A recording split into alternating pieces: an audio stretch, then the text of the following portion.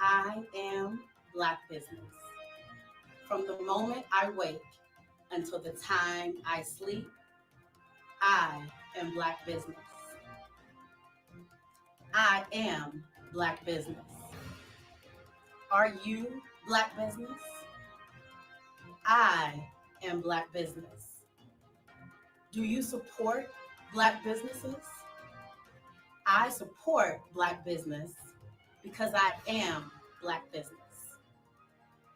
Black Business Expo, one of the largest business showcases in the history of Black America in North Carolina. Sign up today at www.blackbusinessexpousa.com or call 919-380-9090. I am Black business. I am Black business. From the moment I wake until the time I sleep, I am Black business. I am Black business. Are you Black business? I am Black business. Do you support Black businesses?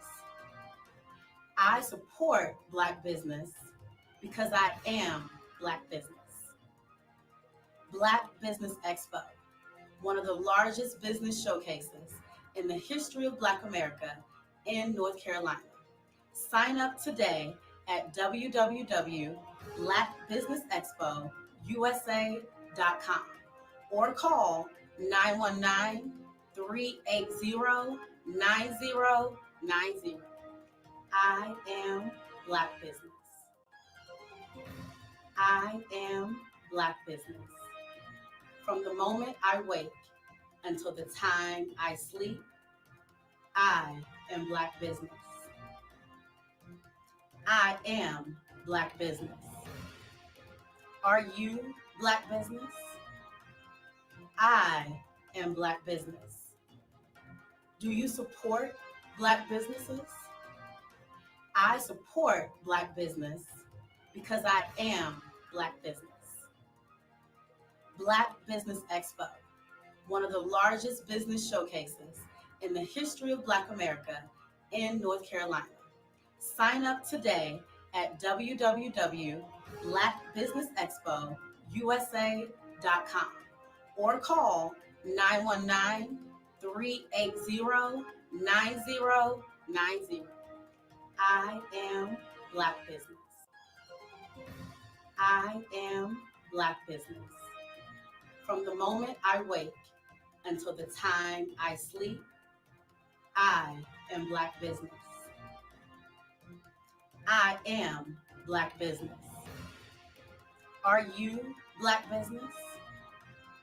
I am Black business. Do you support Black businesses? I support Black business because I am Black business. Black Business Expo, one of the largest business showcases in the history of Black America in North Carolina. Sign up today at www.blackbusinessexpousa.com or call 919-380-9090. I am Black business. I am Black business. From the moment I wake until the time I sleep, I am Black business. I am Black business. Are you Black business? I am Black business. Do you support Black businesses? I support Black business because I am Black business. Black Business Expo, one of the largest business showcases in the history of Black America in North Carolina. Sign up today at www.blackbusinessexpousa.com or call 919-380-9090. I am Black business. Black Business Expo, one of the largest business showcases in the history of Black America.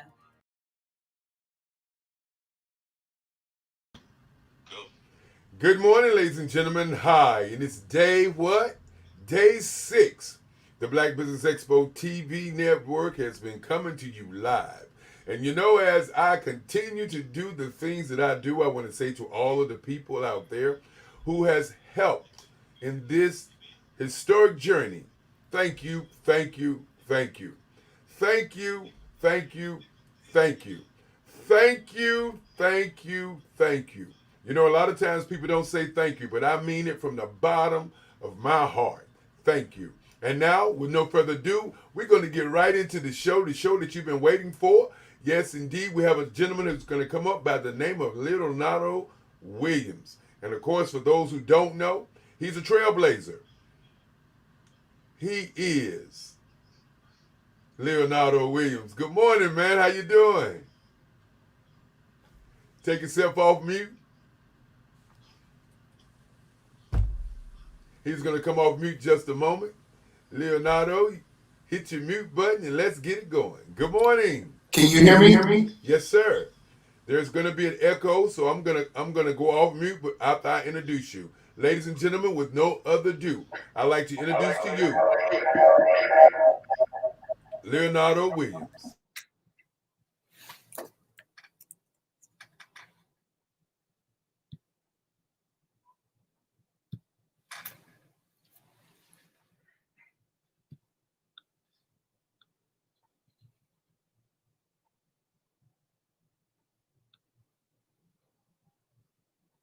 Whoa.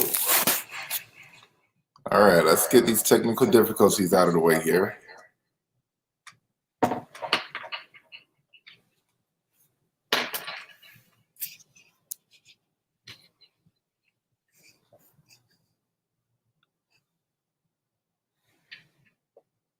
Testing.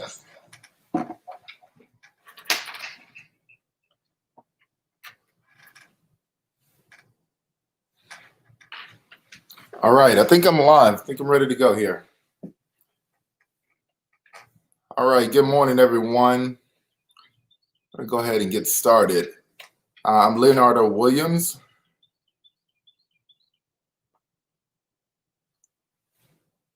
All right, I'm Leonardo Williams, and it's a pleasure to be here with you all today. I am coming from two screens here, so trying to get these technical difficulties out of the way before we get started.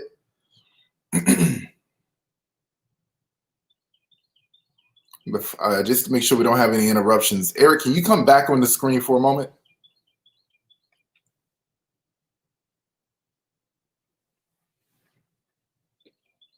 Or Mark, if you can let me know if I'm okay showing my screen and can be heard.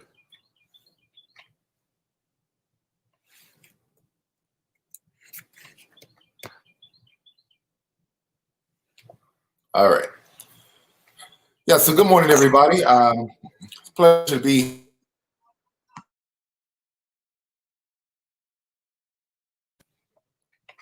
Yesterday, I spoke about just, business in Durham, Black business, and the legacy of it. And I spoke about just, what is next, and what happened over the years. And how can we, fix that? What are some of the barriers that are in our way right now? And it was a great time sharing it with Miss Maxine and Eric Kelly. So today I want to talk about the how we do all of the things that we've been talking about. And I believe my philosophy here is strengthening the village. When you think of our community, you have to think of it as a village. And, when I was being raised in Halifax County,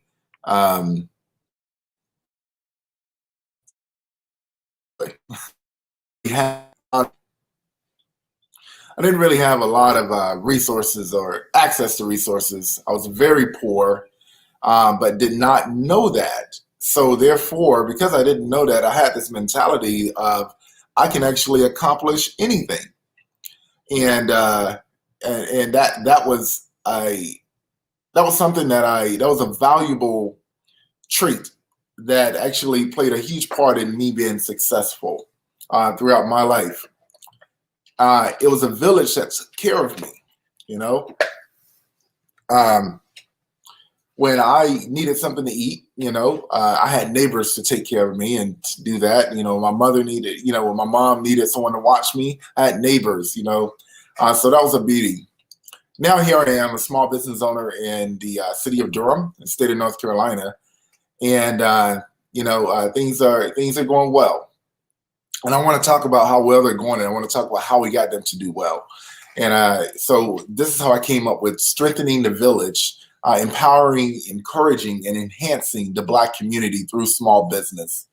Now, there's something that I always say, over the years, the church has been at the heart of the Black community, whereas the bank has been at the heart of many other communities.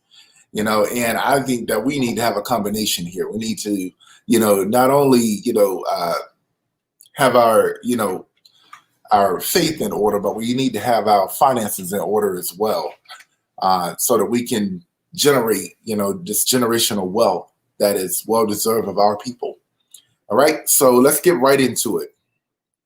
I want to talk about the climate here. Obviously we're going through a current global pandemic, and I just want to highlight some of the things that are happening here. So obviously, we have a pandemic, and politics that are playing in play it here in America, and we're at a moment now where we're reconciling with our past. And I can't recall any other time where we've all been, so focused on the same matters of fact. So here we are, people are trying to support Black Americans now, Black Lives Matter. Everybody is wanting to put a yard sign in their yard, put a bumper sticker on their car, and this is emotionally, financially, politically, all around. But what we have to do is make sure that folks are really ensuring that Black lives do matter. And we have to do that by leading by example. In regards to financial support during this pandemic, 90% of people of color owned businesses did not receive the PPP in the first round for sure. My wife and I was one of those folks that did not receive those funds. We did get it the second round, and when we got it, the format was so not necessarily the most reflective of our needs that it was not as beneficial as we hoped it would be. However, any penny helped during this time. But here's the deal: we have a chance to bring our financial support to Durham's local economy, and I'm going to talk about what we're doing here in Durham, and hopefully it can inspire what's happening or what can happen around the entire world, as I know we have that presence here on the call.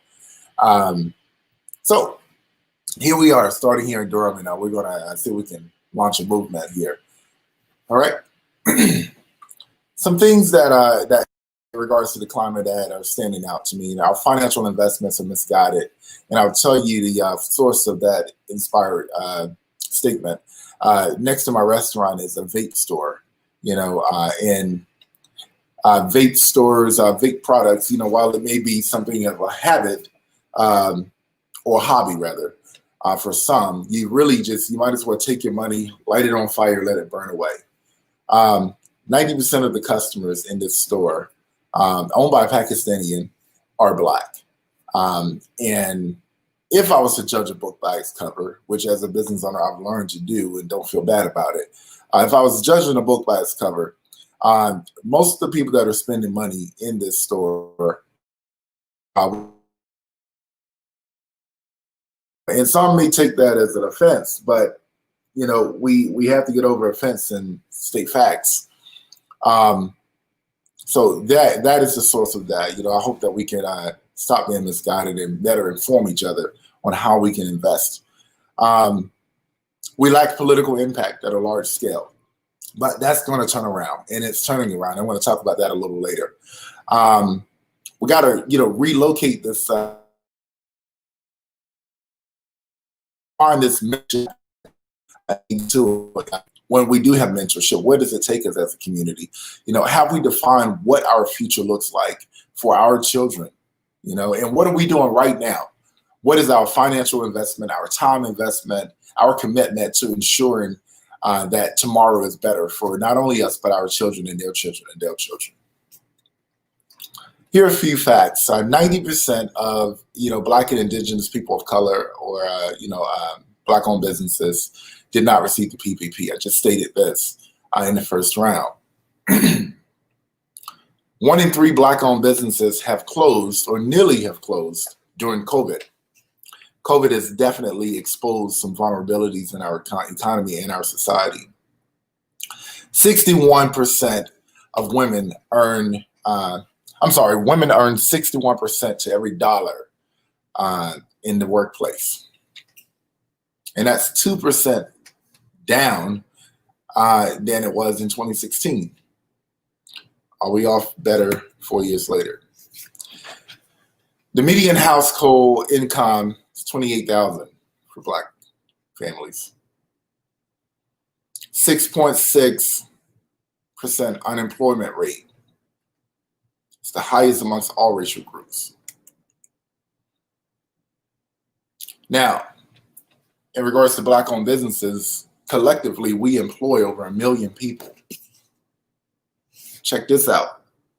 1.2, and I think actually this is 1.3 trillion is our spending power as a Black community in this country. And most of all, as I talked about that political impact, Joe Biden, Kamala Harris was just elected president and vice president.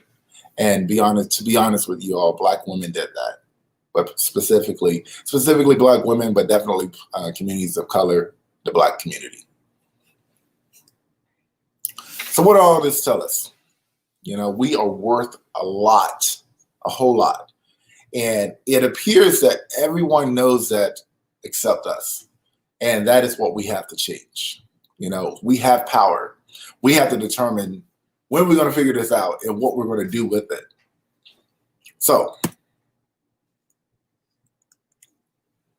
back in 2016, Killer Mike started a movement, Banking Black. And he said, I encourage us, none of us, to engage in acts of violence or looting, but I encourage us to take our warfare to financial institutions. Fortunately, right here in Durham, North Carolina, we are home to the second oldest Black bank in America. So I launched a campaign with the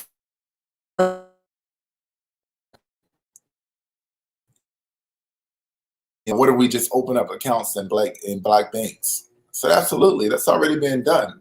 Let's make it happen. He said, I don't know where to start. Let's get together and make it happen. And we did. So we launched Bank Black Durham. And this is a rallying cry to get Durham residents to open accounts with M&F Bank, the second oldest Black bank in America. We want to encourage our allies, non-people of color, to move their money to a Black bank.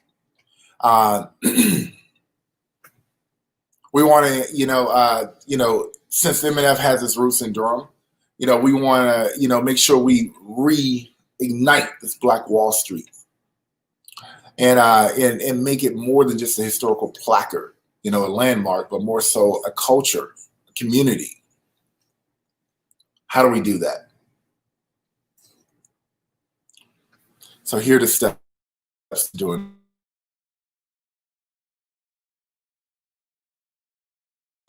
Check this out. We have to reconnect the people in our bank. Many of us, it's so easy because these big corporate banks have the resources to just make everything so easy. But you know what? Anything worth having is not easy. And we have to put in the work to make sure that we empower not only ourselves, but empower our bank to make sure our bank can empower us and make sure that they can facilitate the resources that we need to have the wealth built that we desire.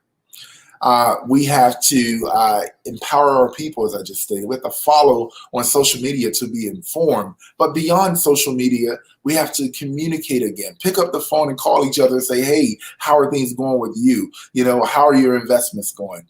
How are things financially? We're all struggling during this COVID. What can I do to help? If you can.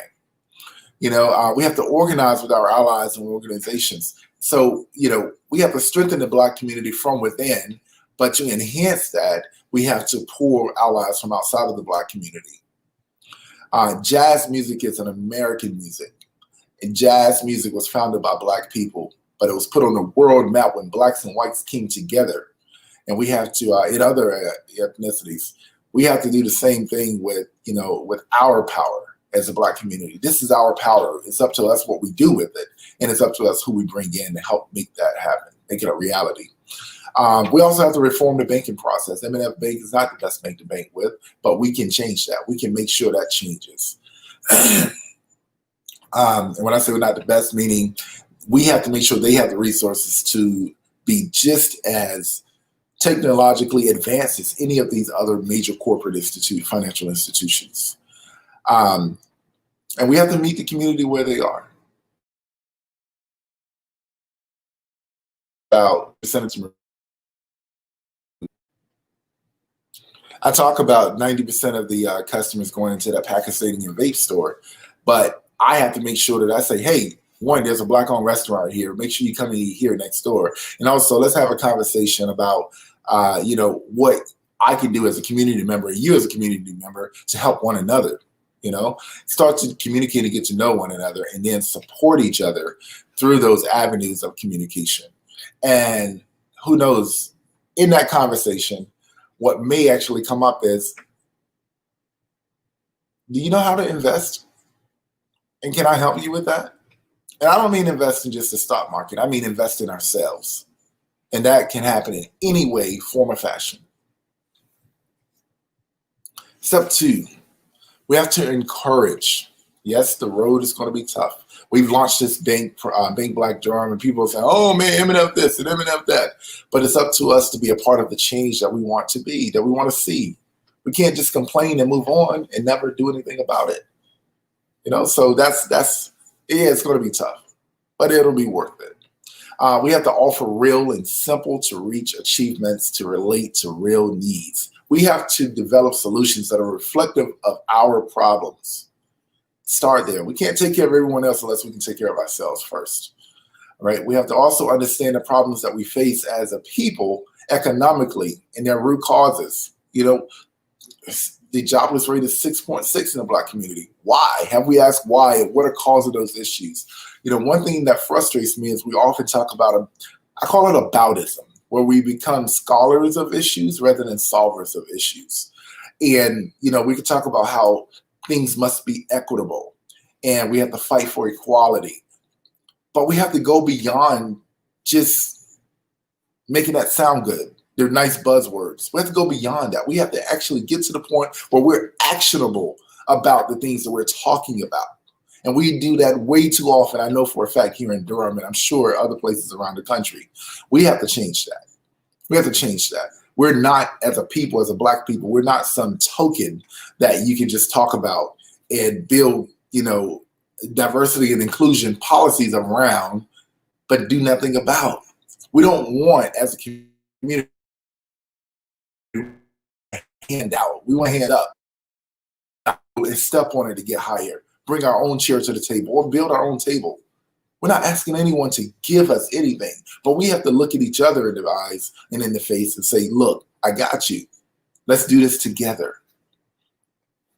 And that's when we can rectify those issues. But we can't talk about the surface level of what's going on with the Black community without addressing the root causes. Don't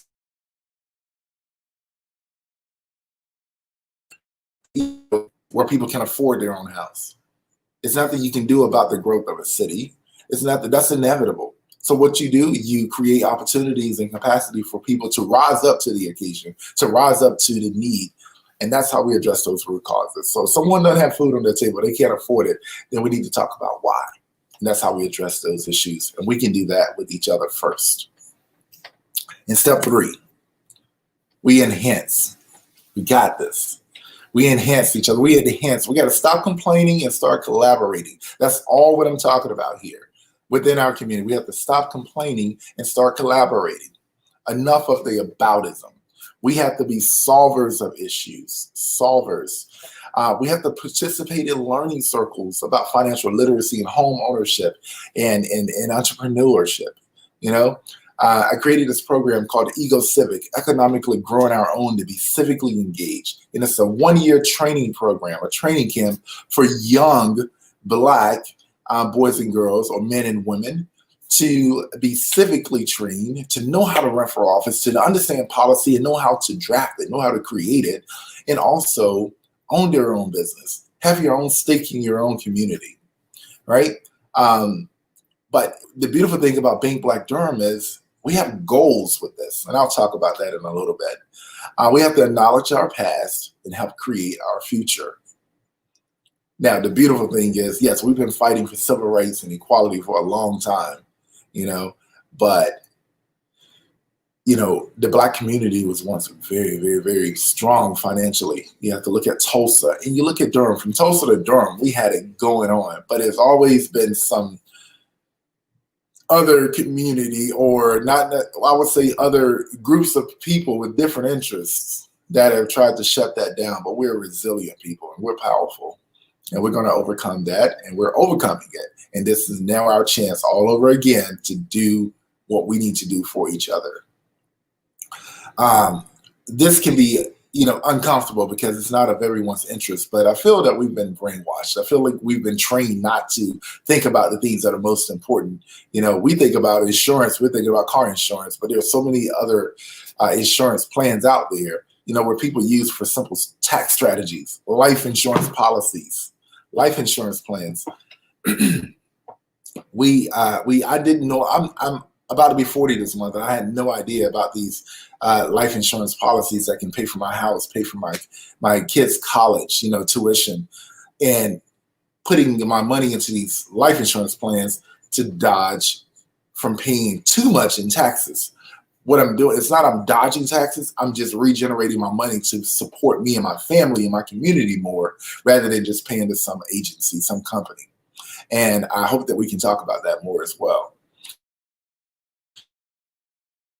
So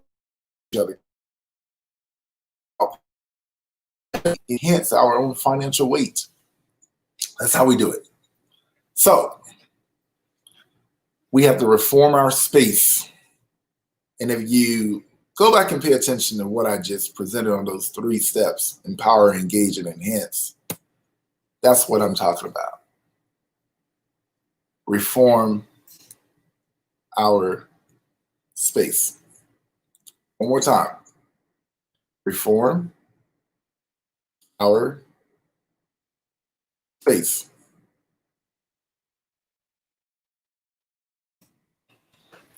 That is how we strengthen the Black community. This is how we strengthen the village, through Banking Black.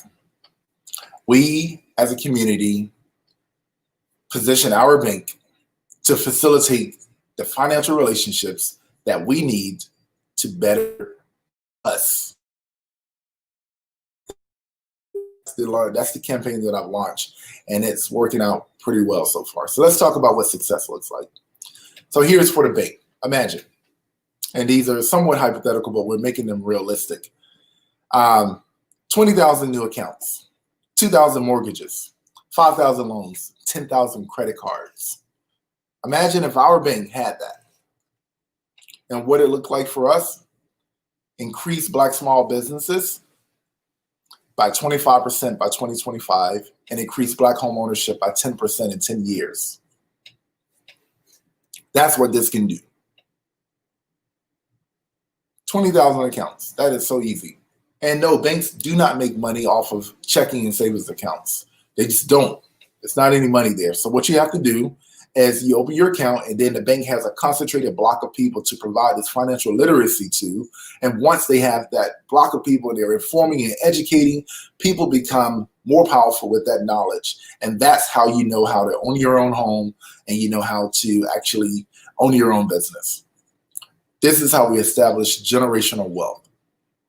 And to be honest with you, I believe this is also how we can address reparations. I don't think that, and this is a personal opinion here, I don't think that just finding a few families and giving money to them it's going to be the only solution, because of their ties back to slavery. I think that we now, because I don't trust that investment, but one investment I do trust is providing that financial investment into the Black community so it can reproduce itself and multiply itself to where we all eat, all of us. Now, this is scalable. It doesn't have to be Bank Black Durham. It can be Bank Black wherever you are. All right. There are institutions that have on me. Right. So that's what we can do, folks. That's where we can start. This is a starting point. We have to change our culture. We have to change our culture of investing in one another. All right. Let's strengthen our village.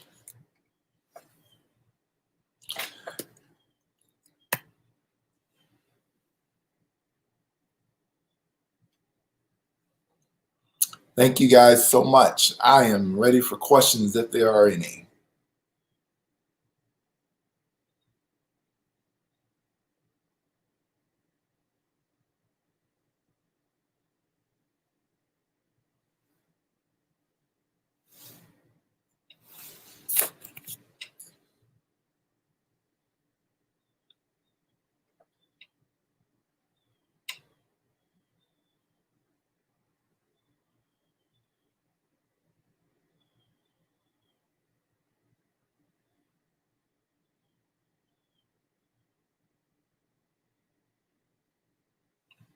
All right, Eric.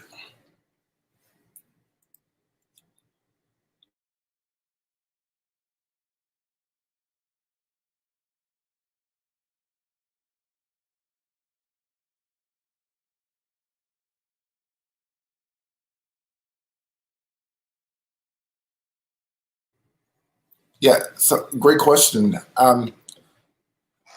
Like I said earlier, I created this program, Ego Civic, and I'll type that in the chat so everyone can see it.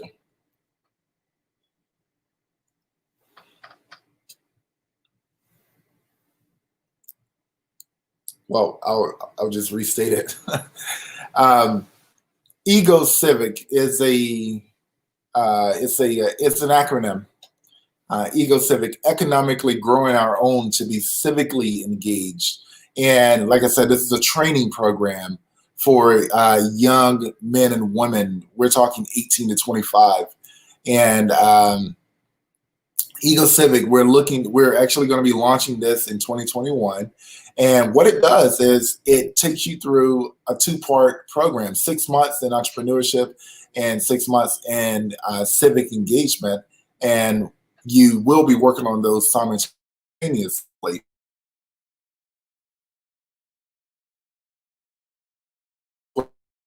Start have some access to support, and you'll also be able to have a mentor that you can meet with twice a month.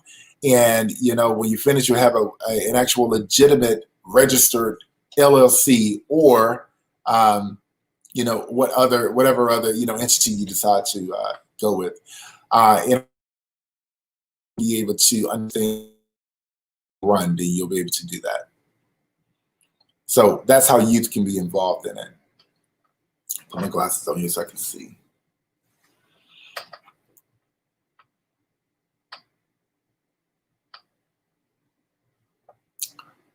Hey there, Renita. So the program will be offered here in the Triangle. We're going to start here in Durham, so that I can just make sure that we kick it off with my hands on it. We can make sure that it's solid. But it is also, as Bank Black Durham, it's scalable. Once we get it started here in 2021, we'll be able to scale this and have it, anywhere in the nation. Great question, Chris. Actually, I had no intentions of becoming a restaurant owner at all. I'm an educator. I'm a former teacher of the year. And in Durham Public Schools, and I went from teacher to principal to director to associate superintendent in other counties, and all the way up to working with Governor Cooper doing executive education policy analyses. And it was at that point where we were doing much better financially. I decided, I said, I told my wife she was really stressed out of her job. I said, hey, leave your job, go home. She went home and she couldn't sit home and just do nothing. She started catering, and the catering got so popular that I was in a suit meeting in Raleigh. I would have to leave, go take a delivery, a catering, come back to the office, and I would be smelling like chicken. And they started joking on me in the office. So you know what? I think I just found my retirement plan. So we ended up taking a chance. So we took that leap. We opened the business, and voila, it's doing very well. But it is very demanding. So if I'm not doing something politically or in the community, then I'm running my restaurant. So a normal day for me can be wake up in the morning, suit and tie, meetings, go work out, go have meetings, and then go put on my clothes and get on the grill. So my day is a very diverse day on average. So Bank Black Durham, thanks for asking that, Rhonda. You're always on it. Bankblackdurham.com. Bankblackdurham.com. Rhonda Kozar, if you don't mind, can you type that? I'm not in the public chat. I can't see it right now. I can't type in it. If you don't mind typing that for me. www.bankblackdurham.com. And as you can see, my restaurant website is Zweelies.com in the bottom of the screen there. And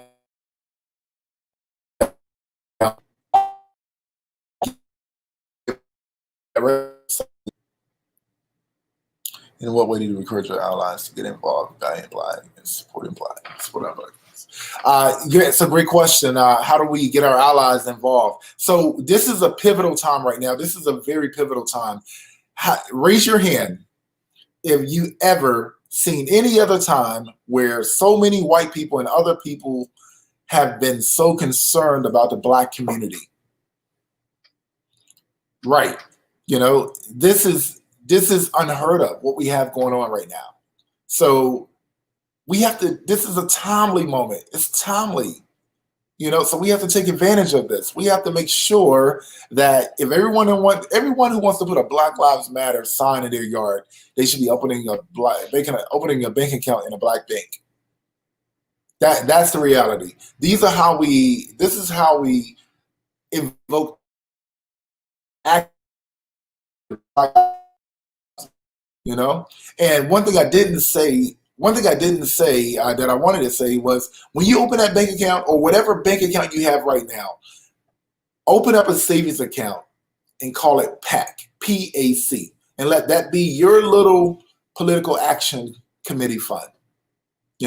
We have to get involved. We have to get involved in getting these candidates in public office that give a dang about us, that care about our community, not just getting our vote when it's necessary, but actually having political weight. So get you an account, put about $10 in there a month, and when it's time to get when people start running for office, donate. Donate to their campaign, because money is what they listen to. They hear your voice they hear your voice and they hear your concern, but they listen to your money. And that's just it's an ugly reality. So get your bank account, open up that savings account, let it be your political fund. And when it's time to, put $10 a month in there, when it's time to donate, there you go. You'll be heard. And what way do we encourage our allies? Okay, yeah. So like I said, this is the time. This is the time. Everyone cares. Everybody's talking about Black Lives Matter. So put it to work. Thank you, Chris. Let's see, should we tie this effort to the reparations movement? So when we were, great question, when we were launching this, I had reparations all over the website, and the bank said, hey, yes, but we don't want to get political, and that's a political term. So the reality is, it is. It is. I think we have to understand the reparations movement, and I think this is one in our community. And investing in our Black businesses. You know, um, so absolutely, this is a form of reparations. It is.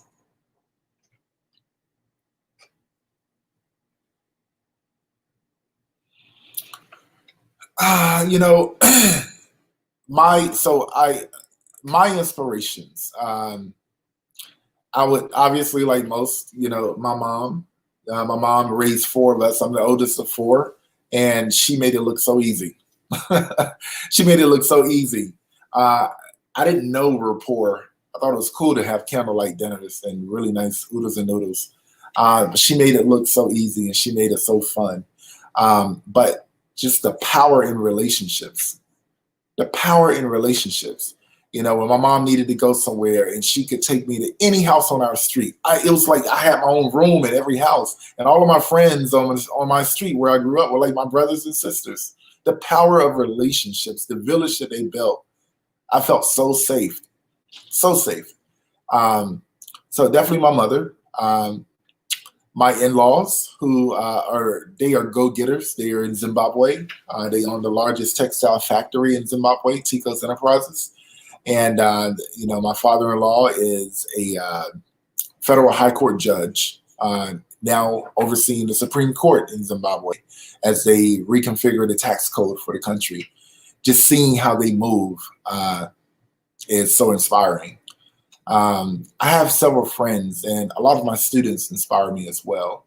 My high school band director, my college band director, I was head drum major at NCCU, just where they molded the leadership in me, and I was able to utilize that with transfer learning. So, but I can go on and on and on for days. Of course, the celebrities that are out there, the well-known figures in the civil rights era. But I like highlighting those folks that many don't know.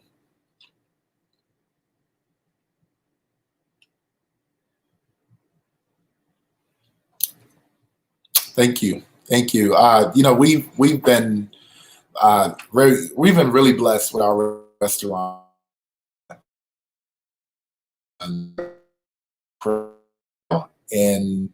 not be overly afraid of how much it's going to cost. I can now, say, all right, you know what, tonight we're going to eat out. We don't want to cook. That's privilege. And there's nothing wrong with privilege if you're willing to use it the right way. So when COVID, actually before COVID, we had a community in Durham, McDougal Terrace. The entire our restaurant to coalesce the entire community. And at the end of the day, getting those folks back into their homes. During the time that they were evacuated, they were across the city in 19 hotels. And we used our restaurant to work with volunteers across the city in the community to raise over nearly $30,000, collect over 34,000 donated items. We served over 47,000 meals. And we had over 400 volunteers. And, just being able to do that. And this is not even counting the meals that were served by other organizations. We came together as a community, we used our privilege for good. We used our privilege for good. And that is what it's all about. And we're a black restaurant, a black small business, working with other black small businesses and other companies and organizations as well, businesses. But mainly it was black businesses working together to take care of the black community. That was power. And yes, we have a lot of privilege in our black community. It's up to us what we're going to do with it. So, yeah. Native Americans have developed some revenue through casinos and other things. Hispanics have done so. Should we work with them? I think we should work with everybody. So other communities. So the thing about Bank Black Durham is Many other communities have their stuff together. We have to get our stuff together. And when every community has their stuff together, all of us can then contribute to the general economy. So the stronger each pocket of people are, the stronger each community is, the stronger the overall community is. And that is what we're after. That is what we're after. We don't want to be the weakest link. We want to be the strongest link of many. And, you know, when the overall economy is better, then the returns can be better. But if we are a strong contributor to the community, understanding our buy power, and therefore we can control how the economy works for us and not just on us. We have never closed.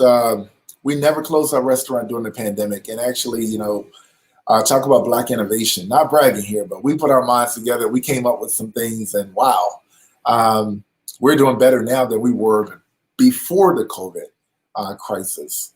And just because Joe Biden invited us to the presidential debate, now out of 320,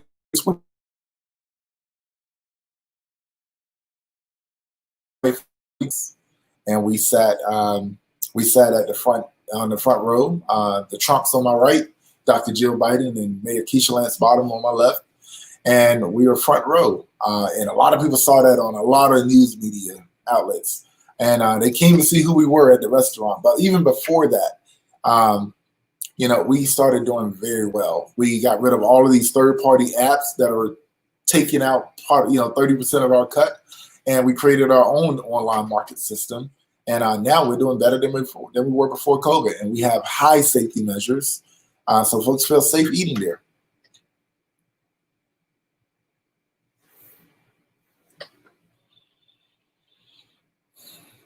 Let's see. Do you think the narrative of how important the Durham Black Wall Street has been told well enough? Absolutely not. That's one of my frustrations, and I think that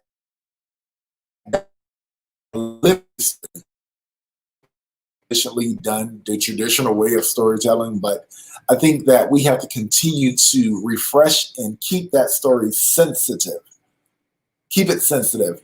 Keep it at the forefront. It should be at least in Durham public schools, it should be in the textbooks. It should be, maybe it can't, I guess, it will be a state thing, saying teach this in this local community, but maybe it could be a supplemental course. But if you live in Durham, you should know about Durham. And I think that we need to go where people are educated. We can educate about Europe. We can educate about Durham and what happens here. Let's educate our people, our children, our Durhamites, our little Durhamites about the rich history that they are living in. Because if we don't, that's why I talked about mentorship. What happened to it? This education of our local history. I can almost guarantee if you grow up in this city, understanding all of what the city has offered over the years, you will be an impact, groundbreaking, change maker, community member yourself. I can almost guarantee that. So y'all help me make that happen. Help me present to the Board of Education that we need a supplemental course to teach local Durham history, especially Durham Black Wall Street.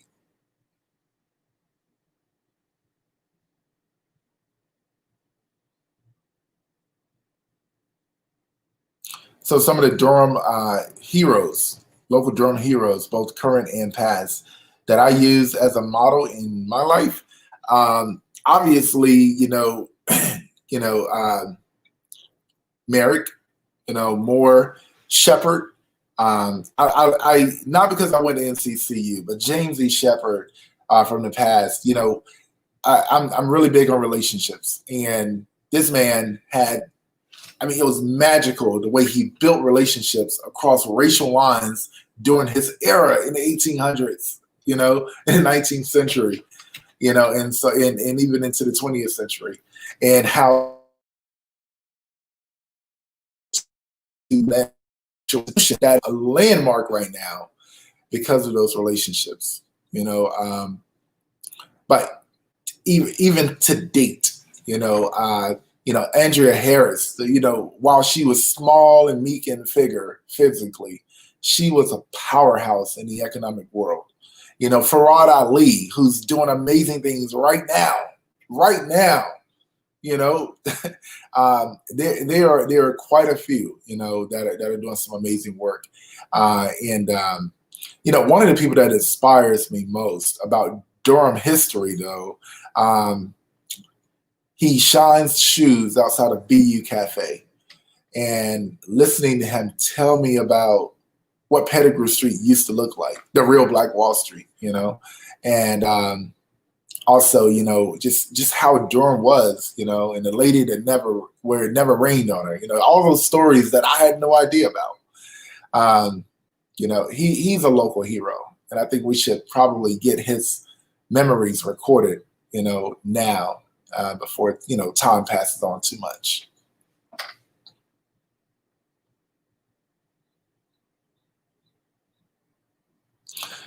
Yeah. So yesterday, I believe there was someone talking about. I think it's BCN or BNN, Black News Network, or Black Cable News, or BTN. I don't know, but there's a official Black news media outlet now. That, you know, I don't even want to say it's like CNN.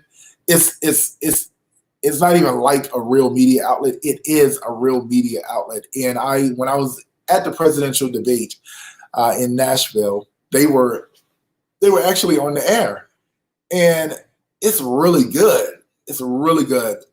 It's not overly, you know, you know, um, it's not like Black Power, but it's very informative from the Black perspective. And they're already doing this. They're telling stories and incorporating it with news stories, and it was just so refreshing to hear it. I couldn't turn it off. So I hope that they can, you know, expand their reach really soon, because that is so important.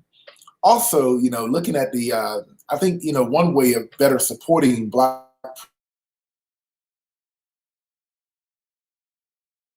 to where they're not just so dependent on, you know, ads, but ads in what, you know, and I don't know what that looks like, but maybe finding a way to better support financially the Black press, so that they will have the resources and capability of being able to share, uh, you know, more content from our perspective in a really nice, high quality way.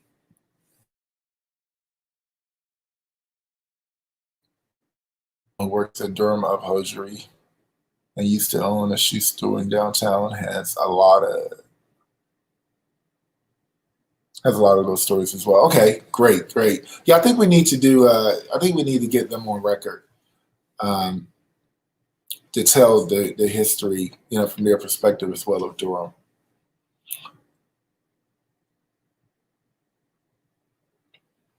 Yeah. So, any other questions, folks? If not, I'm going to pass it back over. Pass it back over to Eric if he's in.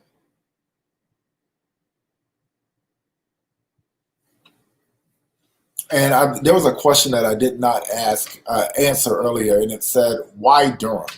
You know, what makes Durham special?" Um, I came here from Halifax County in 1999.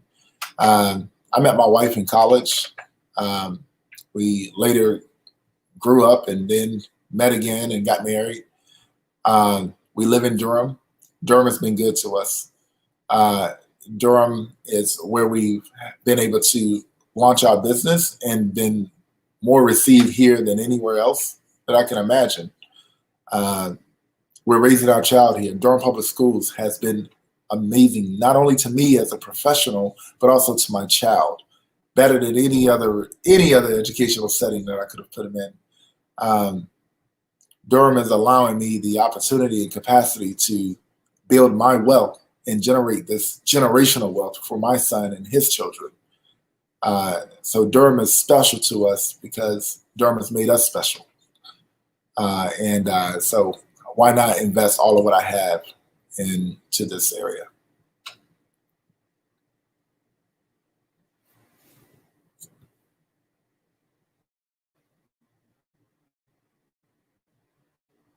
Oh, so I'll end with this question.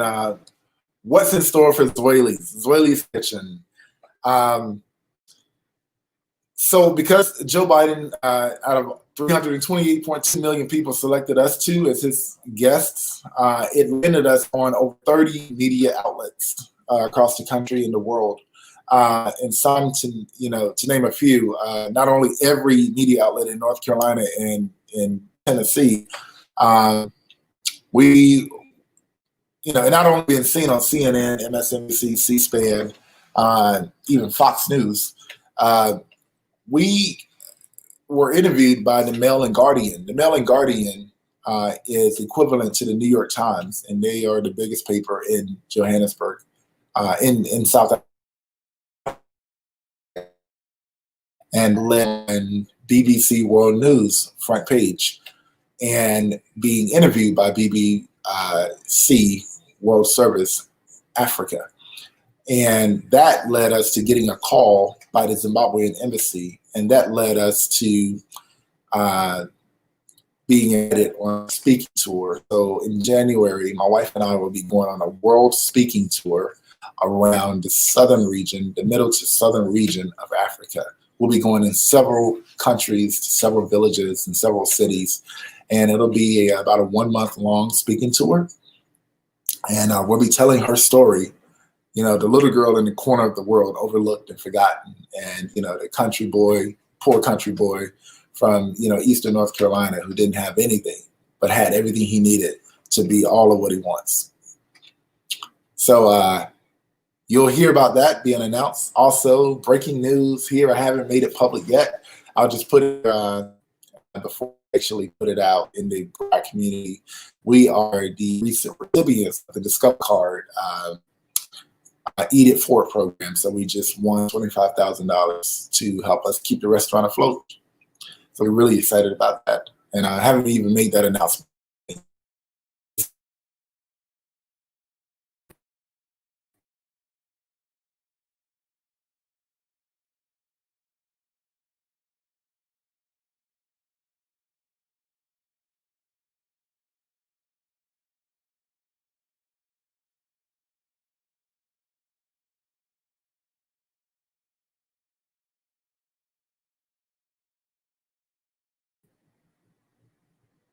Oh, there we go.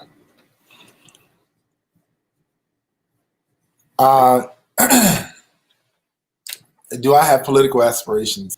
I have aspirations to serve our people, and whatever capacity that is, then I am all for it. I will say, I don't think that we have bad folks in leadership now. I think that they're great. But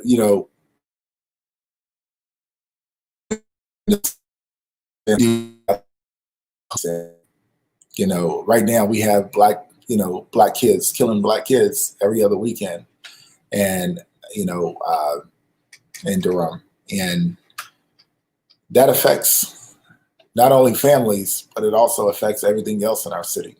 And it's up to us to determine what we're going to do about it. And when we have a problem and we see it and no one else really sees it the same way we see it, it's up to us to make sure that they do. And if they don't, then you capacitate that space and you make it a priority. So take that for what it is. And we'll see what happens in the coming future.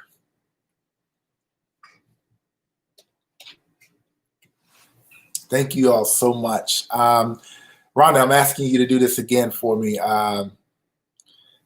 If you could type in the text in the chat on www.leonardowilliams.com. That is my personal website and how folks can reach me. And if you don't reach out to me, I'm going to be offended. So that means you got to reach out. Send me an email, contact@leonardowilliams.com, or go to my website and drop a message to me, leonardowilliams.com, and say hi. If you don't say hey, I will be offended. So make sure you reach out. But yeah, I look forward to working even harder in Durham and being more involved in Durham. And we'll see where all of that takes us.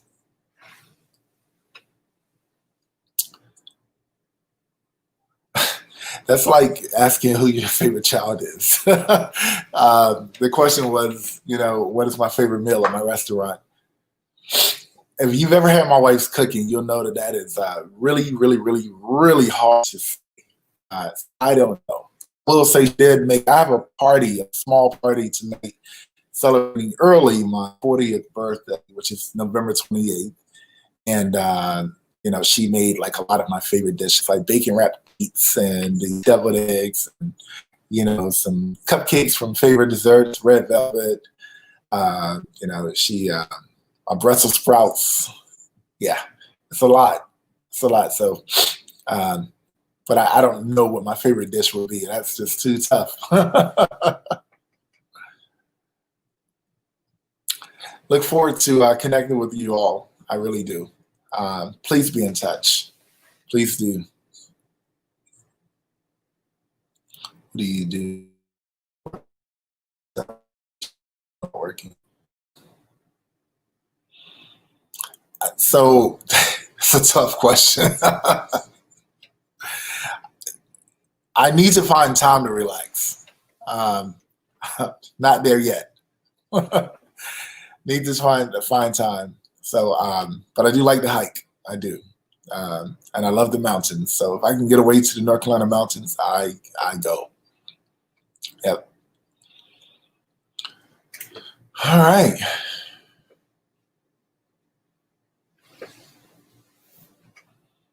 I'm going to pass it on back over. I really appreciated speaking with you all this morning and, just sharing how I think that we could strengthen our village. Hey man, how's it going? You did a great job this morning. And of course, let's move on. Good morning. You did a great job this morning. Thank you. Well, Your screen is off. I didn't know you were on. I put my headphones in. Okay. Thank you for everything that you talked about. I think Durham is well on its way. And we know that you're going to be doing some great things. And we'll make sure that we get by the restaurant because I always go by there and I just say, fix me something. I say, I don't know what I want. I'm a vegetarian. So I say, I walk in your restaurant. I say, look, would y'all just fix me a vegetarian meal?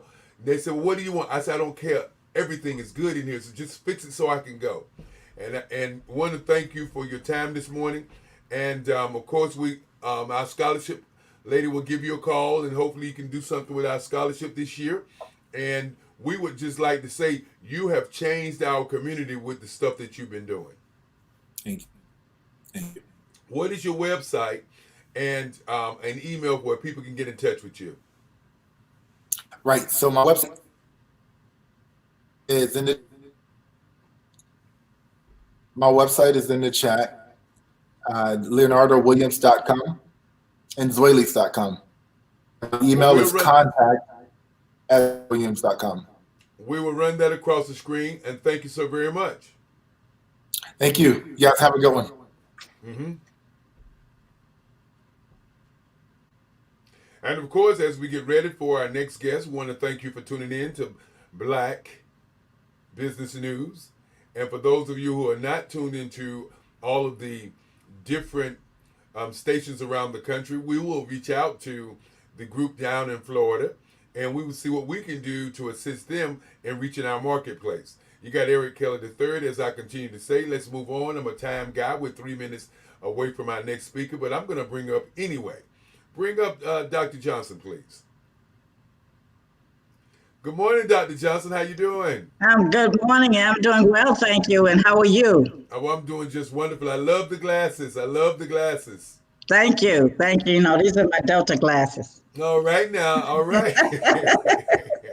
Well, I'm not going to hold you. I know you're ready. I know you got a great presentation for everybody. And I've seen your presentation a couple of times. And that's why I brought you on, because I think people need to know more. And so with no further ado, I'd like to introduce to you all and reacquaint with others, Dr. Sandra K. Johnson. Thank you very much. Thank you very much. Good morning to everyone. Good afternoon, good evening, etc. I am certainly happy to be a part of this Black Expo event. I want to spend just a few minutes with you this morning having a conversation about leadership. and I'm going to have some focus on women in leadership, but I'm going to have this broader to talk about leadership in general, not just for business, but for many fields of endeavor, many walks of life, many different systems, these leadership principles hold. And so without further ado, I'll get started. First of all, I want to talk about 5 levels of leadership, right? And these levels come from a well-known international leadership expert, John Maxwell. So I'll walk through those and then talk about them from the perspective of a woman leader. So the 5 levels of leadership, very quickly, are position, permission, production, people development, and pinnacle, right? So what do I mean by that? Well, I'll walk through each one individually, beginning with the lowest level, which is position, right?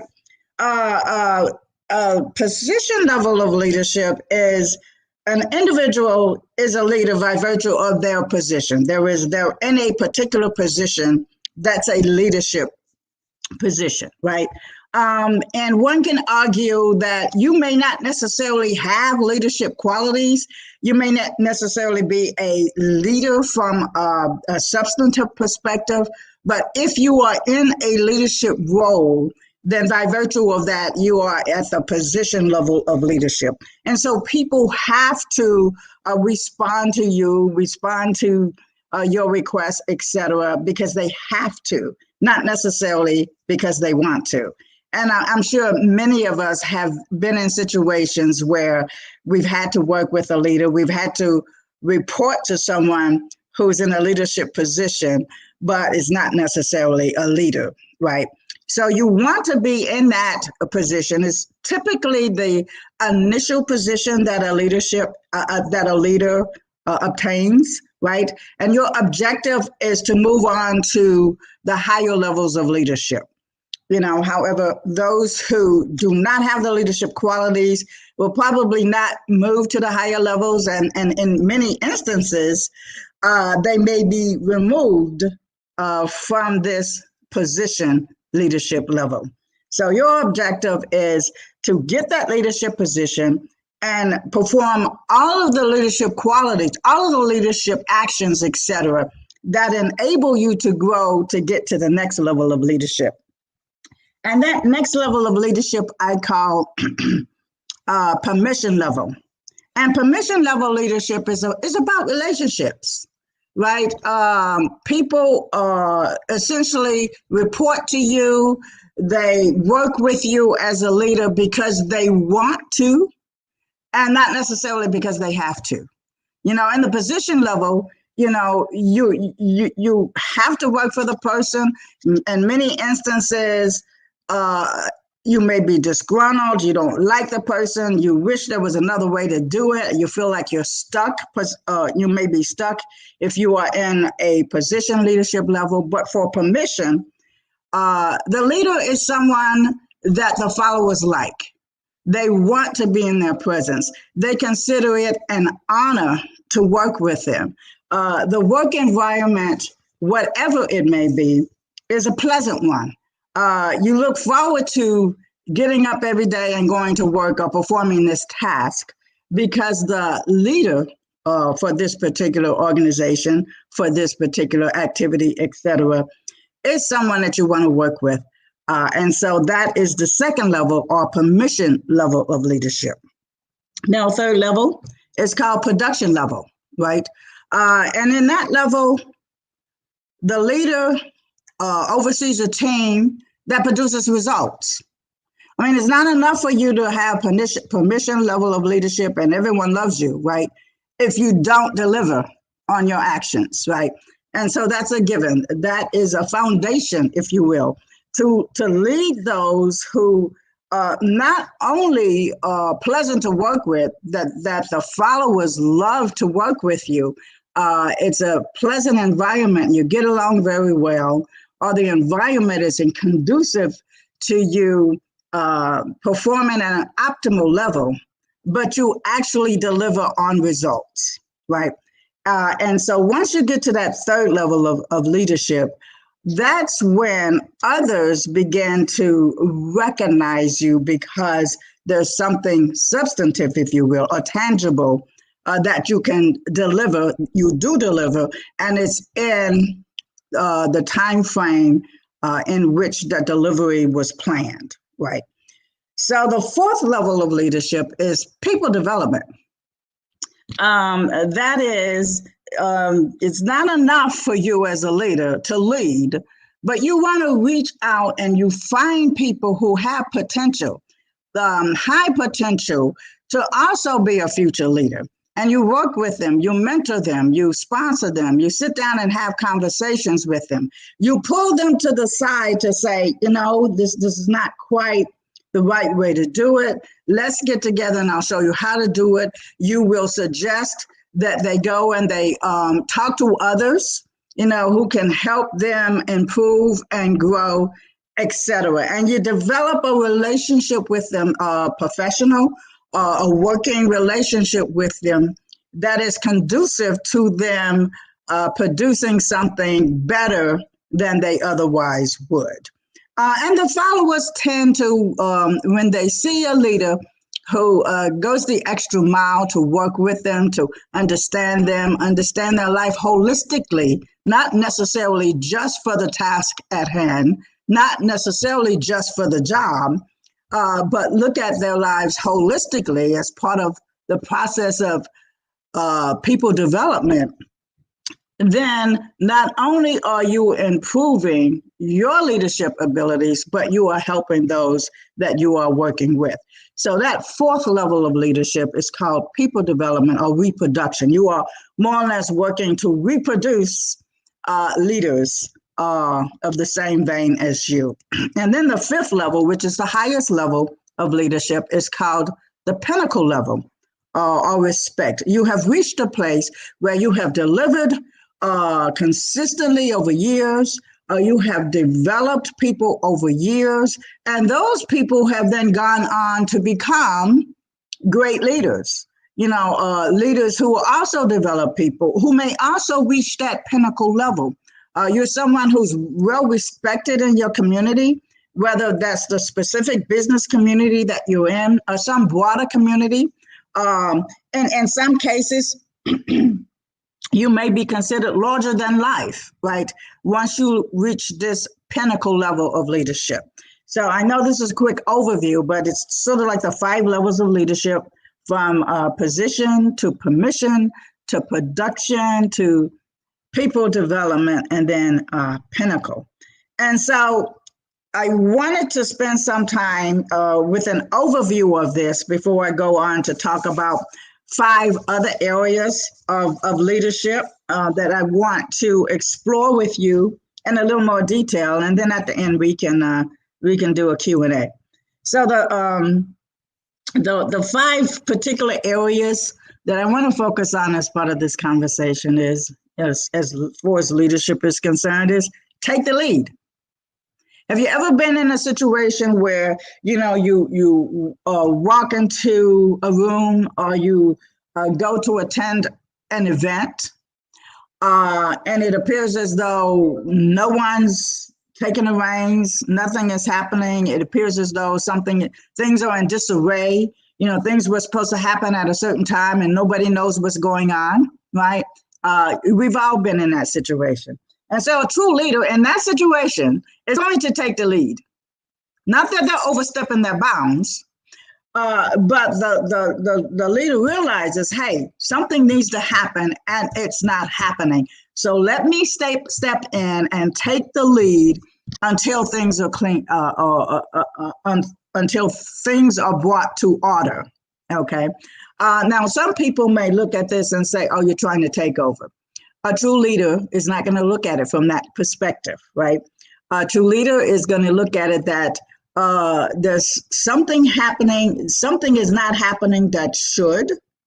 So let me step in and take the lead and move forward to get something done, and so that we can get this show on the road as it was originally planned. And so that's one example of taking the lead. Another example is if you're in the leadership position, then you be the leader. in the sense that in many instances, you know, you may be in a leadership role, but someone else may have wanted the position. Okay. Someone else does not think that you know what you're doing, that maybe you were put there because of fill in the blank. You're a woman, you're black, you're this, you're that, right? And that you really don't have what it takes to be a leader. But a true leader is going to take the lead, right? Knows who she is or who he is, right?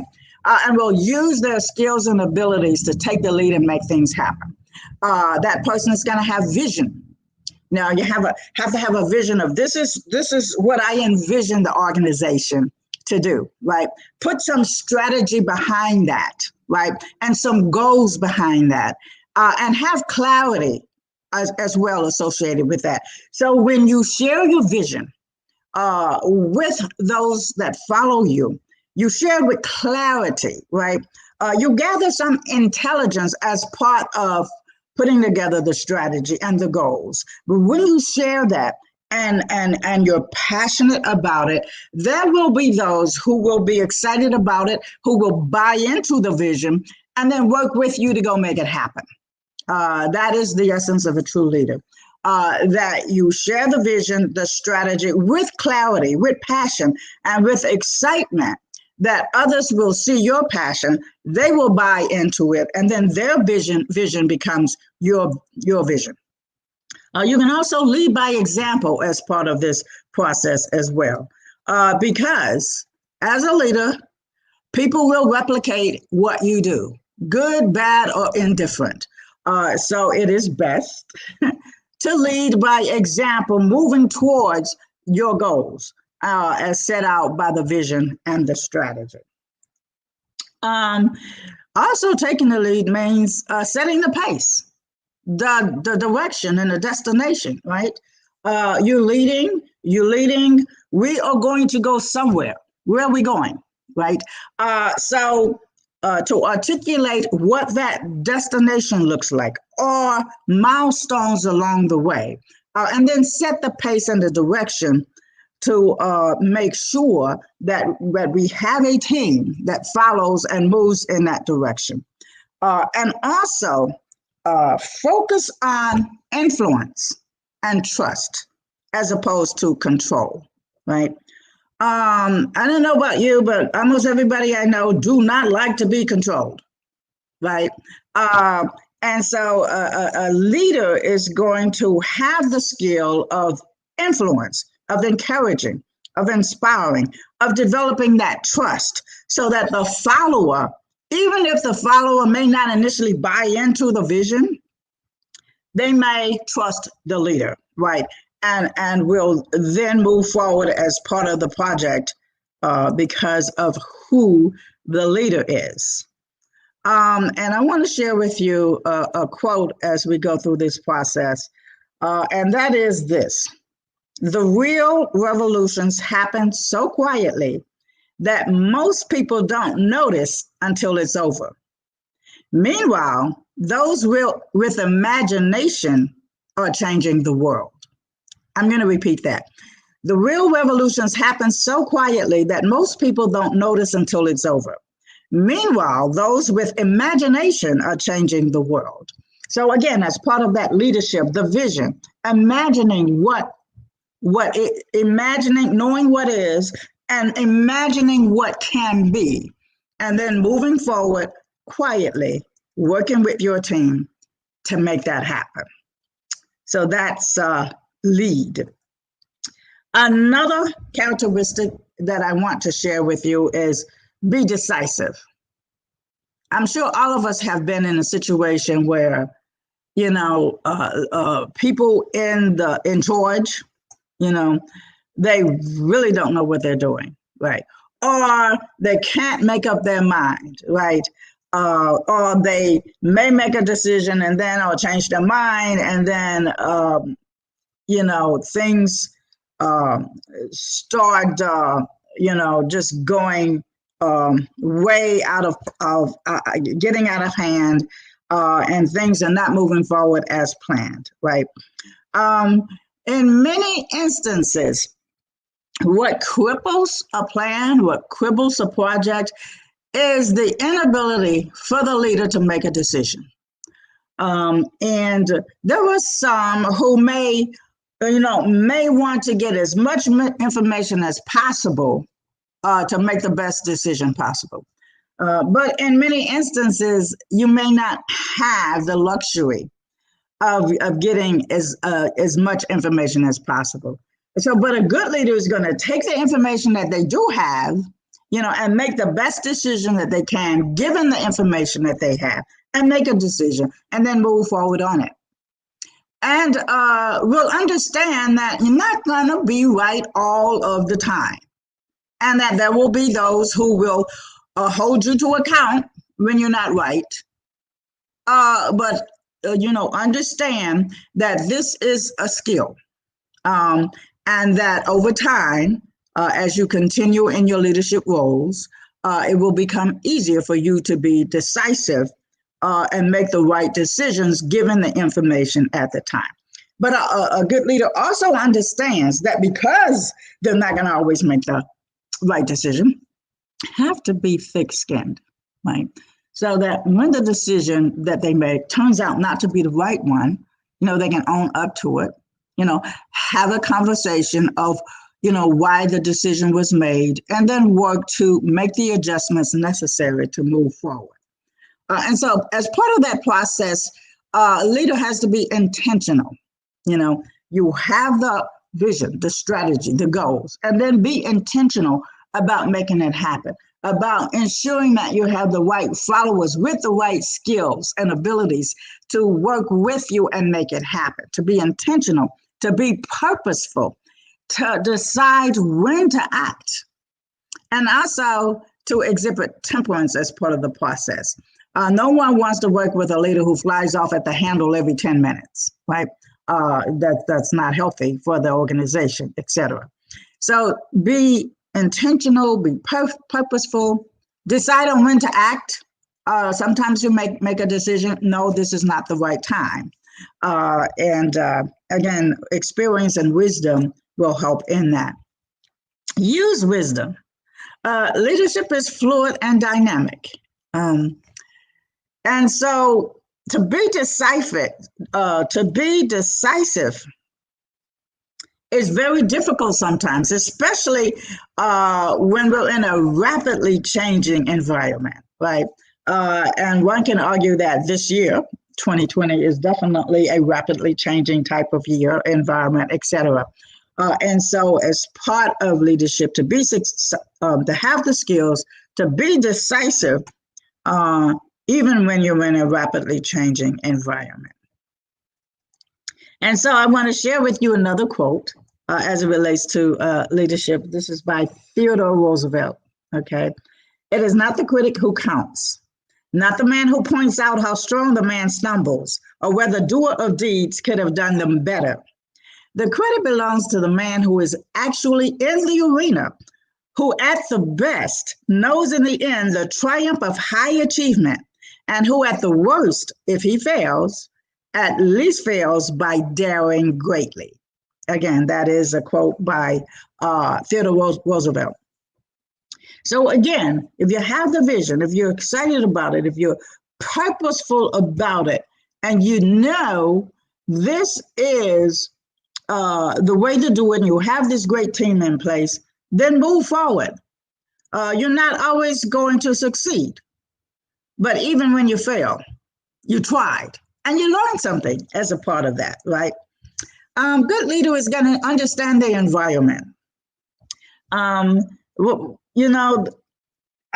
want to share with you a story because I think it sort of brings home this particular point about understanding the environment.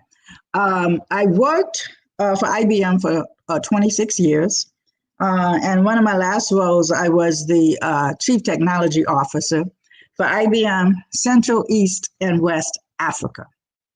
And I was based in Nairobi, Kenya. And so I remember going to a business meeting with a group of us. We're all leaders in various capacities. I was representing the technical team. And we had a meeting with a high-end customer. Actually, it was the CEO of a bank, one of the largest banks in Kenya. And it was the sales leadership that attended that meeting, the salesperson responsible for that particular bank, for that account, and the technical team. And we were there trying to close a deal. And we were sitting at a conference table and having a conversation. The sales manager, the general sales manager, was trying to close this large multi-million-dollar deal. And you could tell the customer was a little apprehensive about whether or not they wanted to close the deal. So we're having this discussion, right? And then when we had a small break, we were speaking in English, by the way. We had a small break, and then the CEO talked to the sales guy, and he spoke in Swahili, right? And most of the people in the room wasn't paying attention to that, but I was, right? And of course, I did not understand that level of Swahili. So later on, I asked the guy, "What did he say to you?" He said the guy told him, "This deal will never close." But what he said in English to the sales manager was, "Oh, yes, we're going to close by the end of the quarter." And so then I tried to, at the end of the meeting, the big guys walking away, they're thinking, okay, we got this deal in the bag, right? But I knew, and the sales guy knew that, no, this is not going to happen. And so, well, it didn't happen. And I tried working with the sales guy to have the conversation with the folks that this deal is not going to happen, and this is why. And why do I bring that up? Because in the Kenyan culture, they do not like confrontation. And so the CEO was not about to tell the guy, this is not going to close. The sales guy, the IBM sales guy, because he did not like confrontation. It's a cultural thing. So the sales guy was not aware of this. He didn't understand the culture. I understood the culture. That's why I asked the guy, because, typically, you're not going to break out in another language, unless you don't want the people to know what you're saying, right? So I understood the environment. I understand what was going on. I was paying attention. Unfortunately for the general manager, he just refused to believe, and we did not get that deal. And it never did close, just like the CEO said. So again, as a leader, you have to understand the environment that you're in, whether it's a cultural environment, whatever, fill in the blank, because that's part of the success of moving forward is understanding that the environment that you're in.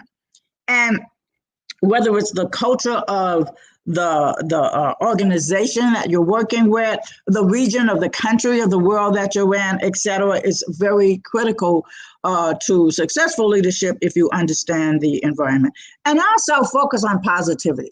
The glasses, so how do we ensure that the glass is half full and more water is being added to the glass? Focus on positivity and foster a positive environment moving forward, because sometimes the attitude that you have can make the difference between success and failure.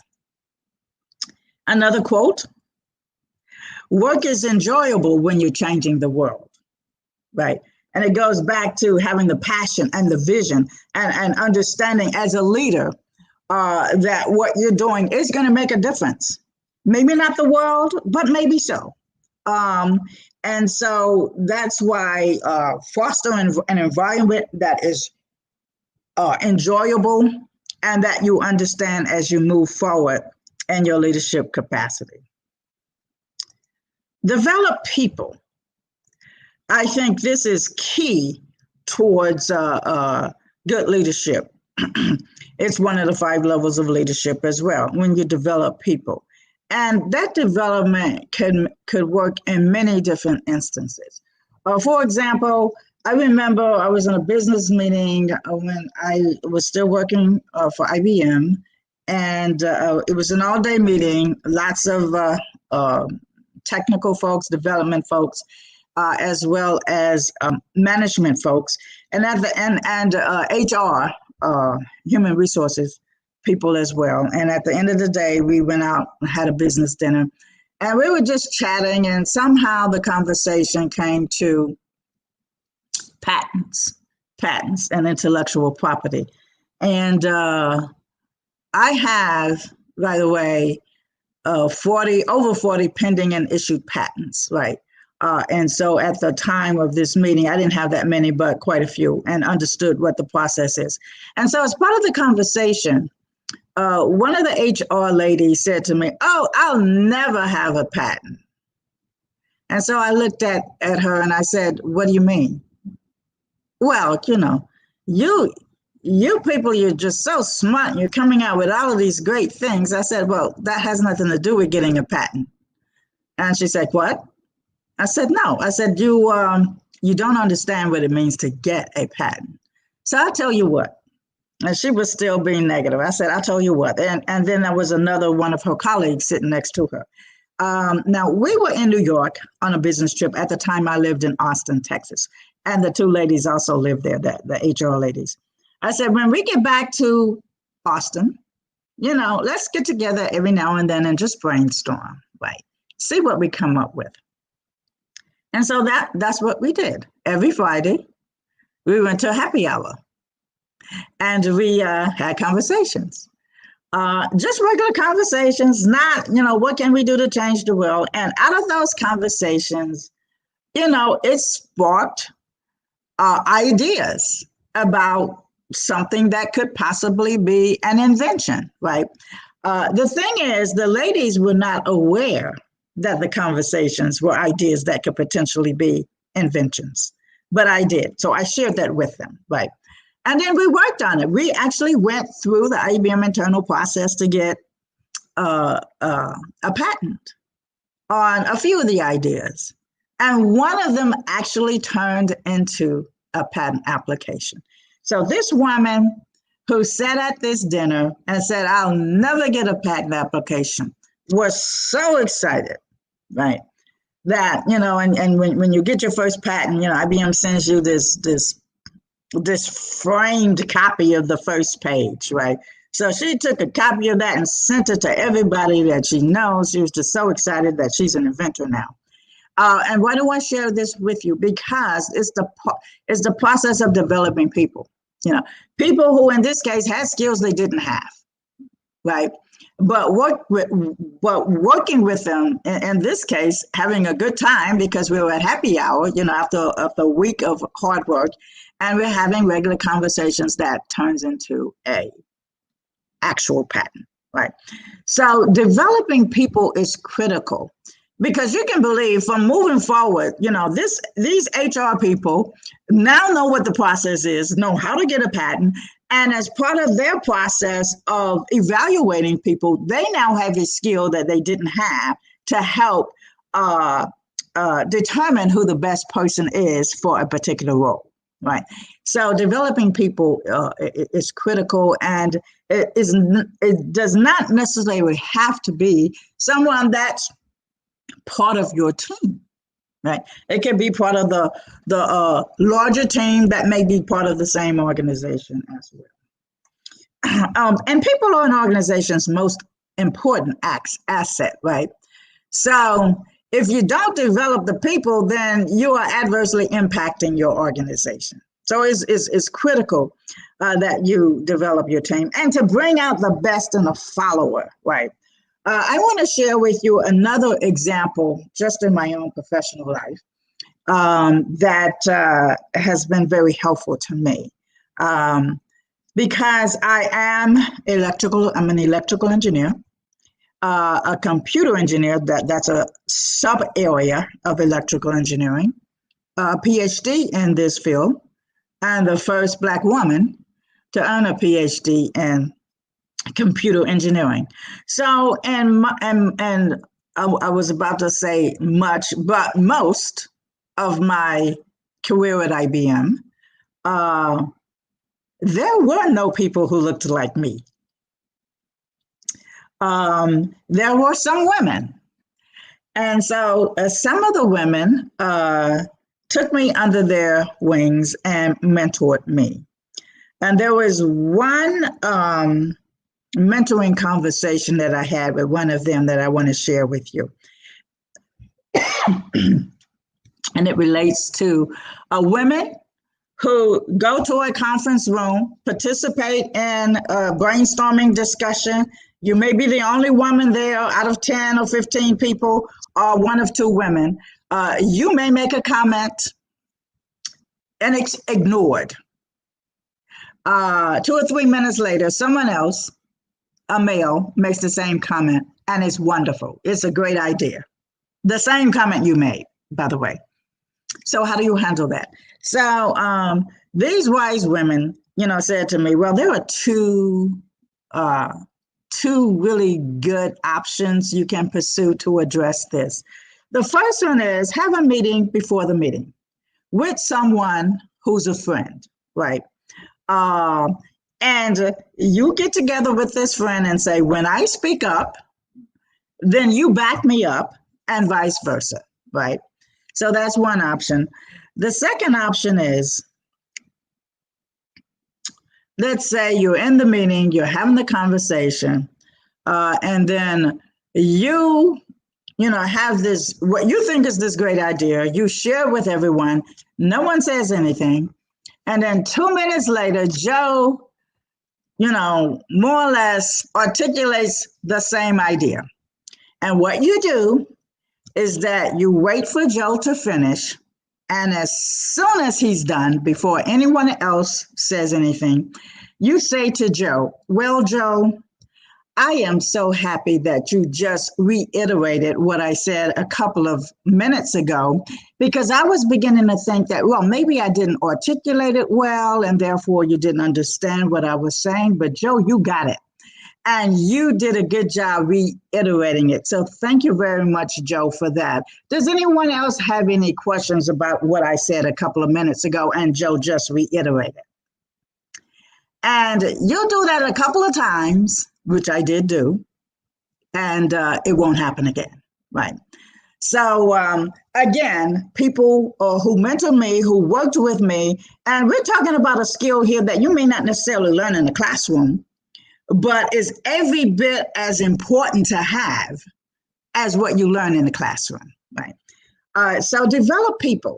They're the organization's most important asset, and work to bring out the best in them, because then you bring out the best in the team as well as yourself. You leading the team, you will get the recognition for that. And invest in your followers, empower them, do not be a micromanager. If you work to pick the right followers with the right skills and abilities, then empower them to move forward to leverage their abilities. And just check in every now and then to make sure that things are going along as planned, right? So, yes, as an effective leader to be to deliver in terms of production, you can be a good leader that produces, right? And that may win games, okay? But when you develop people, you win championships. And okay, so with enough leverage, you can change the world, okay? This is not a cliche. I view it as a fact. And then a key part of leaders, good leadership, is to know when to transition to leading from behind. It's part of the people development process where you step back and let those that you poured into, shared words of wisdom, selected, etc., move forward and take the lead, and then you lead from behind. That requires that you be confident in your followers' abilities.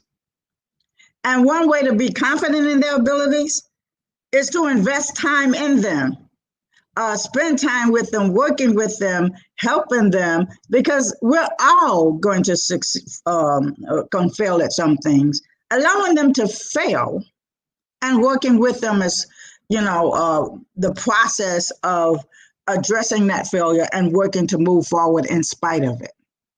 Right.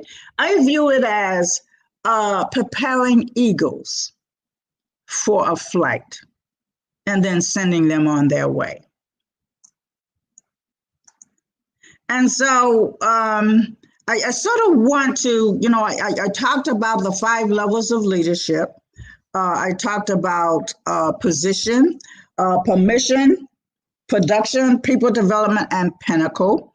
I also talked about, taking the lead, and being decisive, understanding the environment that you're in and people development, and then knowing when to transition from behind. And so all of those areas of leadership are important. I know I went through this quickly, but I wanted to share this with you as part of a conversation. So I think I'm going to stop there and see if anyone has any questions or comments for me.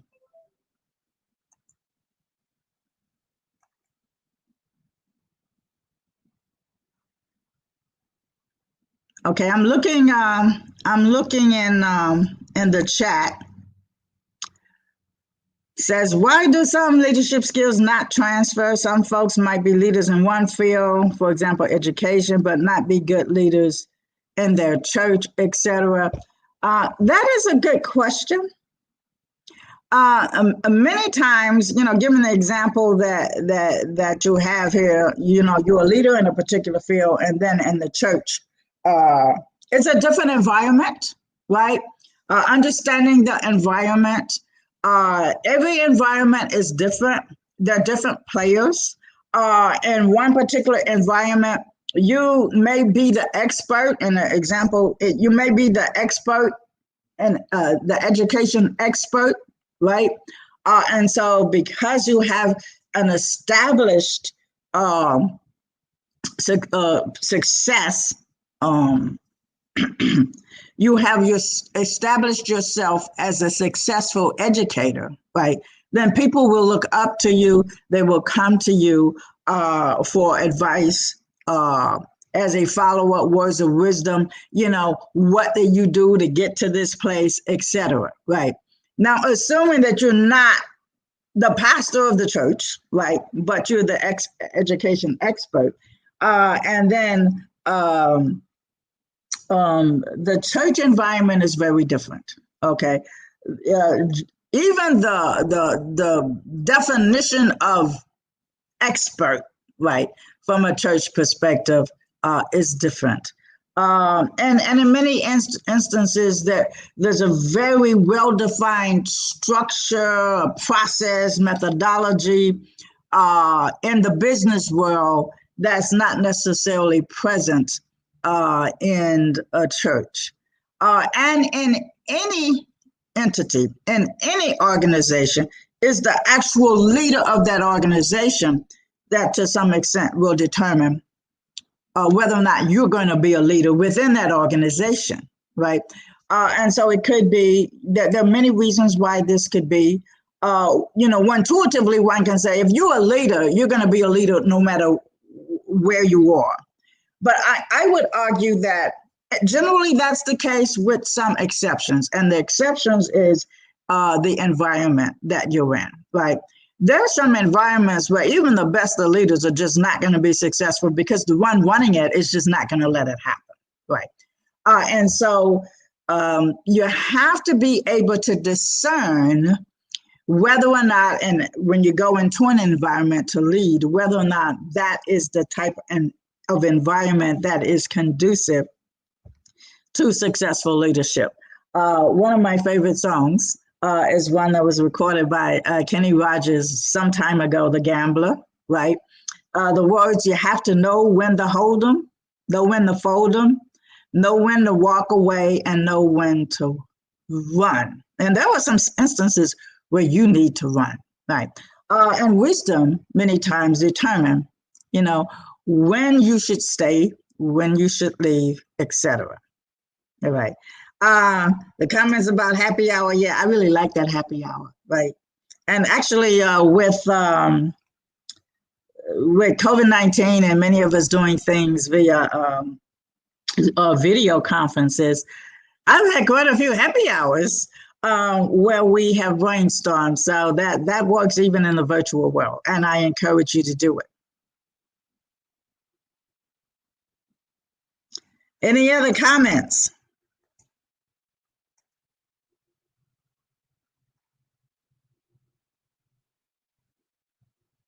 Okay. Well, I can keep going. I'll keep going. So, have you ever been in a situation where you want to move forward, you have a plan in place, you have followers who are working to make it happen, right? And you have a high-performing team. They came together, they worked very closely together to, create this environment that, you're just a working, high-performing team. You're producing, you're developing, results are favorable, and you have an established track record of making things happen, right? And then someone else is, there's a new kid in town, well, maybe not kid, a new boss who comes in, and they just put a monkey wrench in everything that you've done, okay? And how do you handle that as a leader and as a follower? That's a good question. I think when in situations like this is where experience really helps. One thing you don't do is get emotional, fly off the handle, but step back and think about what is the best approach to handle the situation. And in situations like this, at least initially, communication is key. To sit down and have the conversation with the individual or individuals to say, what is the issue, that you have? Let's see if we can sit down and talk through that and come to a resolution that's amenable for all parties, right? And understanding that as part of that conversation, the people that you're talking to may have their own agenda that may be hidden from you. So, but to keep that in mind. One key ingredient, if you will, to assist in these types of situations or other difficult, complex situations is to have a mentor. Someone who's in a position of power and influence who can make things happen for you and your team, in spite of the new guy who came in and threw a monkey wrench on everything.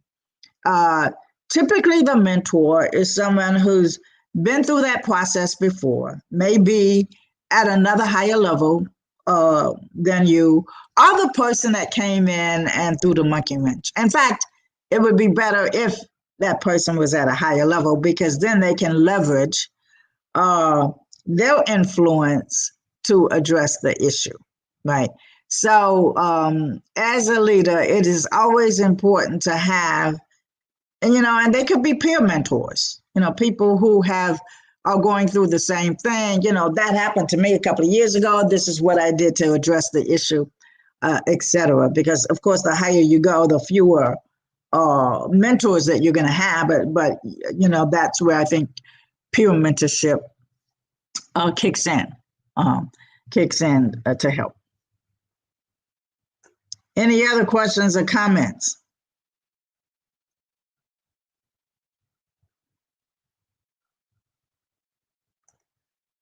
I do want to share with you a little bit about, I mentioned that I work for IBM.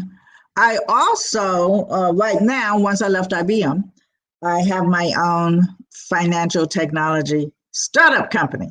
So I'm a startup founder. I have founded Global Mobile Finance, Inc., which is a fintech startup company. We have created GRemit, which is a remittance mobile app that is designed to help people who live in the West, like the United States, who send money home to family and friends in emerging countries to help them make ends meet. So we've developed this app. Our initial targeted countries in terms of recipient countries where you send the money are countries in sub-Saharan Africa. And that is because I spent 3 years living in the Middle East and Africa, traveling around the continent of Africa, visiting 22 countries on the continent, many of them several times. And I saw the need for this type of thing. And I do want to say, from a leadership perspective, having a startup company, and all of the complexities that's associated with that, particularly getting funding for those companies, it's been a challenge. So from a leadership perspective, having an understanding of the environment, understanding that environment, and learning how to navigate through the maze of raising funds in this environment requires significant leadership skills. And so I remember as part of the tech startup continuum, I went through incubators, accelerators, which is part of the whole startup ecosystem. And a comment from one angel investor, right, who was working with a team of women startup founders, who more or less said Jeff Bezos pitched to 230 plus potential investors before he got his first yes, right? So essentially over 230 people said no to investing in his early startup company, which is, of course, now Amazon, before there was a final yes. So it takes, it's going to be a journey, in other words. Don't get discouraged. If you believe in this, keep going, keep going, keep going. Eventually you'll get to a yes, right? And so that is also part of people development. As a leader, this angel investor worked with us as part of the people development process.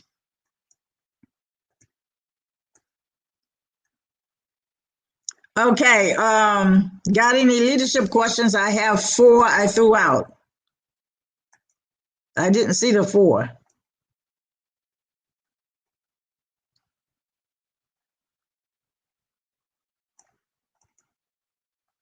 Okay, Mark, I didn't see the 4 questions, so if you can throw them out again so that I could see them in the comments.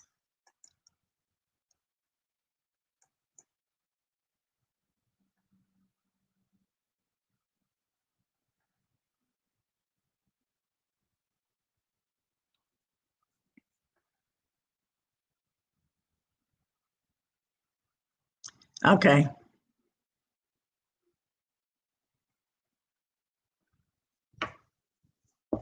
One more story I want to share with you, and I think we can wrap this up, right? One second.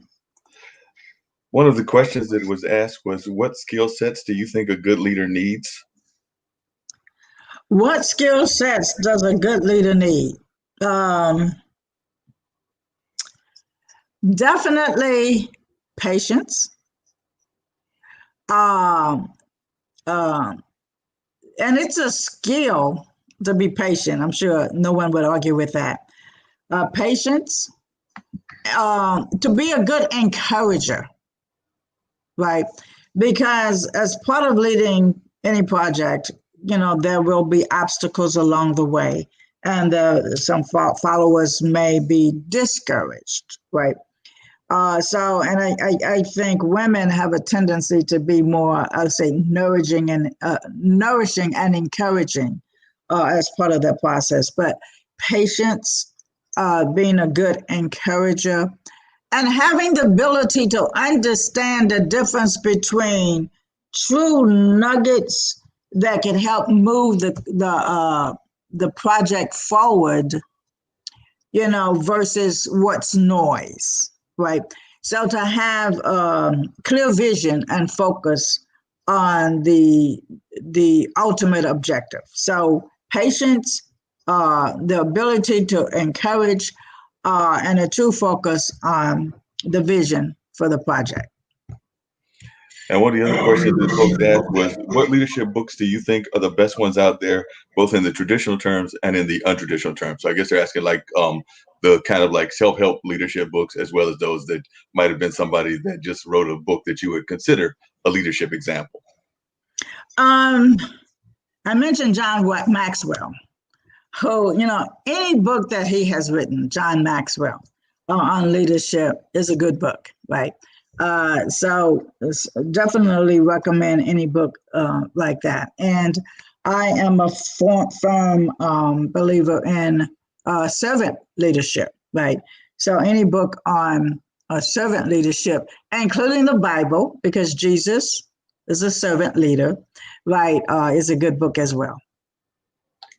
And then the last question I've seen that's come across the screen was, who do you see as the best leaders in society? So the best leaders in terms of like what's going on in the 21st century, and maybe even going back to last century as well, but some of the folks that you would use as examples of personal leaders. One leader that comes to mind to me that was just outstanding is Nelson Mandela. It was the last century, right? But, I think he wrote the book on leadership, in spite of all of the hardships that he went through in his life. Yeah, he was focused. Even when he spent 27 plus years in prison, focused on his objective, which he ultimately achieved, right? The freedom of his people when he essentially became the president of South Africa, right? So to me, Nelson Mandela is a truly a good leader. And in this country, leader, everyone thinks of Abraham Lincoln, right? Certainly, he had some leadership skills, including bringing together even the people that were his enemies to come together at the table and have a conversation.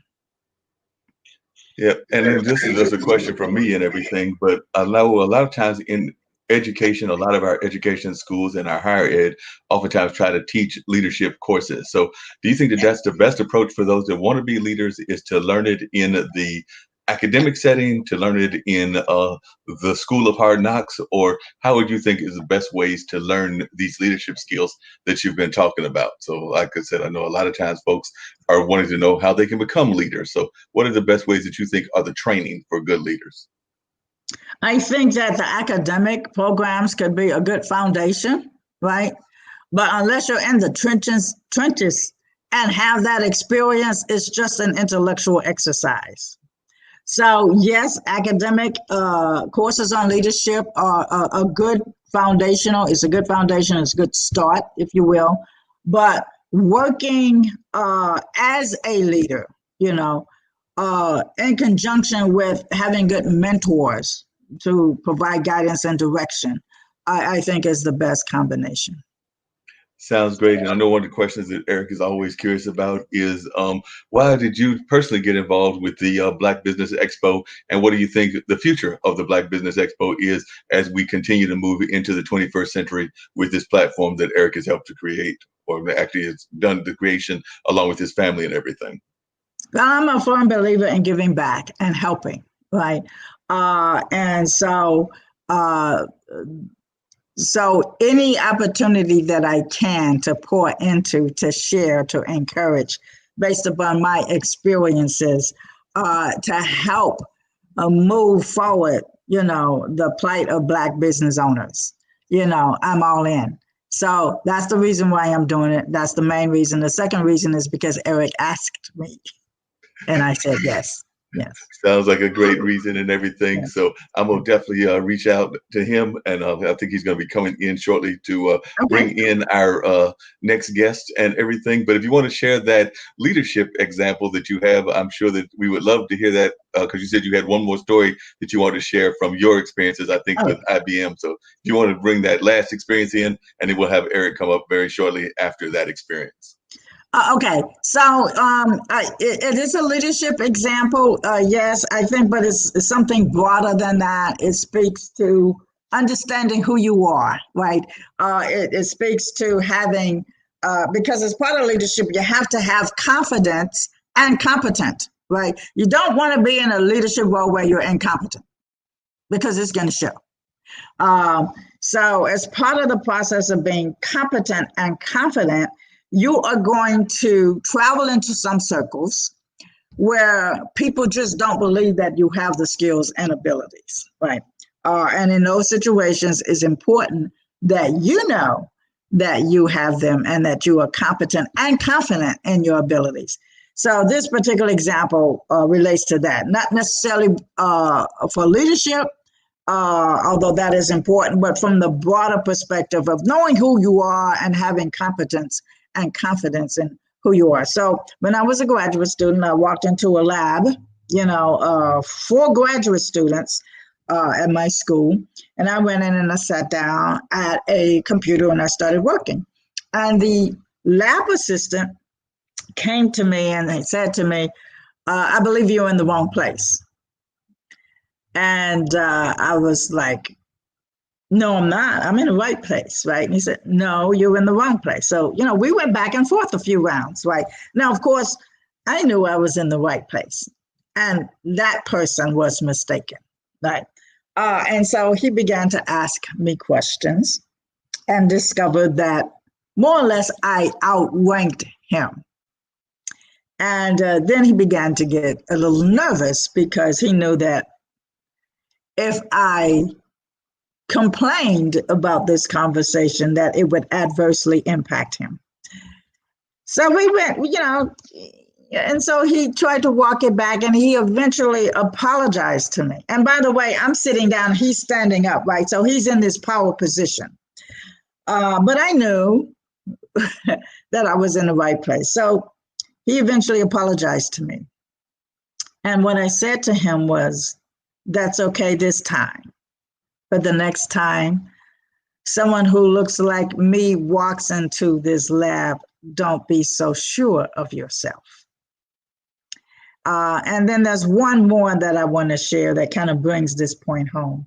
When I first arrived on this campus, and I was having conversations with professors to see who would make up my thesis committee, I scheduled a meeting with this one professor. So, went to his office, he closed the door, sat down, and he said to me, this is my first day on campus. He says to me, I don't think you're going to make it here. But since you came with an outside fellowship, we'll take the money. So I looked at him and I smiled and I said, oh, you don't know who you're talking to. In my mind, right? I'm Gloria Dean Johnson's daughter. Before I leave this place, I'm going to make a believer out of you. But I also said, this person is probably not the right person to be on my thesis committee. So, fast forward a couple of years later, when I had my thesis defense, this guy who was not on my committee, he did come for my defense. And my family was there in the back, right, showing support. And so I passed. And after the event, I was walking around on campus showing, giving my family members a tour of the campus. And I ran into this guy. And he said, oh, you were so good. He said, I don't even have to ask you if your committee passed you. They would have been a fool not to. And I said, thank you. But of course, in my mind, I said, mission accomplished, because, 4 years earlier, I was going to make a believer out of him, and I did. Being competent and confident. will go a long way in terms of leadership and many other aspects of your lives. And that's what I want to leave you with.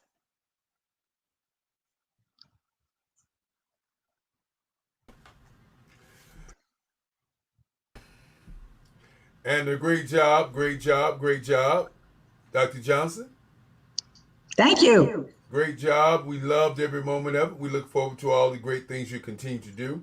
I wanted you to talk a little bit about the Africa project that you're working on with the credit card or with sending the money. Do you have time to kind of go in detail about that project and in terms of what you're looking for and the types of people that you would like to be involved in this project? And I want to give you probably about, I guess, maybe 10 minutes to talk about it if that's possible. I don't know if 10 minutes is too long or too short, but I think one of the reasons that I asked you to come, even though I'm glad the subject matter was leadership, I really want you to talk about this project. I think it's a phenomenal project. I think you are amazing in what you do, and I think sometimes we as African Americans, we don't take the time and let our voices really be shared. So if you could do that, that would be great. Okay, all right. I want to give you some background first, and then can go forward with talking about the project. So I traveled to Africa, the continent of Africa, the country of Ghana, for the first time in 2007, and I visited a slave castle. And during my tour of the slave castle, there's a plaque when you first walk into the castle that, I'm paraphrasing here, more or less says, to all those who enter, may we never repeat the horrors of what was experienced here. And for those who are descendants of those who went through this place, may you come back to help rebuild the continent. And so as I toured this castle and I went through the door of no return and I stood on a ledge looking out over the Atlantic Ocean, it was clear to me that I'm one of those to come back to work collaboratively with those on the continent to help drive the continent, rebuild the continent, to improve the overall quality of life for the billions living on the continent. And technology is a major driver of economies around the world, including economies for countries in sub-Saharan Africa. So then I began to look for opportunities to do that using my technology skills. And that's how I ended up living in the Middle East, Dubai, for a couple of years, and then Nairobi, Kenya for a year. So in that 3-year period, I traveled throughout the continent of Africa, met with technology and other C-level executives that were IBM customers all over the continent. And it became clear to me that there was a critical need for people with deep technology skills like mine to help work with those on the ground to rebuild the continent. And so I began to think about, how can I best do that and live in the United States. And so after my tenure there was up and I came back here, I initially started a company. It's a consulting company, which I still have, to be a consultant, technology expert, to talk to the IBMs of the world on behalf of the C-level executives of companies all over the continent, to ensure that from a technical perspective, they were getting the right level of services and products that they needed. And so while there was a need for that, most of the contacts that I had were not willing to pay for that service. And so that's why I pivoted to thinking about, well, how else can I help rebuild, improve the quality of lives of the people there from this side. And then I thought about the fact that when I would come home during breaks during that 3-year period living internationally, the difficulty that I had in sending money to that part of the world, remittances. And also when I lived in Nairobi, I use mobile money, which is a financial account that's associated with a mobile phone service, a telephone number, and not a bank, right?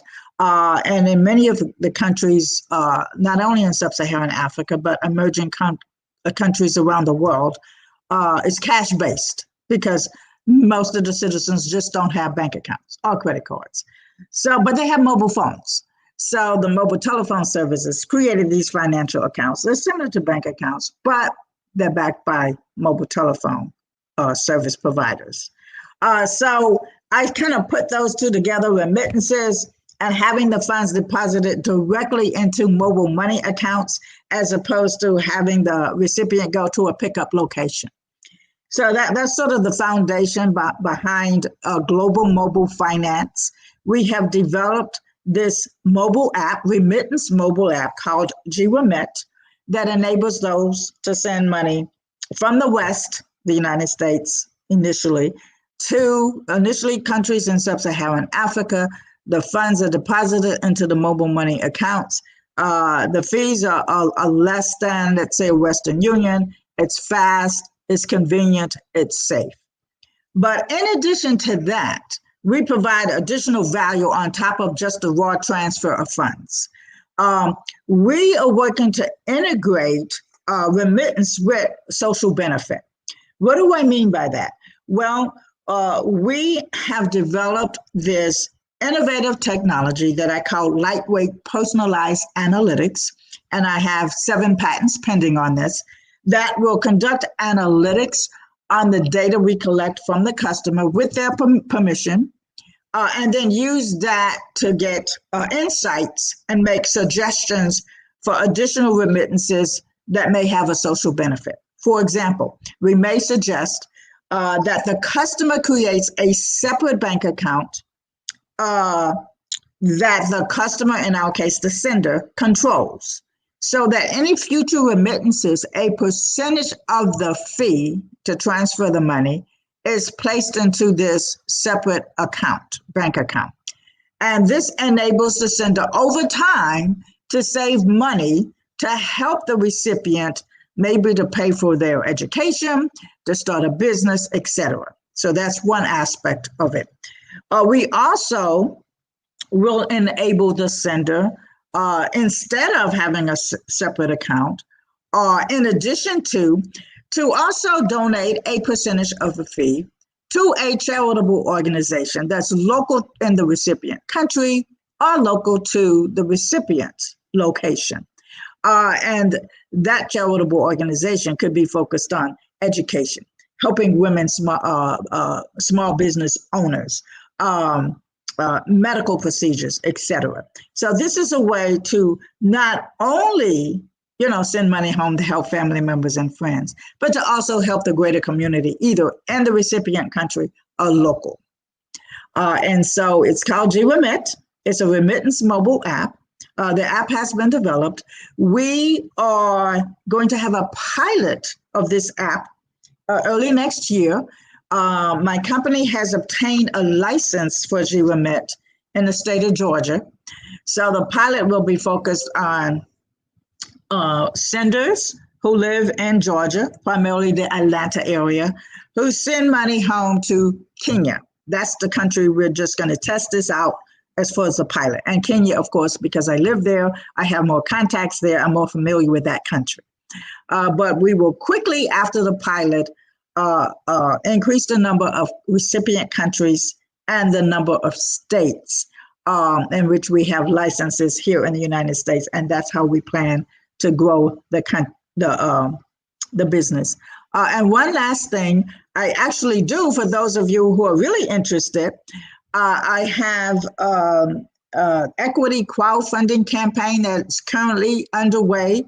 So for those of you who are interested in investing in my company, Global Mobile Finance, I am going to put the link, if I can, in the comment section, and then you can reach out to me and I can give you information on how to invest in global mobile finance. So that's sort of my overview, Eric. Great job, great job. We will get back with you. I saw your email, and so I'm looking forward to having more conversations with you. Thank you so very much for that, and surely we will put that across the bottom as our other speakers are speaking, and I will make sure that we do all we can to help you complete your mission. Okay, thank you. It's been a pleasure. And thank you so very much.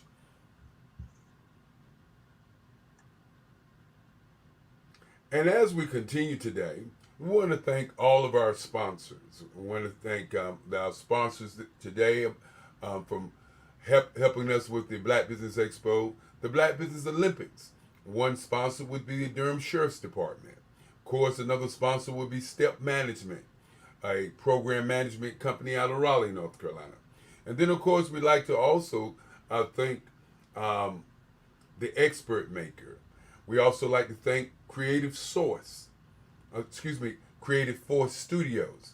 And we definitely would like to thank Mark Lee Enterprises, an enterprise that has been making things happen for people all over the country as he promotes and, of course, as he puts on programming for businesses and for people to let their voices be heard. We also want to thank IBM TV, the platform that we're utilizing, Smart Television, a platform that reaches some 222 countries as we continue to put that information all across the world. And I also want to thank Facebook. Yes, indeed, they didn't shut us down, so we want to thank them for allowing the black businesses to share their voices across the airways. We also like to thank Every Dot Black for providing the mastermind group in the evenings. I want to thank them for the great job that they did, and thank all of the people who have been in the background. I'm not going to begin to call names because if I begin to call names, I'm probably going to forget somebody, and they're going to say, Eric, you forgot my name. So I want to thank the Expo team. It's not over, but I want to thank the Expo team and all the participants. I want to thank all of the speakers. I want to thank Fran Harris. I want to thank Dr. George Frazier. I want to thank so many more speakers. And at the end of this um, um, broadcast today, or better yet, the end of the broadcast on tomorrow, I will be doing a personal thank you to all of the speakers. I want to tell you right now, thank everybody for listening in as we turn you on. And we're going to bring up our next guest, who is Latasha Best Gaddy. Hey, Latasha, how you doing? I'm doing great, Eric. How are you? Pretty good. You look so beautiful on the screen. You agree? And of course, that's the inside joke for both of us. Yes. Thank you so very much, and enjoy your presentation. All right. Thank you. Hello, everyone, and welcome to another presentation by me. Today, we're going to be talking about that side hustle and main hustle. So, really getting into it. So, we're going to start the PowerPoint so hopefully everybody can see it. So, as always, we want to thank Black Business Expo USA for this wonderful Olympic virtual business expo that has been happening all week. And thank all of you for just tuning in and staying connected. I know that you're getting some great information. I've had the opportunity to spend some time with Dr. Johnson, who was your previous speaker, and a phenomenal person. Just several life lessons, but also several professional lessons, and then even future of where she's going with what I call fintech, which is a financial technology, which is what she's able to do and do it not only on a U.S. but on a global level. So just shout out to Dr. Johnson and for all that she's done and the trail that she's definitely have created for all of us. So, of course, as I said, today we're talking about the side hustle and the main hustle of a business. And so, really kind of thinking about it. And in terms of, I bet you're wondering, like, well, what is the side hustle and the main hustle? Well, I'll share a little bit about that today. Just as always, give you a little bit about me. Once again, my name is Latasha Best Gaddy, and I am the Chief Strategist of Infinity Bridges Incorporated.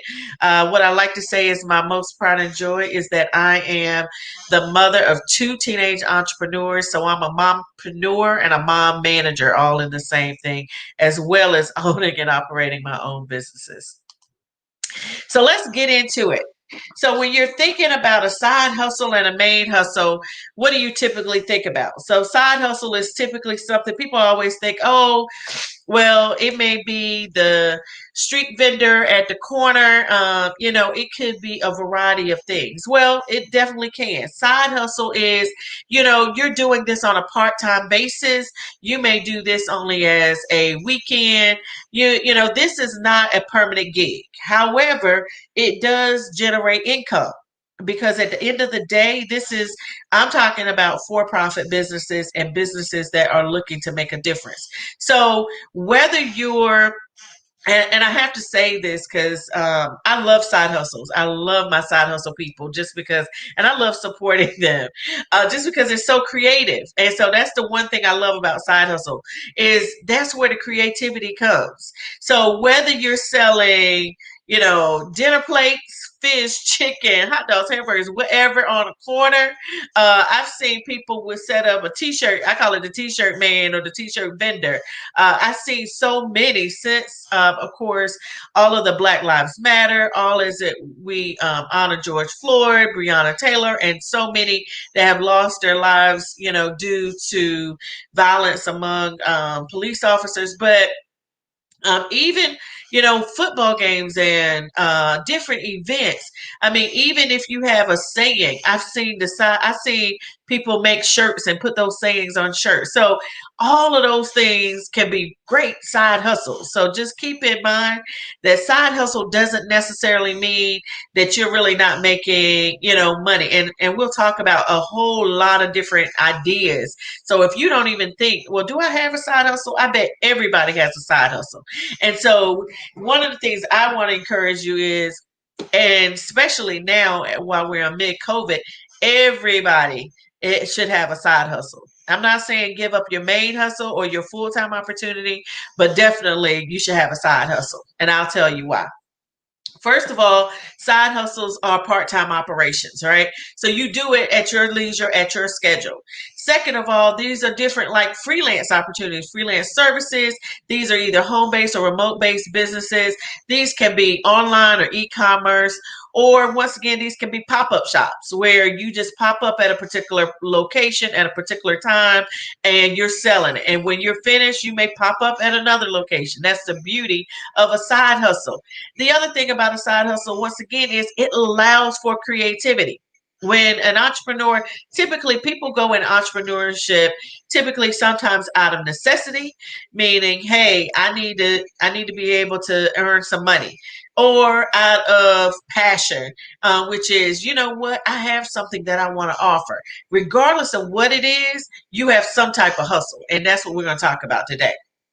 Now, if you're not sure and you're like, okay, well, I need some ideas of what kind of hustle that I need. So then there's a book, Side Hustle from Idea to Income in 27 Days. So here's an example, and we'll talk about some other examples today in our presentation as well. Now, I don't want to leave out the people who are doing their business on a full time. I call that the main hustle because that's what you're doing as your primary source of income. So this is your full time operation. You may operate in diverse locations. You may have a standalone retail space, or you may have a specific office. It doesn't matter, and typically you have filed your legal structure and you're following the tax guidelines. So there is a little bit more formality to a main hustle than it may have been in a side hustle. So for you, one of the great resources I actually like today, and there's probably some more out there, but it is The Art of the Start 2.0 by Guy Kawasaki. And he goes into really putting together your pitch, putting together your plan, putting your financials, and all of those things together. So, regardless of whether you're doing a main hustle or a side hustle, at the end of the day, it's all a hustle, and we want to be able to give you the tools and resources to be successful. So now let's talk about ideas, because regardless, like I said, whether you're doing a side hustle or a main hustle, it all starts with what are you good at? So if you're good with numbers, it could be, we're coming up on tax season. I used to tell I don't I don't claim to be an accountant or a bookkeeper. However, I do taxes for only family and friends only. And so they always laugh at me because I said, I'm your bootleg tax preparer. So that's my side hustle. That's just, but now I do have a main hustle, but it's different. I don't do taxes for everybody. However, for a few friends and family, I've got my bootleg tax service, but I'm good with numbers. If you're good with outside, where you may want to be able to do lawn care services, you can do other handyman services. Whatever is good with you, you may can fix automobiles. I've seen someone where they did a mobile auto business where they're a mechanic. And so what they do is they have all the tools, everything they need in their vehicle, and they will come to you and fix your vehicle. So now, once again, it's about creativity. We are no longer in the day and age where a business has to follow a specific rubrics or a specific method. It's however you can do it. If you think about it, personal trainer. If you're into fitness, if you're into health, think in terms of what you can provide to someone. Now we've got personal trainers. You can subscribe to their videos. You can subscribe to their YouTube channels, their Instagram, and watch, and then they can walk you through the process. So it doesn't necessarily mean a face-to-face contact. It can now mean a virtual contact. I mean, even in the medical field, now we are seeing doctors and on a virtual space. So what you've got to do is, one, figure out what your skills, talents, and abilities are. And then how can you take that and turn that into a business idea? So once again, I like to call this is hustle for anybody, whether it's a side or a main hustle.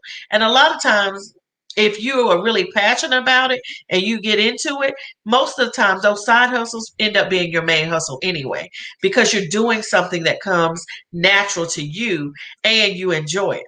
So here's some additional examples. If you enjoy cooking, if you enjoy, you could be a caterer, you could be a personal chef. I've even seen during COVID, people post videos of how to make certain dishes and being able to have people subscribe or pay a subscription fee. So once again, it's not about, oh, I have to do a business in this particular way. I have to go to the people. In the end of the day, people can come to you. And that's what we're seeing during COVID. A lot of people are talking about all the negative impacts of COVID during this year. And I want to even share the positive impacts. I've seen so many people really create that side hustle just because of the nature of what they had to do.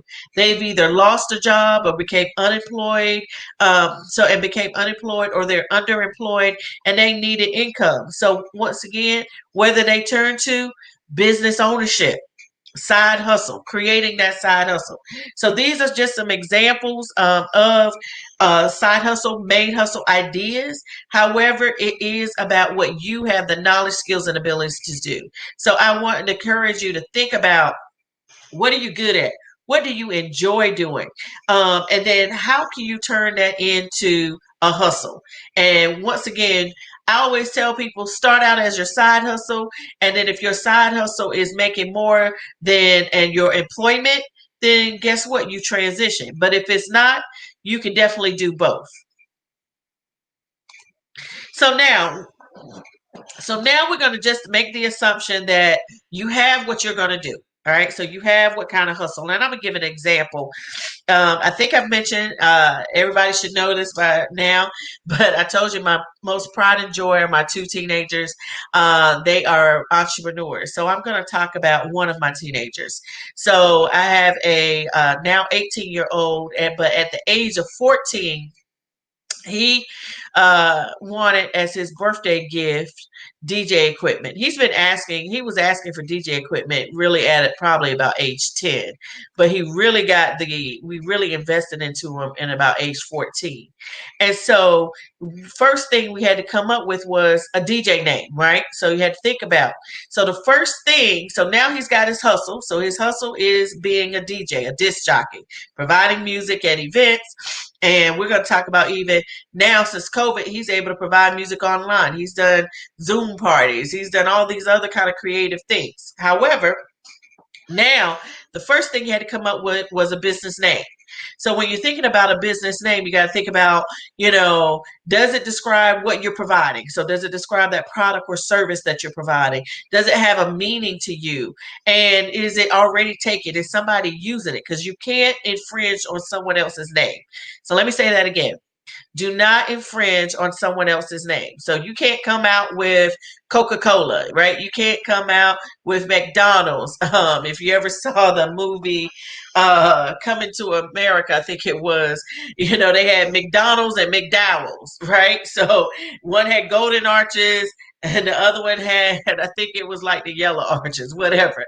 So keep in mind that you cannot infringe on anyone else's idea, name, and those kind of things. So you do want to do some searches. So in order to do that, here's some simple steps to do searches. First and foremost, you do what we call a trademark search. You do that through the United States Patent and Trademark Office. And just real simple is uspto.gov.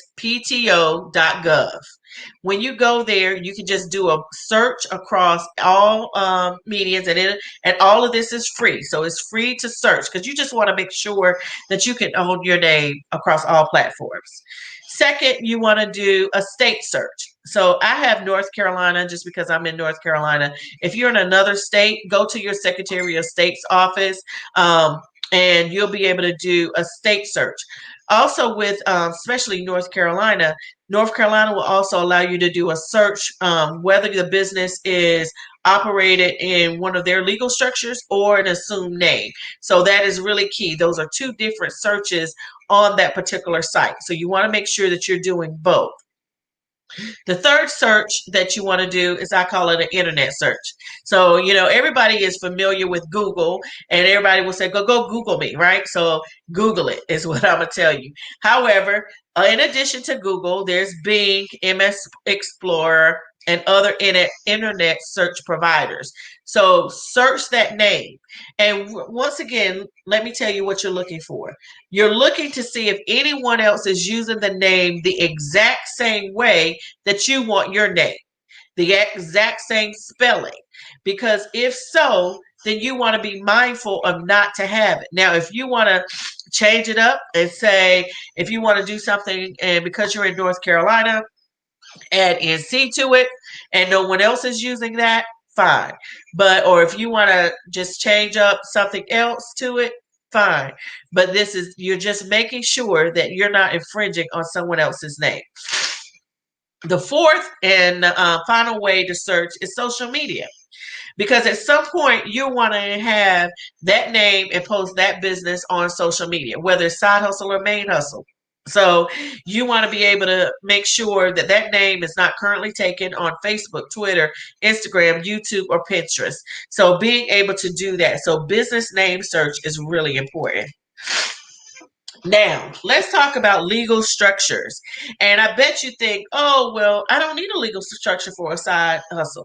By default, so just letting you know, whether you do any of this that I say or not, by default, when you have a good or service and you sell it for $1, a penny, anything, guess what? You are a sole proprietor. Let me give you an example. I have a daughter. So I have a son and a daughter. That's all you're going to hear about as far as my two children. My daughter decided when all of this slime was in, she decided that there was a need for her to make slime, take it to school, and sell it. So I was wondering where all my little Tupperware containers were going. And so what she was doing was making slime at home, put it in a container, taking it to school, and selling it for whether it was 50 cents, $1, cent, whatever it was. She was selling. Guess what? She was operating as a side hustle, sole proprietor. So when it's owned and operated by one person for a profit, okay, whether you file a certificate of assumed name, whether you file taxes, whether you do anything, you are by default operating as a sole proprietor. So that's the side hustle starting. Okay.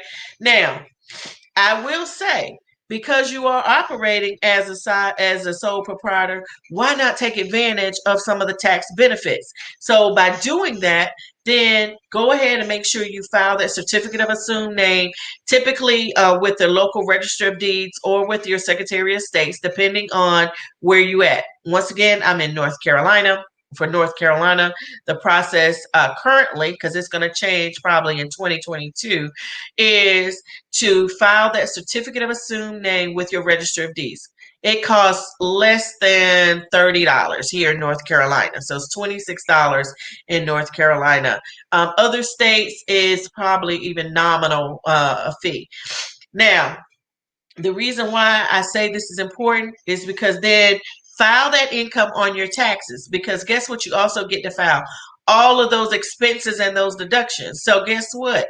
For a home-based business, you can write off a portion of your rent, your mortgage, your utilities. So you want to take advantage of the right hustle. So, when you're talking about a side hustle, it's not just the money you make, it's also the money that you've invested, the expenses. So you want to have an even, you want to make sure that you take advantage of the tax benefits as well. Now, say two people come and decide, you know what, we want to come together and we want to make a shirt business. And then in this, so now we are, but we still want to be, we still want to just be a general partnership. By default, just like sole proprietor is just one or more person. By default, if you and a buddy came together, a friend or someone or a family member came together to just start a business, and all you did was buy the product or provide the service for $1 or $2, whatever the price is, then guess what? By default, you're a general partnership. Okay? Just by default, you didn't even do anything but said, you know what? I want to be in business. We did something, right? So you either purchased the product, you provided a service, you charged a fee, you're in business. You provided a name, as we said, a name, you're in business. So two or more people who jointly own and operate the business is a general partnership. This is another form of side hustle that people don't think about. So now it's you. I would also encourage you to do a little formalized, but it's up to you. I always say have a partnership agreement. This is the thing. While me and my buddy may be in great friends now, sometimes they say friends and money don't mix, or friends and family and money don't mix. Guess what? You want to then have an agreement. And the agreement will just simply state how will issues be resolved, how money will be, how profit will be distributed. In the event that one of you don't want to do the business or something happens, how will the business continue on, or will it close?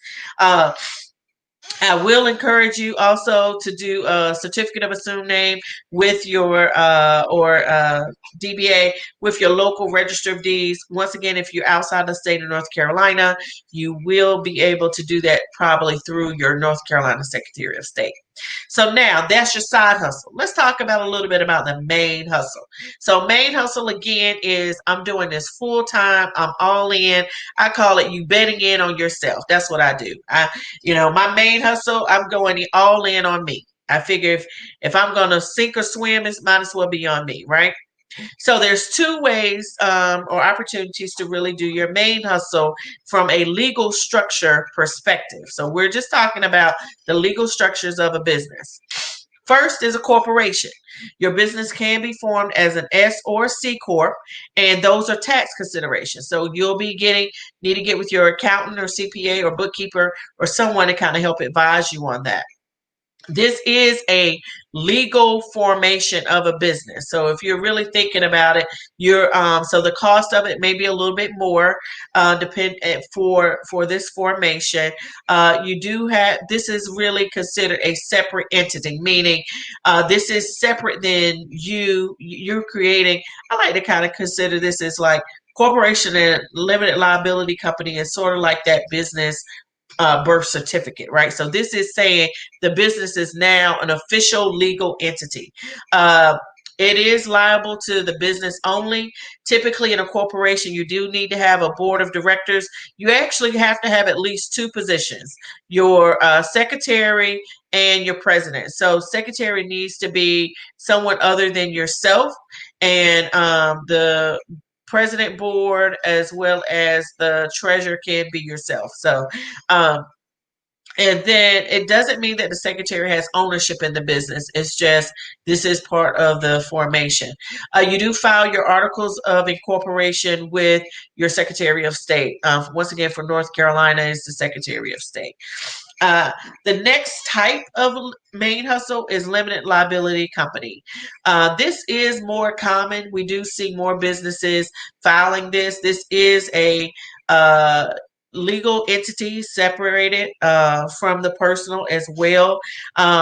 You can be a member, you can be a single member LLC, meaning only you, and you can be the member and the organizer, meaning you formed it and you are actively involved in the company.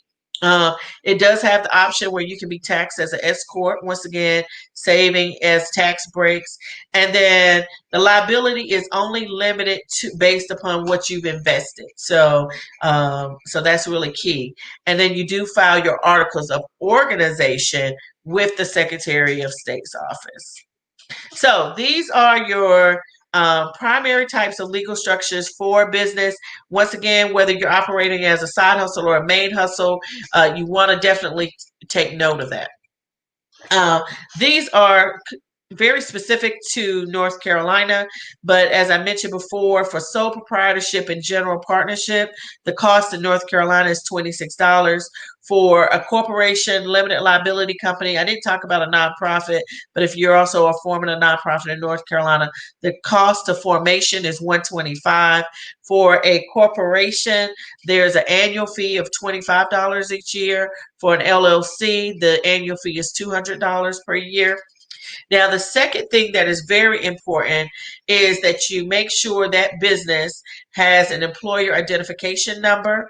You get that through the Internal Revenue Service, IRS. Its cost is free. You actually can get it real time once you do file the document. So first you get your legal structure, whichever it is, and then two, you then file for an EIN. You can get an EIN for your side hustle. Let me say that again. You can get an EIN for your side hustle. And I actually prefer it because otherwise everything falls under your social security number. And so you do want to make sure you get an EIN for that side hustle. Next, with any side hustle, you need a business bank account. And so, whether it's a side hustle or a main hustle, regardless, you need a business bank account. Here are some options. You can go with the large financial institutions such as your Wells Fargo, Bank of America, Chase, Fifth Third, and so forth. Or you can go with any of the local community financial institutions. I did pick local to North Carolina, so that's First Citizens Bank.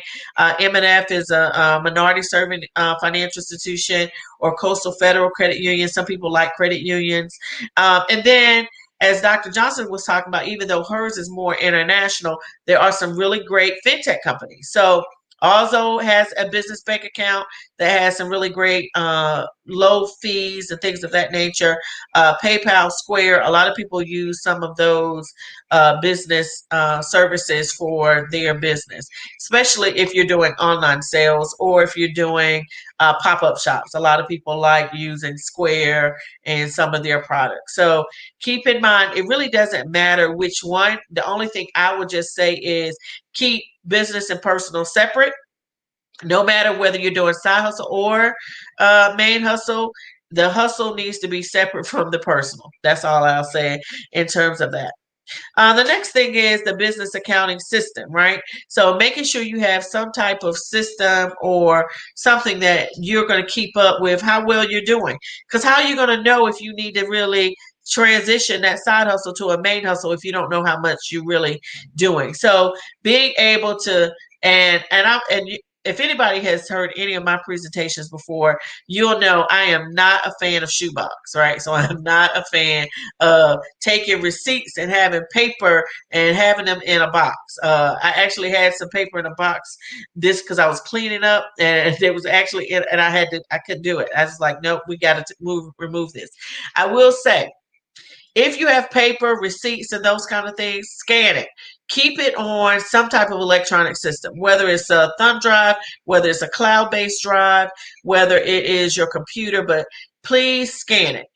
Because once again, the ink on the paper can dry up, you can get it wet, damaged, whatever. So if you had it already in some type of cloud-based system, then that's going to definitely be better for you. Now, if you so one, keeping all your documents in some form of a cloud base. Two, if you can, use something like either Excel or Google Sheets.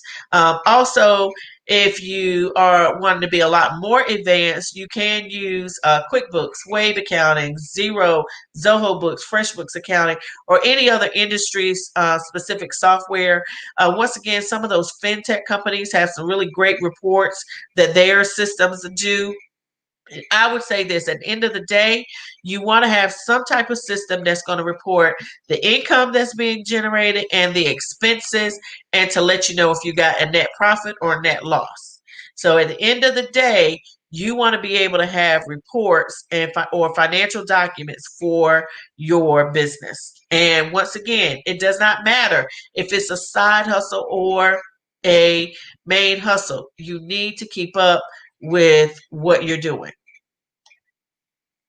Now, business insurance. I will say this business insurance is mainly for main hustle. Okay. Typically, side hustle businesses do not have business insurance.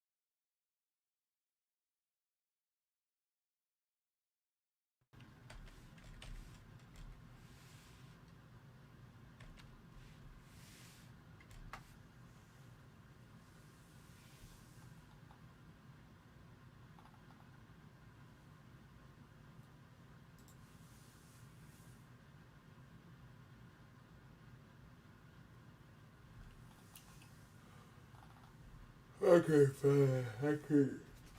That is what we could do what we're supposed to do. Come on, man.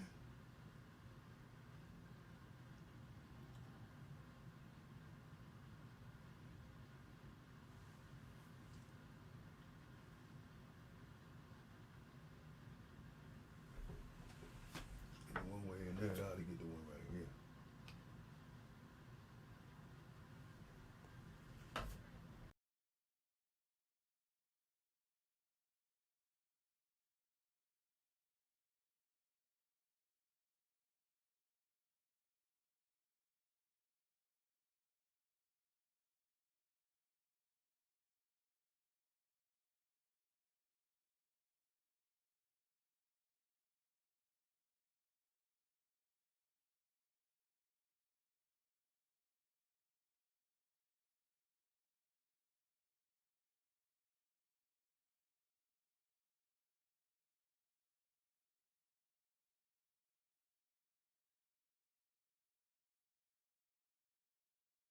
And how you doing? And welcome to the Black Business Expo as we can continue the expo.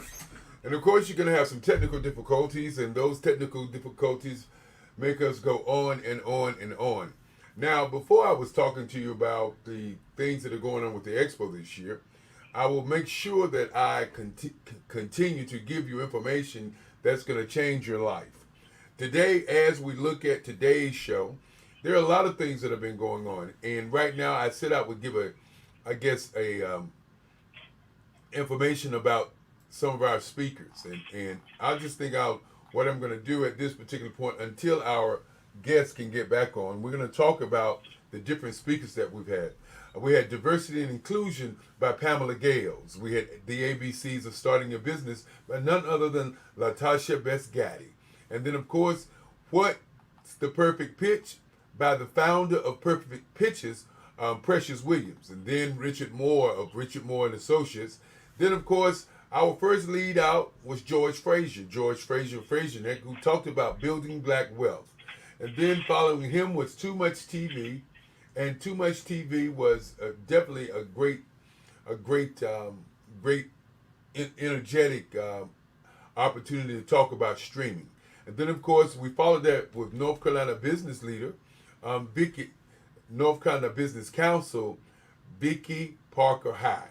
And then, of course, after him was Antonio McHoward of McHoward Enterprises. And then after him was Irvin Allen, Michelle McKinney of Third Degree. And then our mastermind was followed by that, which was Jimmy Davis of the Mastermind Group. Then on Tuesday, we had another round. We started out with Henry McCoy. Then, of course, another one of our fantastic speakers, Fran Harris, followed by Kimberly McLean of the Creative Force Agency. And then followed by Donald Thompson of West Walk, who did an outstanding job. And then Tanya Armstrong, who talked about mental wealth and strategies for black entrepreneurs during COVID. And then how to develop and survive during COVID was done by Letitia Nicole. And she was a COVID survivor. She talked about her T's and those kinds of things. And hopefully you will have gotten her information and you can get some of her supply. And then the financial win strategist, Kim Wimborne. After which we had another lady by Patricia Crisp. Then Michelle Keaton-Barrow, which was that one-on-one that we did. And then Mary Williams Stover, followed by Lou Fields. And Lou talked about resumes buying black and Thursday. And the mastermind group was held by Mia Lamont. That was our first set of first 2 days. And we're in day 5. And with day 5 going on, we also had the State of Black Business by none other than Dominique Hart. And then Savannah Moore, who spoke at the 9 o'clock hour. And then, of course, Stan Anderson, who spoke about imagination in business. Our social media planning was also done by Dominique Hart. And again, this was Wednesday, and it was led by George Frazier, who talked about networking in the 21st century. And then, of course, followed by Akila Faye McCoy, who talked about mindfulness in business. Then, of course, Dolores Williams came to us, and she talked about Divine Connections, her magazine. And then it followed the Fourth Industrial Revolution by Renee Daughtry of Asymmetry. And following him was Maxine McCoy. And then, of course, the very brave show called Sister Talk. Then followed by Maxine McCoy. And then, of course, our mastermind group talked about the mastermind as a mastermind. And that was Monday through Wednesday. And what I'm going to do, I'm going to come back on to you guys and we'll talk about the Thursday through Friday as we're getting ready to bring her up.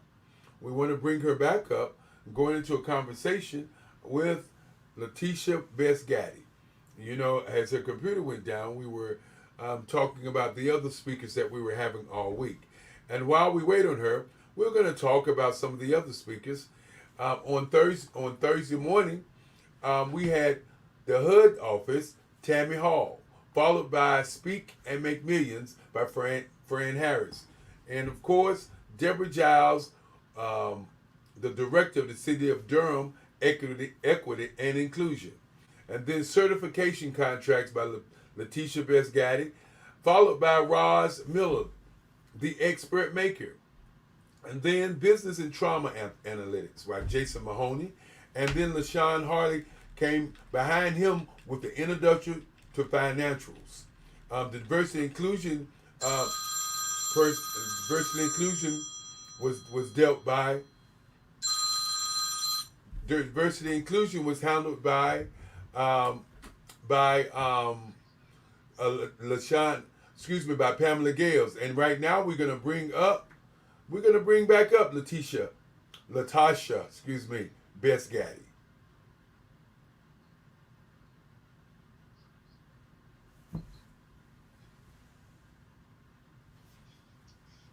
I'll tell you what's going on in a second once you see what's going on. All right. Can we bring her up? That's what I'm saying. She's not up. I'm going to bring you down and bring the video up, that 5-minute video, just to kill us some time until she just dropped. I don't know. I haven't seen her at all, so I'm just going to bring the video of that 5. Okay, we're gonna go to the video. I am Black Business.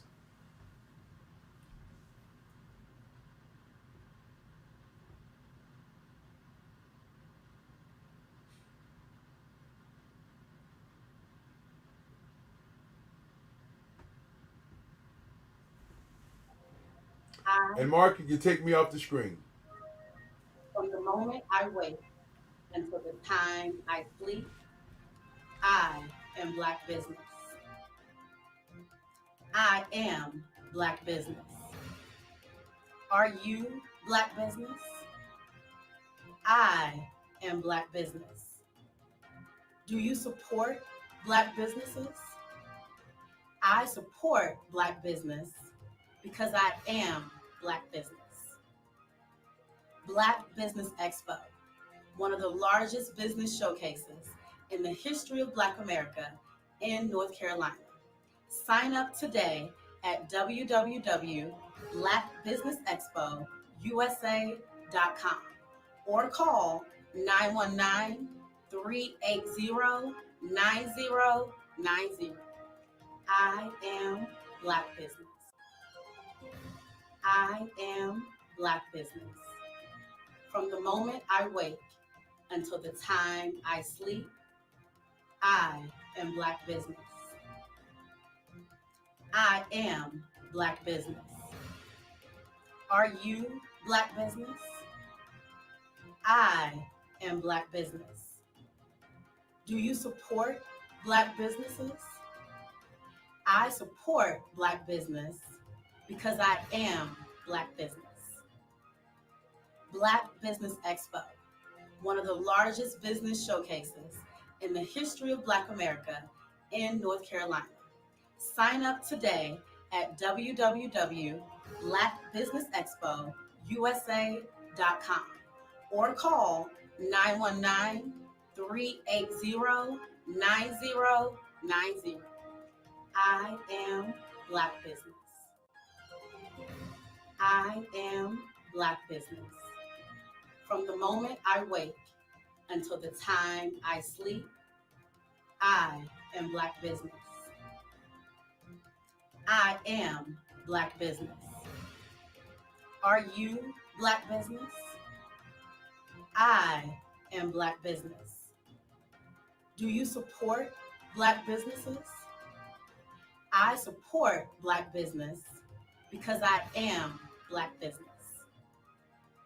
Black Business Expo, one of the largest business showcases in the history of Black America in North Carolina. Sign up today at www.blackbusinessexpousa.com or call 919-380-9090. I am Black business. I am Black business.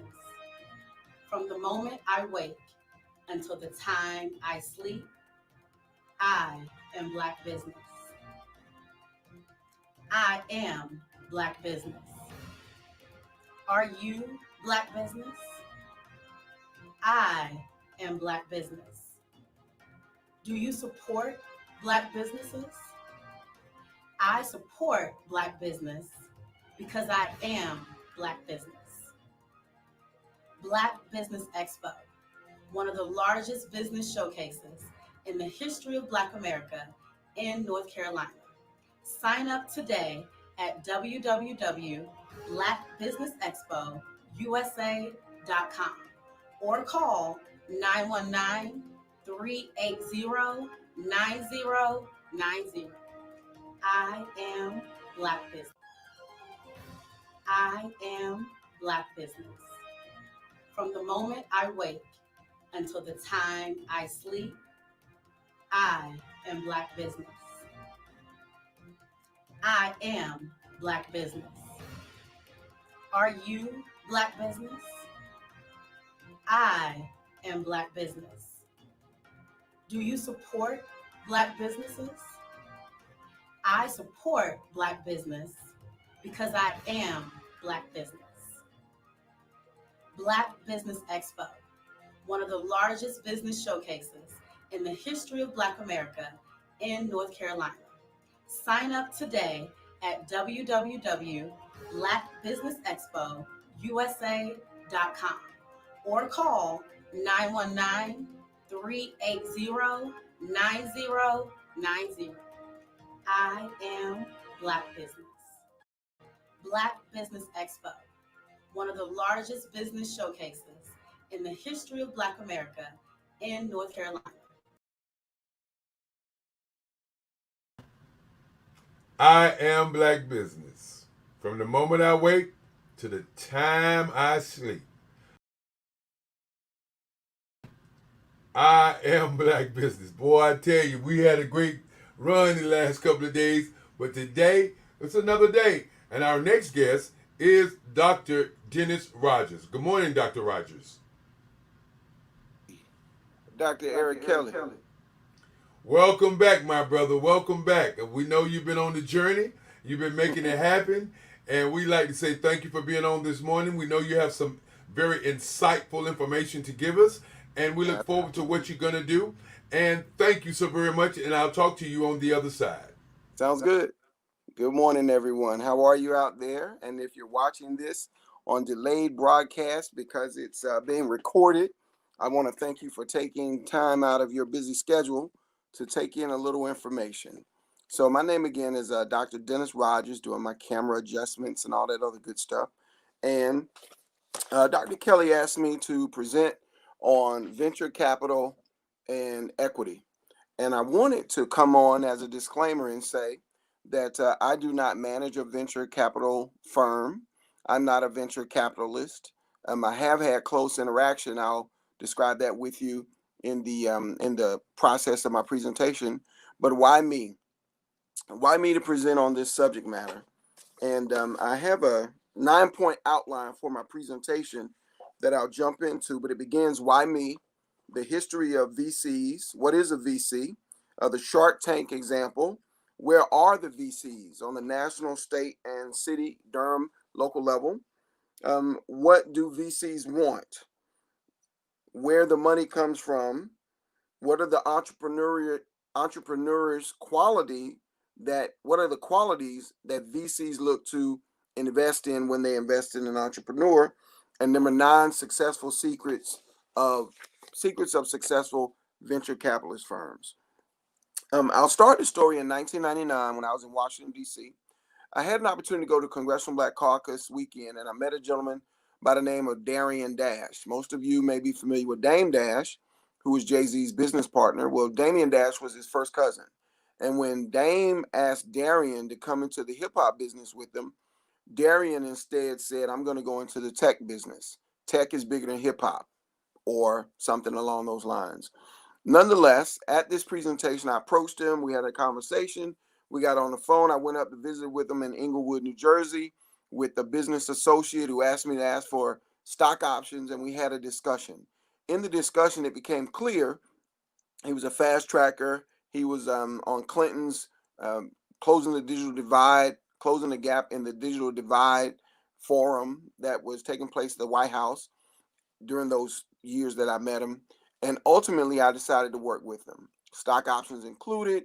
I began the process, and I provided some insightful business intelligence for him. And in the process, had an opportunity to see how venture capital firms work up close. So he was going for his second round of funding. The name of his company at the time was very controversial, Digital Mafia. And the digital mafia was about going into the digital space with a mafia-like mentality. Suffice it to say, he was funded by AOL Steve Case of American Online, who was also funded by venture capital firms, invested funding for his second round of funding with with Digital Mafia Enterprises. So I provide them again some strategic business intelligence we can talk about offline for clients who are interested in my services. And well, I'll give you one insight. I introduced him to back then Ben Jealous. Ben Jealous, who now is president of People for the American Way, was president of the NAACP for years, also worked with tech firms out on the West Coast. He, at the time, was the president of the National Newspaper Publishers Association, which is an association of 200 Black-owned newspapers. And we had a discussion about bringing the particular technology that Digital Mafia had to the Black newspapers. Again, this was back in 1999. Suffice it to say, next time I visit with him, it wasn't at his home in Englewood, New Jersey. It was on 40 Wall Street. Grab the bull by the horns, walk up to the office, and you see all these new faces. And these new faces are being financed again by venture capital fund. Receive healthy compensation for the strategic business intelligence I provided them, and then the digital bubble burst. The digital bubble burst. So that was the first time that the bubble burst. But let me talk a little bit about the history of VCs. VCs were founded actually by a university professor. University professors do research. This gentleman's name was George Doriadat. He's considered the father of venture capital. He was a Harvard University business professor. And at the time, we were coming out of World War II. And in 1946, he started a company called American Research and Development. R&D is critical to companies. He raised $3.5 million. Out of that $3.5 million, he put in $200K of his own money. And what they were looking for, this particular venture capital firm, the first official venture capital firm, they were looking for places to deploy their capital that would generate a rate of return for them. Well, the $200K that he invested when he cashed out was $1.8 million. And what they particularly were investing in was technology that could be used in the marketplace that came out of World War II innovations. So another short story about myself. I worked at NASA for a summer internship. And while working at the Goddard Space Flight Center in Greenbelt, Maryland, had an opportunity to, look into the history of NASA and find out that quite a bit of technology in the marketplace comes out of these space trips, these space shuttle trips. For example, Velcro. Velcro is a creation of NASA scientists that were used to keep the clothes down while the people are in outer space to make sure their gloves and things of that nature don't float off. So suffice it to say that venture capital firms actually exist to invest in bringing to market what is profitable. And I'm going to give you a boxing analogy. The first rule of boxing for my boxing aficionados: protect yourself at all times. When engaging in business, even with venture capital firms, protect yourself at all times. Absolutely. So, after the emergence of the first venture capital firm, there is a plethora of venture capital firms that exist out there in the world. And two of them are national firms. So if you were to pull up a computer right now on the internet and look up the National Venture Capital Association, nvca.org, what you're going to find is an association of 1,000 venture capital firms that exist all over the nation. And the way these venture capital firms operate,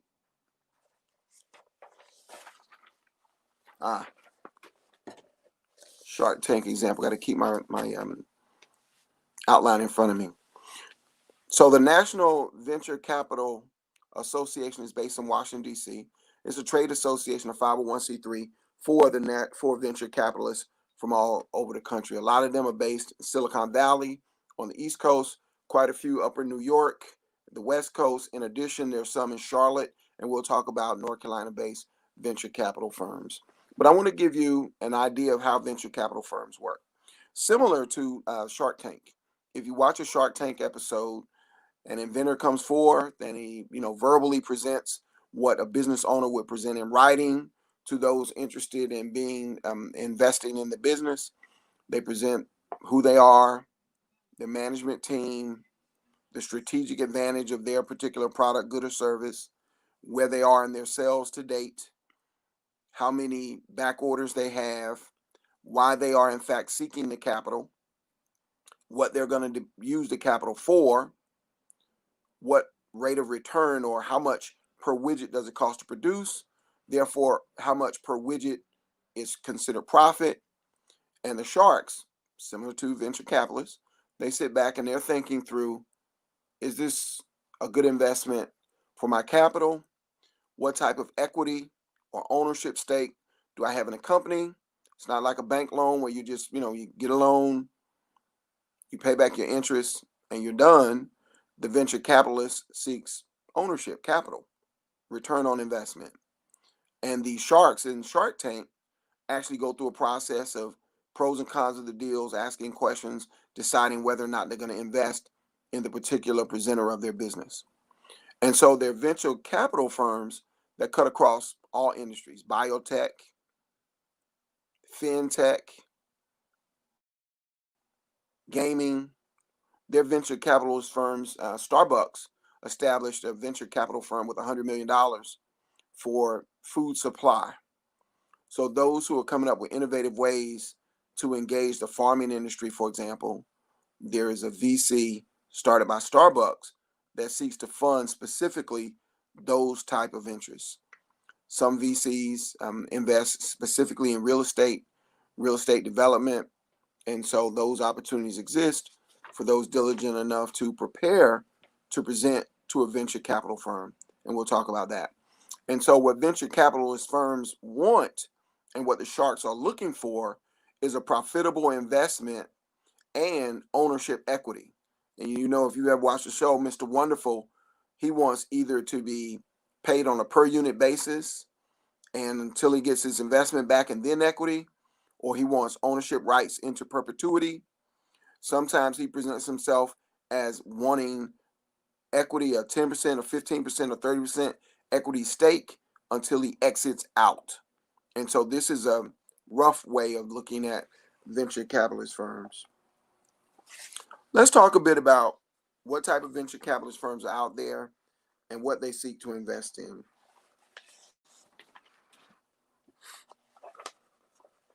Did you know there's a HBCU venture capitalist firm? It's called hbcu.vc, for those of you who are watching. And this is a group that has gotten together to work with HBCU students, HBCU alumni, HBCU graduate students. And they walk you through the process of actually learning what it takes to be a venture capitalist. They intern you with venture capitalist firms, and they actually introduce you to the ecosystem of venture capitalists. So a venture capitalist ecosystem exists when there are managers, investors, lawyers who can do the due diligence on particular companies to ensure that in fact these companies are a good investment of venture capital funds, of VC funds. Again, hbcu.vc. I want you to take a look at them. All right. They define a venture capital firm as in short, it's the well-kept secret that is the powerhouse of many corporations. For example, did you know that I mentioned Steve Case and American Online? They were funded by venture capital. Apple was funded by venture capital. There are other well-known companies that are in the public domain, even publicly traded companies that approach venture capitalists to invest in them. Before we go any further with other types of venture capital firm, let's talk about where the money comes from. Wealthy families, families who've accumulated wealth over time, generation upon generation, they seek ways to deploy their capital to generate more revenue. And so they start these small private venture capitalist entities for the purpose of scouring the world or their city, looking for places to invest their capital that's going to give a great return on investment. Again, even ownership equity in those particular companies. Insurance companies, if you've heard me mention them before, generate capital monthly. You got 1 million insurers, they're paying $20 a month. You're generating $20 million a month in revenue. These insurance companies set up venture capital firms that invest insurance money revenue for the purpose of, again, increasing value, increasing return on investments.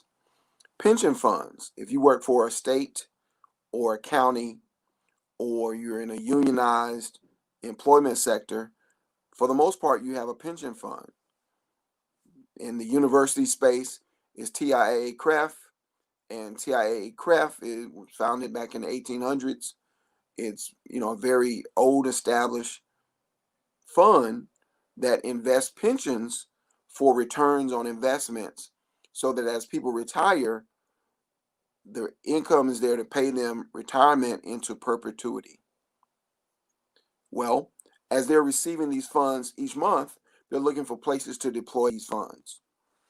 And so again, the pension funds, insurance companies, wealthy families, and also innovative ways are coming up where people are raising funds for venture capital. You may, in fact, decide that you're interested in being a venture capitalist. University endowments. If you do research on university endowments, you find that, for example, my alma mater, Howard University's endowment is right now $650 million. I think they got another 40 million from Bloomberg. So let's just round it out at 700 million. Where do you deploy $700 million that's going to generate revenue? Other universities' endowments range in the realm of 1 billion to 4 to 5 to $18 billion.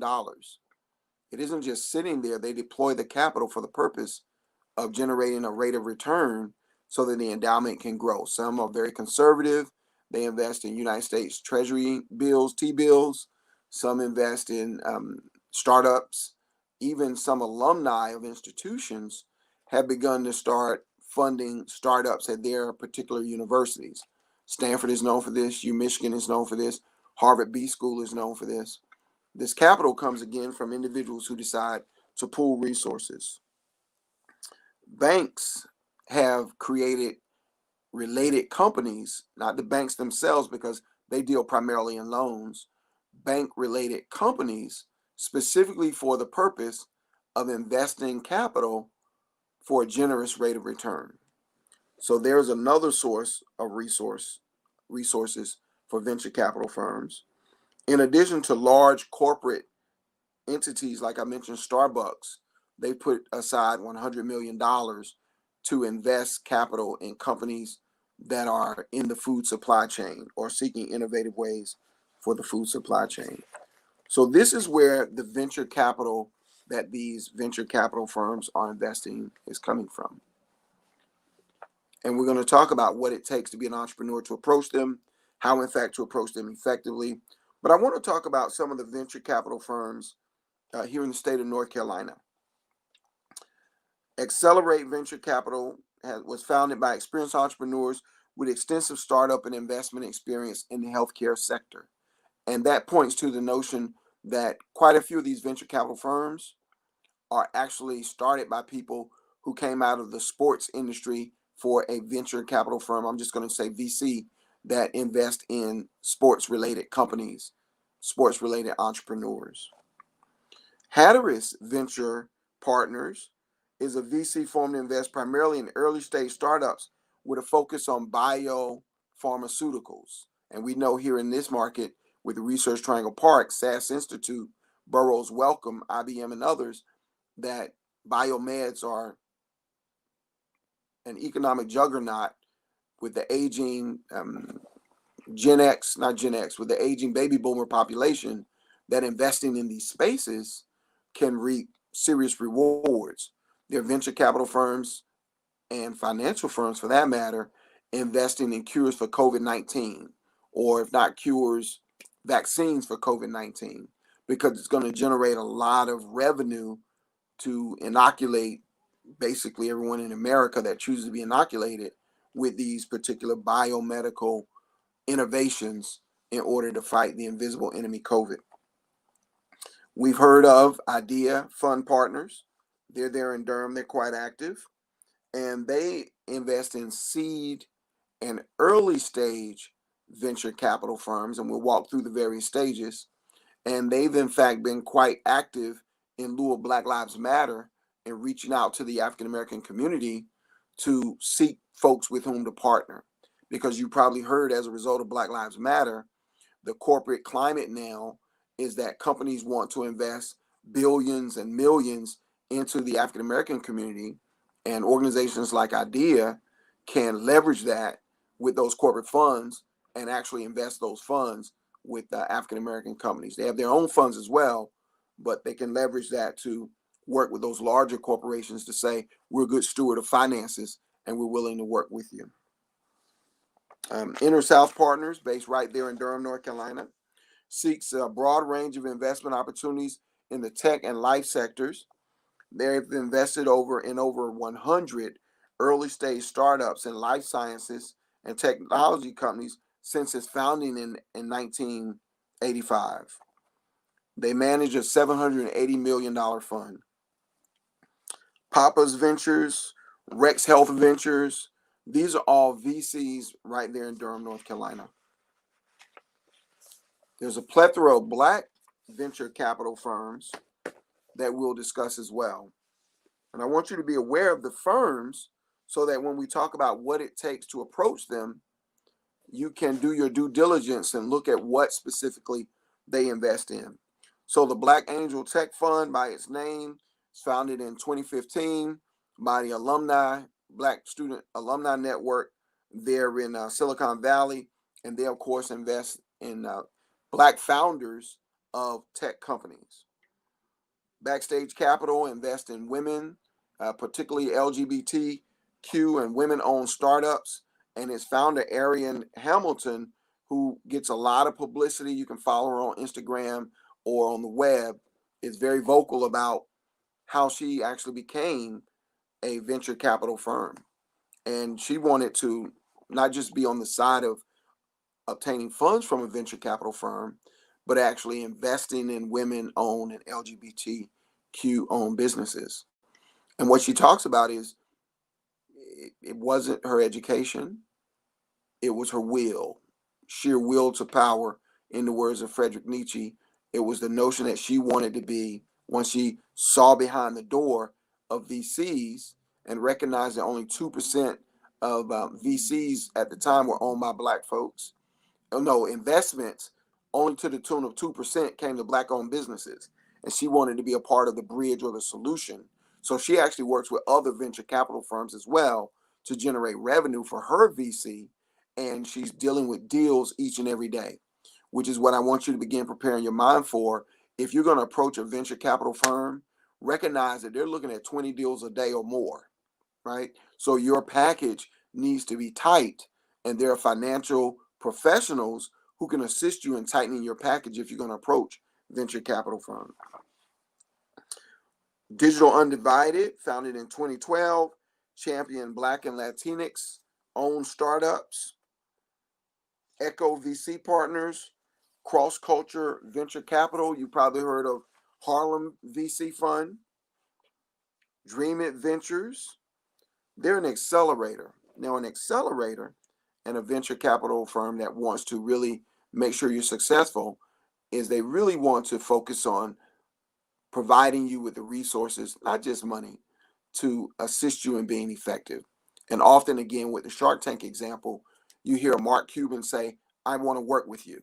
And what that means is we're going to walk through, see who's on your management squad. We're going to fill in the gaps, and we're going to make sure that your company is sound enough to invest the capital to ensure a great rate of return.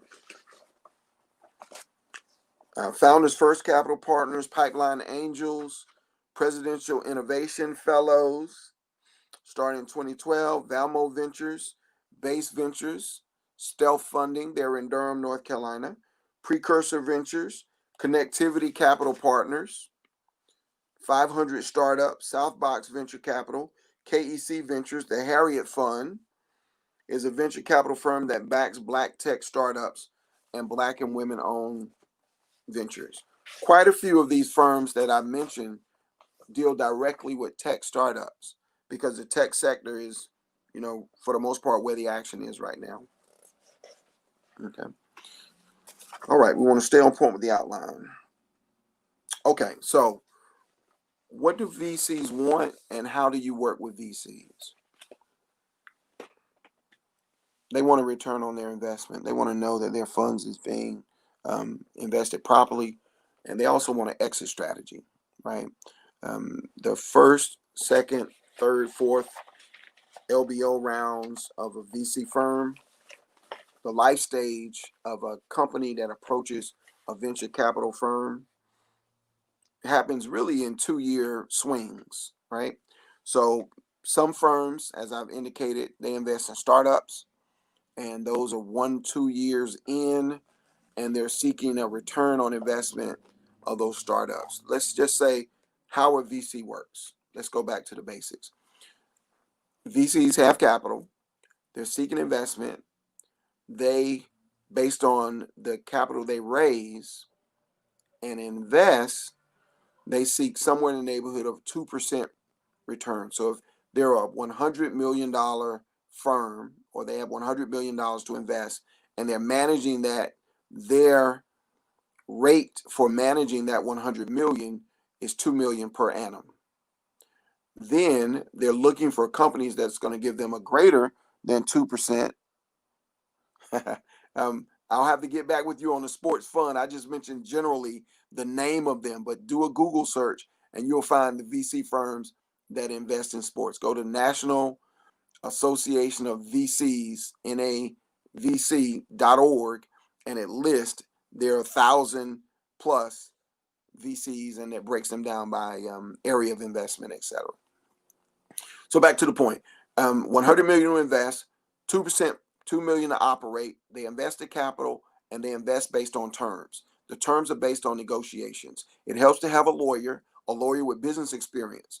You don't want to be boxing like Mike Tyson and you have a traffic lawyer handling your divorce. Not a good idea, right? You need a lawyer who specifically has expertise in this area, just like when you're buying a home, you want a lawyer with expertise in real estate.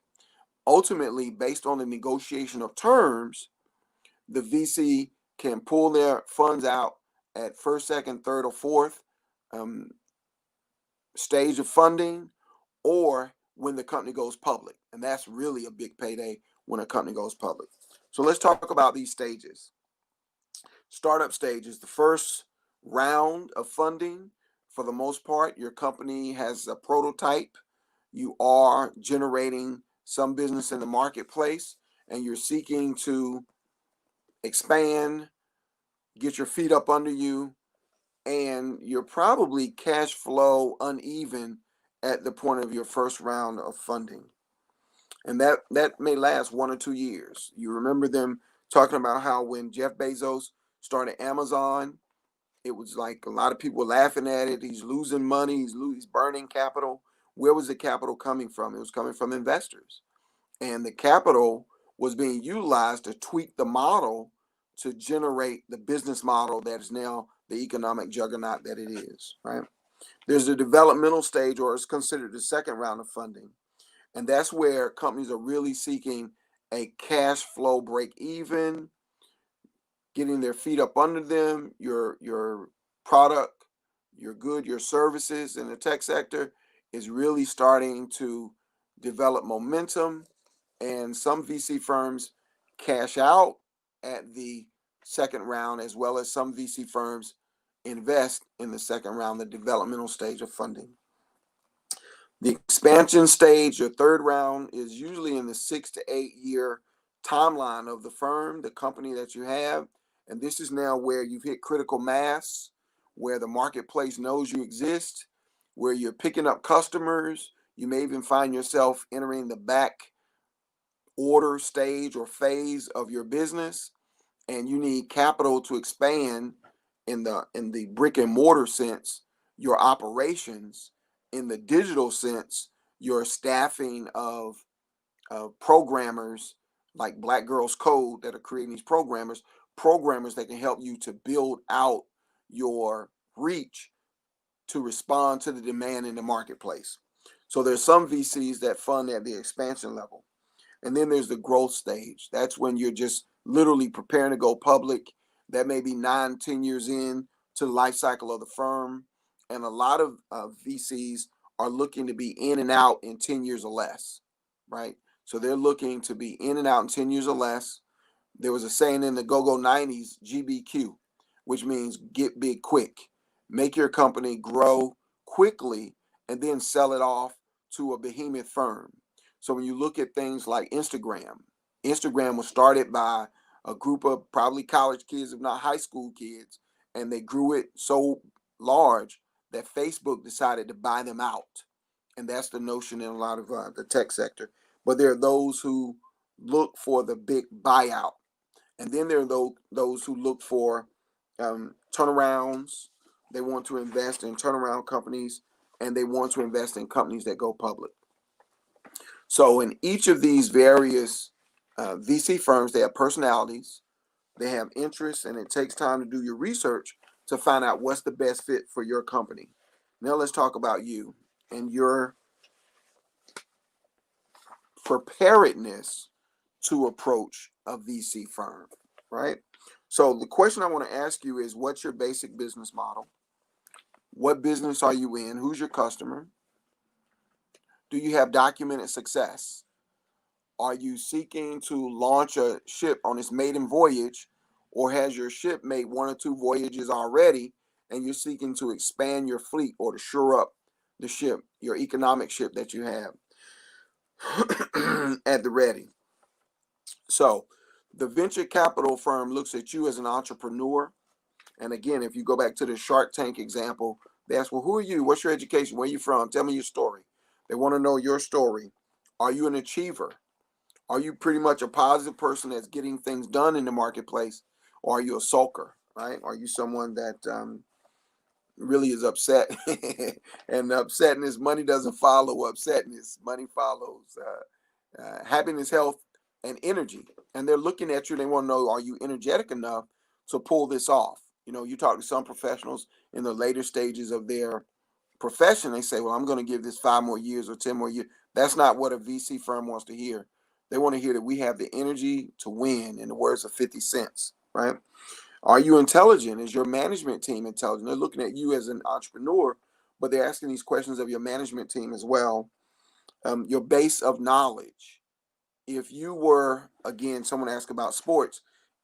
If you, say, for example, went to NC State, majored in sports management, and you work with teams or you played on teams and you've been around professional athletes, and now you realize there's an app you want to develop or a business model you want to develop that helps athletes rehab quicker from their injuries, and you have this body of knowledge and experience in the field, as well as you have some personal trainers and others in your management arena that can assist you in bringing these techniques, this business to the marketplace, that is looked favorably upon by those firms that want to invest in sports-like entities, right? And some athletes, hopefully Shaquille O'Neal, Magic Johnson, they're engaging themselves in investing in companies in the sports line of products or the sports services industry. Who's in your leadership? You as a leader individually, how many people have you managed in the past? As well as on your team, on your squad, what does your leadership ranks look like? Are you creative? And I should have put the last one first, and that is, do you have integrity? Can people count on your word? Are you known in the marketplace as a woman or a man of your word, right? And these firms are looking for, you know, a rate of return 2x, 3x, 4x, 5x, 10x plus on their investment with you. And the longer they invest, the longer they're seeking for a return on their investment, right? And a lot of firms, I looked into what makes a VC firm successful, and there's 9 points of what makes them successful, right? So what makes a venture capital firm successful? Number one, excuse me, is it's hard to start one.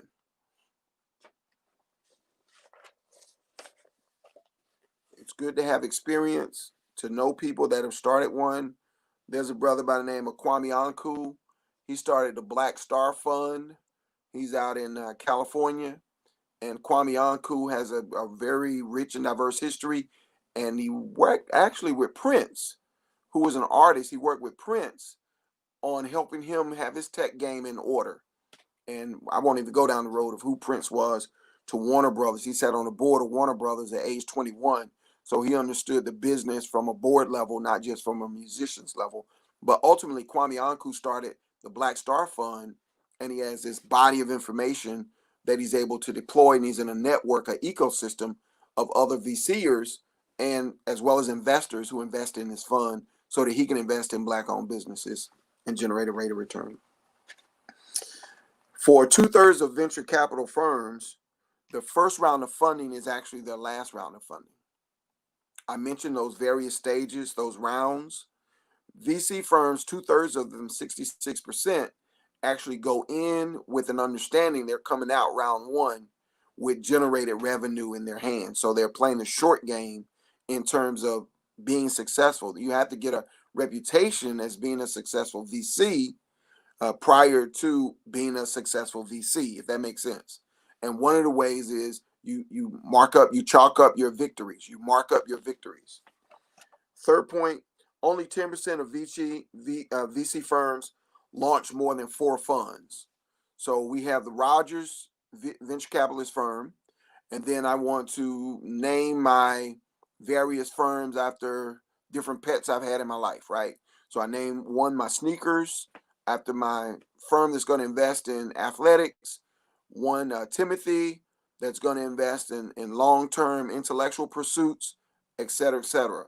Most firms only set up 4 funds out of which to invest. Luck matters, and the skill and reputation too. So for a lot of these firms, it's a matter of luck of finding an AOL early, an Amazon early, an Apple early. You hear stories of people saying, I could have invested in Uber early. Had I invested, I'd be worth 400 million now in my investments, right? I think Beyonce did a concert. They wanted to pay her $2 million, and it was an Uber related concert. She said, I'll take $2 million in shares of stock. And that stock has grown and is worth an exponential amount of funding. VCs on average are capable to, they're generating revenue streams in alignment really with the boring Standard & Poor's, SP 500, right? So venture capitalist firms, like successful human beings and successful families and successful communities, really operate under this something similar to the 80-20 rule. And the 80-20 rule is 80% of the profits are being earned by 20% of the firms. And in the VC world, it's similar. 10% of the firms are really generating a lion's share of the profits, right? So to be a winner in the VC firm, you're developing a reputation, you're playing the short game, you're winning, and then your reputation begins to precede you. Number 6, successful firms have 4 kind of entities, ABCD. 1, they hit home runs, like we talked about Uber. 2, they quickly dump losers. So if you're looking at it from your company approaching, you want to make sure you have the strong leadership, the integrity, a body of achievers, and that you're hitting and quitting, you're hitting and holding, you're being profitable. C, they have the ability to switch, right? So from one particular sector to another in terms of investment, they have the ability and the team to do the due diligence to make sure that their investment gets a right rate of return for them. And this one is huge. Networks matter. We talked earlier about George Fraser, and George Fraser is considered one of the fathers of networking in the African American community. Don King says, "My power lies in my people ties." The network that you operate in as entrepreneurs and the network that VCers operate in matters. You're coming across effective entrepreneurs, effective managers, people that have business strategic intelligence that can assist you in being effective in the investment of your capital. Um, Mergers and acquisitions exist in the VC world, as does IPOs. There's a guy you got to follow him. He's a dirty mouth rascal, but his name is Dan Pena. Dan Pena is a beast. He considers himself a $1 trillion man because he's helping 1,000 billionaires. He's developing 1,000 billionaires. And so Dan Pena is all about buying businesses that already exist. He's not so much a VC because he talks about buying them with their own debt, which is an interesting approach.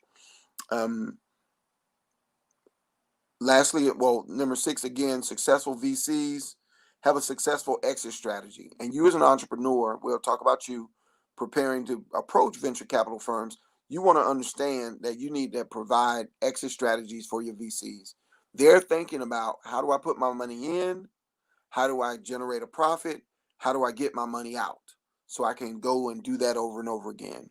You may be thinking about the life cycle of your company, your succession plan, how you want to pass it on to your children. VCs are looking at in, growth, exit with capital strategy. Number 7, older venture capital firms are not necessarily top tier. There's this whole mythology and categorization of venture capital firms around who's top tier, second tier, third tier. The older ones aren't necessarily top tier, but they've been able to sustain themselves because they enter and they exit with profit, and their reputation grows being able to enter and exit with profit to the point that they're now considered one of the top firms or older firms in the VC world. They consistently deliver results in the same way that you as a business owner want to consistently deliver results and hit home runs. VC firms are looking to do the same. Top tier firms, they bargain for favorable terms from entrepreneurs, better deal flow, they have greater skill, and they're more patient. They also have a focus area of expertise. So in that world of VC's deal flow, how many deals, how many conversations are you looking at every day? I mentioned earlier that VCs are looking at 20 or so deals a day. If you watch Shark Tank, they at least bring on 2 groups, sometimes 3 or 4. The notion is you keep looking at deals before you decide to invest, and then we're going to go through that process. All righty, so let's walk through the way in which VCs operate internally. And I have more of my notes here. All right. So VCs literally want from you, a business owner, a summary of who you are, what your business is about. And based on the quality of the summary, they're going to ask to engage you further.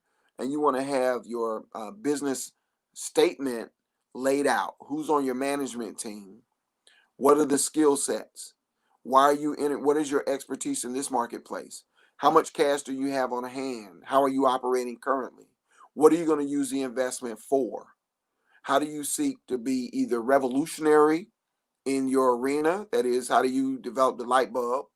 How do you seek to be innovative in your field? How do you seek to make the light bulb a a night light or a heat-seeking light bulb? How do you seek to change the industry in which you're in, right? So the same way that at one point Kodak was the company that provided the paper upon which you take your photos, Polaroid, and digital came and took them out. How is your firm's business model and the product the widget you're bringing to the marketplace, literally going to change the industry altogether, right? And then, or how do you fit in an industry and help to better that industry in the way that Starbucks, the example I mentioned earlier, they put up $100 million for food supply innovations, right? So these firms want a written statement from you. And if you're a not so good writer, you want to engage business writers that can look over your work to make sure that before you present it, all your I's are dotted and your T's are crossed. You want to present your work uniquely to those firms that have an area and interest in investing in the area in which you operate, right? You're not sending a form letter to 20 firms. You're doing research on who these firms are. You're figuring out where your business model exists in the context of that firm's investment strategy. And then you're with laser-like focus, you're presenting a summary with the elements I mentioned. You're presenting your business, a more detailed version of your business, including pro ratas, potential pro ratas, et cetera, of how you over time are going to generate revenue to be able to pay the VC out again. And you want to look at what's your exit strategy, right? Is your plan a 5-year, 10-year, 20-year plan? Do you want a GBQ, get big quick, and pass your company on to a Google, an Alphabet, a Facebook? If you're in the tech sector, do you want to create a new way of solving a medical issue and pass it on to Burroughs Wellcome if you're in the pharmaceutical sector, et cetera? If you're in the real estate sector, is it your intention to buy up gentrified property in the hood or the communities where gentrification is taking place, and then you want to bundle that and literally sell it off to an investment firm, somewhere in Singapore? You have to look at what your exit strategies are, right? Okay. And so as you're preparing yourself to present your information to venture capital firms, it pays to do your research. And so I'm going to share with you a guide right here. It's called the Venture Capital Handbook, right? And this guide is actually somewhat dated, but it has very good information. It's written by a VCer who wanted to write this handbook for businesses to understand the world that a venture capital firm exists in and what they're looking for from you as a business who is approaching them, right? They want to make sure that you're positioning yourself and your company to approach and to have success in actually obtaining the funds that you desire. All righty. I think how we doing on time, everyone? We're good. We're like 40 minutes in. I'm about to conclude here in a moment. And so let's just talk a little bit about your legal team, your legal documents in order, right?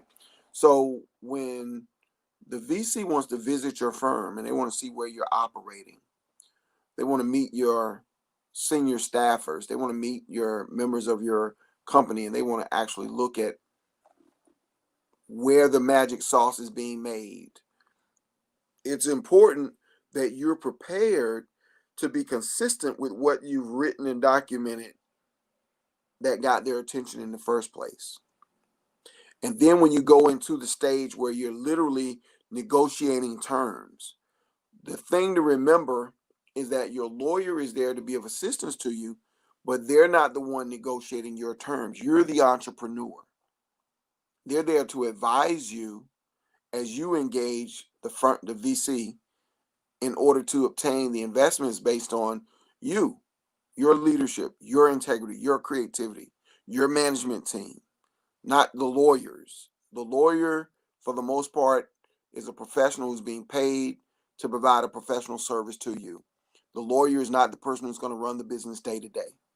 And while the lawyer sees it through the lens of a lawyer, which is, let me protect the interests of my client, the lawyer does not necessarily see it through the lens of the venture capital firm, which you who are approaching them for funds need to be aware of. Once again, they're looking for an excellent opportunity to invest capital, to generate growth in the company so that they can get a rate of return and they can exit from the company.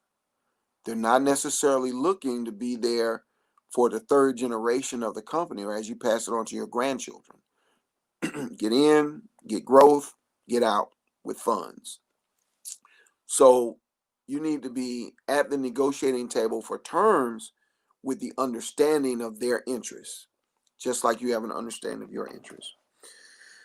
If you decide that you want to buy companies and turn them around and you want a venture capital firm to do that with you, from where are you going to obtain the expertise to turn companies around?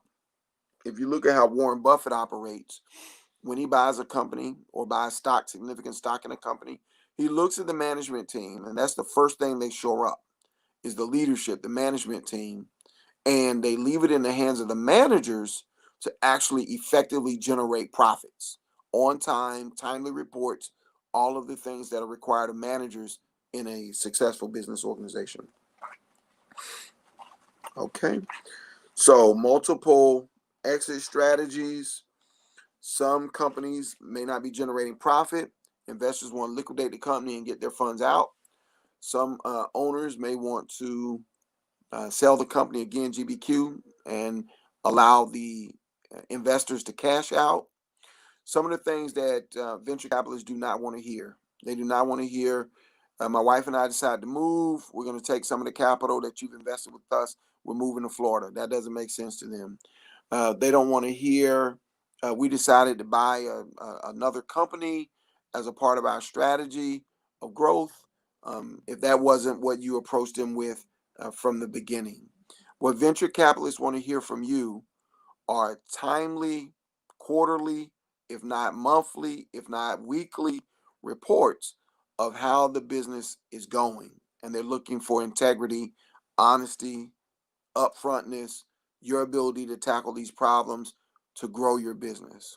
Now, a lot of our Black-owned businesses on this call may have not considered VC funds as a way to generate revenue, but the Small Business Administration, SBA, just give you a few more resources here. The Small Business Administration actually created investment capital firms, and you can reach them online. We'll give you another online resource here. You can reach them, the National Association of Small Business Investment Companies. They're in Washington, D.C. You can call them 202-628-5055. Their website, www.nasbic.org. The Small Business Administration has licensed over 7,000 small business investment companies. They've invested in Apple Computer, FedEx, Outback Steakhouse, America Online, and Intel, right? In 1958, there was $4.6 billion in long-term debt invested in these entities.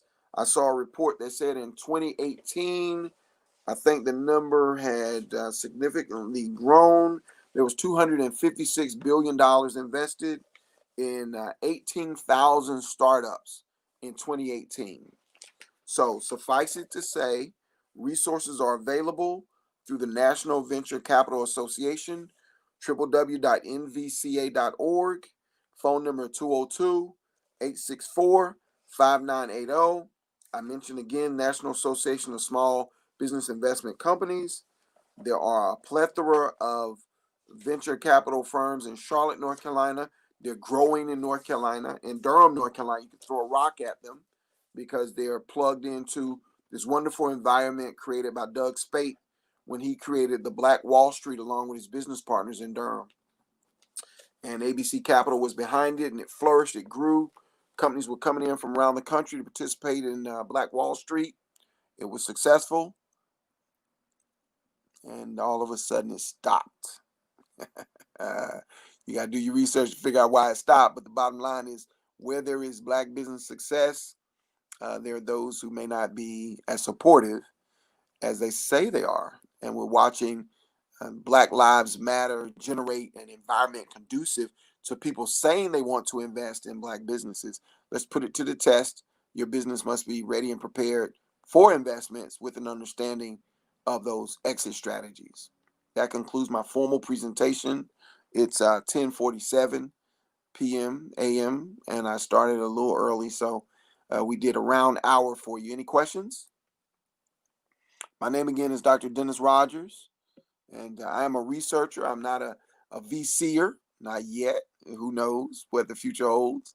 And I bring you this information from multiple sources that I've researched and taken the time to invest, along with my personal stories I included there in terms of DME Enterprises. By the way, Darian Dash with Digital Mafia did a reverse merger, became the first black tech company traded on NASDAQ. And what a reverse merger is that there was a company whose stock had fallen. They were entering the penny stock stage. He paid them, adapted all of their SEC filings information, and was then traded his company on the New York Stock Exchange, on the NASDAQ, National Association Security Dealers Quotient. NASDAQ, which is the National Association of Securities Dealers, which works closely with the SEC, Securities Exchange Commission, which are the ones that are involved in regulating, of course, investment tools, right? So we've seen some people like the Tulsa Fund down there in Atlanta, Georgia, the young brother who's put together a fund he's surrounded by some very bright, intelligent women who are lawyers and real estate acumen people, even though he and his wife are the face of that entity. And they're receiving investments for people to invest in real estate. And they're doing basically a crowdfunding, but it's authorized by the Securities and Exchange Commission. We've seen Killer Mike here recently tapping again into the psyche of Tulsa, Oklahoma, and Black Wall Street. Create Greenwood, I think is the name of his FinTech company, which is financial technology, which is banking online. And we know that United Bank, started by the merger of three black banks, is a black banking behemoth online. So in the world of finances and technology and the interface between the two, there's a lot of opportunity there. Vista Equities, we talked about them earlier.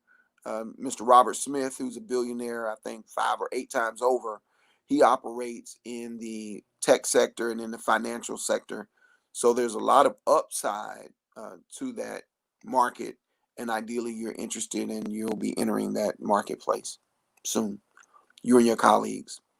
You may want to pull together a group of people to look at generating revenue through a syndicate, through crowdfunding, that you can then parlay and grow your company and prepare yourselves to approach a venture capitalist firm. Hopefully this was helpful. Any questions?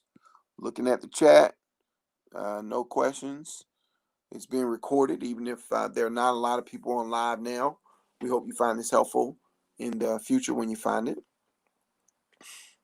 My name again is Dr. Dennis Rogers. I'm glad to be a part of the Black Business Expo USA and the Black Business Marathon as we operate 24/7 over a 7-day period with 12 hours of live and 12 hours of the replay in the recorded space. And as your business is seeking to position itself for growth, you need to know who's in your neighborhood. What businesses operate in Durham, North Carolina?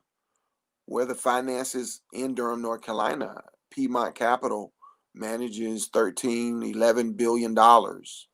Who else operates capital there in your city? Wherever you're watching from, who are your neighbors?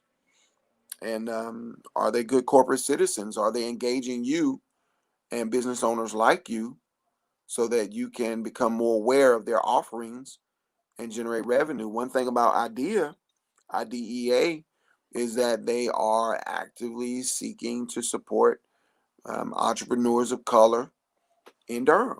And there may be some challenges with that in terms of a request for your ideas on print, but ultimately they're active in the community. And we hope that other capital firms like Piedmont that purchase NCM Capital would be active corporate citizens in the city of Durham. Okay, so Mark Lee says, hello, folks. I think, Mark, it just may be you and I at this point. All right, so more venture capital firms that are out there operating. Founders First Capital Partners is a firm founded by Kim Folson with the goal of providing capital and support to startups owned by women, entrepreneurs from minority groups, and military veterans. Pipeline Angels has invested over $4 million in 40 women-owned businesses and startups. They were founded in 2011. Base Ventures is a very young firm, and it has raised multi-million-dollar funding for startups like Style Seats and Balance Payments. Much of its success is owned by its founder and managing director, Eric Moore, a seed investor of Zappos. Moore is recognized as one of the top 25 most influential black tech startup. And speaking of black tech, there's some black tech resources I'd like to point you to where you can continue to educate yourself in this arena as you prepare yourself for generating more revenue. And I have them written down. I'm looking at my notes. You hear me flipping my paper. I want to make sure I give them to you properly. Here we go. So there's the Black Tech newsletter. We want you to look that up and identify that. There's a conference called Afro Tech. It's the largest black tech company. I also suggest you go on Eventbrite, and there's another one similar to Eventbrite, and look for these types of activities taking place in your state, in your city, in your hometown. There's TechCrunch. There's Blavity,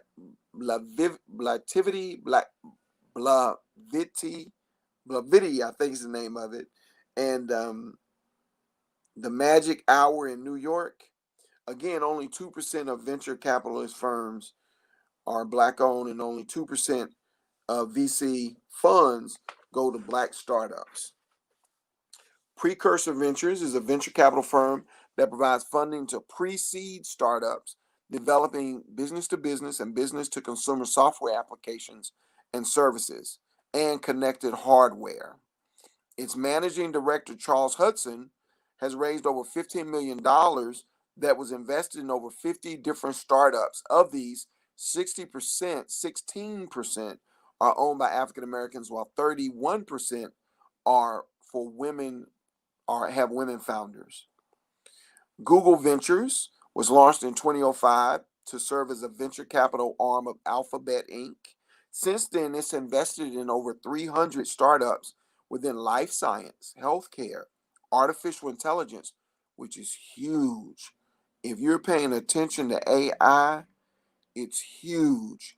When you go on the internet and someone has the last letters .io, which stands for the Internet of Things, it's huge. The connectivity that these tech companies, applications, the doorbell ring that's connected to your phone where you can watch it when you're not even at home and you can talk as though you are at home. All of this is coming, and there are companies like Google Ventures that are investing in that.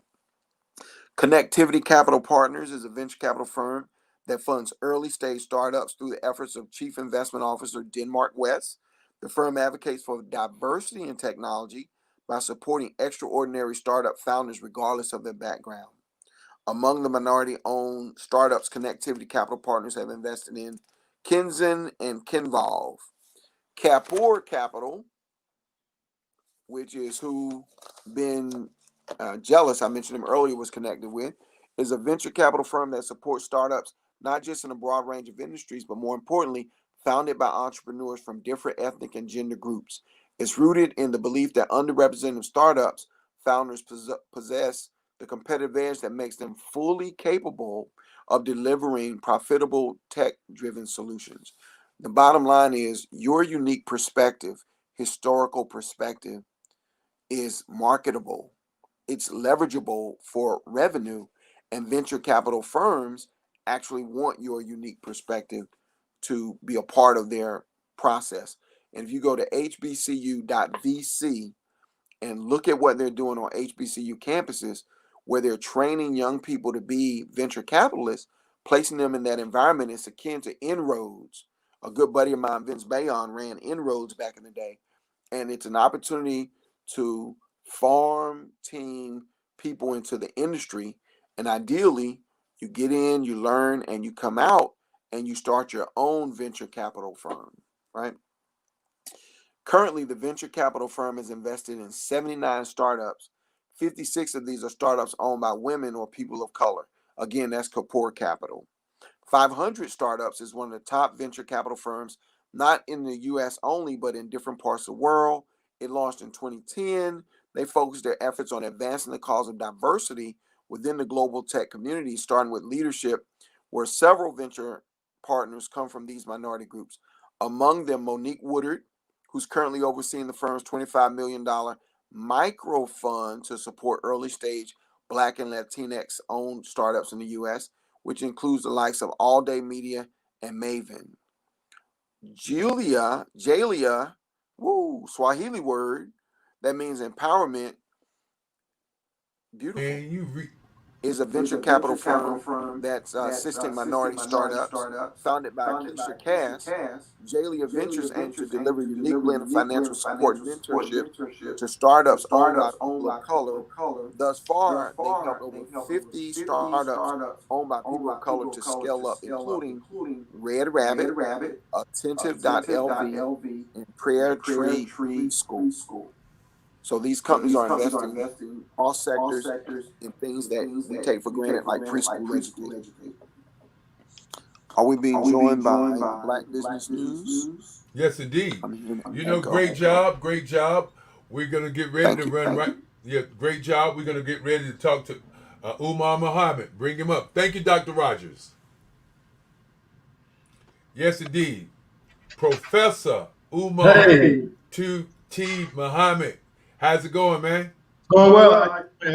Pretty But good. Dr. Kelly, Come on, man. sorry. You know how we roll. You know You you got to want. respect that, man. Hey, man. You know you one of the people. You've been my friend forever.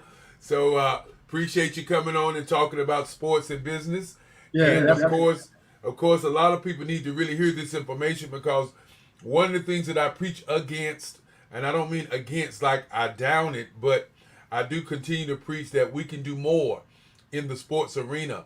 We can do more than be just the basketball player, the football player, the buck, the guy who carries the load. The guy like myself used to shoot the last shot, and that was what all the joy of the game was just to win a basketball game. While other people are utilizing this as a way to earn some money.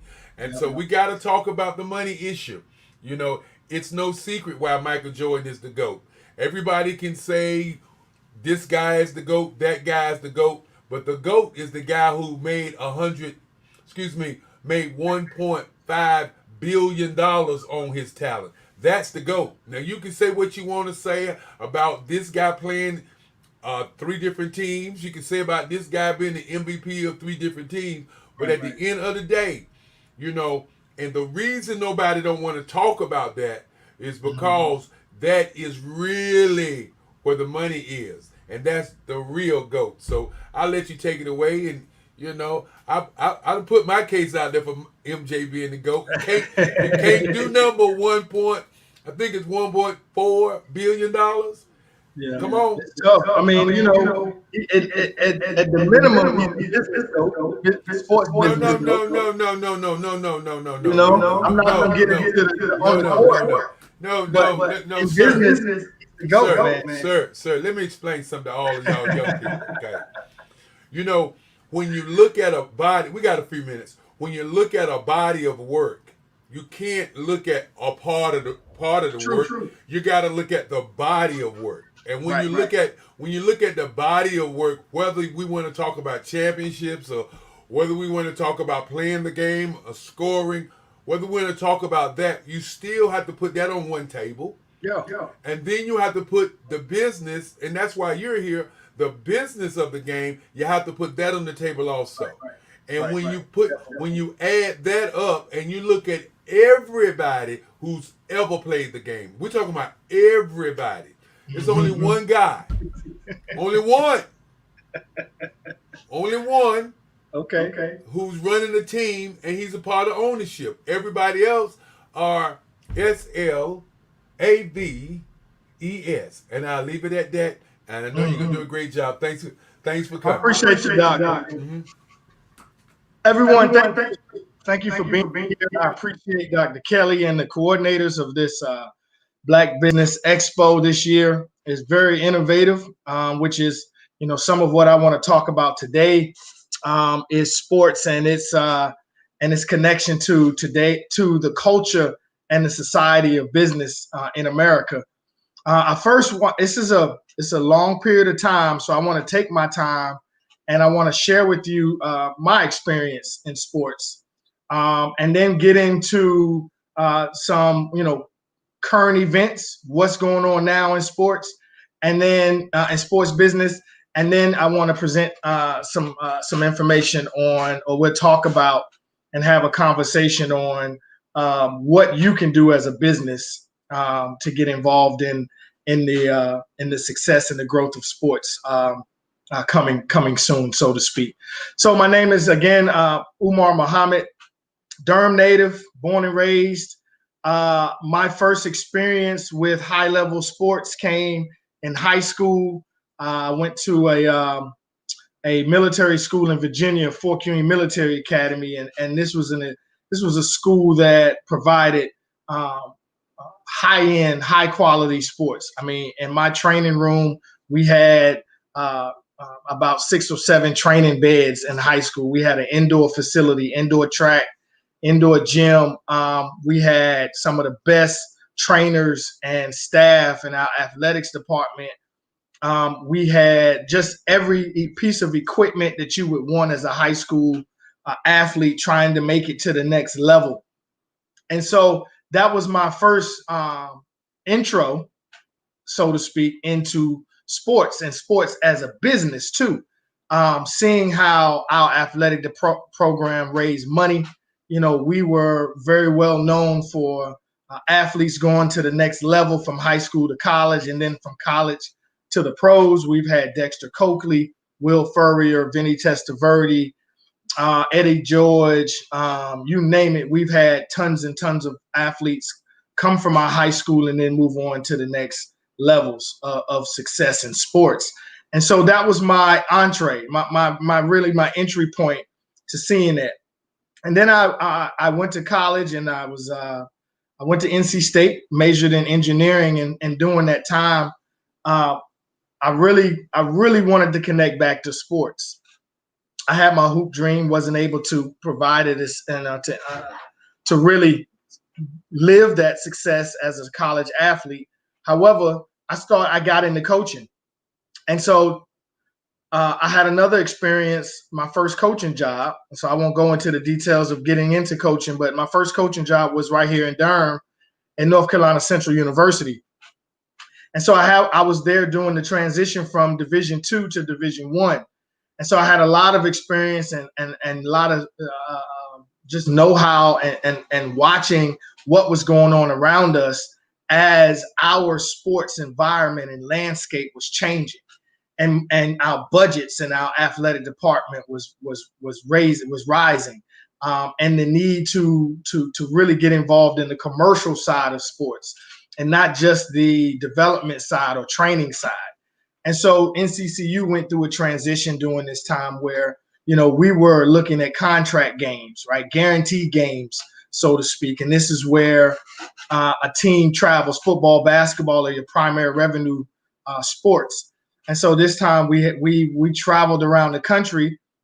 We lost a lot of games, but we made a significant amount of money. One of those guaranteed games came from Arkansas, where I believe we made about $75,000 to play. And we played in Fayetteville, Arkansas, and we lost the game. We played at the University of Michigan, Ann Arbor. And I think that game, I believe it was, about $90,000 we received a check for, but we lost the game. And so we went through that process of sports being integrated into really a commercialized or a revenue business model. And so in Division II, that's not so much. And so there's not so much attention to generating revenue. And so we coached there for 5 to 6 years.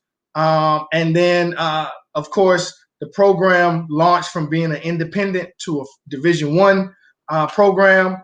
Our esteemed head coach, Lavelle Moulton, is now running that program very excellently. And so we're proud that we were there in the beginning stages and now being able to see the growth of where we've come. But we also, which we'll discuss a little bit later, the HBCU sports connection and process and model that we need to really address as sports or people interested in sports business. So we left NCCU. We received our master's degree during that time. I served also as an intern in the General Assembly as a Senate intern. So I was intimately connected to how policy and politics intertwine with public spaces, and so I was able to really bring my sports passion to this environment and really gain a lot of not only relationships, but also we were able to gain a lot of knowledge and experience and how policy, and now getting into sports policy, how that kind of comes together for the benefit of those stakeholders. And so we graduated with our master's degree in sports management, athletic administration from NCCU. And we proceeded to get involved in the community, partnering with Parks and Rec to provide sports leagues and events, partnering with other community groups and individuals that wanted to put on events. We started getting into event consulting, sports event development and consulting, and working with clubs and teams to make sure that their tournaments, their combines, and all those types of sporting events and camps were ran well, that they had staff, that we engaged in sponsorship opportunities and proposal development, and really bringing a type of energy and collective work to get around sports and developing sports at the local level, particularly in Durham. And during that time, so we started Youth Sports Consulting, which is our consulting company that we still have, and we've worked with Nike, we've worked with a couple other Fusionetics, we've worked with what's the company name? My mind, Vertimax, in providing equipment and technology to our clients in a way that's very innovative and on demand. We've done this for about now it's going on 9 years, and so we're moving into another phase of our business operations and the services. And so we started youth sports during that time. We also were able to get involved in minor league sports at the regional level, and started a team called the Bull City Legacy. And during this time of 6 years, Bull City's Legacy played its games here in Durham. We traveled around the state to Wilmington, to Charlotte, Huntersville, Fayetteville, Raleigh, Cary. We had a successful 6-year run as a minor league club. We provided opportunities for young people in the community to come to our games and engage our athletes. We were able to provide 3 contracts for a couple of our players to go overseas and receive professional contracts. So we got into transfer fees, and we can talk about that if you guys are interested. And so we're very happy about what we started here. We want to be able to continue that legacy of the team, providing not only the community with an asset that can bring recognition, resources, and ways to collaborate to the community, but we also love the fact that this program, this club, this entity also provided young men opportunity to continue their dreams of receiving a professional contract and professional career. And so Bull City Legacy was in our sense, we also were able to create contracts. So we had a apparel deal with Adidas. We had a broadcasting deal with ESPN3 at the time. It was this digital platform that had just started, and so they were looking for sporting events in the southeastern part of the country, and we were able to negotiate 2 games to be broadcasted on ESPN. Um, I think it was ESPN3 at the time. It's now changed to I think it's just ESPN online or HD or something like that. But so that was a very enlightening and encouraging period of time. Learned a lot. Learned about commercials on screen, stagnant, 30-second spills, how much they're worth, just all the commercial parts of getting involved in broadcast media when it comes to sports. During this time, we also started doing more events, and we started bringing leaders and entrepreneurs and sports interested people together around the notion that we can build a sports ecosystem in Durham and in the region. And so we started doing this. We started the Sports Breakfast Club, and this was a platform. There was a business-minded, high-level conversations about sports in the area and what we could be doing to really get people more engaged and more involved in the processes of developing sports and sporting events. And so we started from there. We continued, and then about 3 years ago, St. Augustine's University called and asked that and wanted to see if we were interested in teaching and working with their students, with our students in sport management. And so I accepted the challenge to go into academia and bring the experiences, the practical knowledge of sports business to the classroom, to developing the next generation of sports leaders and sports executives and sports entrepreneurs and sports managers and sports practitioners. And so we wanted to get involved intimately into that space. And to this date, we've done some good things over the last couple of years. We started the first student managed sport management alliance, a student club at the university where our students can gain professional internships and knowledge of the field. We've started building out our esports program and curriculum to begin to start creating these environments where our students can engage directly with the phenomenon of esports as a sports industry and market now segment. We've also started the first cycling team, HBCU cycling team in the country, and we've gained support and partnership with the NFL, with Canyon Bikes, Stages Cycling. Our students are the first HBCU team to actually have a qualified and certified USA cycling team. We've started competing virtually this past semester. In the spring, we hope to be able to hit the road live. And so, we're just moving forward in the sports space, utilizing the passion that sports brings people together, that utilizes the demand for people to see live events, to be engaged in cooperation and competition. And so that's our journey to this point. We're a recent author of a book that's on Amazon, and if you're interested, you can share if you're interested in purchasing that at another time. However, it just shows the nature of how sports brings people together.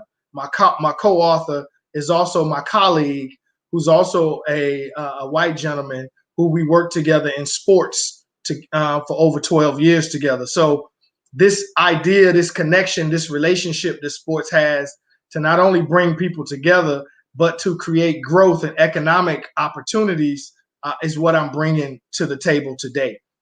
And so I just wanted to kind of start in that frame to give you a simple background of who I was. Now, what I want to do is move to I want to read I wrote an article for a journal over the summer, Sports Business Commentary, and I want to read some of the article to you to kind of lay the groundwork for or the framework for how we look at sports business and the opportunities that it provides for entrepreneurs, for business owners, and so forth and so on. So bear with me. I'm going to be reading from my other computer screen that's right next to here. But I hope that, after we read, then we'll go into the PowerPoint that I have so we can discuss further some of the comments, some of the information that's here. So I appreciate you guys holding on with me as we get into this.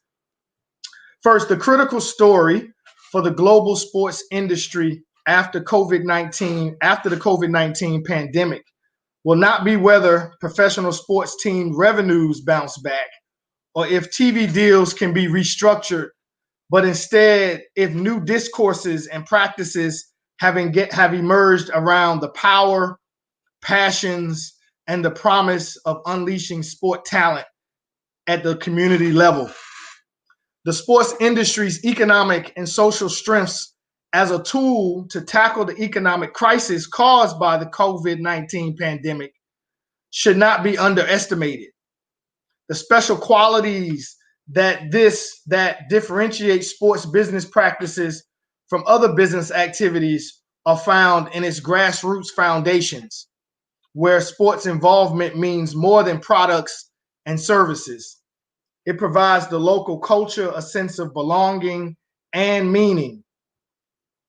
Because sports engagement is a multifaceted marketing and development tool in corporate and community agendas, every level of involvement, from peewee to professional, is drastically impacted when our cultural norms and sports consumption behaviors are disrupted.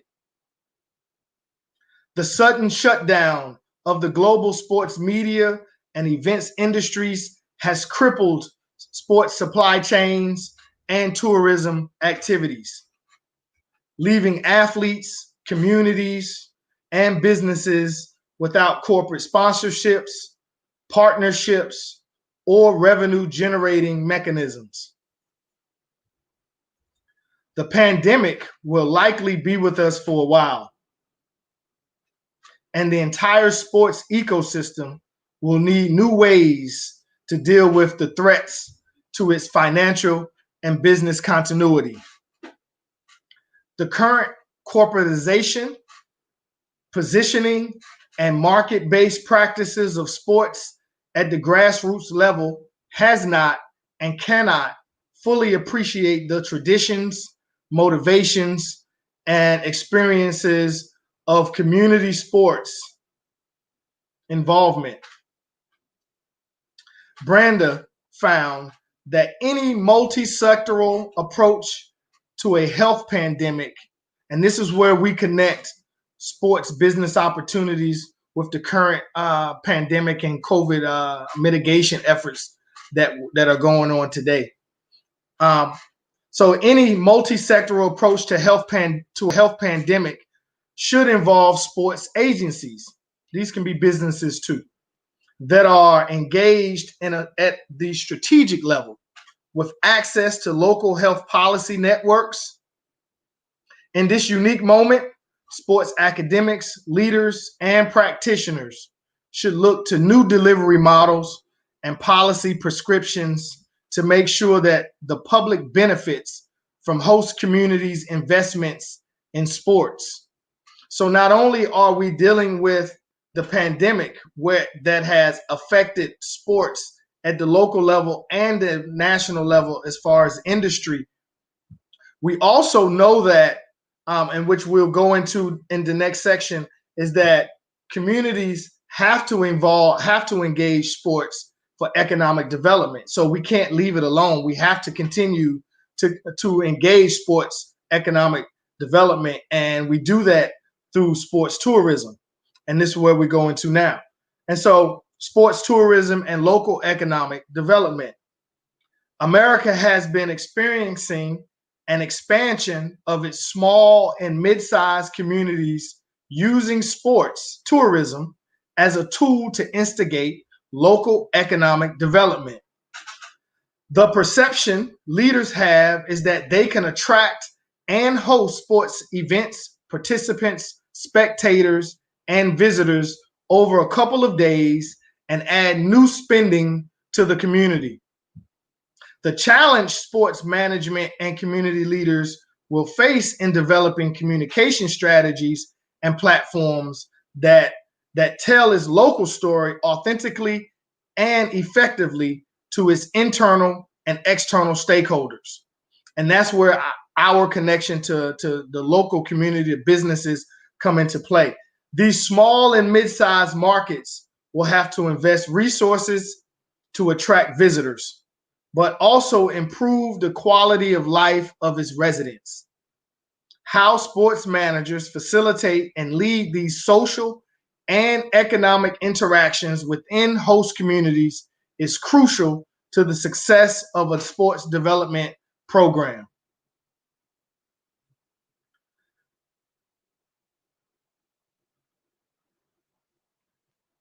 And now we go into what we need on the ground. Traditional delivery of sports development or sports economic programs that are building communities up, creating growth, using sports to instigate transactions and commercial activity at the local level. Traditional delivery of these types of programs, especially at the community level, face particular challenges from globalism and neoliberal ideology. Over the last 2 decades, sports and recreation managers have been challenged by the institutional and market-based processes as they have impacted the provision of sport as a tool for social inclusion and community development. Stephen H. Webb argues that what makes one society good might differ from what makes another society good. And I would just say what makes one community or city good and what it does is not always the same in another community. And so you have to be very strategic and innovative. And we'll get into that. The communities need cultivation, protection, and are created and sustained by intentional activity. Our current corporate ready approach to developing managers and leaders of community sports and sports organizations no longer makes sense given the complexities of social inclusion, economic uncertainties, and the current demands of community stakeholders today. And that kind of dives into the sense of gentrification and the influx of people coming into our communities and their sport choices and sport consumption needs. The good practice of sport development has the potential to alleviate social ills, improve overall community participation, and boost economic activity. Realizing these benefits requires sports leadership able to cultivate social capital over or in concert with economic gains. So someone who's able to manage the dual mission or the dual engagement of social causes and economic or financial growth. Those two things we have to look at in our community as African American or Black business owners. This is where it goes. It comes in. HBCUs come important too. HBCUs with sport management programs are situated through their institutional missions, academic cultures, and community focus to train sports professionals with a holistic approach to community development. These small college environments having requirements for community service on and off campus must move towards structuring external partnerships that are enterprising and mutually beneficial. The success of strategic partnerships for community development will be a result of leadership familiar with the activities of local bureaucracies, entrepreneurship, and social action. So in our communities, we have all these dynamic things going on. So in order to, because sports mirrors society and mirrors our culture, we have to be able to take into account the diversity and the innovation and entrepreneurial skill set and mindset that we have to have as business owners to negotiate this new space, particularly in light of COVID, but not just COVID, because we're living in a space where um, business ideas and business models are beginning to be restructured and repositioned. And so we need to know what the landscape is in sports. We have to be able to, and governments. Next, I will say we're going to building capacity for this development. Despite the increasing emphasis on sports as a community development tool, little is understood about how businesses, cities, and regions can leverage sports for positive social and economic outcomes. One thing we do know is that the rapid changes in the sports landscapes necessitates that communities engage in innovations, proactiveness, and some risk-taking, literally acting as entrepreneurs and enterprises. It is important in these local economic strategies and activities that expertise be utilized to frame actions and engagements between communities and development interests. So our local community interest has to be connected to the development interest, the economic interest of developers that come into our area to build facilities, to build fields. We have to be able to connect our interests as local businesses and stakeholders with the outside developers' interests to build those spaces. That's going to be very important moving forward, particularly in Durham.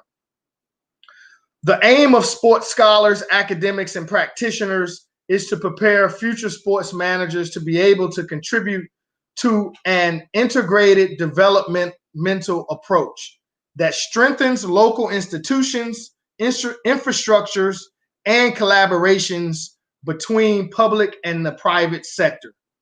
Sports can do this. Building capacity in local communities also means building leadership that is contextual, effective, ethical, and service-oriented. The capacity needed to successfully leverage local assets must involve interactions and learning among sectors, characterized here as a sports ecosystem with social inputs, business entities, and public expectations. We should expect certain things of this ecosystem. Part of what my previous presenter provided with Doug Spate, providing this space with Black Wall Street and his partners, the same should be an expectation that this sports ecosystem provides certain outcomes and outputs that we can tap into. Businesses and leaders engaging in this ecosystem must incorporate in their practices an ethos of providing meaningful sport work as well as a quality sport product. So not only are we providing a quality product, but we're also providing work. We're also providing jobs and gigs and opportunities and careers. So not just the product itself. And so I'll finish with two final points in reading, and then we'll go into the PowerPoint. First point to finish, point one, identity and power. This is where we have to really look inside. Sports competitions, events foster bonding, shared experiences, and identity formation for local residents, businesses, and stakeholders. At the community level, grassroots organizations facilitate this participation among individuals and groups through cooperative and competitive activities and programs, much like tournaments, camps, coaching clinics, speaking engagements, and so forth and so on. Without entrepreneurial thinking, innovation, and improved organizational capacities, these local sports events and cultural activities will be compromised, particularly in this time that the industry is changing right under our feet. We have to be attentive to what is changing around us, the need for certain innovative services and opportunities and products that we have to provide, and we'll get into that a little bit in the PowerPoint. For many of the sports organizations operating at the local level, the surrounding community is its direct operational environment. Those are your consumers, your customers. And the conditions within the community are critical to the organizational survival. What happens on the ground is critical to your business. If they're not sports fans and consumers, if you're engaging in sports, you won't be successful as a business. And so what's happening on the ground is critical to your survival. Following an open systems framework, when the community is lacking in resources, talent, or norms, its sports organizations or its sports outputs, behaviors, and legitimacy will be impacted adversely. The challenge moving forward for sports businesses and organizations is realizing their market value is actually determined by how well they innovate on the demand side, engaging with and meeting the needs of their current members, their current customers, your current consumers, and not attracting new ones. Final point I'll make in the relationship between business and the sports community. Businesses and sports organizations in cities and towns have shared interests that, if exploited collaboratively, can improve business capabilities, enhance talent management, and produce mutually beneficial competitive advantages in local marketing and economic agendas. In these uncertain times, businesses interested in sports investments at the community level require that partnership circumstances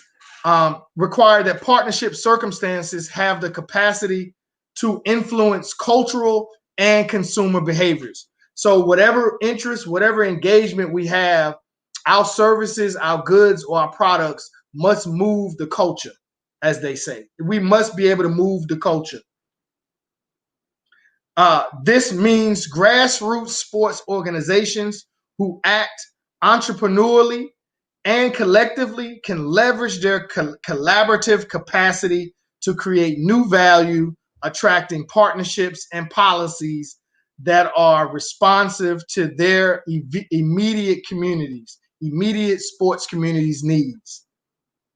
This locally driven cooperative effort among traditionally marginalized sports organizations and businesses can be advantageous for sports-based relief and recovery efforts post-COVID-19, right? So we can get involved in how we recover after COVID in sports, but we got to start now.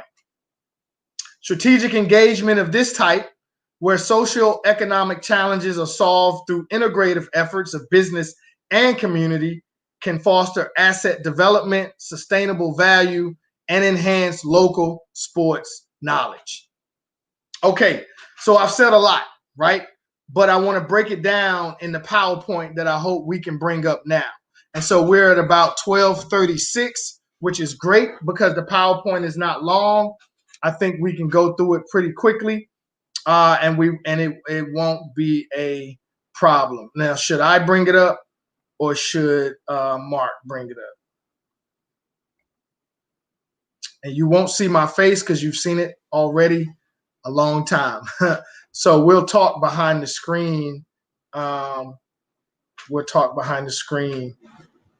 See if we can bring up the PowerPoint.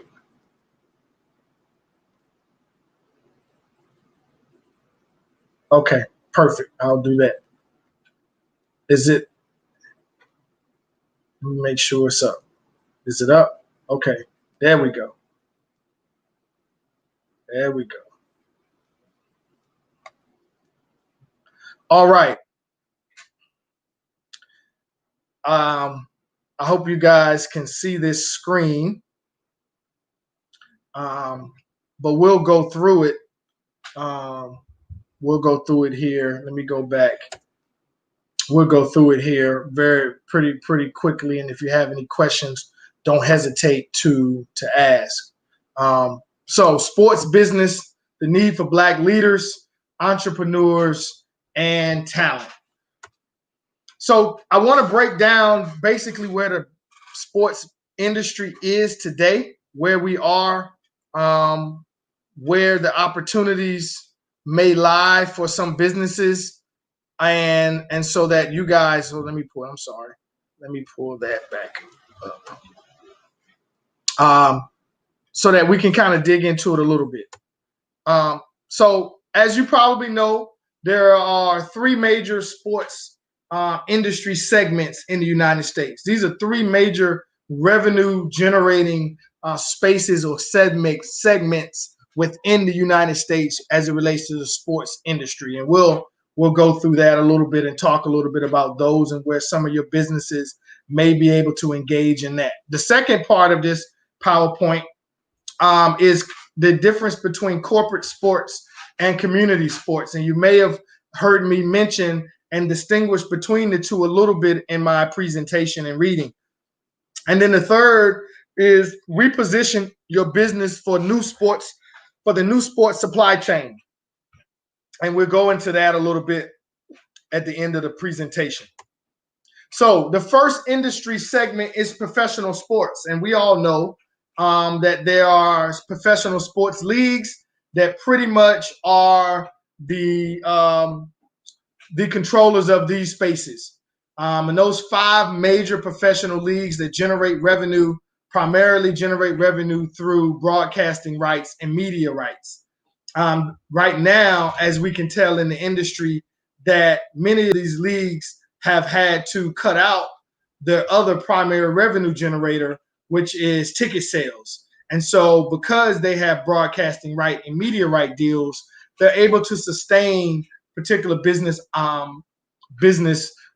operations and opportunities with their franchises within those leagues. And franchises are the same.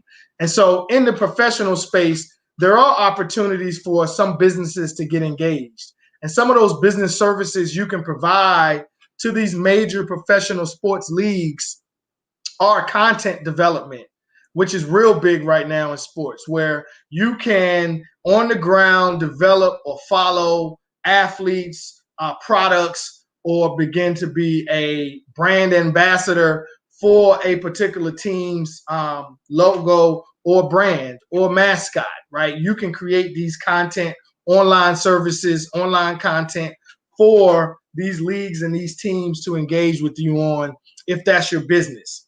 You also can look at athlete services, right? Training, equipment needs, technology, recovery. So if you're in the health and fitness space as a business, you can engage professional athletes in these spaces to offer them services that they can use and contract you out. The other business service is team branding and creating relationships at the local level. And if you look at creating these local sports ecosystems, a collaborative or a collective of businesses can really offer a team like the Charlotte Hornets or even its minor league affiliate, the Greensboro Swarm, and a package of services that it can provide. The MEAC, and we'll go into the college in a little. We'll stay here with professional. So you can offer teams a local supply chain network that they can tap into, because as we know in sports now, global supply chains have been broken up. Different industries and countries have been disrupted, and these supply chains and these businesses want to continue serving clients and customers, but getting the product, getting the equipment, the good to the market has been tough.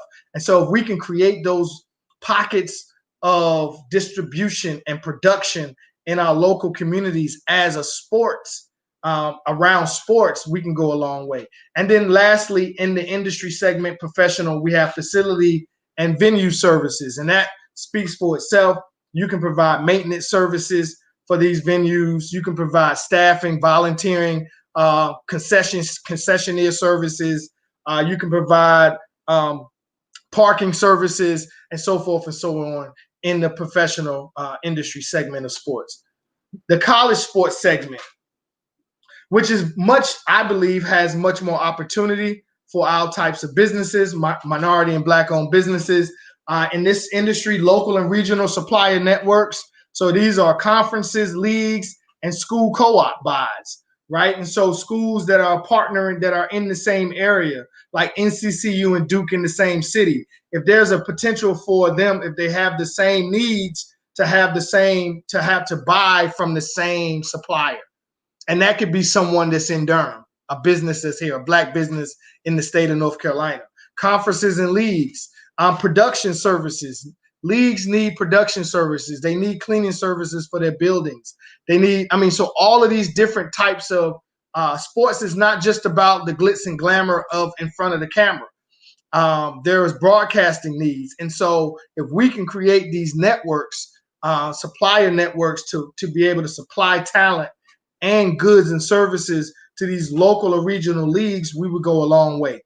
Facility operations and general business services, accounting services, financial services, those things that local colleges and universities that may be around your area still need contracts based with. Some of these, the budgets of these athletic departments in some of our communities are not very big, so that they can't hire full-time staff. And so you still have, as a business, there's gaps in their service needs and the operational needs that you may be able to fill. And then thirdly, under the college segment of the industry of sports, where some of our businesses may be able to engage a space, is in athlete representation and performance services. And I mentioned here the NEAL endorsements and marketing advisors. And because within the next year or 2 years, the NCAA is providing legislation that's going to allow for our athletes, our student athletes from high school going into college, to be able to make money off of their name, their image, and their likeness. And so that type of legislation can create new business segments, new market segments that we can tap into for services or to provide goods to. Someone to possibly help a family negotiate a endorsement deal with, say, what's a local business in this area? Say Nzinga's, or say Phoenix Square. I want to use Black businesses, or say something that, a business that wants to attach itself to an athlete because of their talent and their skill. That family still is going to need an advisor or a marketing advisor or of someone to help represent that athlete and that family in those contract negotiations to get the most out of that opportunity. And so that's going to be something that, we need to prepare ourselves for. And then lastly, as far as industry segments, we have tourism and events development at the grassroots level. And this is where I have been mostly engaged in tourism and event development at the grassroots level. And that's where what we're doing, what a lot of work is going on in Durham with the Durham Sports Commission, and other mechanisms are being created now that we need to make sure we're a part of and we know what's going on, because they're going to be advocating for certain sports policies that are going to impact us, not only impact families and communities socially, but also impact how business is done with these contracts, these external facing resources that are coming in. And so we want to make sure that we understand how we can get engaged in tourism and events development at the local level. How can we support our local organizations, clubs, and teams as they host tournaments and teams coming in? And how can our brand and our products leave with teams that are coming in but now going back to their communities? As business owners, we have to be involved in that. So the next step would be looking at sponsorships and brand loyalty opportunities. Can you sponsor uniforms for sports teams in our area? Can you sponsor trips where maybe you can wrap a van or a bus that these young people are going to be traveling in when they travel down the road? Or can you provide sponsorships so that uniforms or programs or travel is paid for the teams, but your business, your brand also gets the recognition, the due recognition in that exchange. And then entrepreneurship and innovation of sports delivery. We have to begin to look at how we're delivering sports and who we're delivering our talent and our assets in sports to, right? And because who we're delivering our asset, and when I say our asset, that's our talent, not only our on the court or on the field talent, our physical talent, but also our innovative, creative spirit and how we present ourselves in sports. And so we have to begin to look at how we're controlling and owning that space and who we just give that up to, because our communities are not benefiting from all this talent that these athletes and this content is being provided to them. We're sending our stories of our young athletes to ESPN, to these different distribution networks, but what is our community getting from it? What is how is the ecosystem benefiting from it? Do we have assets that we can facilitate and instigate around how we're going to use the talent and the skill and the entrepreneurship and the spirit of just the of growth in a way that's going to be beneficial to the entire community. And I'm gonna get through these next two slides fairly quickly. And I want to break. This is important because I want to break down the cultural versus corporate sports versus community sports. And this is a operational type, like how you want to operate, what space you want to operate in, and there's benefits and negativities to both. But I want to just make sure you have a good understanding as a business owner or entrepreneur what you're getting yourself into. And so under corporate sports, the interest is mainly commercial, right? And that's okay, mainly commercial, financial motives, right? The idea is to exploit talent and exploit the assets for the biggest amount of return that you can have. So when I say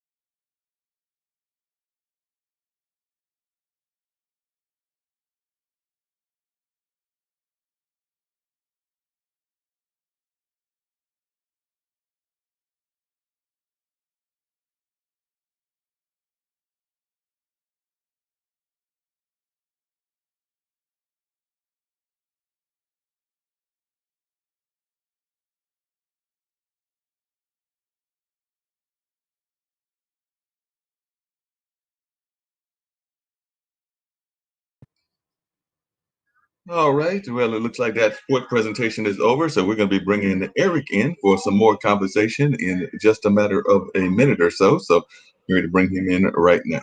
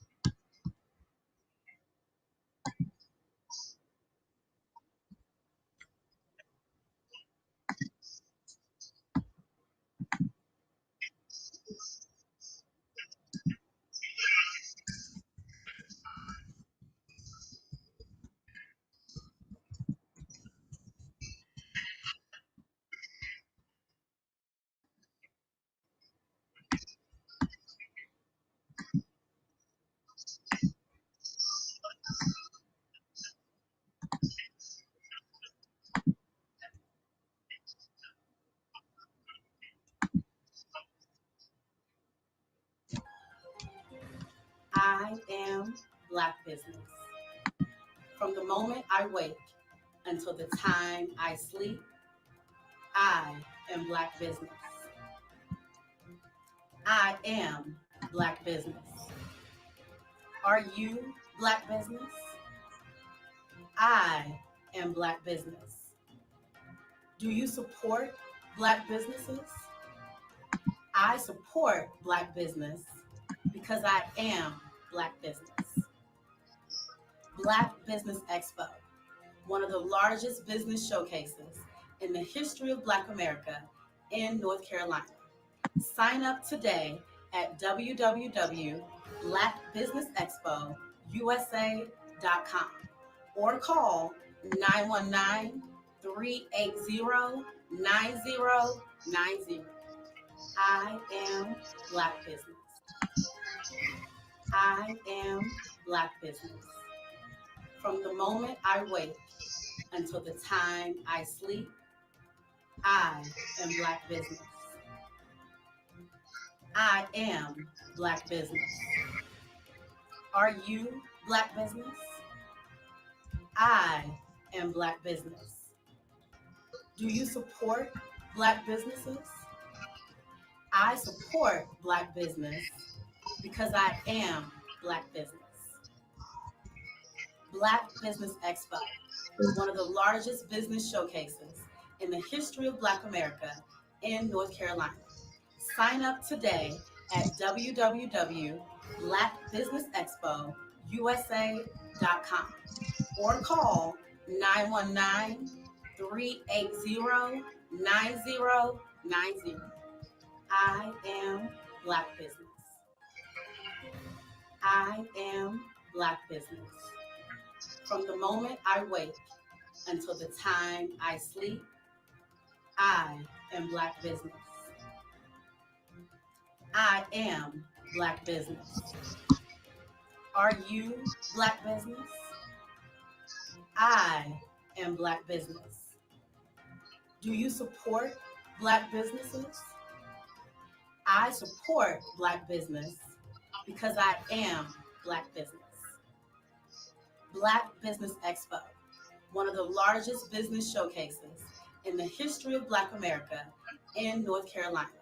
Sign up today at www.blackbusinessexpousa.com or call 919-380-9090. I am Black business. I am Black business. From the moment I wake until the time I sleep, I am Black business.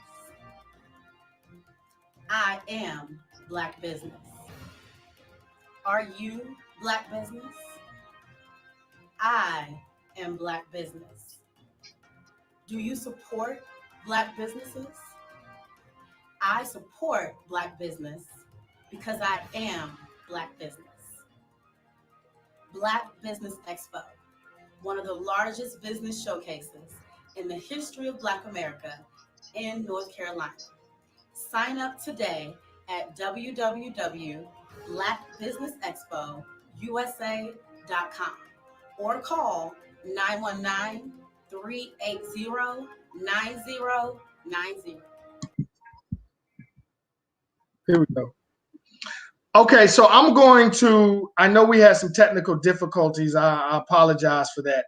I'm going to close up, but I'm not sure where I left you guys. However, I'm going to just close up the slides and the space in leaving you with this. Where's the business? The business is in goods and services. We have to engage in innovative delivery, production, and manufacturing of goods and services to the sports industry. That looks like collaboration, collective action, and CBAs. CBAs are community benefit agreements.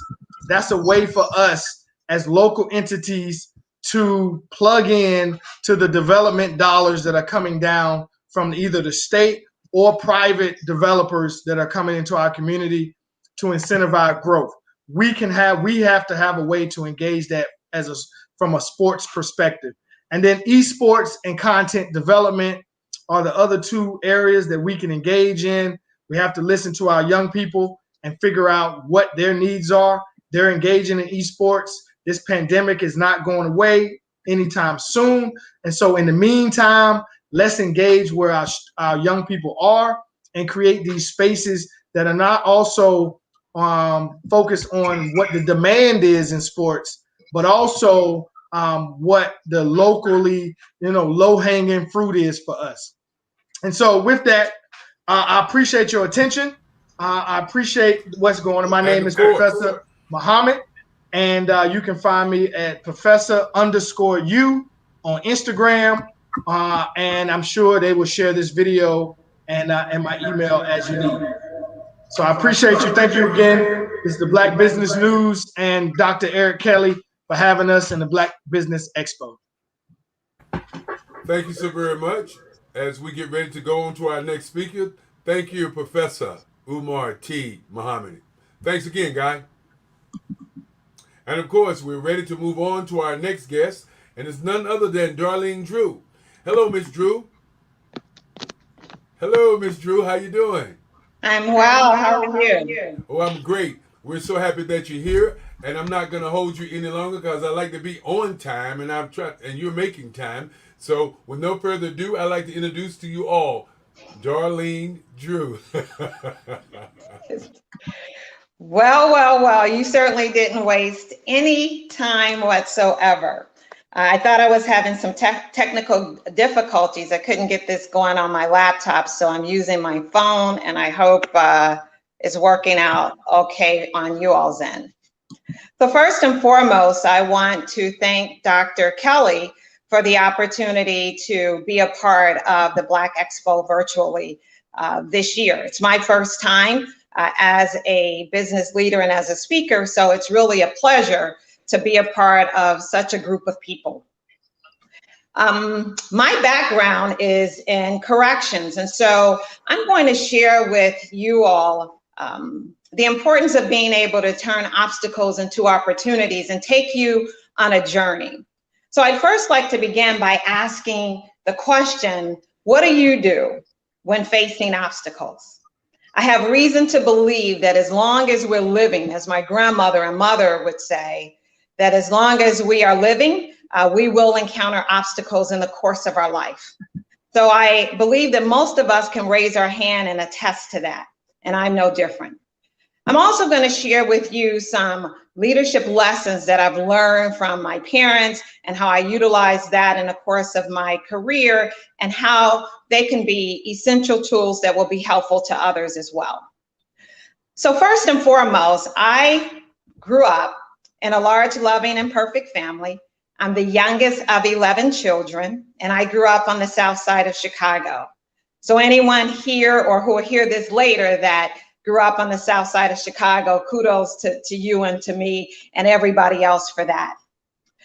Like many people growing up, my parents were loving parents who worked very hard to raise their children, but they struggled. They struggled, and I'm sure many of you out there understand what struggling is like. My father worked 2 jobs most of his life, and my mother was a stay-at-home mom. I liken the relationship and the structure in our home of my parents, describing my dad as the CEO and describing my mom as the COE, that most people don't know a whole lot of what that stands for, and it stands for the chief of everything else. So those 2 people are the first individuals that, for me, epitomized what turning obstacles into opportunities, what it looks like. They epitomized to me what leadership looks like. And so the first leadership lesson that I want to share with you relative to turning obstacles into opportunities is leading with a kind heart. See, what my parents both showed is that for any of us to live well, we have to be able to treat people well. So they epitomize what caring, compassion, and doing it with consistency, what that looks like. They were able to do that for their children and for other people. My dad often would bring other people to our home that he's met along the way and essentially expect us to make room for them. And so, of course, we did. That's what you do when you are following what your parents expect of you. And raising all of us, what I saw occur with my parents is I saw them struggle. I saw them struggle on a regular basis.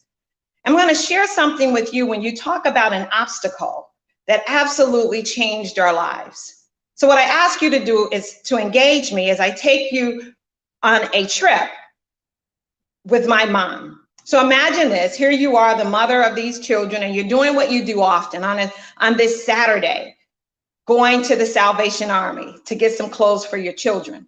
And as you're making that trip, one of your children sees you and is chasing you as you're across the street.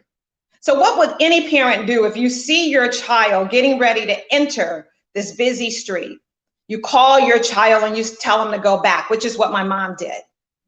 But the child is steadily coming. So my mom did what any parent would do. She turned around to go back to get my brother. And something happened.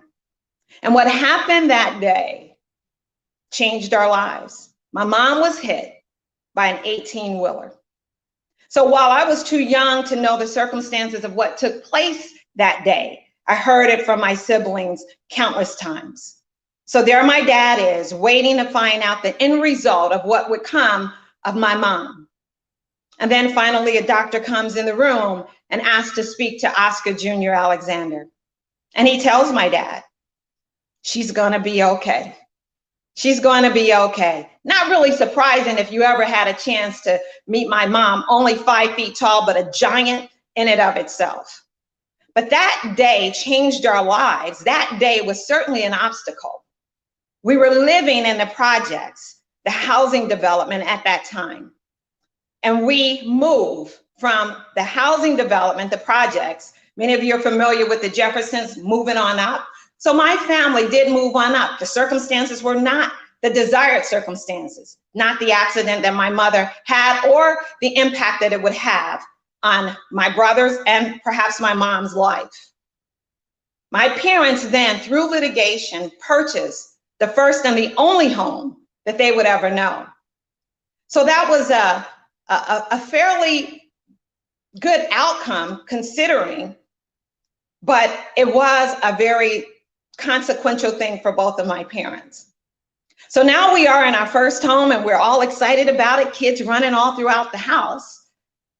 But it wasn't long before some of the same challenges that my parents faced before having a home resurfaced. See, you still have to have money to make ends meet, even in those circumstances. Now, I don't know how many of you are the youngest. I always ask, if I was in the room with you, I would ask, if you're the youngest, raise your hand. I always like to give props to the youngest because we have that common denominator. I was the youngest in my family, and I share that because I was always busy watching, busy observing, seeing what my other siblings were doing, one, so that I could tell, number one, and then two, in that process, I learned. I learned through my siblings without necessarily having to go through some of the pain, struggles, and sacrifices that they experienced. And one of the things from watching my siblings and watching my parents, as happy as I was, and our family was in so many ways, the struggling that I saw occur with my parents and my young self, I said, it's gotta be better than this. So what would make it better? One of the things that I concluded that would make my life a little bit different, a little bit less stressful than my parents, was going to college. See, I saw that some of the obstacles that they faced, even though they were amazing at overcoming them, we still always ate, we still always ended on our feet, but albeit a lot of struggle. So I was committed that I would go to college. And I shared that with my dad, and he was excited about me going to college. Not only did I determine that I would go to college, I also determined that I was going to be an attorney. And I was going to represent people in my community, those who were underserved, as an attorney. I wanted to be an attorney so bad that I practiced being an attorney. When my mom would call me because I was in trouble for something, I am an attorney, at least in my mind. And so every now and then I would say, well, Ma, I object. So I want you to imagine my mother, if you got a strong mother like mine, that you're saying that you would object. She tolerated that for only a short amount of time before she put her youngest child in her place. But all of that was a part of them helping me pursue what I wanted, helping me to not experience obstacles that they would face. So my dad and I, we had a pact that I would go to college. And so off to college that I went. And I share with people that during my college experience, I really didn't do a whole lot of things except study. Taking nothing against any organizations, but I didn't go to college to party, nor did I go to pledge. I went to change the trajectory that was taking place in my family so that I could be an attorney. So I get through college and we celebrate that. We get through college without debt, got a scholarship to cover some things, and other things my dad sacrificed and paid with the support of my siblings. And now I want you to go a little further with me, because here I am preparing for college. Having gotten through college, and now it's time for the next step. As I get ready for that next step, I have an aha moment. Anybody out there ever have an aha moment? Well, my aha moment was, Dad, this law school thing is going to cost a lot of money. A lot of money. My dad, who believed that he was prepared, said, we'll figure out a way. One of the things I did not want to do is to cause my parents to incur any more of a financial burden or crisis than what they had experienced all of the life that I had with them. And so I presented a question to my dad. I said, I have an idea. What do you think of it? And so if you're willing to engage me wherever you are, I'm going to count to 3 as if we're present and I can see you. And when I say 3, I want you to say what? 1, 2, 3. I heard you say what? And that's exactly what my dad said. When I told him that instead of going to law school, I think I want to work in a prison. He said, what are you thinking? Was the rest of that question. See, that's not what we planned for, and that's not what we prepared for. And so he took exception to that and objected towards it. But ultimately, he and my family embraced the idea. I think one of the things that made them accept it is that I did say it would be short term. And so off I went to have this interview for a position to be a correctional officer working in the federal system. And I don't know about you, but I know that most of us have had interviews in the course of our life, right? You have. So I want you to imagine an interview where you feel really good about it, because that's how I felt. I felt so good about that interview, I said to myself, I know I slayed this. All I had to do after the interview was wait for my letter to come in the mail.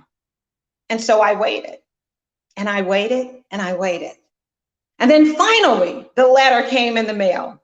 I was so excited to receive that letter. I looked at it. Yes, this is for me. It has my name on it.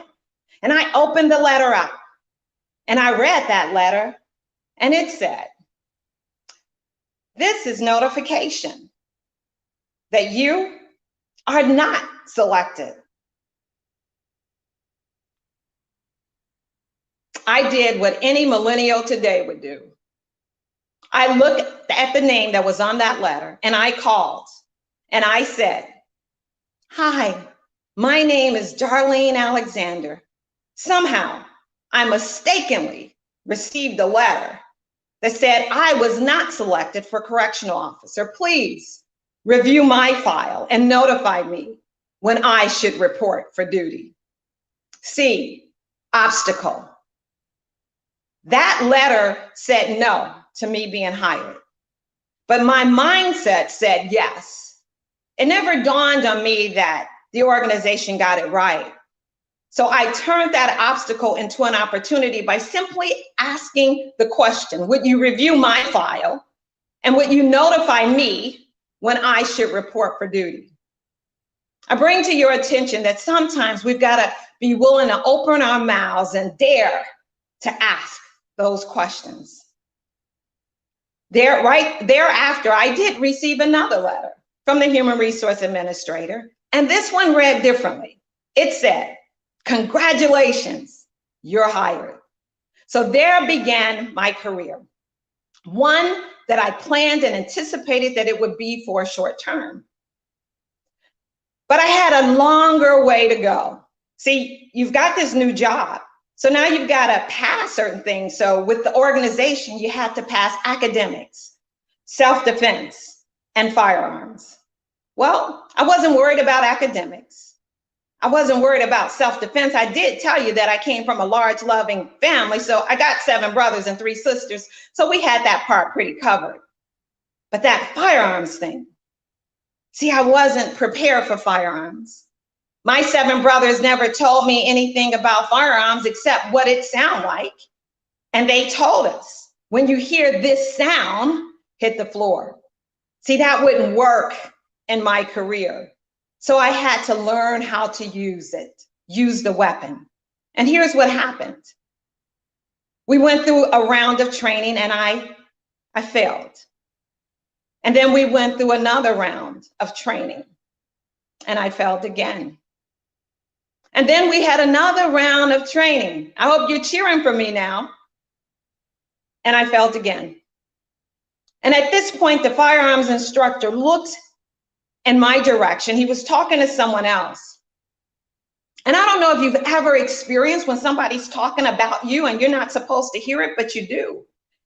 And he said, "That girl right there, she'll never make it." Talking about me. That's an obstacle. So I heard him say that, but my mind said, he got it wrong. But I heard it. It was discouraging, but it also put a bit more fire in my belly. And so off I went to the training academy, having already been determined by someone else that I wouldn't make it. And I went, and we went through more rounds of training. And I wish I could tell you that right off the top, I passed, and then I passed over and over again, but I didn't. You see, I failed again. But this time it was even more stern. The firearms instructor yelled at me in front of my peers, saying, "Alexander, if you don't qualify on Monday, you're going home." That's a tough pill to swallow. See, I've already gotten the buy-in from my family, and I didn't come this far to fail. And so that weekend, I had to overcome that obstacle. You know obstacles, right? So during this time where other 20-year-olds were doing what 20-year-olds do, I was in my room, and I was practicing and praying, practicing and praying. And I did that the entire weekend. And then Monday came. And when it was time to qualify, my peers, they approached me because they saw how terrible I had been doing up to that time. And so they expected what they had seen. And so they came to me to share with me their condolences about this job that they expected me to lose. But I didn't. I qualified, and there began my career. So I go back to the facility and I've qualified, I've gotten through firearms, and things are going okay. But then I'm going to take you to another obstacle. When you're working in a male-dominated environment and you're young, all of 20-something years old, and you don't quite look like people expect you to look as an officer. I won't forget this day either. When a management official was making rounds on the housing unit, and he looked at me and he said, "What's a cute little gal like you doing working in a place like this?" Now, some of you may not take exception to that, but I grew up on the south side of Chicago, and we didn't go by gal, and we didn't go by cute, and we didn't go by little. So that was an obstacle in my mind. And it's still an obstacle to me in terms of that description. And I responded in a manner to turn that situation around, saying, I am the correction officer and I am overseeing, I'm running my unit. It wasn't long after that that I was chastised as a young officer for smiling too much. You see, inmates created a nickname for me. That happens sometimes in different workplaces, and it certainly happens in prisons. And they began to call me Officer Colgate, and that was absolutely unacceptable. So I was relieved of my post and called to the lieutenant's office and chastised for smiling. I didn't know what to do with that, but I heard it. But here comes where that obstacle of those things that I just described and turning them around, and I didn't even have to do this one on my own. Fate would have it that a few days after that, the warden happened to be making rounds in my housing unit, and he looked at me and he said, Alexander, you keep on smiling. See, that takes me to leadership lesson number 2. Lead with purpose. Lead with passion. See, it's so important that we know why we're doing what we're doing. The way things would evolve with me, that short time that I shared with my dad that this experience would last. How about I began to see purpose there? See, I began to see and believe that it was exactly where fate, where divine intervention, whom I call God, would have me to stay, would have me to serve. I encourage you to know what your purpose is, to know what your passion is, and to live your life accordingly. It will help overcome obstacles. So now I'm continuing on in the course of my career, and I'm going to fast forward many, many, many years later until I get to the leadership level of what's considered an associate warden, second to the CEO. And when I'm in this position, I've got 19 years in, still considered relatively young, and I was asked some interesting questions. I won't forget this day either when a young correction officer asked me, what are your qualifications? How old are you? What do you do with that obstacle when there is a mindset that I can ask you that question? Now, what made that person comfortable asking a person who's about 3 levels over him at least, what are your qualifications? How old are you? Oh, I have a reason to believe that had that not been a female and a male, that those questions would not have likely been asked. But it's an obstacle, and we can turn it into a teaching moment. And that's exactly what I did. Use that moment to educate and mentor someone in terms of what's appropriate and asking a question to the question. Let's keep going through this journey of obstacles and lessons along the way. So as I go forward in my career, and as you go forward in your life, pursuing whatever you elect to pursue, obstacles along the way. Now I have been promoted to warden. This is 2006, not 1960, 2006. And one of the first things that I was asked as a warden, as a CEO, is what do we call you? Now that's an odd question. And for those of you who may not be familiar with working in prison systems, there are certain positions where staff no longer call you by your name. They call a captain a captain. They call a warden a warden. So why am I any different? So when I was asked, what do we call you? I had a great question. And I asked, what did you call the guy before me? They said warden. I said that works. An obstacle where a person has decided, or a group of people have decided, somehow your classification is different. Now, I wasn't the first warden. What made me different? My gender, perhaps? Yeah. But even that, you take that obstacle for them and you make it an opportunity to teach, you make it an opportunity to help people do better. Perhaps they just didn't know and there's no malice intended. But as we go further in the course of this journey, I remember my third assignment as a warden. On the first day, a staff member looks at me and says, "Are you the new warden?" And I just smile, Colgate smile. And he says, "I know you scared. Now why I gotta be scared?" See, here's what I would submit to you.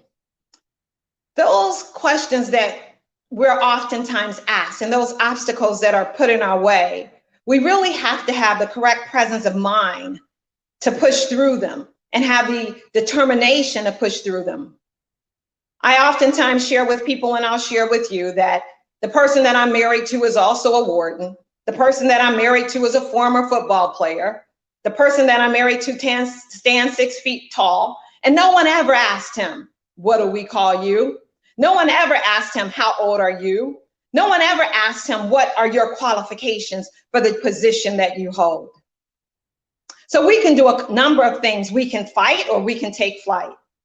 And so the position that I've taken is to fight in a very educated, smart way, to turn those obstacles in a very smart way into opportunities, not only to serve people by teaching, serve people by helping them to see that you can go higher and you can do better, and also helping yourself along the way. And then I want to get to this final part of obstacles and leadership lessons. Through every single one of those experiences, one could have an attitude of indifference, or one could have an attitude of, how can I help myself and help other leaders, help leaders develop? There are 3 principles that have guided me throughout my career, my past career in law enforcement and my career as an entrepreneur. First and foremost, in the great words of the greatest of all, in my opinion, or certainly one of the greatest, Nelson Mandela, he said, "It always seems impossible until it's done." And so we can talk about getting something done or we can get it done. And I encourage you, talk and get it done. And embrace, if you would, or certainly consider these principles. I say them all the time and I use them as a guiding post, and I hope it's of value to you. Don't teach what you don't know. Don't lead where you won't go. And don't ask for what you won't give. My name is Darlene Drew. I am a leadership trainer, coach, and speaker with the John Maxwell team. And I hope this is a satisfying Saturday for you. Thank you very much.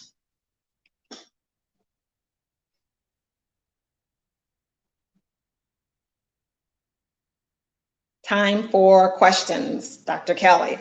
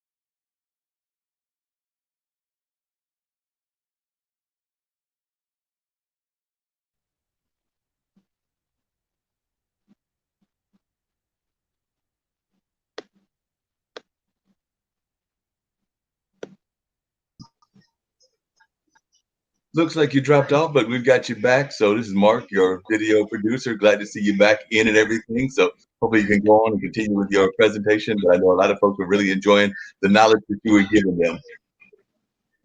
Okay. So I actually completed.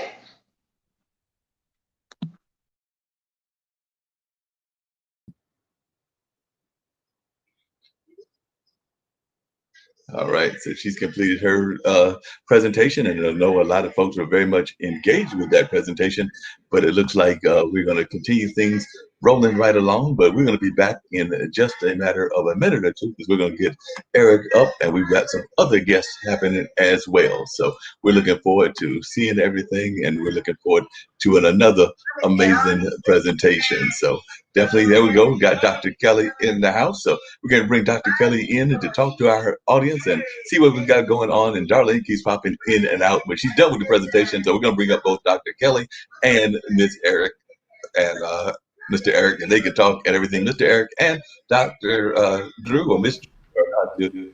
And of course, as There's we Dr. Kelly, get and ready. there's Miss Drew. Hey, darling Drew, how you doing? I am well. You know, you kind of you cut me so short. I was in a meeting, and I was like, she said, "Well, I'm through." I'm like, "No, it's 40 minutes, but that's all right. You did a great job. You did a great job. I'm sorry I couldn't listen to all of it, but what I want to ask, and I put a question in there. I don't know why it didn't pop up. What is your leadership style? I would describe my style as pretty democratic in terms of I believe in engaging the entire team. I believe in asking questions and getting the benefit of everyone's perspective, realizing that because you're in the leadership position, you by no means have an answer to everything.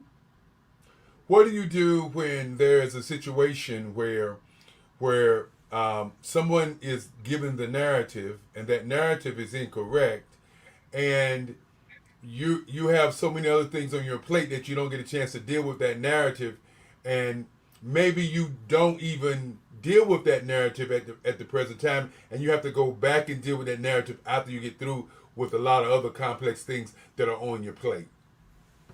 Yeah, great question. That happens often, right? Because when you're in these leadership positions, you have so many things on your plate and you want to be responsive to everyone. So for me, the way I've always approached those situations is one, I've always had a black book with me to jot down notes and so that I could go back to it and refer to it. And people that I've worked with over the years have been accustomed to me having that black book, so they actually expect to see me write it down because it's a high probability that I may remember, but I may not. I think the most important thing is to get back with people, and as long as you get back to them with whatever the question is, then you are able to keep your credibility and get them an answer to whatever the question is. And it could be, I don't know now. And then I've got to look into some things and give you an answer later. But at minimum, always get back. And it's realistic that you can't answer everything at that time. And people do create narratives, some with accuracy and some that are absolutely made up, to be quite honest. Let's talk about the made up narratives. How do you handle made up narratives when you're in a position of going through a process and you have so many other things that you have to do, but there's a narrative out there that you need to deal with, but you can't deal with that narrative like right in this moment? What do you do? For me, it's simple. It's a matter of saying to someone that one, to hear them out and say, I hear what you're saying. Don't necessarily agree, but I hear what you're saying. And then later, again, get back with them and answer the question. And the other thing that I would say, when it's a narrative that applies to more than one, let's say you have a group of staff or a group of people who believe this narrative, I have always found it important to address it so that everyone hears my answer. So no one has to make it up. So in my prior career, I would have meetings with all of the staff so they can hear me. I would record those meetings for those who weren't there. They can hear it with their own ears. Put it in writing for those who didn't see the video. They can read it for themselves. And then make myself available that if anyone wanted to ask me, they can also hear my position and thoughts on it. Well, that is pretty much how I handle things too. I look at them, I hear you, I understand where you're coming from, but I don't do a knee jerk and just start running off at the mouth with that person. I take some time out and I think about it. For me, I sleep well. I tell people all the time I sleep well at night because what I do is I help people. I'm not in the business of doing anything to people. I wasn't raised that way, but I help people. So when helping people becomes an issue with some people, then I just kind of sit back and let it kind of just go where it's going. And then what I do is I address that narrative.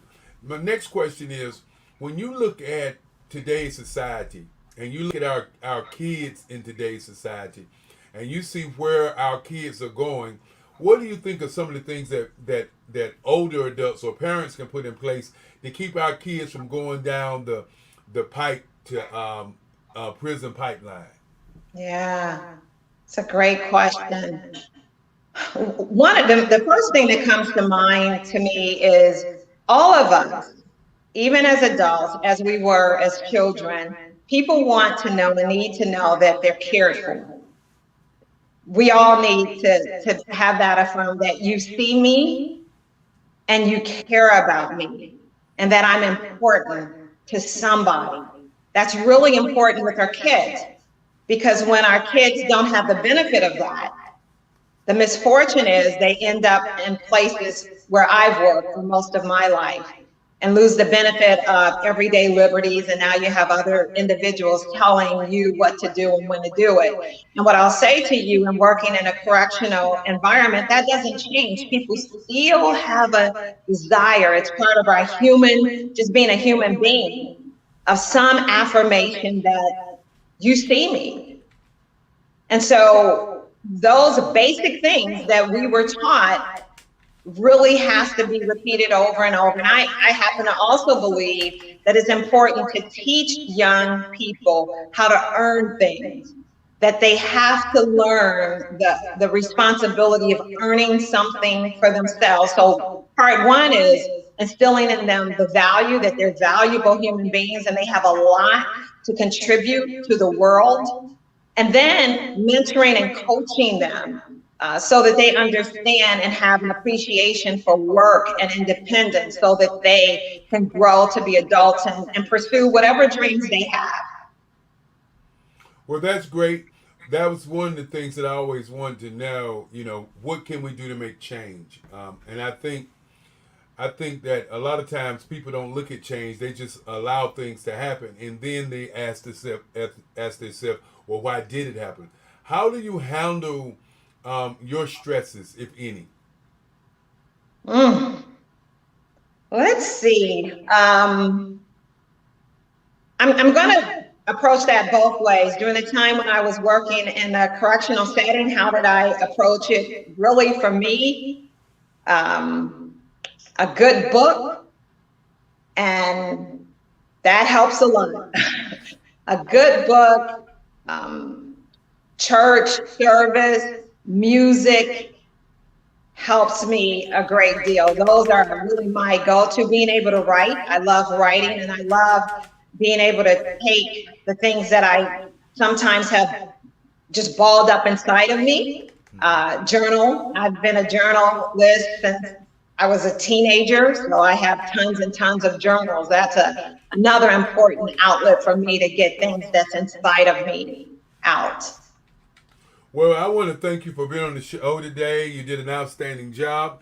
Look forward to continue the dialogue. We will give you a call. I want to personally thank you online, but more importantly, I'll give you a call later to do another thank you, and I'll keep you abreast of what we're going to do. One of the things that we're going to be doing in January, we're going to do this again, but it's going to be under 30. And I think that's going to be exciting because there were some youth who reached out and said while they enjoyed the show, they wanted to share their stories. And of course, I enjoy sharing the stories of young people. And so we'll get a chance to get 7 days, 24 hours of the day of black young people talking about their business. And this is an opportunity for people to go across the global marketplace and talk about what they do. Is there any information you can give us so people can get in contact with you? Yes, I can be reached at www.johnmaxwellgroup.com/Darlene Drew. And if that's too much to remember, if someone Googles my name, it'll show my existence. They can get me. Okay. Thank you so very much. And we look forward to all the great things that you're going to continue to do. And we will be watching you. As I say, I watch everybody all over the world to make sure that we can make it happen and their voices be heard. Okay? Thank you. You keep doing what you're doing. Bless you. God Thank you, bless you. man. Thank you so very much. Okay. Take care. You do the same. All right. Bye. Bye bye. And of course, we're gonna move. We're gonna move into our video. We're gonna see Merle Holloway, and he's gonna be talking to you about NC 100. Take it away.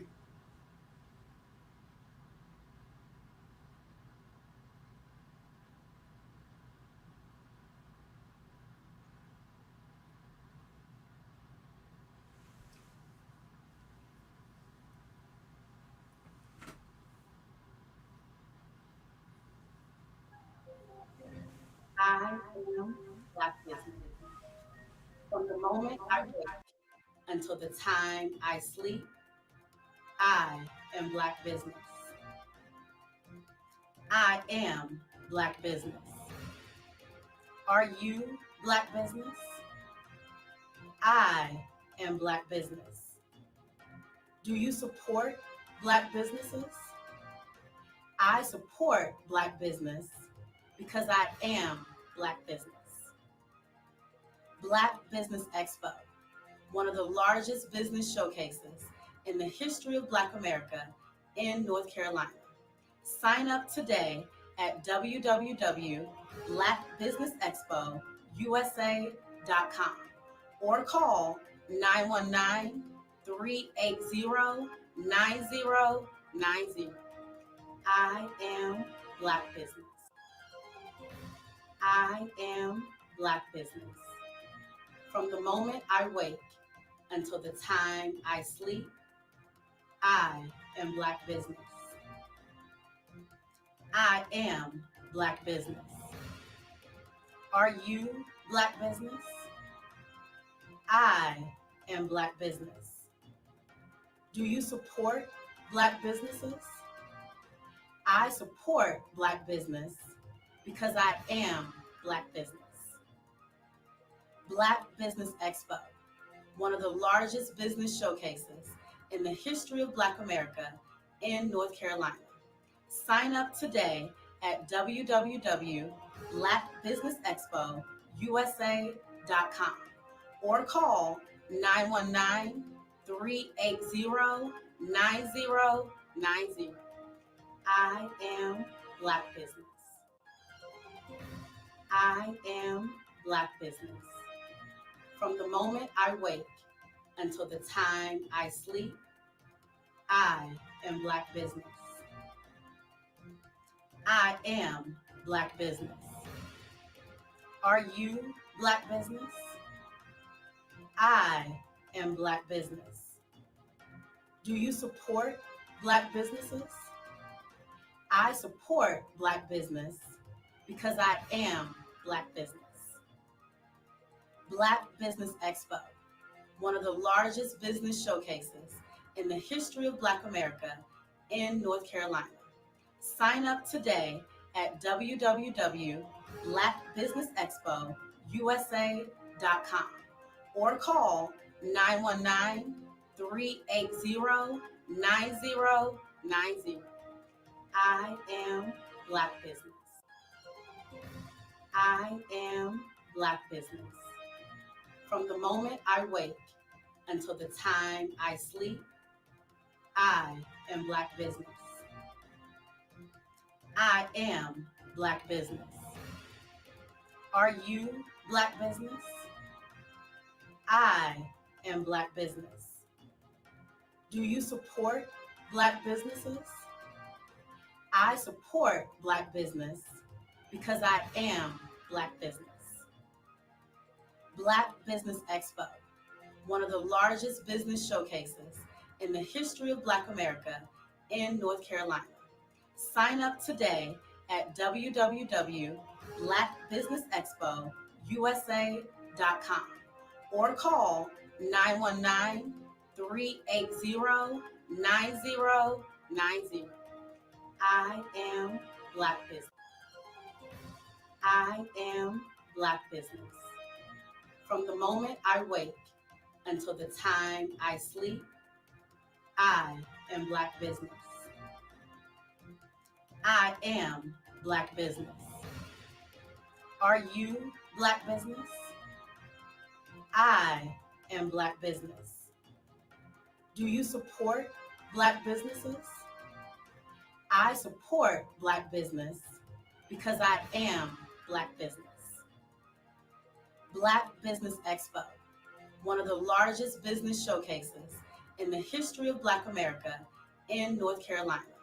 Sign up today at www.blackbusinessexpousa.com or call 919-380-9090.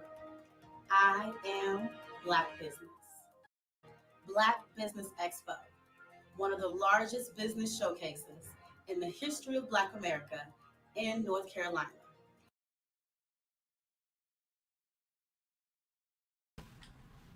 Yes, indeed. I am Black business. From the moment I wake to the moment I sleep, I am a Black business. And while you think about that statement, I want you to ask yourself, are you Black business? The Black Business Expo, one of the largest business showcases in the history of Black America in North Carolina. I want to thank the young lady for doing a great job as the soundtrack goes on, and we are ready to bring up our next guest. And of course, I keep saying guest like I'm hosting. I guess I'm hosting right now, but we're going to work on this whole hosting thing and get us some more young and fresh blood up in here and make sure that we can make it happen. So here we go. Bring her on, Benita Griffith. Hello, how you doing? Hey, Eric, can you hear me? Yes, I can hear you. I will have to mute myself Hello. and allow you to talk. Okay, So when I mute myself, you talk.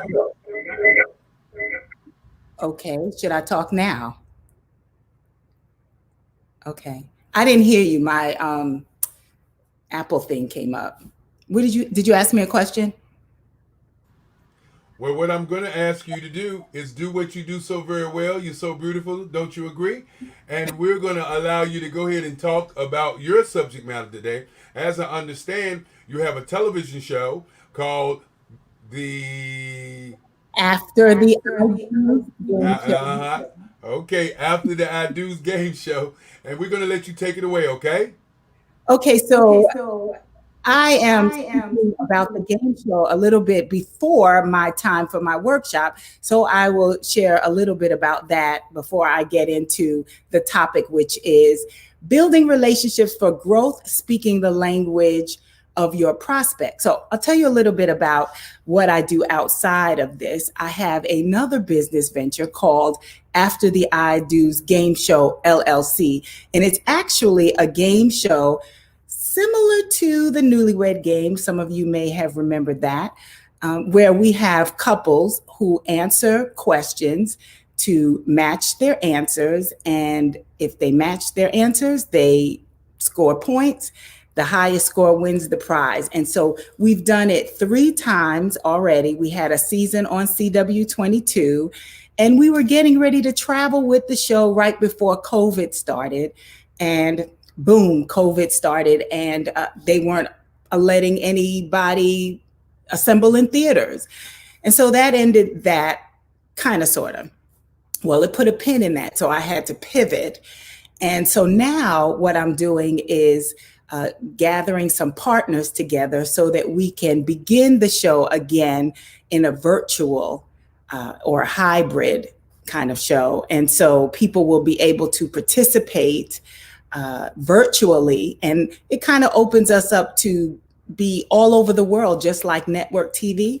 It's a really funny show. We have a comedian host that really makes it fun. Our last host for the last show was Miguel Nunez, and that show was in Durham at Rhythms Live. And Miguel, you may know from some of his TV movies. He was just on Family Business on BET.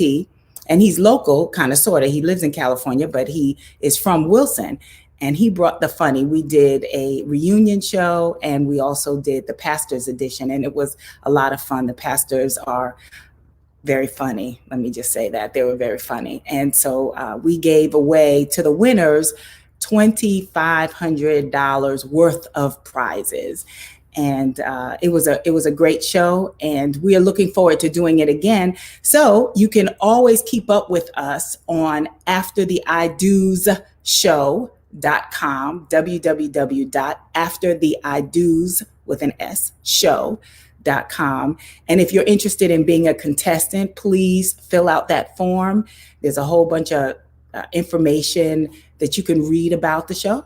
But fill out the form, and we'd be glad to talk to you about being a contestant on the show. It's a lot of fun, and we have a lot of prizes for the audience as well. And so it was great. We had great sponsors. So I'm not going to say any more about that. I'm just going to encourage you to go to the website. So I am about 10 minutes before my workshop is supposed to start, and I don't really want to start it early, because then somebody who thinks it's supposed to start at 2:00 will miss the beginning of it. So I don't know if I can't see comments or anything. Let's see, hold on. Let me see. Let me know that you're here. How about that? So this virtual thing is kind of new to me, to do a workshop this way without seeing people. Anyway, so I'm going to just look online and see if there are any comments, because Eric threw me in here at 15 minutes early, and I am... No, we still got time. Miss Griffith, this is Mark Lee. I'm the streaming producer of the show. And how are you doing? Definitely glad to help you and everything. I'm definitely a fan of your show and all of that. But one of the things I was going to ask you, because I know that I've been thinking about that show, but I'm one of those folks that's an older middle-aged man, I guess you would call me, and never got married. So are y'all ever going to create a contest for those that aren't in the marriage vibe? Because like I said, never had that pleasure yet. So we need a contest for those that are single in some form or fashion. So will that ever happen? Well, that's a good question, Mark. Thank you for asking me that. So I would love to do that. That's more like the dating game and kind of like a hookup thing. But I think what we want to do is do a show for people that are just in relationship, maybe not married, just in relationship, because I think that will be funny as well. So I see the comments now. So I'm actually thinking about doing, expanding the After the I Do's to include maybe mother and daughter show, maybe father-son show, maybe people that are dating, maybe best friends, maybe siblings. So you don't have to be married to participate in the game show, because I think all of those relationships have a very funny element to it, especially when you think you know the person, and when you get in front of a crowd, maybe you don't know them so well. That could be an interesting show. I'm actually going to bring Eric back up and everything, but I know I would definitely have an enjoyable time having a conversation along those lines with my younger brother, because sometimes I think I know him really well, and sometimes I don't think I know him as well as I should. Yeah. The same with my nephew. So definitely I can see where that would be a great idea. But get ready to bring Eric back into the conversation, and then we'll get y'all up to the 2:00 hour. Okay, thank you. Thank you. Well, I wanted you to come up to talk about the I do's, and particularly because I wanted people to understand that you do more than do workshops, and I think that the I do's, the show that you're doing, is a great show. How did you come up with the idea of that show? Well, thank you, Eric, for asking me that. So I think, okay, good. So my husband and I cruise a lot. And if you cruise, you probably have seen the show that they do on the cruise. It's called Not So Married, or they call it all different kind of names. But basically, it's like the Newlywed Game. And so it's always crowded. It's always a fun show. And I always said, I would love to do a show like that. And one day I woke up and said, I really, really want to do that show. And the other thing that really prompted me to do it is they're bringing back a lot of game shows from way back in the day. And so, but they haven't brought back the Newlywed Game or the dating game for that matter. They hadn't brought back those game shows. And people really enjoy that, especially when we get an opportunity to have somebody who's funny to host and can pull those funny stories out of the couples, whether they be married couples or siblings, or like Mark said, maybe his brother or his nephew. They have funny stories together and we get to laugh at them and with them in a show kind of atmosphere. And so so that's what led me to create the game show. I just love marriage is what I do. And I think showing couples that are happily married and can laugh at themselves is always a good thing. We see a lot of couples on TV that are constantly fighting and they don't look good, or they look too good and unreal. And so I wanted to shine a positive light on healthy marriages. Unmute yourself. Because you're you're doing a whole lot of echoing. That's why, anyway. Right. Are there any new things that are getting ready to happen that you can share with us on the I Do show? Any new hosts that are going to be coming up? Any new thing that people can look forward to? Okay. Oh, wait. Okay, you muted. So yes, as a matter of fact, Eric, but what I know about you, Dr. Kelly, is you try to pull secrets out of people. So I am working right now with a comedy club to bring the show back and do it in a hybrid version where it would be virtual and live at the same time, so people all over the world can see it. And the audience will be able to participate and win prizes as well. So I'm working on some things. You can't release the information before you get all of it signed and documented and everything. So I'm working on that. And I'm always looking for sponsorships for the show, because there'll be opportunities for sponsorship there for companies to have a space where they would be highlighted, and also donate some prizes to the couples. And so I'm looking for that as well. So people can always get information on the website, www.aftertheidos.com. Online, is the show online now from past shows, so that people can actually see these, see people who have already interacted and who've won? So absolutely, they can go to the website and they can see all of the past winners, and you can actually see the shows that were aired on CW22. You can see the live shows. There were 3 live shows, one at the Clayton Center, the other one at the Duke Energy Center, and then of course the last one at Rhythms Live. They all had 3 different hosts. If you'd like to give some feedback on the show, there's a place on the website where you can write comments. I'm always looking for feedback on the show, but you'll see that the couples were extremely transparent and funny, not especially any of them. They were all very funny. They were all funny. So yes, you can check it out on the website. Thank you for asking that. And of course, as you begin to do a virtual show, how are you going to ensure that couples are not boning each other, or touching each other and convincing each other, giving away? Because right now, we don't know. We're sitting here. I don't see your hands. You don't see my hands. I see your hands now, ma'am. But how do you see that being something that you got to work out? Okay. That's a great question. So I have worked this out in my plan.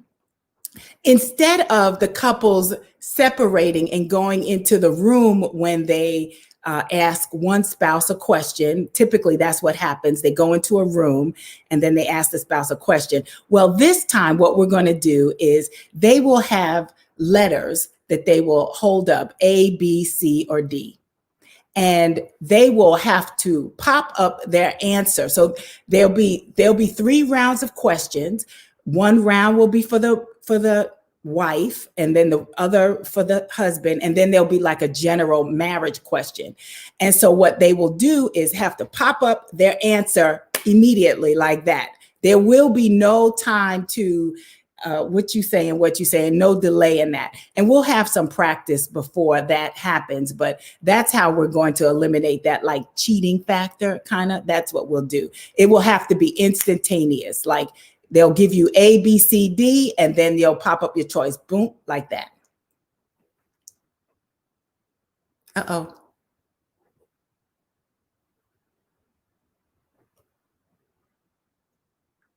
I thought you were shooting yourself in the head. Anyway, I know. Hey, you know you're my friend. You know I'm gonna talk. You know I'm gonna get a little bit because I heard what you said earlier. I heard what you told the crowd. He just stood me up anyhow. But I heard you. I heard you. But, hey! It's no such thing as throwing under the bus. When we give you more than you deserve, you should be happy. But I'll let it go. But I think we're getting close because I was thinking. We've been thinking about this part about your show, and I think that the ABC piece is great. And you know what? I was just thinking when you said that it's 2:00, and I'm sure that everybody is ready to go. And me and you're going to talk off camera, yeah. And I appreciate you for coming on. You're very, very dear friend. And for those sponsors out there, listen, look her up, check it out. And more importantly, support the people that needs your support. And with no further ado, I'd like to introduce to you Vernita Griffith. Thank you very much. Thank you, Eric. Okay, I'm going to share my screen. Hello, everybody. I'm going to share my screen, and I hope it works because I've seen people do it. So let's see, share screen. And, all right.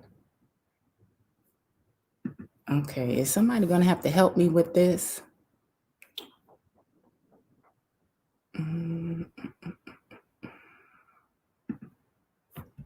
Okay, I'm scared to hit share because I don't know what's going to come up, but, oh, look at that. Okay. Did it work? I can't see anybody.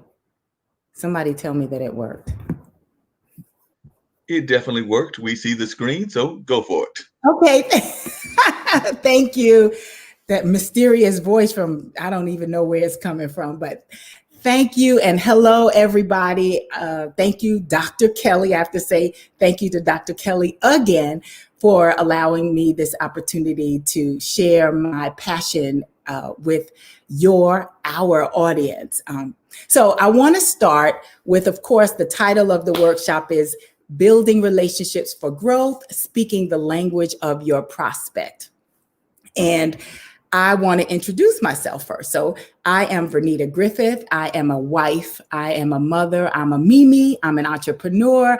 I'm a trainer. I'm an author.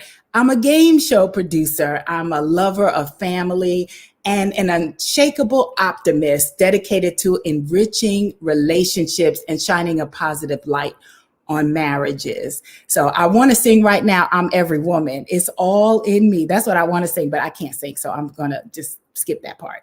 But I'm sure I'm not the only one that can have this laundry list of things that they do, women and men alike, that sometimes we don't even recognize until we put it down on paper, right? So I was thinking to myself, dog, I'm pretty awesome.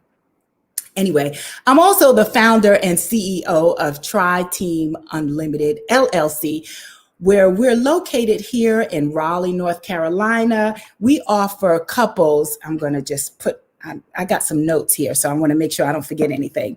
So we offer small group hybrid, meaning in-person and virtual workshops for couples in intimate relationships.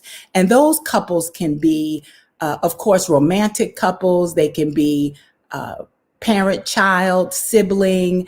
They can be, it's complicated relationships. Anytime there's some intimacy going on there, those are the workshops, or that's the audience that we offer our workshops for. I hope y'all can't see that.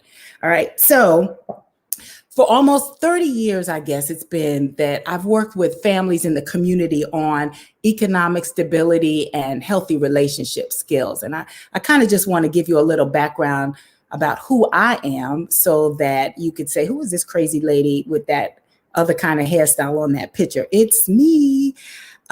So people know me for the workshops that I do, typically are fun and engaging and a learning experience at the same time. So this is going to be a little bit different because I don't feel the vibe yet from everybody, but I'm going to move forward like that y'all are in the room. So let me tell you a little bit how I came to have marriage, enrichment, and healthy relationships as a passion of mine. And so I'll tell you a quick story. So I was divorced for about 10 years when I met a man back in January 1997. And we were friends for about 6 months. We had this great friendship. And in June, we decided to get married in September. And so 9 months later, we both said, I do. And I wasn't pregnant. So we said, I do. And we got married. And the marriage was great for a while. And then after year number 7-ish, we hit a wall. Actually, we slammed into the wall. And both of us had made the commitment early in our marriage that we were going to stick and stay. This was it for us. And so when we hit that wall, when we slammed into the wall, we needed to figure something out. We had to figure out, how do we continue this relationship? Because not only continue, but to be happy. See, it's one thing to stay married, but it's another thing to stay married and be happy at the same time. And so we wanted to figure that out. And so we proceeded to do some of the things that lots of couples do. We went to couples counseling. We did workshops. We did retreats. We got lots of training. And I started to love this thing. And the other thing I realized was that we weren't the only ones that were struggling with some of the challenges that we had. And so in just talking to people, I knew that we weren't the only ones out there, but a lot of them did not get the help. They just kind of pushed forward and let this become their norm. And so I felt like if I learned something that I could teach somebody else, and since I already had been a facilitator for a number of different programs, I thought, why not? And so I started to study and you really just help other couples and facilitate workshops and things. And it is really my passion to do that. And so that's kind of how I fell into this.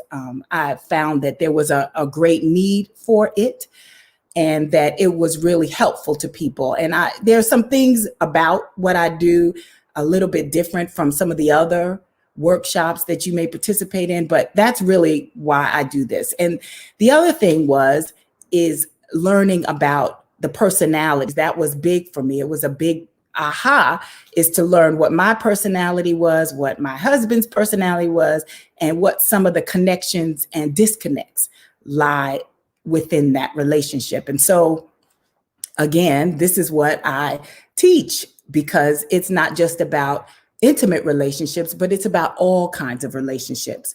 So that is me. Uh-oh. Wait a minute. Let me see now. Sharing this tab to stream. Okay. All right. So let me proceed. If it'll let me. There we are. So the other thing that I did was, and it's so funny because I heard someone else say that you have to have a book. I've been attending these seminars and the workshops, and they've been great. So I was like, yay, I could check that box off because I have 2 ebooks. One of them is creating a safe space to be transparent with your partner, and that is free, that you can get on my website. It's listed right there, tryteamunlimited.com, try TRI. And then the other one is 10 Days to Better Communication Workbook and Journal. Great books. Please get on the website and get that free Creating a Safe Space to be Transparent with Your Partner book, because that I found was a challenge for people, and something that a lot of marriage workshops didn't address is they talk about communication, but if you don't feel safe, if you don't feel totally comfortable to be transparent with your partner, then communication really doesn't work that well. So that's why I wrote that book. So I want you to think about relationships and the relationships that you have, the importance of those relationships that you have with your staff. Well, let me start with your parents, siblings, spouse, your neighbor, partner, doctor. I mean, you could just name all of the relationships that you have. And that should hopefully make you smile when you think about those relationships, right? And then if you take a moment to think about life without those relationships, how sad is that? Life with relationship with no one. And when you think about the relationships that you have that make you happy, a lot of them probably are people that you love. Now, when you think about the relationships that you have with people that you love, it still can be challenging to have a good relationship with them, right? I know lots of family members that don't speak, and they love each other, but they don't speak. And it's very difficult to maintain a relationship like that. So now think about the working relationship, the networking relationship with your prospects, say, that you don't have that love for, right? That same family love for, and it's not a bad thing. How difficult it is to create and maintain those relationships. So when you think about that, you can put into context how important relationships are and how important it is to know how to build them and maintain them. So earlier, Mr. George Fraser, no, he's Dr. George Fraser, he said that communication is key. He said that in one of his seminars. And then this morning, earlier, I was listening to Leonardo Williams, who said, he shouted out, the power in relationships. There's power in relationships. So I didn't attend all of the workshops like I want, but I'm going to catch the replay. But I venture to say that more than half of them mentioned relationships and the power in relationships. And so I really think that relationship is a secret key that sometimes we don't pay enough attention to. So today I'm going to speak to you about how to speak the language of your prospect. So I'm assuming that we're entrepreneurs, which means that you're working in sales and or marketing, and probably both if you're an entrepreneur, right? And so I'm going to speak in terms of prospect, the person that you want to connect with, network with, build a relationship with. So that's the term that I'm going to use, prospect. So I'm going to help you figure out the language of your prospect, how to speak to them better. So there are a number of personality assessments. If you go out there, and I'm sure you are probably familiar with some of these, probably Myers-Briggs or the DISC or the Keirsey temperament. There are lots of them out there. Lots of employers use these personality assessments on people that they're getting ready to hire. So I use True Colors, and I've been certified in True Colors, and I love True Colors. And so I'm going to talk to you in that context. And so True Colors is used in many, many companies. And here are just some of the companies or corporations that use True Colors, and they're well known. Some of you may be familiar with TJ Maxx, or we're all familiar with Google and Blue Cross Blue Shield. So those are some of the companies that use True Colors. And I just kind of wanted to share that with you just to give you some context around there. So True Colors is actually a full day workshop that I would conduct so that people could learn their color and learn how to operate successfully in their color. So today, of course, I don't have time to do that, or you're not here. I can't do it that way, but I'm going to give you like a really abbreviated version of that, just like almost like a little teaser. And so this session is going to help you identify your personality language. It's going to help you to identify the personality language of your prospect, and then share the positives and challenges of each personality language, because there is. And then, of course, I want to share some tactics on how to sell to or partner with your prospect. Okay, so hopefully that's going to be helpful to somebody. So a little bit about True Colors now, or you and True Colors. Now, again, what I would do, it'd be a full on session to discover what your color is. But since we can't do that, I'm going to give it to you briefly. And so to see if you can identify with any of these colors. So you would be an orange if you have a short-term drive. Now, you got to be honest with yourself. First of all, you got to be honest, and no color is a bad color. Okay. So let's start with that. So you would be an orange if you have a short-term drive. Orange people welcome change and variety. Orange people are adventurous and they're competitive and compulsive. They're like this. Orange people just kind of snap to it and just get it done, just do it. So if you are that kind of a person, then you could possibly be an orange. The next one is a blue. So blue people are emotionally driven. They like harmony in groups, right? They're enthusiastic, they're creative, they're sympathetic. They like symbols of love and romance. Like if you're a blue, you like people to give you flowers and candy and cards. You take time in picking those things out. Blue people read your face, your emotion. They're not only listening to your words, they read your face and your body language. Blue people want to connect, okay? So if that's you, then you're a blue. Now, green people, they're special.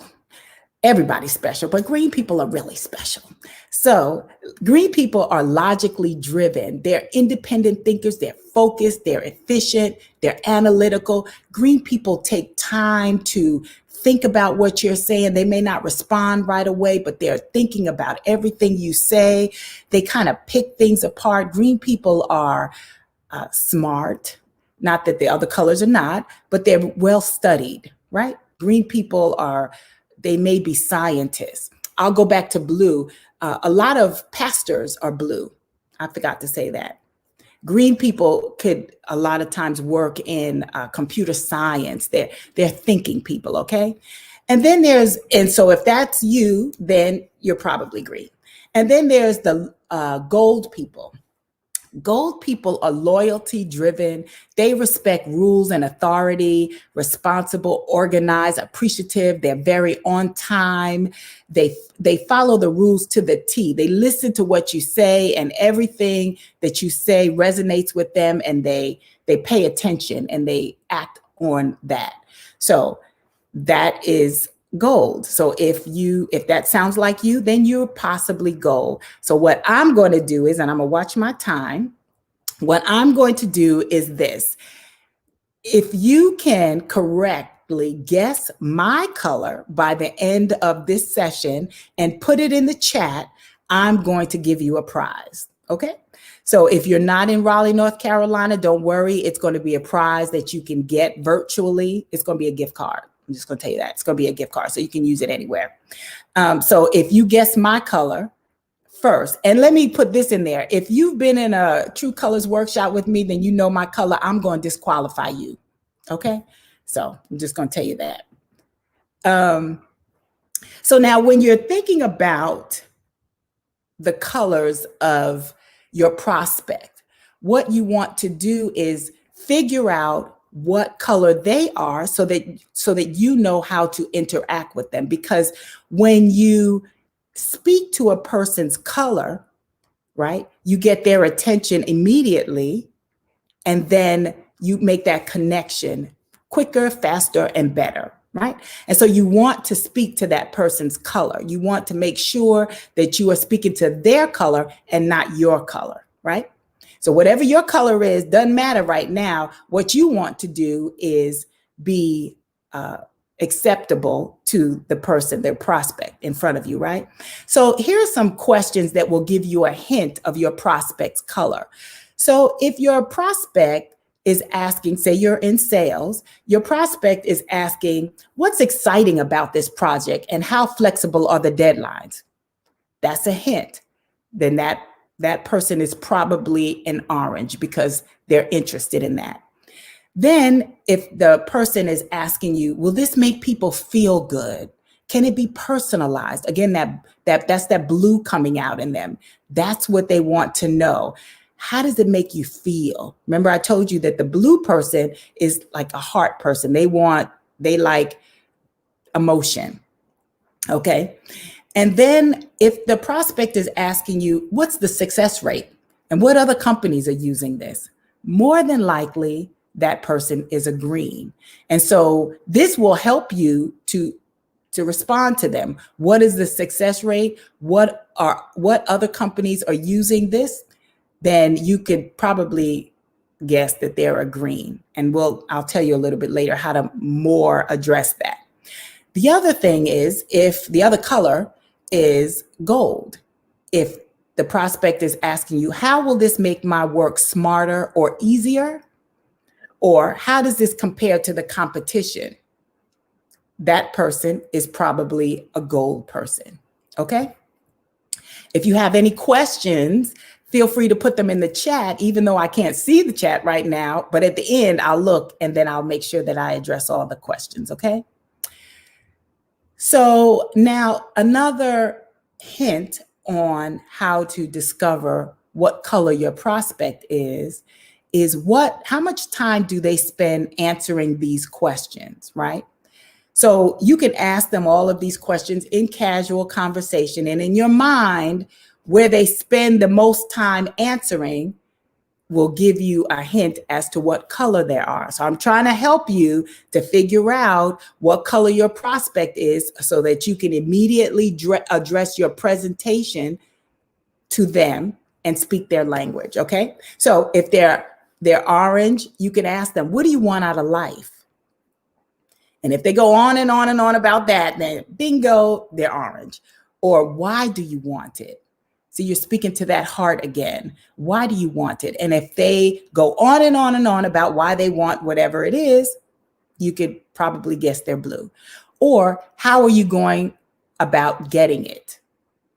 Well, if they can go on and on with that, then they're green. And then last, of course, who are you making the journey with? Okay.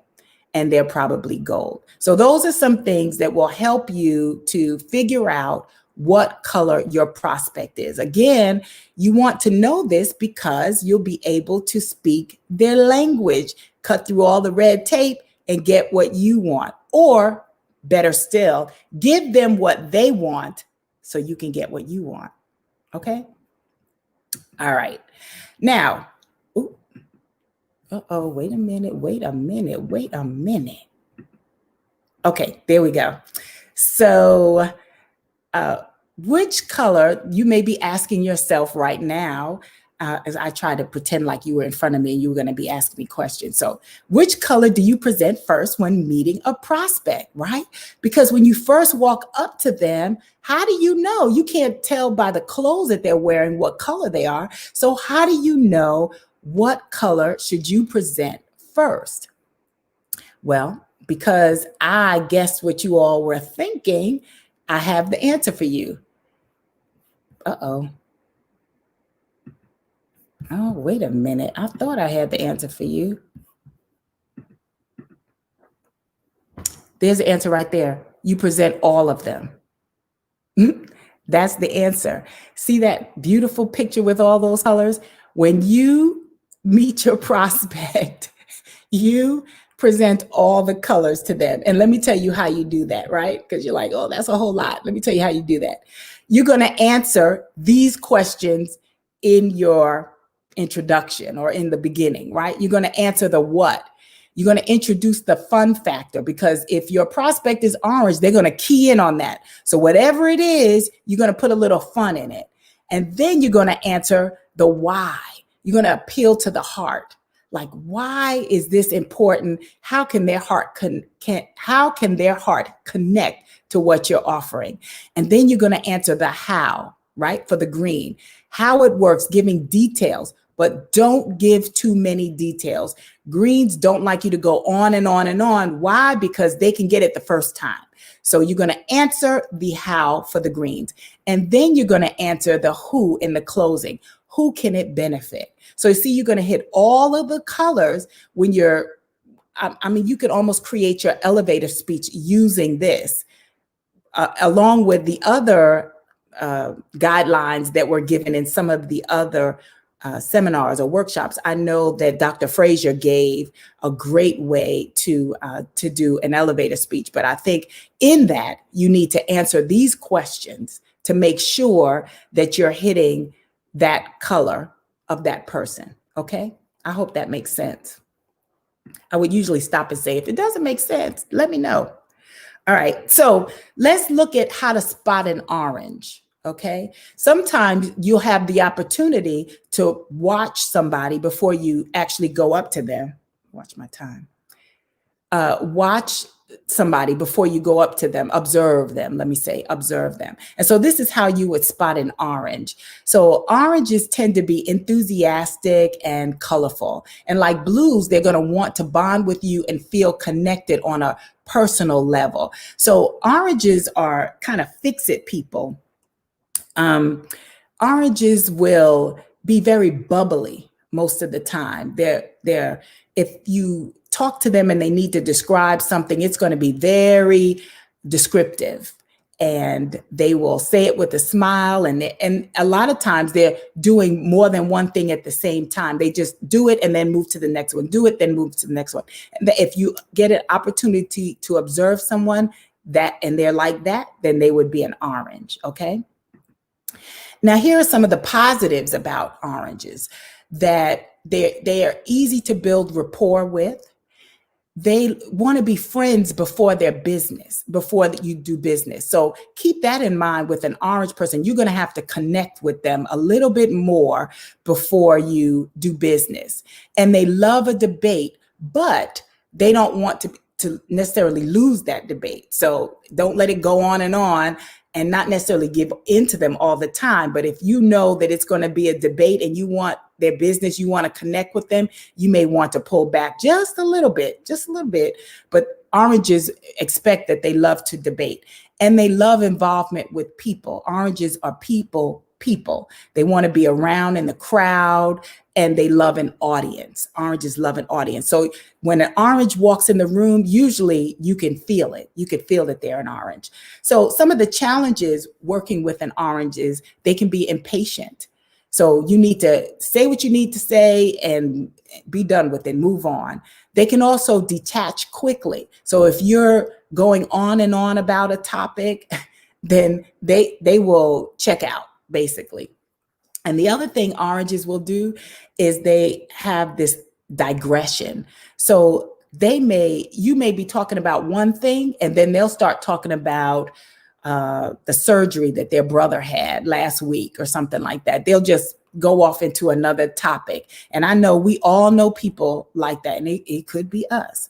And then the other thing is that orange verbalizes. They're going to say what they need to say. You could count on oranges saying what they need to say. So that's orange. Now, a tactic on handling an orange is to build good rapport. Why is this? Build good rapport with them, but don't visit. Don't stay too long. Because again, remember I said orange people are like, hit it and quit, hit it and quit. Just say it and just be gone. The other thing is use their name often and their title. They like that. Mr. and Mrs. so-and-so. Emphasize the word special in your presentation or in your talk to them. Emphasize that word. They like that word. And agree with them as much as possible. Now, of course, if you don't agree with them, then don't. But if you agree, make sure that they know you agree. That's a positive. That's a way to connect with an orange person. So I hope that makes sense. And I hope if you have questions, you're asking them in the chat. All right, let's go to blue. Now, this is how to spot a blue person. Again, if you have the opportunity to observe before you go up to them, it's great. So blue people are great listeners, and they are typically going to ask personal questions to you in attempt to get to know you outside of the professional role. So blue people may say like, are you married, or do you have children, or they want to know what your hobbies are. They may ask those kind of things, or what's your connection to this event, something like that. That's blue people, they want to connect with you in the heart. And they're going to be friendly, calm, and they're going to be patient in meetings. Because again, blue people don't want to be disruptive. They don't want to cause a ruckus. They feel for the person that's presenting maybe, and if it's not all that they expect it to be, they're going to give them a chance. Blue people are like, they're kind people. And conversations with them are going to generally be laid back and informal. They want to have that personal connection with you. Okay, so that's how to spot a blue person. Now, some of the positives are that blue people are typically very friendly. So building a rapport with them is easy. And they have a tendency to agree with you. And so you have to be mindful of that. They have a tendency to agree with you, and they stay away from confrontation. Blue people are not going, they'll just be like, okay, it's fine. Okay, I understand. And they focus on the relationship. They want to have a relationship with you again.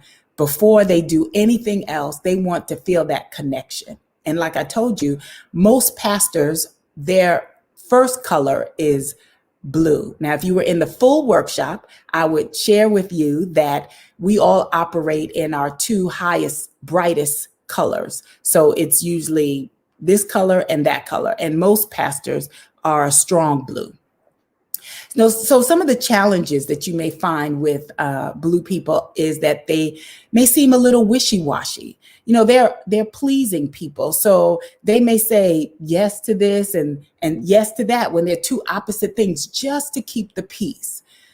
But the other thing about blue people is they're dependent. They may have to ask somebody before they move forward on something. So before they make a decision, they're like, let me check with this person or that person. So you could expect that from a blue person. Now, this is not a dig, but blue people can be overly sensitive, and mature blue people will admit that. Sometimes that's offensive to blue people, but they're more sensitive than the other colors. So they could be, a blue person would cry at a movie where, another color would not. They just, like really cry, like boohoo, ugly cry. A blue person would more than likely do that. And then another thing about a challenge for a blue person is that they're procrastinators. So if that's you, it's okay. We got love for all the colors. So blue people are procrastinators, and typically it's because they're pleasing somebody right then. So they're doing so many things. And that's the other thing. You have to be careful not to overload blue people because they really like to please. And so they may put something off because they got something else to do. So that's kind of the challenge with blue people. And then some tactics to use with them, use empathy. Now, I like to say be very genuine, but use empathy. So when you say, I understand and I feel your pain. You really have to mean that. Don't be fake, because blue people can spot a fake. Always assure them that their decision is the right decision. So when they do tell you yes, make sure that you're reassuring them, like, you're not going to be sorry. This is going to be so good for you, or whatever.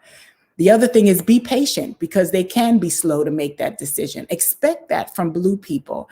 And I think when you expect these things from certain personalities, then you don't get very frustrated and impatient. So you calm yourself down. So be patient with them. And the other thing is keep a soft and comforting tonality. And for some people, that's natural. But for other people who have just this really hard way of just going at it, then you have to be mindful to keep your language, your tone soft and just even, that's what you're supposed to do with blue people. And I'm telling you, it's going to take you far with blue people. All right, so let's move on to green. So green people, I will say this, that if you took the number of colors, say in the world, how people are divided up, that green are the least number of people, percentage-wise. So there's not a lot of green people. So typically when I do a workshop, and if I have 20 people in a workshop, I'm lucky to have 2 greens in my workshop as their primary, as the first color.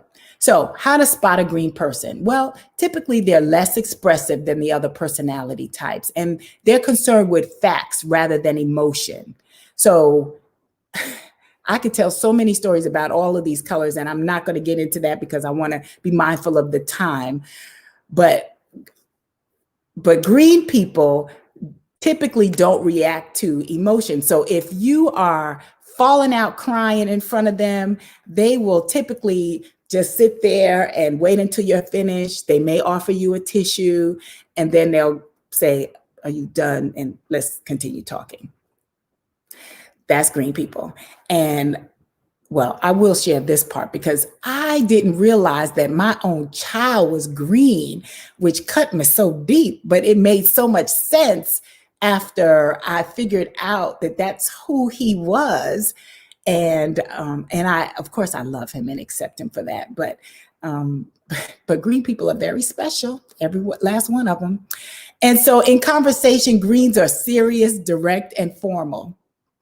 And that is so true for when you're a green person. You could spot a green person. It's very easy. If you're in conversation with them any amount of time, then you could say they're green.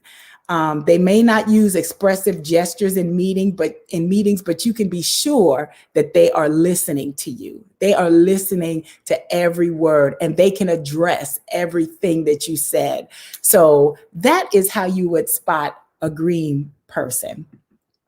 Now, some of the positives about a green is that they're dependable, they're organized, and they're independent. Like, you don't have to keep getting on them like, did you do this? Did you do that? You don't have to do that with green people. They are just on it. They rarely miss a deadline, and they get focused on the details. So when you are looking to hire somebody or partner with somebody, depending on what you do and who you already have on your team, you may want to make sure you have all of these colors on your team, but certainly a green person, depending on what you do. And so some of the challenges, they may be slightly indecisive because they think a lot. So they're constantly thinking about this, or maybe that, or maybe it should be something else. So that's a green person.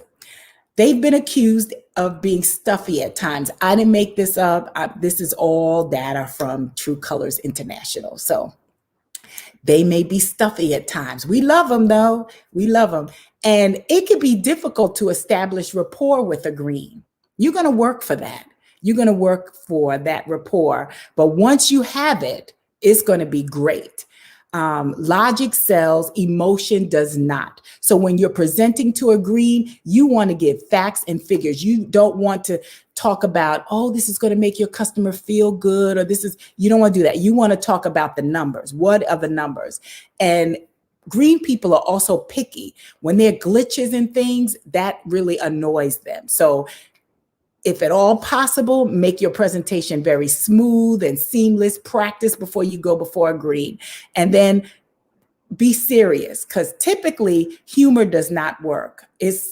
You may crack your best joke and you're going to get that will seal it for you. You're going to say that person's a green. So don't do that anymore. So that's green. Now, working with the green, make sure you slow down, because typically they're going to be writing everything down or taking notes, however they do it.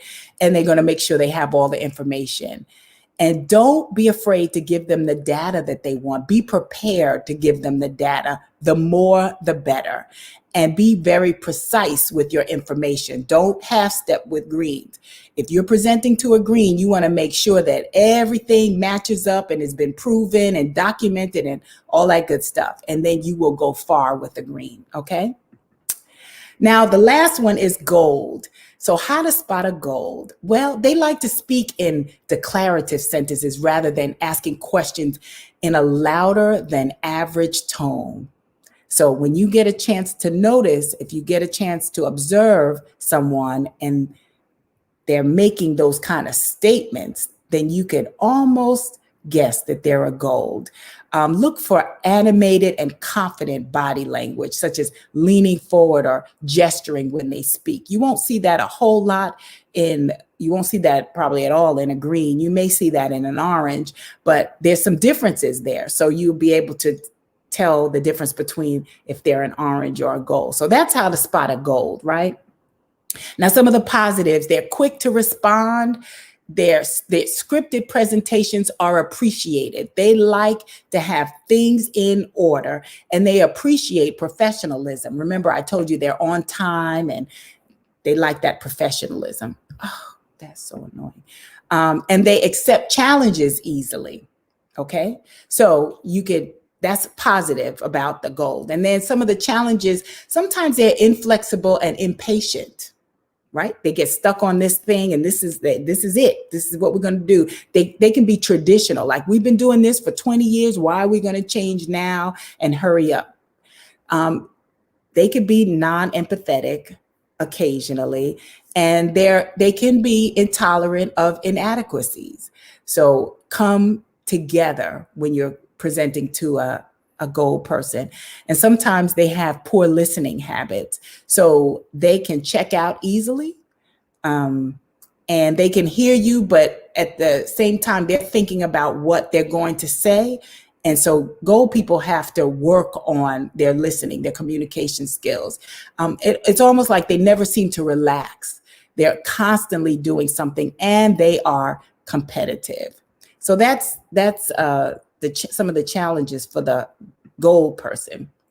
So the tactics, working with them, they can easily establish rapport quickly, but don't try to be their friend, right? So, because they're a little reserved that way, but they want to establish that rapport quickly. Keep your presentation moving steadily. Don't get all off track and stuff. Again, be very professional. Always use the proper title and last name. Again, they're traditional, so they want to be very proper, decent, and in order.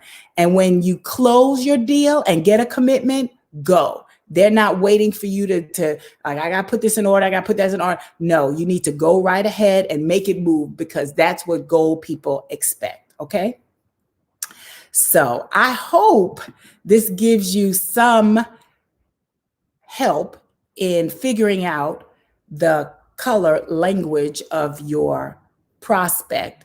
I like to say with Tri-Team that when you change your relationship, you change your life.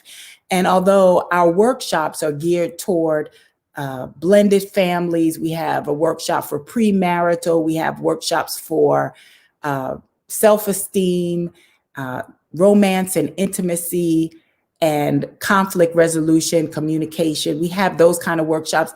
It doesn't matter. I believe that if you change your relationship, you change your life. And that's your professional relationships as well. And so I wanted to remind you here, don't forget to go to the website and download the free ebook, Creating a Safe Space to Be Transparent with Your Partner. Let's see what time it is. Ooh, I am so on time. And I wanted to end this slide with how to contact us. I have a team of people that facilitate the workshops, and you'll see the different workshops on the website. There's our telephone number, the email address, and the website. So contact us any way you can. I hope I have been helpful. I'm going to stop sharing the screen so that I can see if there are any questions and comments. And Mark, are you there? I might have to have some help with that. Oh, there you are. There, I did it. Did I stop sharing the screen? I don't know. Okay, so I see a question. Do persons ever change color depending on where they are in life? That is an excellent question, and it's been debated over and over again. So there's a couple of trains of thought that our colors do change as we mature and get older. But typically, I'd like to think, and I've been following this, that again, first of all, I need to make sure you understand that everybody has all the colors in them. Nobody is all green or all blue or all anything. So everybody has all four colors. So there's your primary, that's most dominant, then your secondary, and then the last two. Those are the two that typically is hard for you. You have to work harder to be that personality. And so I think that people, as they get older, there's the primary color and the secondary, then maybe the secondary rises up higher than the primary. But typically, people don't go from that strong color, the highest number that you would get in that color, to the lowest color, your most pale color. So that doesn't happen. But again, I don't know if anybody's tracked that through anybody's life. You'd have to take the assessment one time in your life and then take it again. But I would not get caught up on that, but just know that you are all four colors and typically you act in your first two. So that is that. I'm going to look down for a minute, if you don't mind, so that I can make sure I'm not missing any questions. I did see that question. Is there any other questions? Now, remember, I said that I have a prize for somebody that can guess my color. So if you can guess my color and put it in the chat, then I have, and the first one that does it, I have a prize for you. So please go ahead and do that.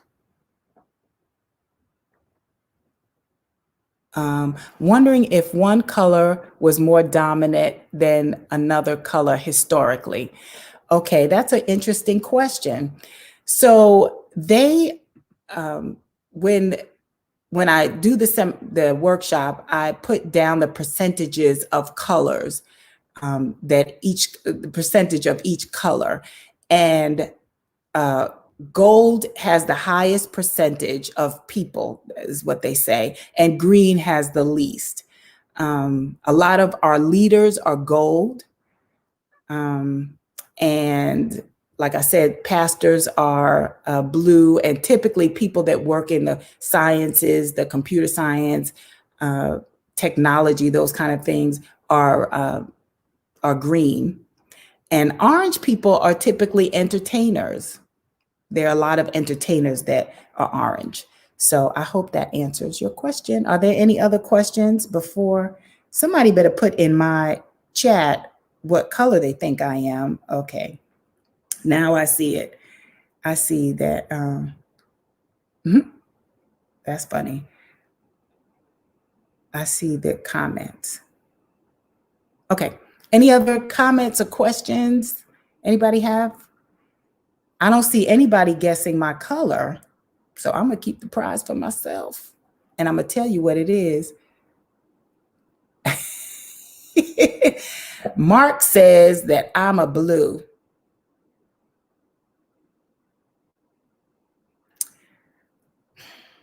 Mark, when is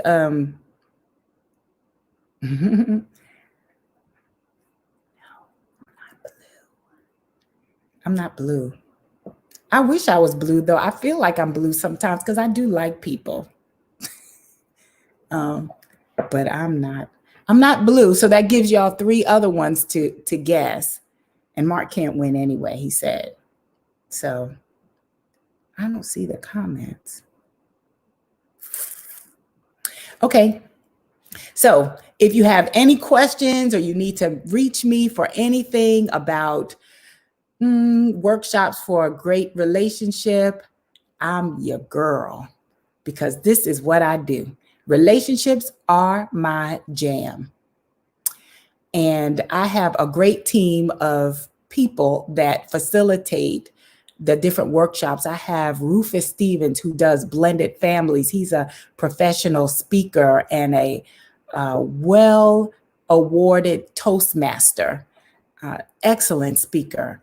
I have, he does the blended families. He's been in a blended family for 23 years. So he has some knowledge. So don't suffer.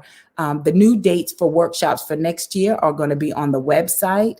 I'm excited about that. We'll be able to reach people anywhere in the whole wide world. Because why? We're going to be hybrid. And that means you'll be able to get all of your workshop materials in the mail before, and you'll be zoomed in and it'll feel like you're part of the group. I promise you, it's going to be great. We do a premarital workshop by Dr. Dov Evans. That's a great workshop. If you're getting ready to get married or thinking about getting married, you need to come to this workshop. It will change your life. I promise. And then also the communication. Let's talk about the F word. Let's talk about the F word. Could you talk about blended these? Okay, so could you talk about blended families? They seem more popular now in both the same. Yes, so there are more blended families now than and I forgot the statistics, but there are more blended families than there are traditional families. And that includes married and unmarried, because even though you're not married and you're together with 2 different families that you're putting together, that's still a blended family. And people need to know how to work that out, because we must remember that we are creating the next generation. Those kids are watching us and they're learning from us. And blended families sometimes are so difficult to manage. And they don't have to be, because the skills are out there, and you'll be in a group of people that have some of the same challenges that you do. And it'll be facilitated by somebody who has overcome a lot of those challenges, those same challenges. So learn where you could freely speak in a small group atmosphere. I'm telling you, it's nothing like it. There's nothing like it. Millennials need to be more understanding of blended families. Maybe that's because, yeah, you're right. Millennials need to be more understanding of blended families. But I think at the same time, the parents, the adults that are getting married, they need to understand as well, because just because you love each other and y'all have decided to make this work, the kids usually don't have any say. And so we kind of throw them in this situation and say, we all happy, let's be happy. And a lot of the times that doesn't work. So it's like just throwing paint on the wall and expecting it to be a beautiful picture. Yeah, sometimes that doesn't work. And so it's important that we learn how to communicate together as a couple, and then communicate with the kids, and especially when we have older children, because we think that just because they're older, we can do this and get married and they'll be good. Well, I have found that a lot of older kids are affected by blended families that don't seem to work well. So my suggestion again is to come to the workshop and let's learn how to make blended families work. The divorce rate for blended families is high as well. I don't have that number, but you can look it up. It's high. So like I said, change your relationship, you will change your life. Everybody likes to have a good relationship, right? That's what I say. So yeah, please check out the website for all of those different workshops. I venture to say that we are the only company in this area that offers these workshops like this.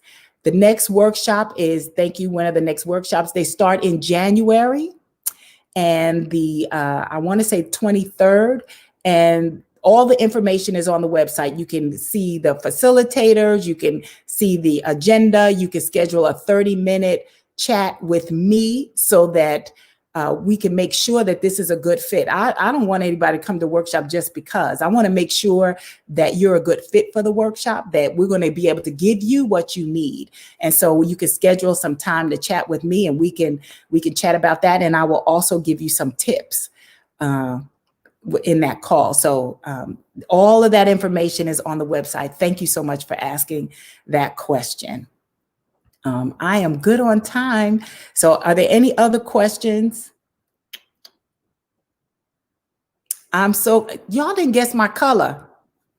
I'm a little upset about that. Now, guess what color I am, because I'm upset because you didn't guess my color.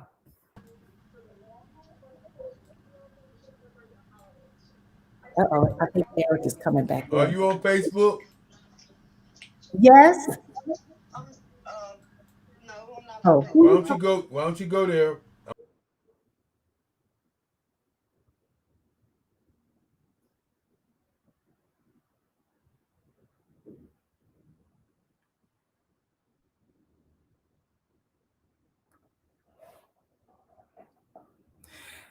okay, Eric is telling me to go to Facebook, and I'm on Facebook, but I don't know what he wants me to see.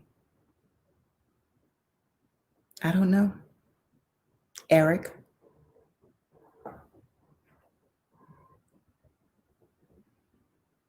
I don't know, Eric. Oh, I will guess again. How about gold? Who is that? Okay, Blues Radio 62. If you're the first one, you are right. I am shiny gold. I am shiny gold, Blues Radio.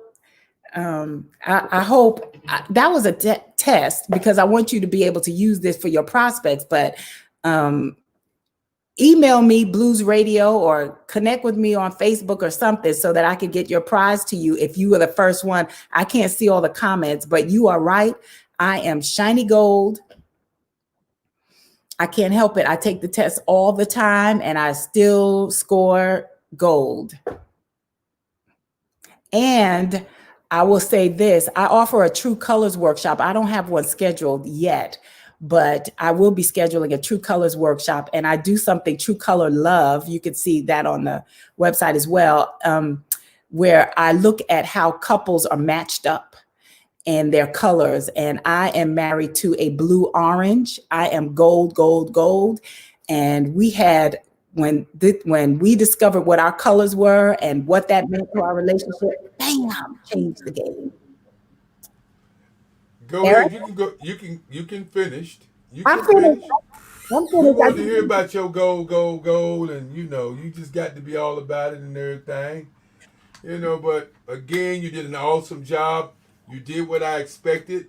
Anytime that I talk with you, you're just so gorgeous and so wonderful, and you just do just a fantastic job. The people who need to go to your game show, they need to go to your website and do it today, not tomorrow. Do it today. And for sponsors out there, there is no better show than this one that really really is a show that's so much fun.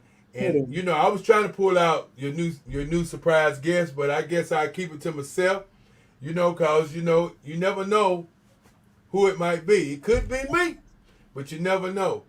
Don't look like that. See, that's how black folk do. That's how black folk do. See your face. Hey, I'm with you.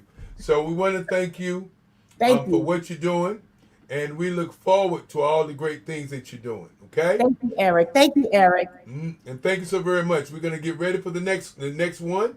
Do you have a website? Give us everybody your website and everything. Okay, so the website for Tri Team is TRI teamunlimited.com. That's for the Do it again.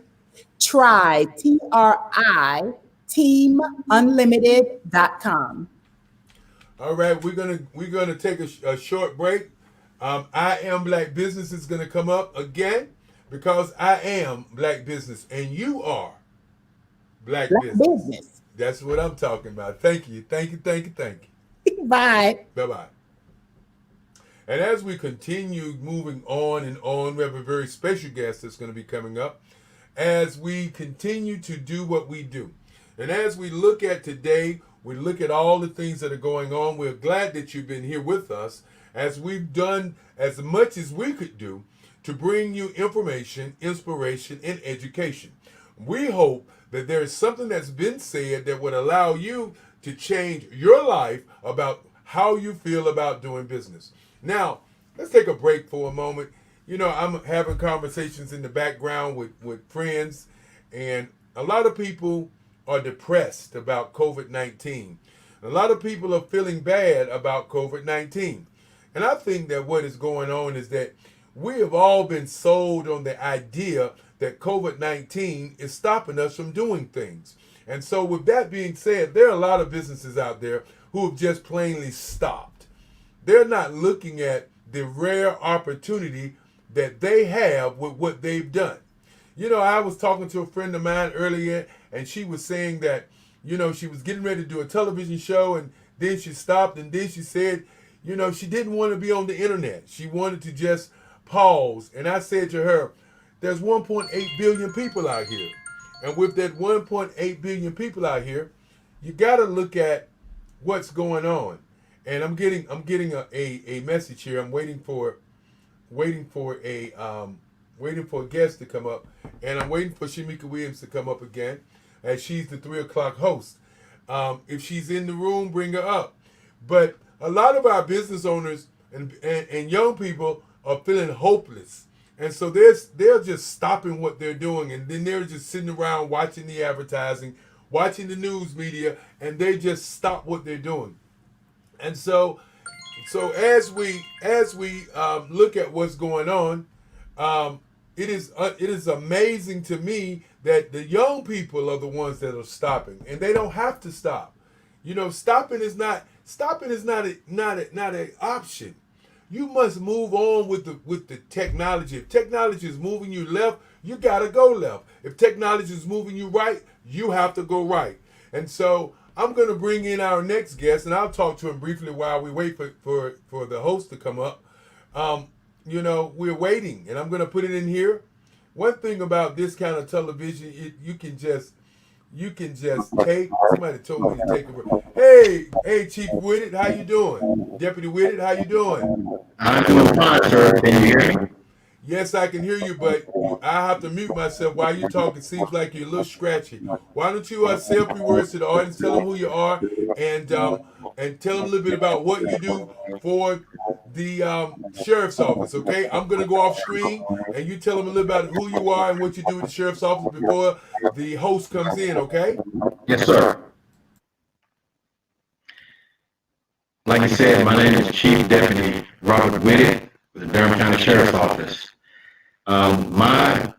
I've been in law enforcement now for close to 31 years. It's been a long time. I enjoy it. My job prior to that, I was in the United States Air Force, and I left the Air Force. I've worked for the Department of Correction. I've worked for the Orange County Sheriff's Office, along with the Hillsborough Police Department. I came along with Chief Burkhead in 2018, and actually I've known him for 15 years. I came along with him in 18 because we share the same mission, same goal. We are looking to unite, build, and stay positive. And we're doing it as easily as we can or as hard as we can. Whichever way it is, we're going to step up to the plate and make this a better Durham, I guess you can say. We want to increase everything in Durham. But I want to thank you for having me today. And on behalf of Sheriff Burkhead, I guess he won't be with us, and I'm standing in as he said. We had an incident, and I don't know if you guys are aware. We had one of our deputies injured in a shooting this morning. And Sheriff Burkhead is back and forth doing what he can to coordinate with that. So I'll be meeting with him probably in the next hour or so. But thank Well, you for well, having me. well. Let's fix your mic. There's something going on with your mic. Okay, I don't know what it is, but there's something going on with your microphone, and all we're getting is gobbled. We're not getting information. I don't know what you're doing, and I'm gonna talk a little junk because I'm way over here at my house and you can't get to me. Look, I would really love for this to work out fine. How about now? No, it's doing the same thing. Let's bring Grace in for a moment, okay? Hello, Grace. How you Okay. doing? Good afternoon. Grace, we hear you very well, but Chief Witted's mic is acting strange. So we're working through that. You know, this live. I like for things to be live, and live don't mean that we can't get it fixed. So Chief Deputy, try it again. I'm working at it. Can you hear me? No, Um, I can hear feedback on your end. okay, let me ask my engineer. Is it just me? How about Hold now? on. That's better. There you go. There you go. Okay. And And I hope ladies you and don't. gentlemen, I'm waiting for Shamika to come in. She's going to be the person that's asking the questions. She says she's on the link right now. Boy, I tell you, these phones, man, these phones make it happen. So we're gonna wait for her to come in. But before she comes in, I can always host now. I've been doing that forever. So Grace, before we get started, tell us about your role with the sheriff's department. Well, I'm Director of Community Engagement, and one of the things that Sheriff Burkhead promised during the campaign is that he would be transparent, he would be engaging and accountable. And so I'd like to say one of my jobs is to make sure that happens, to make sure that he's in the community, that the community can access him easily, and that we participate in community events. Whether it's him, sometimes it's our deputies who are participating in those events, but just really remembering who he reports to, which is the people.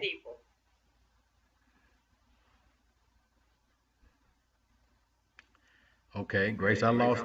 Okay. Okay, His now remember, mic was muted. okay, remember, ladies and gentlemen, that the reason that we're getting the feedback is because we're gonna have to mute our microphones when one person talks. So everybody mute your microphone. Gotcha. Okay. Now you can hear me. So of course you can hear me. So I'll be able to address one of you, and then unmute your microphone. And of course this is live. This is the first time. No problem. No problem. No sweat. We gonna make it happen. We gonna make it happen. So we're going to the other room to find the lady because we have two different links. One's for the morning, one's for the afternoon, and sometimes people make a mistake and they're in the morning room and we're in the afternoon room. So, Grace, as you said, you like to keep things transparent. My first question is: have you seen a difference in the sheriff's department under the leadership of Chief Burkhead? Burkhead, excuse me. Of course. Of course. Um, Sheriff Burkhead hit the ground running. In a sense, we were behind the eight ball, much like President elect Biden is, because we really couldn't get in early. But once we got in, after we were all sworn in, hit the ground running, and actually, we've gotten a bunch of things that were sort of on hold or taking a long time, gotten those things done. And of course, come next year, we'll be launching the campaign to re-elect Sheriff Burkhead. Well, Chief Deputy Robert Whittick, question for you is, and I don't want to be controversial, but I want to ask the question, the elephant in the room, okay? With so many people talking about defunding, law officials and making this world kind of a lawless world, how difficult is it for you guys to do your job when the sentiment or the media and the sentiment is not pushing for law and order, but pushing to pull law and order apart? Well, that's a good question. we have been dealing with the public forever, but since we've been placed in the spotlight here recently, it looks bad. But the policies that the media has asked that we put into place, that we enforce, as I've, it's been that way. And when we took over in 2018, my main uh, objective was policy writing. And when you get into policy writing, you find out the do's and the don'ts. Well, the policies here at the Durham County Sheriff's Office, all I did was enhance them.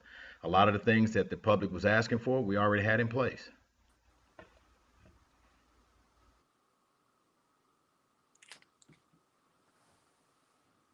You're on mute. Hello, hello, hello, hello. Hello, good evening, everyone. I know I'm not as pretty as you are, but I was doing my best to be handsome. But anyway, anyway, I'm gonna turn it over to Shamika Williams. She is next level coaching and consultant. Shamika is one of the brightest women that I know, and she's gonna do an outstanding job. And I'm gonna kind of go stage left, and I'm gonna sit back and enjoy this. Chief Deputy Whitted, thank you for that answer, because I know that's may not have been on the minds of some people, but I think that one of the things that's going on in today's society, people are reacting to the narrative that other people are painting, and that narrative is for a reason. It's for a reason for there to be chaos, because when there's chaos, then people can get away with stuff they normally wouldn't get away with. And the sad part of all of this is the people who are empowered to keep people safe, they're in the bullseye, and what's even sadder is nobody acts like they have family that they have to go to in the evening. That's my 2 cents, and that's my story. And Grace, I'm gonna stick to it. Bye bye until I see you on the other side. Absolutely amazing. Once again, Chief Deputy Whitted, we're so definitely honored to have you here, and Grace Marsh as well. I was listening backstage a little bit to the questions that you were giving, so it's definitely an honor to have you here to get your insight and to see what the community is doing. Durham County Sheriff's Department as well as doing as well with the Business Watch program. I know that Dr. Kelly was just asking you a few questions, and if you want to continue to expand upon that, that'll be fine, sir.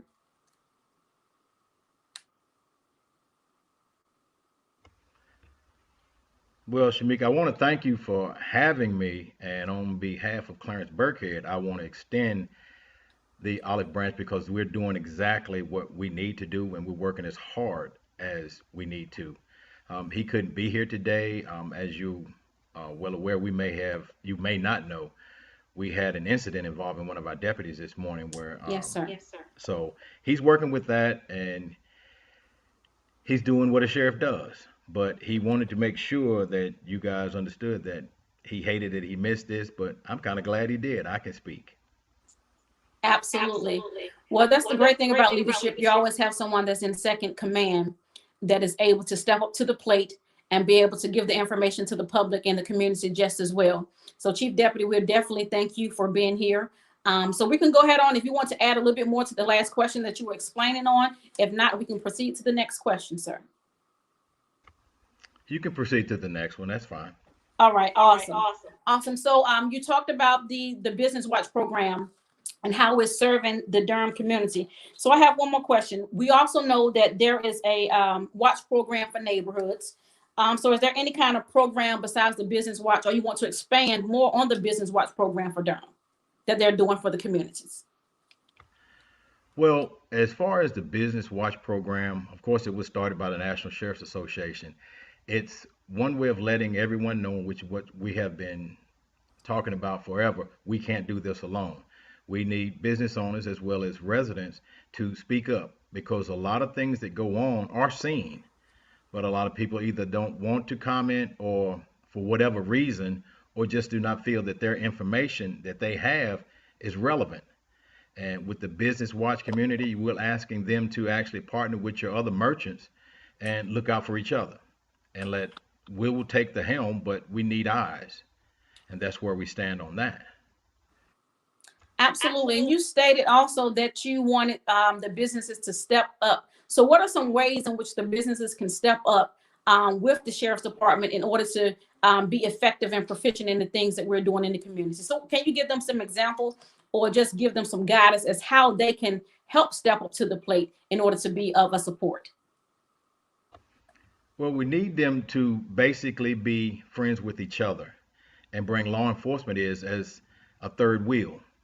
We depend on them, and we actually want our deputies. I preach for our deputies in the field to make contact with the business owners because information is freely given if the parties know each other. Well, I don't look at you as a badge. I look at you as Brad, which may be showing up, or maybe Robert. I want to talk to you as that, and that's the I guess the touchy feely part that I bring to the agency because that's how I feel that you can get things done when you involve the public instead of them only seeing you when something goes bad. We Absolutely. want you to see them when everything is fine, when you have nothing to do but stop in and talk, and that's what we kind of require the deputies to do. Get out of your cars, go to the businesses, make contact, make a personal contact with them, and just if nothing else, talk about sports, talk about the weather, but they can tie a name with the agency, so it makes Absolutely. it more personable. So that goes back into, once again, that goes back into relationships and building relationships in the community. Yes, ma'am, it does. That's the key.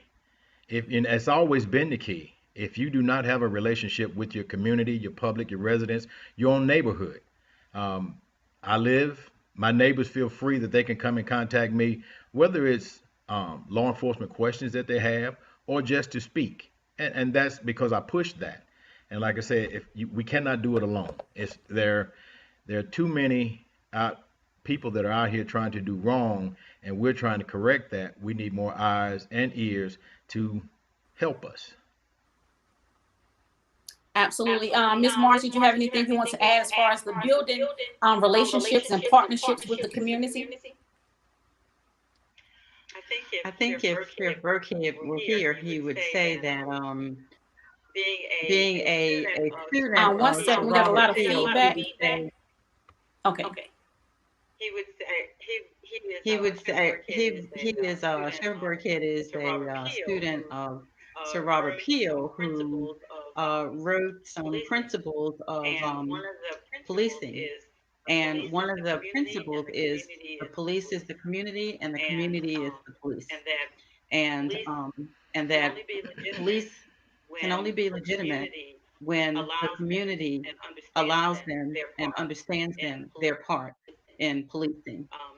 So that's something that Sheriff Burkhead takes seriously. Again, that's why there's a community engagement. That's why he created a community advisory board of citizens who he talks to on a regular basis. Um, I want to say one thing about the Business Watch program. So just like Community Watch, if a bunch of businesses come together and they're in the same area, they're a strip mall or whatever, they can ask one of our deputies to come out and talk to them about how they can build their Business Watch program. Probably on a quarterly basis, our deputy would come out and maybe make some presentations, talk to them about things like cyber crime or whatever's kind of going on at the time. So this program is something that for a while has been a little stagnated, and we're trying to pump this program up because we believe that now, since the pandemic, crime has increased, and these businesses could use a little help from among their neighbors. Absolutely. Thank you. Thank you. All right, that was great information that was given. So the next question we want to have is, what are some of the concerns that businesses should address in order to keep their businesses safe?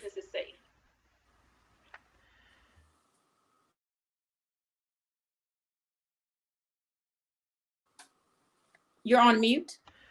Here we go. Crime is on the rise, and we must pay attention to the stats. As far as business owners, you have a lot of crime, such as burglary, breaking and entering, robbery, shoplifting, and you also have internet theft, forgery, and fraud crimes. All these are things for us to worry about. And we worried about them before, but currently within the pandemic, job loss, and the upcoming holiday season, we have a lot that's going on, and crime will continue to rise just for those three aspects alone. Because the bottom line is we want our kids to have a great holiday season. We understand that that the family's sick, so people are doing what they can to survive. So we're just here to be that middle. Absolutely. So, with that being said, Chief Deputy, is there any preventive measures that the businesses in the Durham area can put in place, or any strategies that they can use to help assist with decrease in the crime, as you stated that is approaching during the holiday seasons? Is there any type of preventative measures or any strategies that you would suggest for our business owners to implement or to put in place? Pay attention. If you pay close attention to what goes on in your business, what goes on around your business, there's a lot. And as far as some of the software, if you have a business, you should acquire the best software, due to the increase of the cybercrime. I mean, credit card theft, all of this is on the rise, and you stolen gift cards. Everything is coming through a business, and if you don't have up-to-date hardware or software, and you're not paying attention, that the credit card that you just ran through belongs to a 75-year old lady, and the lady that's spending it using the credit card is a 25-year-old black female, and you have a white female. You have different aspects that where if you do not pay attention, things will go by. But we ask that you do that and just pay attention to what's being purchased, because they're using these cards for items that can be easily, I guess you could say, pawned, sold, whatever. But if we do not pay attention, and that if I had to give one bit of advice, it would be, of course the software is perfect. But if you cannot have your clerks or whoever pay attention to what's going on in the business, that will stop the credit card theft, because of course you'll understand that the fraudulent checks, fraudulent cards used, and as burglary. I mean, if you do not pay attention to everything, even the shoplifters, they all have a method of operating that they use, whether it's a distraction to get the clerk to pay attention to something else. But it's if you do not pay attention, you can't help. And that's all we're asking, is to help us. Absolutely. I love what you stated as far as paying attention, even those small, intricate details, because would you agree that many times it's those small details that's overlooked, and criminals are aware of that. And that's something that sometimes a business may not even pay attention to, those small, intricate details. So that was great information for our business owners to make sure they pay attention to everything, from small to large. That could definitely save a lot of trouble during this season right here. Also, Chief Deputy or Mrs. Marsh, can you warn the businesses that are listening out here today about any other scams that may be approaching during the holiday season, and how to recognize those scams, whether it's through the phone services? How can they be aware of what is going on or what may be a scam? And then once you tell us that, tell the audience, how can they identify if it's a scam or not? If it's too good to be true, if it sounds that way, it usually is. That's about the easiest way to put it. But greed leads to a lot of this type of crime. Some of the scams and everything that's going on. And I can't think of the name of it. I'd have to dig it up in my information, but it actually involves the perpetrator seeing you in a parking lot and tell you, I just found this bag of money and I want to turn it in, but I can't. Will you turn it in? Well, okay, in order to turn it in, I have to make sure that you're truthful. So I'm going to put my money in the bag, you put your money in the bag, and then you can go turn it in. It does not make sense, I understand. But greed is an awful thing. And people, when you see dollar signs, and it's big here in the holiday seasons, when you see dollar signs, and people will make these deals, and all it takes is that split second that your attention is distracted and the switch is made. So you go in and to turn in this bag of money that you found, it actually turns out to be pages of a phone book that were torn up. I mean, it happens, and it's nothing that hurts us more than to see some of our elderly, because of a lot of it's aimed at elderly, to see them and talk to them, and they tell you what I didn't know. I didn't know. I thought I was doing something right. I thought I was helping, and I tried to tell them. I said, "That's what we're here for. Is if you see something, and it, like you say, I mean, no one's gonna give you a bag of money. No one's gonna do that. But it's the kind heart, and we also have the scams where they're knocking on businesses, talking to business owners, and knocking on residential doors. You know, when you're dealing with perpetrators of crime, they look for an opportunity. They look for an opportunity, whether it's your business or knocking on your door, ringing your doorbell, looking over your shoulder and looking at what you have in the house. And people don't think it. He was only there for a few seconds at the door, never let him in. But there was a few seconds that he was at the door. He looked over your shoulder and saw everything that he needed, which will cut to the amount of time that he's either in your business or in your home. So, and it goes back to, if it's too good to be true, most likely it's not. And pay attention to everything that goes on. Miss Well, Marsh, we you want to add? I didn't know if you want to add anything. I wanted to add, I was talking to one of the detectives yesterday, Chief, about stolen goods and how sometimes, you end up purchasing stolen goods. So it goes back to what Chief said. As a business, you have to be careful that you're not buying stolen goods, because if it sounds too good to be true, it is too good to be true. So just be careful of that too as a business. I've seen people go door to door selling things in the past. And with the holidays coming up, they might come by and want to sell you a laptop or something big, that might cost you a couple $1,000s, and they want to sell it to you for a couple $100s. Just be careful of those kinds of scams too, because it could end up getting you in trouble. you definitely gave some great information, and I want you to expand on a little bit more. Even so, Miss Grace Marsh, you stated about businesses need to be aware of being scammed or being sold stolen items. And a lot of times, many businesses have found themselves in that situation. So, could you just tell us a little bit about the consequences that could come upon the businesses if they are caught in that transaction, even though they may not know that they are stolen? What are the consequences that could cost the business? I'll leave that to Chief, and just say one is you just lost some money. I don't know about prosecution and that kind of thing, but you just lost some money and you got to turn over whatever it is that you bought. Chief, go ahead. That's a very good point, Grace. Losing the property and the money that you have paid for this property, because once it's recovered, it becomes evidence. So you lose it. It's taken away. So you're thinking that, oh, I got a great deal, but as soon as this report is stolen and the actual serial numbers, if I had to give business owners, residential people, use your keep track of your serial numbers, because the officer that takes that report, I mean, if you have a big screen TV that you do not have the serial number to, they may investigate crime or have calls that they're in a residence that might have 15 TVs in it. And if they don't have a serial number to go by, they can't match it to anything. So it's just a little tip to, keep a serial number down. Anything that you have, any kind of equipment that you have, it doesn't take much. They all have serial numbers, so that when the officer comes, deputy comes to take the report, when he talks to you and you say, well, yes, my stereo was stolen. Well, it was this type of stereo, and I have a picture of it, and that would even be greater. But here's the serial number, so that when they make that trek to the pawn shop, or when they just walk in and talk and look at equipment, they can match it to a list. And that business owner has lost that property.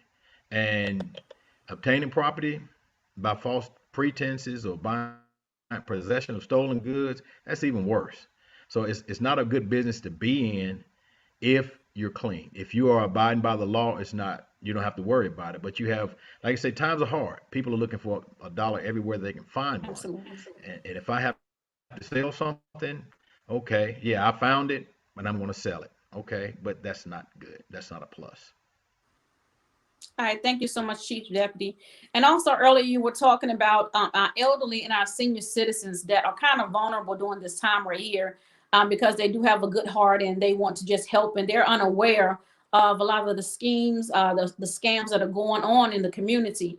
So what are some ways that we as the community, and even as the Sheriff's Department, or as citizens, how can we help make sure that we're even protecting our elderly and our senior citizens, since they are unaware of so many things that are going on out here in society? How can we help assist them to ensure that they are safe in the process? About the best way for you to do it, I did it, is to be that point of contact for your loved ones. Like I say, my mom, I tell her before you dealt with anyone, whether it was on the phone or whatever, just mention, well, hold on, let me call my son. He's a law enforcement officer. That's going to quickly get the disconnect on the phone. They don't want to talk to you. They don't want to deal with anyone else. They look for someone with a giving heart. And that's where you find in your elderly. So if you have someone that you know that is elderly, have them, hey, okay, just call me before you make any decision. Before you do this, you can still do it, but let me know. Let me make contact. And fail safe for that, call 911. We deal with it every day. And I would rather come to your house or send someone out to your house to speak with you by phone to help you than to talk to you about the money, the thousands of dollars that you have lost. I would rather I would rather talk to you all day long. Absolutely. Shamika, Yes, ma'am. there's some questions coming up over here. I'm assuming they're for us from Blues Radio 62 is Okay. asking, can you see them? Shamika, No, can you see the I question? can, but you go ahead on and read them, Ms. Marsh. So the question is, it says Durham has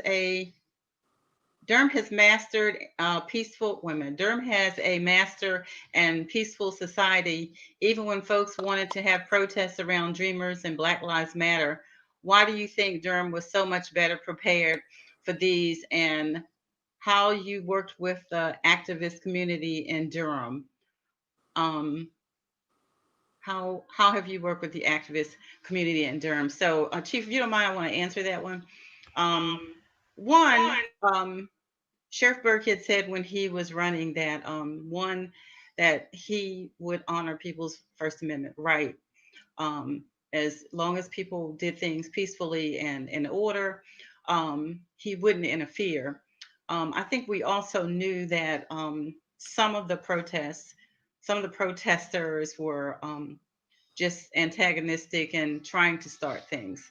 And so we didn't want to fall into their hands because we knew the majority of people here in Durham protested peacefully and they had a right to do that. Um, Absolutely. he also has a relationship with many of the groups who were protesting. Um, we, Durham for All and Song, a lot of those organizations we met with during the campaign. We've actually had them tour the detention center. They have Sheriff Burkhead's personal phone number and mine. So we are, he's accessible. And so I think that helped a lot for him to allow them to just be who they wanted to be at the time. We did have a little bit of damage done in certain cases, but much of that was from outside groups. As far as meeting, he and the police chief met with the group that had protested and blocked the freeway 147. We met with them. We heard what their issues were, what their complaints were, and they agreed that we would meet with them again. And some things happened that they went about their business, and they seem to be doing fine. I think they got a piece of land and they've been doing some work out on that piece of land. But sheriff has even visited them since they acquired this piece of land that they're working on. So I think having a relationship with the Absolutely. community has been really helpful. And I think the chief has she agreed also to meet with this group, and as you know, for many weeks, she allowed them to camp right outside the police department. So relationships, I think is the answer to that. Chief, you want to add anything? Wow. That was great information, Miss Marsh. I can't add anything. The only word that I was looking was gonna add, and you stuck it in, was being accessible, and that was one of our plans coming in. We did not want to be isolated from the people that put us in office. If you want to see the sheriff, you can have that arranged. I don't know if he stepped away from anyone. And like I say, some of the protesters that were there, I can only imagine that they were looking at Durham and said, wait a minute, we're getting everything. And like I said, we've never hid policies from anyone. If you want to talk about policy and you want to talk about these chokeholds and all this stuff that you think there's going on, there's not. It's written. Our policies are published, and you can view that. We have nothing to hide with our policies. We're strongly and we're policy driven. If you do not have policy and put it in place, I mean, things can go wild. And when Ms. Marsh mentioned accessibility, that was one of our key points. Be available, be accessible to where someone, if they want to talk, if they want to voice their opinion, if they want to yell and scream, allow them to do that because that's how you bond with the people that you're serving, and that's our main intent. Absolutely. I definitely agree. For the leaders being visible and being accessible. And as you stated, that makes all of the difference in building those relationships and those bonds with the citizens of Durham County and any county or any community, to say the least, just being visible and accessible. And they see that they can talk to you, that you're there to listen to their concerns. Because a lot of times all people want to do is to be heard, just to be heard, to know that you care about whatever it is concern that they have for them. And a lot of times, even if they may be upset or agitated or angry at the time, if you just listen to them as a leader and let them know that you care and you hear them, a lot of time that can calm all of that down. And you can actually have a conversation, a communication between the two parties and actually get something solved. So did you want to add your input or anything to that, Chief Deputy?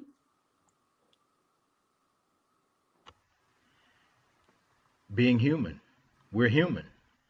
If I've had if I was John Civilian that had my house broken into and things taken, and I would, when I called to see the sheriff, the chief, or whoever, I ended up with someone that kind of gave me the runaround, I'd be upset. I'd be upset first of all when it happened, and that I can't find out what I need to find out. I mean, tell me what, can you give me an update? Can you do this? That's not how we live. I mean, if it happens, you're supposed to be upset, and we will work through it. And it's like going back to your businesses. We're actually um, able to conduct security assessments. We'll do it for residents. If you own a business, or and we've done it for churches. If your Amazing. church decides that we're worried, we will come out. We will have someone come out and we'll give you an assessment. No, I mean, just because we want to help, we'll tell you that yes, these are your trouble spots. You have blind spots here. If you have some of your members in the area at night, your lighting is bad, your bushes are too high, anything that can prevent a crime from happening, that's what we'll do. That's what we call a part of our security assessment. And we offer that. Amazing. All it takes is a phone call. And I mean, we have no problem with doing that. It's just like business checks, and it's just like residential checks. If you leave, say you want to go on vacation for a week and you just don't feel comfortable, you can contact the sheriff's office, and yes, we'll have it during the day. The deputies patrolling your area will ride by your house, and that's that bit of security that citizens love. It helps them out, and business owners, when we're doing property checks at night. I mean, some of these businesses out in the county are isolated. If you have a deputy that's working that area and he's riding through your parking lot at 3 o'clock in the morning, and believe you me, I've been doing this long enough that I've seen people. You find a business and you see a light on, and it happened to be the business owner. Well, he's pleased as peaches that you came by, because I didn't think you guys did that. Well, no, we came by, we saw the light, so that tells them, okay, you're doing something that's great. So I'm behind you 100%. That is our whole goal, to make Durham as safe for everyone, making it safe for us as it is for everyone else. That is absolutely a great piece that you were talking about, the security assessment for many businesses to come out that's available to them. So can you tell them once again, Chief Deputy, how can they just get in contact with you, or what's the information that if the business owner say, you know what, I want you to come out to my property or my business, or even the churches, do you have any contact information or a contact number or person that they may get in contact with if they would need those services that you provide? I can give you the name. Miss Marsh has it as well, and it'll be our basic phone number, but it will be Lieutenant Carpenter. Miss Marsh, if you want to add the contact.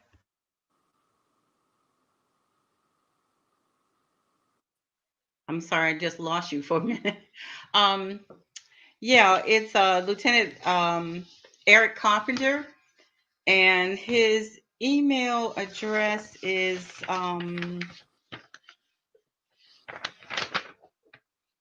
I'm sorry. We could use. I thought I put it on here, but That's fine, Miss Marsh, but if you can. they can contact me. I'm right next door to Okay. him, and I work with him because he's part of our scope unit, which is part of community engagement. And my email address is G as in Grace, J as in Jackson, Marsh, Marsh at DurhamSheriff.org. And if they just call the sheriff's office and ask for Lieutenant Carpenter or me, they'll find us. Okay. Absolutely. And Right. if you can, Miss Marsh, if you could put it in the chat for those to see also.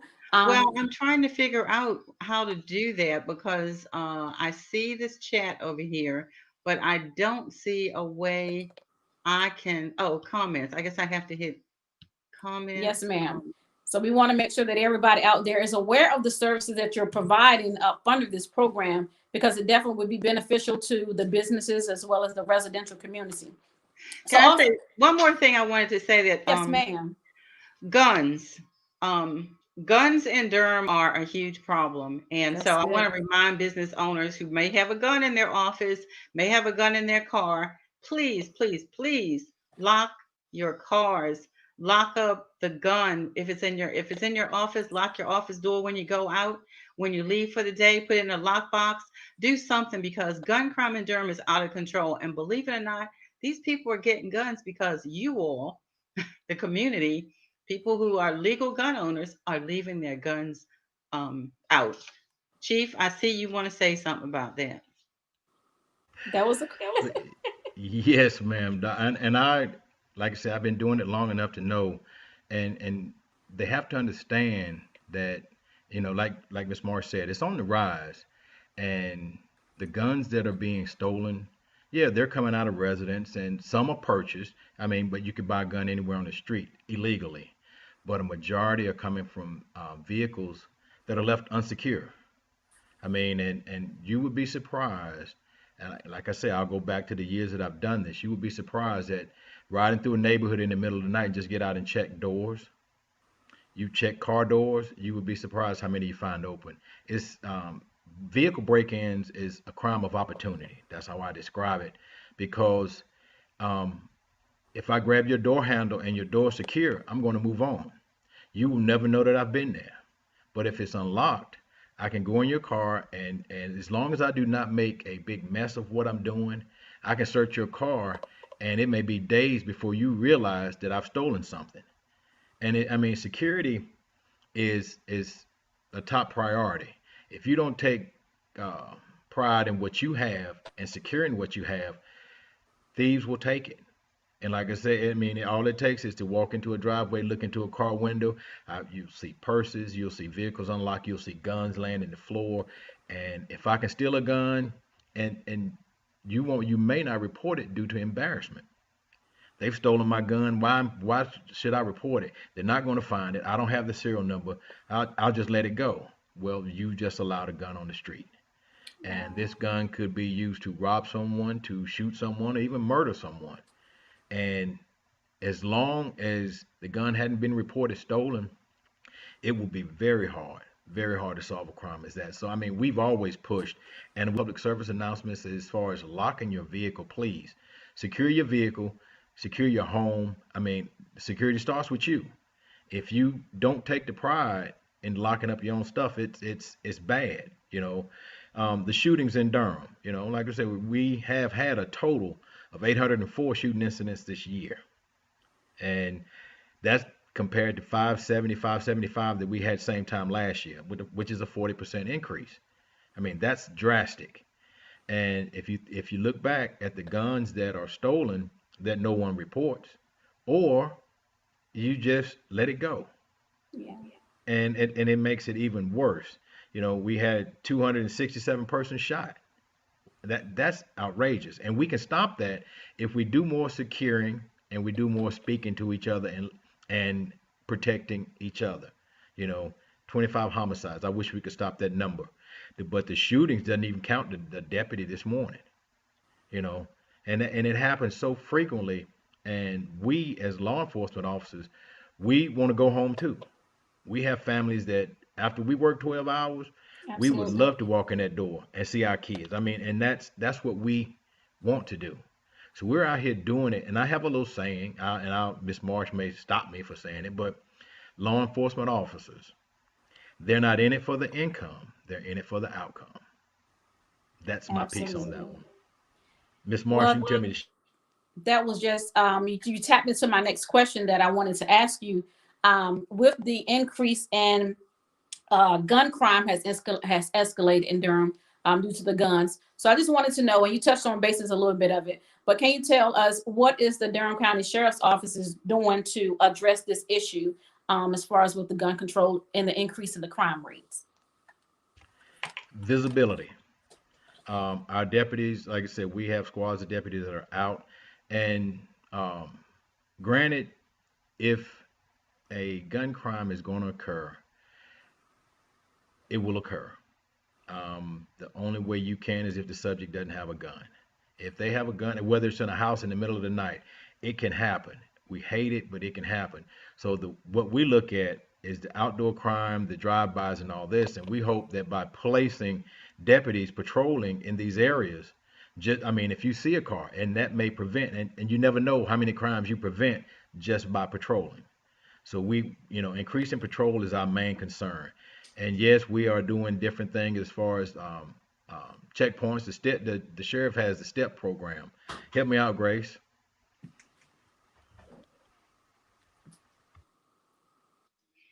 Yes, Sheriff started the STEP program, I think in August, I believe it was August when he started it. And basically, what he's doing is we're looking at people who are um, felons, who continue to have felonies, who have charges against them, serious charges against them, keeping an eye on them. Uh, a lot of times when our deputies stop you and they ask you for your license or whatever, and they sometimes might ask the other person in the car for their license, we've gotten a lot of people off the streets just doing things like that. So it might feel like we're imposing sometime, but what we're trying to do, we're trying to catch some of those people that are shooting and killing kids nowadays, and shooting into cars when a parent is on their way to get ice cream for their kid. We're trying to catch those people, and the STEP program, I wish I could tell you the number. I'm not sure it's in here, but the number of people that we've picked up so far. But STEP stands for the Sheriff's Targeted Enforcement Program. So we're targeting felons who are repeatedly come down to the courthouse because they have another charge. I was speaking to one of the counts the officers, or she's not an officer, but they have a pre-release program. It's not pre-release. It's a program where if you've been charged with a crime and you're waiting for trial or waiting for some sort of disposition, you can go out and this officer will check your home situation. It's not a probation officer. I'm trying to think of what the name of it is, and I can't right now. Sometimes you might have a anklet bracelet on. But he was saying to me, we keep seeing the same people. Grace, he said, I keep seeing the same people that I worked with last year, that I had 6 months ago. Those are the people that we're trying to catch. We're not trying to catch you because you had a little joint. We're trying to catch you because you are serious felon. And that's what this program does. Sheriff likes to say we're tracking down violent offenders. That's what we're doing. That's another piece to being connected with the community. Um, the targeted enforcement, and like I said, that like Miss Marsh said, there are certain people that are repeat offenders. If I'm doing this and I got nothing happened to me the first time, I'm gonna do it again. So we're, the checkpoints and the high patrols in certain areas, that's what it's for. It's to fix it to where you can take your grandson, your son, out on the porch at 9 o'clock at night and not worry about all of this stuff going on. And that's what, like I said, it goes back to what our major plan is. We want accessibility and we want connectivity.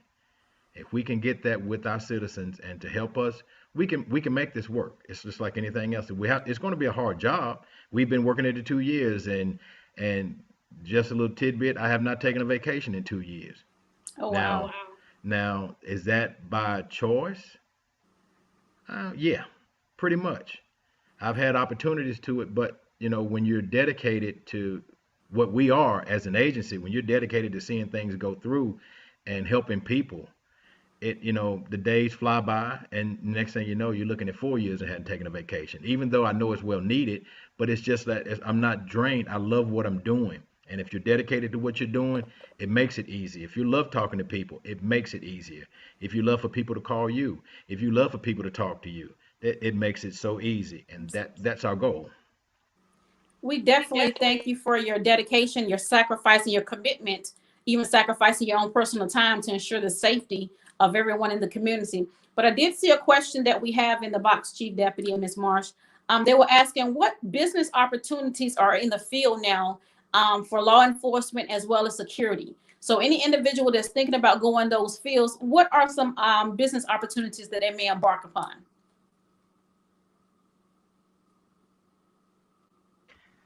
I don't really know if I understand the question, Grace. Do you understand it? Am I missing something? I was reading it now. Give me a second.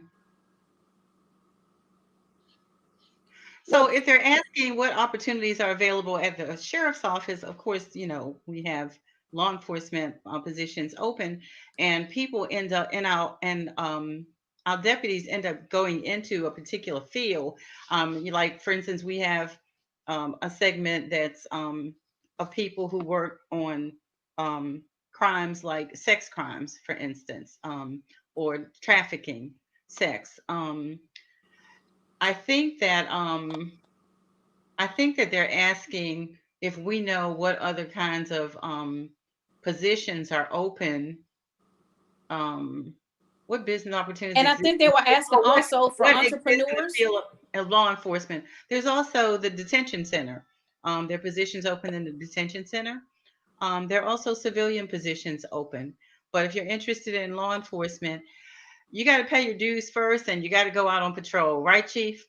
And you're going to be on patrol for a little while before you can kind of move along somewhere else. Chief, I see you want to say something. No, it would take something it goes back to not in it for the income, in it for the outcome. I mean, you have to have it in your heart because you're not going to get rich in this business. But if you're dedicated and you want to help your community, and that was one of the I've led, I guess, between my military and my law enforcement career, it's been structured. So I've always gone that way, but I've always wanted to help. I mean, like I said, I was born and raised in Hillsborough, and I retired from the Hillsborough Police Department. Okay. So that's the dedication that you have, and I brought that to Durham. I have relatives here in Durham, and know a lot of people in Durham, but I brought that same mentality because it has to be in your heart. Yeah, I mean, times are hard now, and if you can get a job, I mean, that's what people are looking for. But you have to be dedicated to what you're asking for. I mean, until you um, have to do your job. I mean, it's easy to sit down and not do anything, but till you have to do your job, then you wonder, am I cut out for this? And that's the only thing I say, search yourself to see if you're actually really interested. And Ms. March mentioned the detention center. If you fit the criteria, you go online and fill the application out, and we'll take it from there. but then they're all never stop looking. I mean, I started well as a security officer. I started, but then and Miss Marsh may recognize I guess it was the tobacco barns that were down off of 70. I did Okay. security work there years ago, but it had to be it has to be in you to want to do this. And I did it, and I progressed, and I moved on. I broadened my career and my horizons, and my work ethics pushed me. So if you have it, by all means, submit an application. Please go online. I mean, give us a chance to talk or tell you or point you in a direction that you can get the assistance that you need. Absolutely. And also, Chief, I believe they're asking for entrepreneurs that are interested in starting businesses, or they may have in security or in law enforcement, they want to start their own business. Are there any funding are you aware of in the area for them to be able to start? But what can they do as entrepreneurs if they want to start businesses in the field of security, in the field of law enforcement, if they want to be entrepreneurs in that field? I'm not sure where that money is. I would think that contacting the International Association of Police might be a good place to start to see if they have any grants. There's also IDERA, IDERA.org. Um, the other question, though, is about starting some kind of program for youth. And here in Durham, in North Carolina, I would say that you could probably start with the Department of Public Safety. They have some funding that's called JCPC funding. And then there's the Governor's Crime Commission, looking at those kind of funds. And the other one is Triangle Community Foundation. Those are some of the places that I know of. Meanwhile, Chief, there's a question that asks, what advice would you give to our youth should they encounter law enforcement? I think that's a great question right there in consideration of what's going on in the world across the country today. Chief, we do want you to touch bases on that and give them some great information, because we know that the emotions are heightened in this time, and considering the state of what's going on. So our youth, they are affected and impacted by it in such a great way.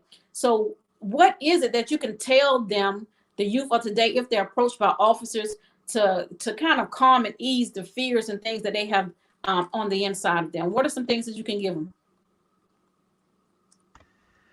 First, remain calm. A lot of people talk about being initially stopped by the police. I would tell anyone that's youth, you, Miss Marsh, if someone's behind you with blue lights, if you do not feel safe with where you are, put your emergency flashes on. That lets the officer know that you're not trying to get away, you're just avoiding him or whatever, and you find that safe spot. And when you pull over, your concern for the officer, it means a lot. If you do not show concern for him, it's kind of hard. I mean, he's got to deal with you on a situation such as you have been a violator, and it is what it is. And if you were speeding, I mean, politeness used to work for me. I mean, I understood a lot of people have a lot of issues, and a lot of people can't stand $300 and $400 tickets, and especially now. But in the event of something like that, cooperate with the officer, show him respect, and he should as well. And people don't understand, if you do not give respect, you shouldn't expect respect. If you talk to him as if he is just a man, he's a human being, you talk to him and treat him with that respect, it's okay. It's He'll give it back. If there are issues I mean, do not make any sudden movements. When they pull you over, wait and let them approach your vehicle. When they approach your vehicle, let them initiate it. You can speak if you like, but let him ask you for your license and registration. If it's in your wallet, that's where you tell him. If it's in your glove compartment, that's where you tell him. And let him know that that's what you're doing. Don't make any sudden movements. Don't reach and grab and all this, because we've all seen videos where these situations have gone very bad for citizens Absolutely. as well as law enforcement, because you're the model citizen, and you're saying, okay, fine, I'm not gonna cause any problem, I'm not gonna break the law. The officer doesn't know that. to him, you're just a traffic violator. So you can dictate the situation by you being calm, cooperating, and giving him what he wants, getting him on his way. He'll get you back on your way. But it's it's give or take. And I would tell all of our young youth, I have a son that's 18, and I preach to him all the time. I said, you don't argue with the officer on the scene. If he tells you you were speeding, you're not going to, because it leads to something else. And I'm not saying just automatically just say, oh, I'm going to take what you give me. No, he's going to have to prove it when he go to court. So you're not going to hold court on the side of the road. So what I would suggest you do, if you have an issue, ask to speak to his supervisor. We all have supervisors. Some may be available, some may not. But you want a way to get in touch with him. If they can come on scene, it'd be someone else to talk to. But a lot of confrontations happen by you not doing what I'm asking, or you're yelling and telling me that you know the law. And I mean, I've dealt with more lawyers on traffic stops than anything. I know the law. I know the law. I'm like, okay. I mean, I was told this, I was told that. Okay, I understand all that. But this is what we're dealing with right now. But if the main thing I can say is be calm. A lot can be interpreted by aiming a cell phone at someone's face. I mean, I wouldn't want to videotape you like that every time. Yes, so we're in the process of getting body worn cameras now. It helps. I mean, um, we're trying to do our job, but we're trying to make it safe for everyone else. Now, everyone says, "Well, I wasn't this and I wasn't that," but we don't know you. And if you live by that, this officer will not know me. So he's feeling about me the same way I'm feeling about him. If I don't trust him, he don't trust me. And if I talk to him, if I speak to him, and for those that have concealed weapons or weapons in your car, that should be the first thing to come out of your mouth when he gets in an earshot. And that again lets that officer know you're thinking of my safety.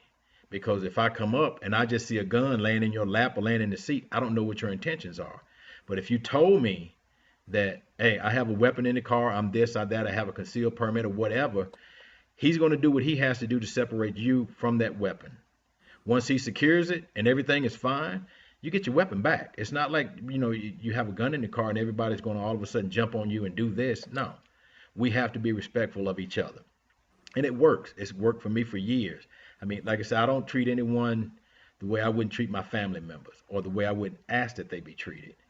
And if you live by that, and like I said, I preach it to my son on a daily, and he has been encountered by the police, and of course it's kind of good to have an uncle that's the chief of police, chief deputy in Durham, and I've told him, I said, when you talk to them, give them respect, let them do what they do. I said, and tell them you want to call your father. You call dad and let dad get a chance to figure out what's going on. You don't handle it on the streets like that. If he says no, not right now, no, not right now. Let dad handle it. Let someone else handle it. If you're young, let your parents step in. If you're an adult and out doing this on your own, take it up with the chief. Take it up with the sheriff. If you have a problem with deputy such and such that treated you like this and that, you don't know. This deputy may have a history of it that the chief is already or the sheriff is already looking at. You just added and told me, okay, now I have another reason to believe this. Or if I have a deputy that has nothing in his file, everything that he's done, and I mean, I've talked to people that have blown him up as being one of the greatest, and you come at me with the complaint that he did this and he said that and all this, it doesn't merit the punishment that you're looking for. And we have to investigate it. Yes, we're going to do that. But, treat them the way you want to be treated. I mean, and that's about the best way to do it. All right. I think you've given some great information right there.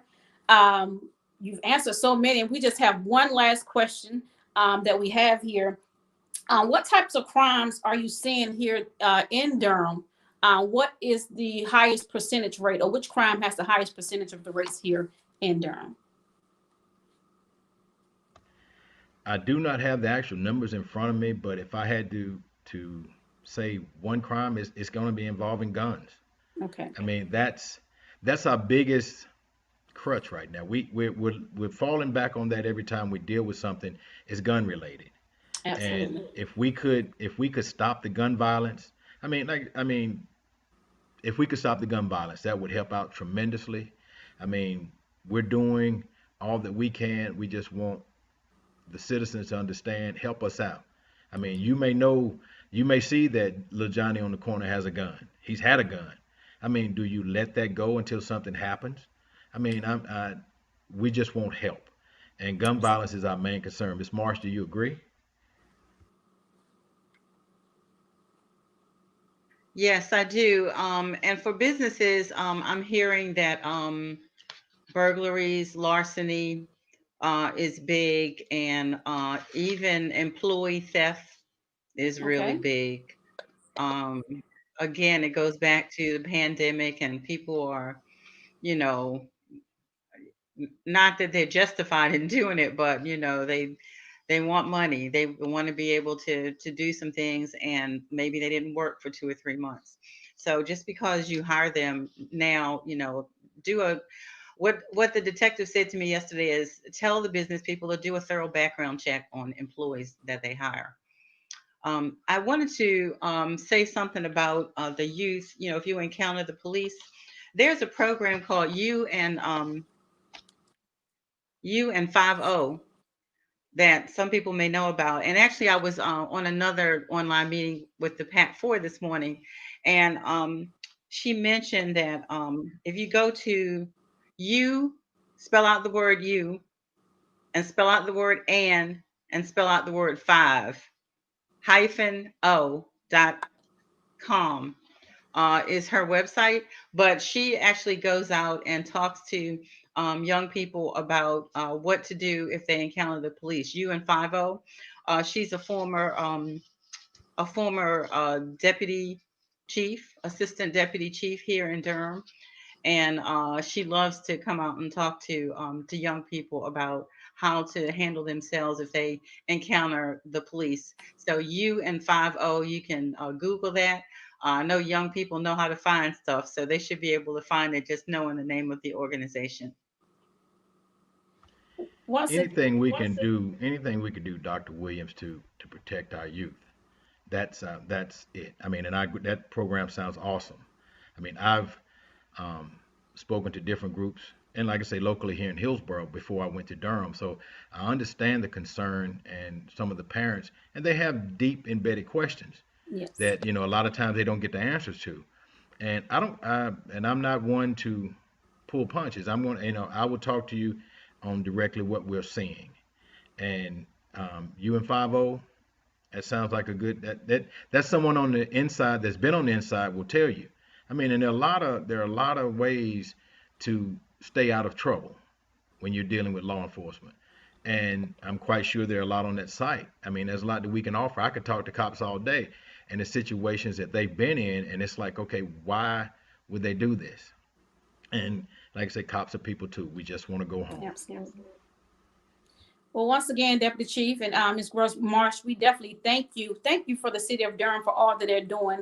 As you continue to state, we want to make sure that everybody is safe. The officers, the individuals that and even encounter the officers, so because everybody wants to make it back home safely to their families.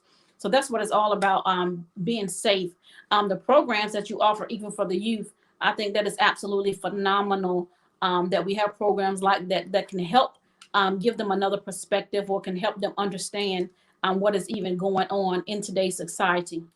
I do have one more question before we get ready to go. With the state of everything that is going on, how can we rebuild the trust with our law enforcement as well as with the communities? What are some things that we can do just to rebuild and regain that trust? And we know that it will take time and that is a process. And I do believe that everybody has a part and a role in it.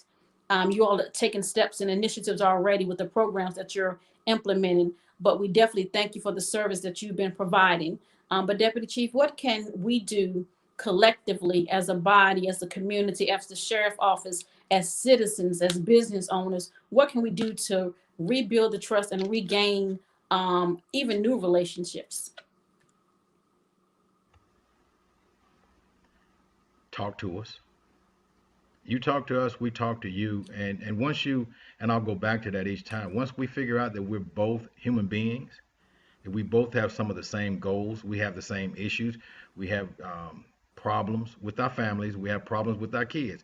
We all go through this, But if I had to say anything, just um, treat us as you would like to be treated and talk to us. I mean, anything that we can do to help, and I know it's vice versa, anything Yes. they can do to help us. I love that. I love that. And I would love to sit down with anyone on a daily and talk about how we can help each other.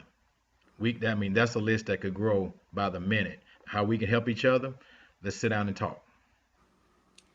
And I love the fact that you said just a conversation. It's amazing how much effective communication, how many issues can be solved, how many issues can be resolved if we just have open, effective communication. Just learn how to talk to an individual and hear, honestly, hear the hearts and hear the concerns of any party that's involved. Effective communication. So we do thank you, Deputy Chief and Mrs. Marsh, for that. Once again, just for you serving the citizens of Durham, for the business programs that you have, for the various programs that you have that you're doing with the Sheriff's Department in order to ensure that everyone is safe, that businesses have the opportunities. Are there any final thoughts or any final words that you want to leave with the audience out here on today? Any piece of information or some nuggets, just a few nuggets that you want to leave them with before we get ready to go off the air? I just want to first apologize that Sheriff Burkhead was not able to participate. I think in the beginning, for those of you who joined in later, there was an incident here in Durham, and one of our deputies was shot sometime this morning around 11, between 11 and 12 o'clock. And Sheriff is handling that situation. So that's why he's not here. And I also want to say that feel free to call the sheriff if you have any complaints, any issues, or contact me if you can't get through to him. He's dealing with a lot of things right now. The pandemic has put us sort of behind in a lot of things that we did. We were doing parades, we were coming out to neighborhood events. We didn't even get a chance to do the yearly event where everybody comes outside and turns their lights on at night. um, we weren't able to do that this year. It's kind of hard to have the kind of contact that we're used to having, that the sheriff wants to have with the community during this pandemic. I would say the best thing people can do right now is to wear a damn mask, you know, and protect yourself, and to look out for one another.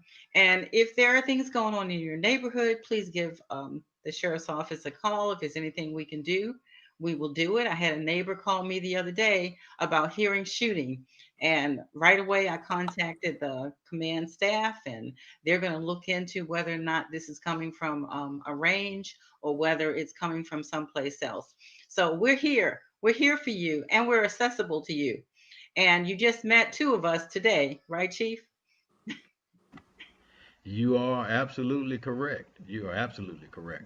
I mean, it's what we do. It's what we want to do. I mean, like I said, we both came on with Sheriff Burkhead at the same time. We started the same day. I mean, and we love what we do. Here it is Saturday.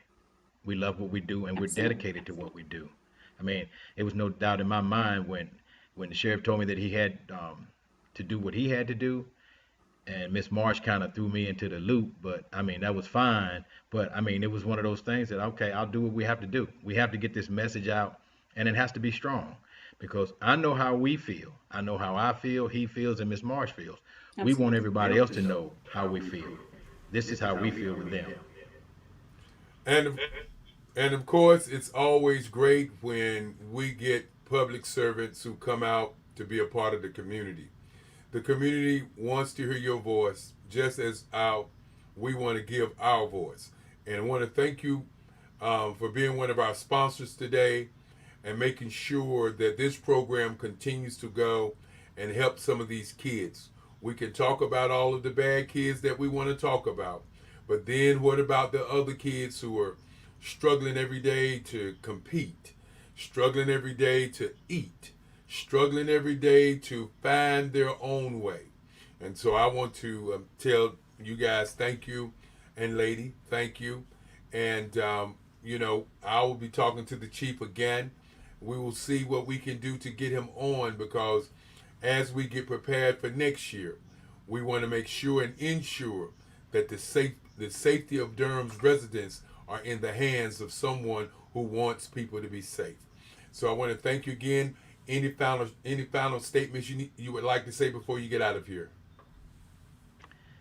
I just want to thank you. And Ms. Marsh said it on behalf of Sheriff Burkhead. Um, we're here together. And thank you for giving us this platform to um, suggest and do more listening than anything. I mean, like I said, I listen as well as I talk. So I love that. And anything that we can do, please reach out. I mean, that's to you and the listening audience. I mean, we're there at the sheriff's office. We're there for a reason. I mean, we're public servants. So we want to help. Thank you so much. Grace, do you have a parting shot, a parting word of encouragement? Wear your mask, please, because we've got to get rid of this. We got to get through this pandemic. Wear your mask, wear your mask, wear your mask. I can't say it more. Um, we cannot get together and we can't talk and we can't work on things if we can't get together. And so we got to get through this pandemic. Um, Eric, thank you for giving us this opportunity. Thank you for thinking about how law enforcement could participate in this business expo today. And I wish you the best. Thank you. Thank you very much. And Dr. Shamika Williams, I'm not going to call you Oprah. I'm just going to call you Shamika. Great job. Yes, sir. Great answers. I mean, great questions. They were very important. They went right to the message. They asked the hard questions that people are afraid to ask law enforcement. And then, I really enjoyed the way that you framed them, because a lot of times people are just asking questions. You framed them from a citizen's point of view so that the citizens could feel like you were speaking or asking the question for them and not just somebody with a piece of paper just asking any kind of questions. We want to thank you so very much for doing what you did. We know you were here at 12 o'clock to do this interview with the chief. All of our hearts go out for the officer who was shot today. Um, you know, my heart goes out for his family, because I think one of the things that we forget is that policemen, sheriffs, FBI, any of these guys, they have family too. All of them are not alike. We have some bad apples here and there. And we have some bad apples here and there in business. We have some bad apples here and there in church. But at the end of the day, we are family. And that's why I created this Black Business Network for Black people, to be able to have these kinds of conversations without somebody saying, oh, you can't say that. You can't ask that. You can't say how you feel. And I think today was a testament of how people feel. We get a chance to hear how the sheriff's department feel, and we get a chance to hear how the citizens of Durham feel. Thank you again. And of course, I'm a time guy. I let y'all run a little long, but because my other guest was running a little long. So thank you again, and I'll see you the next time. And as I always say, I'll see you on the other side.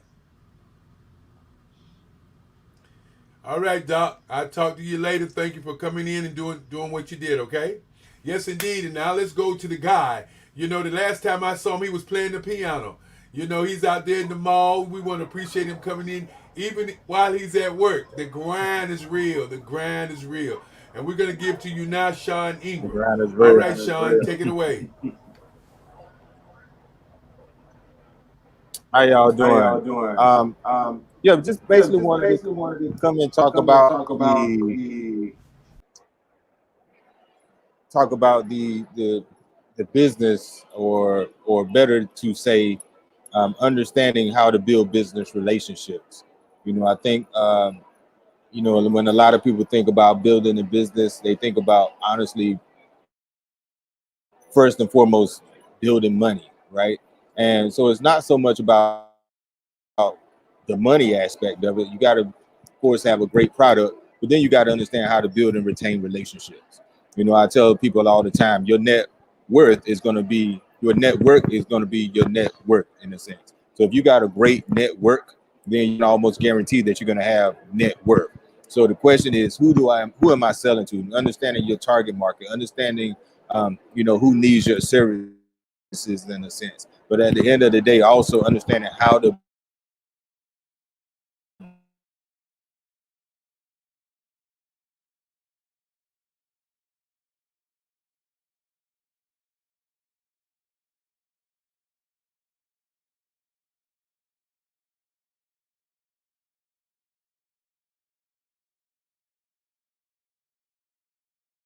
From at the end of the day, also, and when you going out to find these relationships, ask yourself, are these people beneficial to what my vision is? Are they beneficial to building my empire or my kingdom? One thing I like about some people, they ask you all your business up front, right? And the reason they're asking you all your business up front, I know in the Black community, we feel like, oh, that's disrespectful. Why you asking me, who is this, or who is my people, in a sense, or where am I coming from? It's because they want to know if you can build a relationship any farther than just what it is. So we got to understand that building a relationship with people. Now, when I say building a relationship, I ain't just saying, a person come over to my kiosk and they just buy a shirt and I say, I give them a receipt. I'd say thank you. I try to write a handwritten letter or a note that say thank you, and put them on my email list so we can have a continuous relationship, not just a right then relationship, not just to say thank you. I meet so many people in a day sometimes, and I do so many different events. And it is hard. It's hard to get to personally know everybody. But when you can have continuous conversations, even on Facebook, even on Instagram, even on LinkedIn, having these conversations, and that's what I try to do is I try to see, okay, if I see a name, do I know this person? And if I don't know that person, I try to figure out who that person is, what type of synergy that we have that we can even build a relationship on. I like seeing names on my Facebook and my LinkedIn that say, what, I've seen that. I know this person's birthday. I know this person is doing this or doing that. I know I could, if somebody want to recommend somebody, I know I can say, um, somebody's looking for something. I can say, hey, you know what? I know Dr. Kelly. So that's one of the things that building those relationships, because on the flip side of that, that's what you want to do. You want to be in the front of somebody's mind. As soon as somebody say something about spoken word or being an author or working with youth, I want Sean Ingram and Sean Ingram Academy to be on the front of their mind to say, you know what, I know a great program, if you never heard of it. Because that's how we honestly grow in business. That's how we actually get to that next level of where we actually want to go. And of course, anybody listening on right now, if you got any questions, feel free to ask some of those questions. I want to be able to answer some questions in this minute also. But that's one of the biggest key points. What I tell people all the time is that everything is based off numbers. Also, the more it's a percentage basis. The more people you ask for support, the more support that you're going to get. The more people you ask to come into your mission, the more help that you're going to get. So that's why it's really, really important to understand just building. When I say building, that's what I mean. Not just saying, like I said, thank you for one time. No, you want to have one customer or supporter to support you 5 or 10 different ways. And I'll give you this thing. I remember a long time ago, I'll tell you a little story. I remember I was doing an event one time and I met this publicist. And this publicist, she was very, very expensive. And she told me straight up, she said, Sean, I'll be honest with you, you probably can't afford me. And I was like, wow, she costs $25,000 a month to be a publicist. And I was like, wow, yeah, I definitely can't afford that, right? I'm gonna answer that question. So one of the things she told me, she said, but I'm gonna tell you something that I want you to take for the rest of your life, and I want you to remember for the rest of your life. Never sell a product, always sell yourself. She said, never sell a product, always sell yourself. And so that put me in the mindset, not just to sell a book, not just to sell a t-shirt, like what's behind that book, what's behind that t-shirt. And honestly, what it is it's the ideas, it's the character, it's the ethics, it's the morals, it's the belief of Sean Ingram. So what people are actually buying, they're not buying a book, they're buying something, the ideas of Sean Ingram, to say, hey, I believe in this guy, I believe in his thoughts, I believe in his vision. And they're buying into your vision to support your vision so you can continue your vision and continue to build your vision.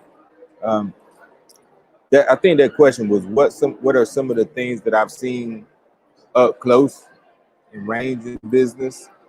um, if I want to make sure I'm answering this question correctly, and I want to make sure I understand the question correctly. And if so, ask the question one more time. I just want to make sure I'm understanding the question.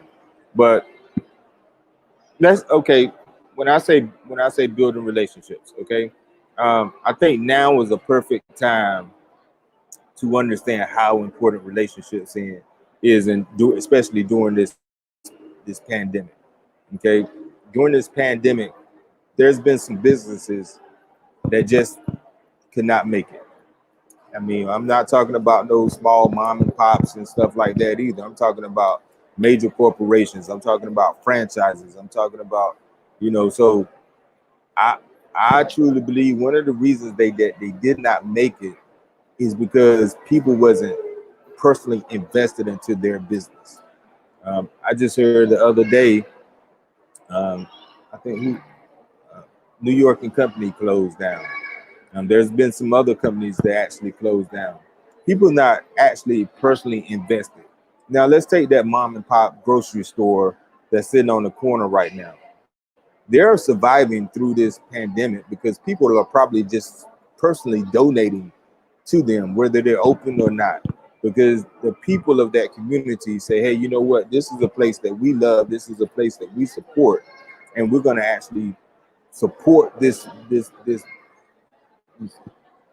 questions come up so fast. I'm sorry. If we could put it in a private chat. Oh, what businesses have I owned or worked in? So I own the Sean Ingram Academy. The Sean Ingram Academy is it's a nonprofit. We have 3 different programs. We have a juvenile diversion and intervention program. We have a creative arts program, and then we also have a nail technology school within the program also. I also started my first publishing company when I was 17 years old. So I have probably seven books now available worldwide. We also have a T-shirt line, a clothing line, the Sean Ingram collection. If you come out to Crabtree Valley Mall, that's what you'll see on a lot of our kiosks. And then I also started my own music group, the Sean Ingram Music Group. I just truly believe in being independent. I believe that when other people own you, you do what other people want you to do. But when you own yourself, you hold that creative control. Not only just the creative control, then you hold the finances at the same time. So I've always believed in funding myself. I've always believed in, taking a risk for myself. So those are the businesses that I own. Through the years, and I kind of give you a breakdown of how things has changed through the years also. So through the years, it has changed a lot, where it started off as Sean Ingram Incorporated, because like I said, it was just about the sales and things of that sort. And working with a lot of youth, working with the Wake County Public School System, that's when it kind of transitioned into the nonprofit aspect of it. So just understanding the transition through the years, and then starting to understand business more as I was growing. And I'll be honest with you, I'll be the first one to tell people, I never, in a sense, expected to be a businessman. I never expected to be an entrepreneur. I was a hustler. And with that hustler mindset, I served 5 years in a federal prison. I had 2 books before I even went to prison, right? So I had to change products, honestly. So with my gifts and talents, I just switched out the products from any type of drugs or any type of things that I was doing from a negative world. And I said, okay, the same time and energy that I'm gonna put into negative, I'm gonna put into positive. So that's when I started understanding how to put more time and energy to my writings, my books, my speeches. I started out as a spoken word artist. Then I transitioned into a motivational speaker. I had to learn the business of that world at the same time. And honestly, that's what business is. And so like going back to why it's so important to build relationships, right?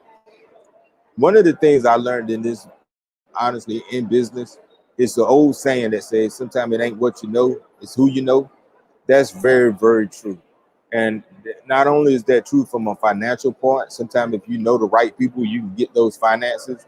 But most of the time, if you know the right people, you're gonna get that information that you need to help you succeed. And in business, personally, for me, information has been the most valuable and the most important thing I've ever needed. Not just the money aspect, but the information of understanding how to create your business, how to market your business, what is brand the difference between marketing and branding. When you have good, strong relationships, now these are conversations that you can have with people, I say offline, right? Not just in a business meeting, but now your everyday conversation is growth, how to grow your business, how to think better, how to play chess in life instead of checkers in life. But these come from strong relationships because at the same time, you got a lot of people who know of you, but they would never have these in-depth conversations with you because they don't feel like they have a relationship with you. There's a difference between knowing somebody, knowing of somebody, and then have a relationship with somebody, right? Like I'll be the first one to admit I don't talk to everybody the same way. I don't have conversations with everybody the same way. You know, sometimes if I'm sharing information, it may come through in a consultation format where yeah, I'm clocking you. I'm starting with you at 3:30 and I'm ending with you at 4 on the dot because that's a that's that relationship. Now, some people I could be riding in a car with, never met them before, and we just starting to build, and I see their mindset is somewhere that I know I have something to offer them in the form of information, but because of the relationship that we're building, I will give them everything that I have. And that's really based off relationships. I mean, it's the same way when, I tell my youth all the time, you can't talk to everybody the same way. Just because you talk to one person a way because you have a relationship with them, don't mean you can say the exact same thing to somebody else because you might don't have that same relationship with them. And that's true in business also. Relationships, even when it comes to vendors, even when it comes to distribution chains. So give you another story. I remember my first book. My very first book was, I remember I called this lady from Florida and I wanted to do a book signing. And the lady told me she didn't even like the name of my book, right? She didn't even like the name. The name was Tears of an Empty Pen. She didn't even like the name of my book. And what happened was that lady kind of got removed from that position and another lady came in. So I'm still trying to figure all this thing out. How do I get my books in bookstores? How do I start marketing my books and things of that sort? So instead of asking the other lady, what is the format or what paperwork do I need to fill out? The new lady, I asked her for her opinion of what does she think will work? What does she think? What does she think? What does she think? And in them conversations, we started to build a relationship. And then she would say, "Yo, Sean, if you ever got any more questions, feel free to call me." And then I would call her with some ideas that I may have. But understand that I put her in the process. That's why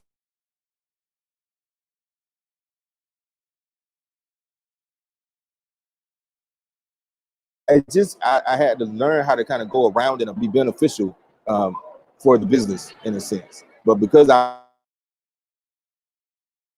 built that relationship, then she opened up. A lot of times now, when I go into any type of business meeting, I want to meet with the person. I want to get to know the person. Like I even tell sponsors, this is a business. I don't want you just to write me a check. I want a partnership. I want a relationship where I'm promoting you the same way you promoting me. At the end of the day,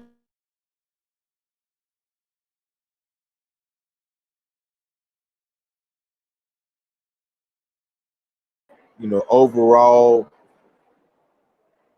like business, I believe that when a when dealing with a sponsor, right? A sponsor could write you a $5,000 check. Okay, I can get Walmart to write me a check, but that's one check. I believe that it's more important to be a part of their network. So if a sponsor or somebody that you're trying to get to help promote you, you want them to open up their floodgates. You want them to open up their network to you. So now you got a more mass of people that you can actually market to, that you can actually brand everything that you're doing to. So that's when the door is really, really open for you, right? But that's building that relationship, because just like us as humans, right? Um, Eric Kelly said all the time, you know, us as humans,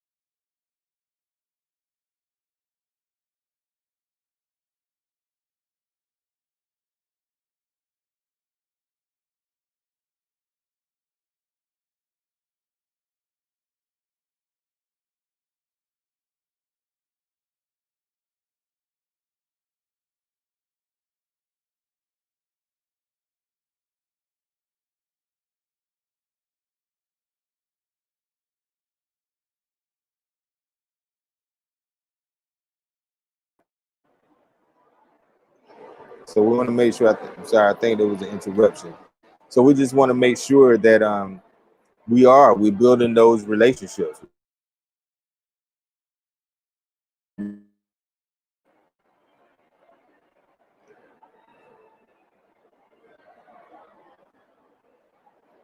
Any questions before I continue?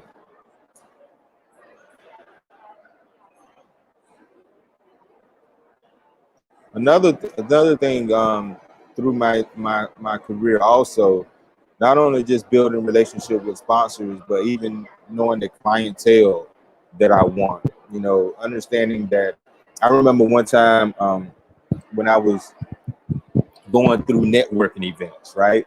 And then I went through this class to teach me how to network, because truthfully, I did not know how to network.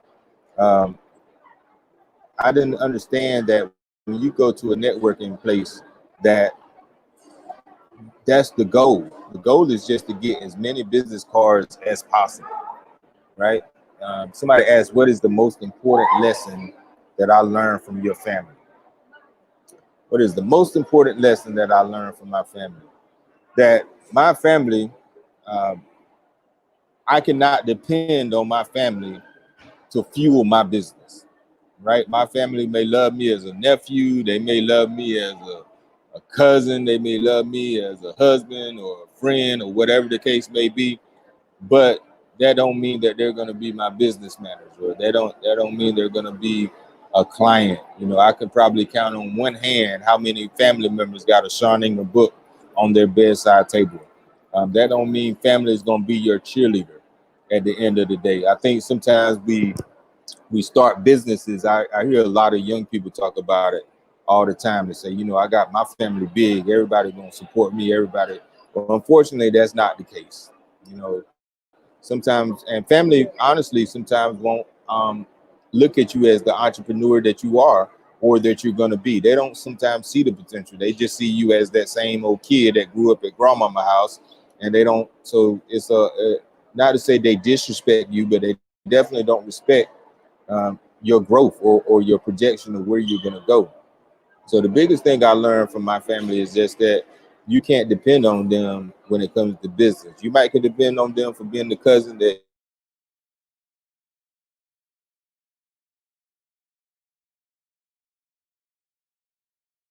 you know, if it came down to a fight, world about your business. Um, who are some of the entrepreneurs you admire nationally and locally?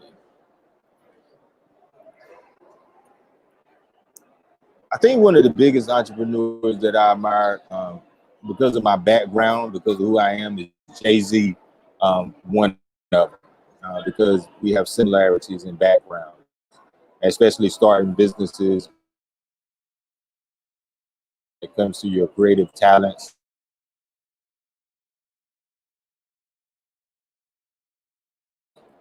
that most people. So I had to do it from the ground up.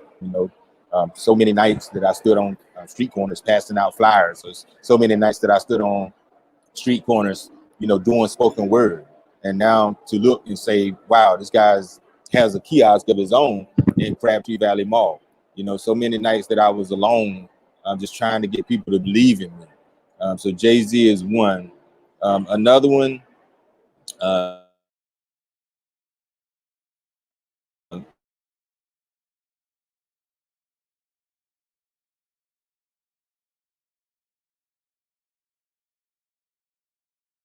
get people to believe in your vision, see your vision, to want to invest in your vision, to want to support your vision, to want to, tell other people about your visions, as family members. I mean, that is true. Entrepreneurs do get to create and select their entrepreneur family members. But one thing I've also learned, just to expound on that a little bit, you have to be careful about who that person is. Some people will get close to you because they want to be in your position, and it's almost like that sheep in wolves clothing in a sense, right? Or that wolf in sheep's clothing. I'm sorry, that sheep and So you got to kind of be mindful sometimes who that is, because people will come with saying they have the best intentions in the world, but then when they get into a position of, hey, you know what? I want to learn. I want to overtake in a sense. So you just kind of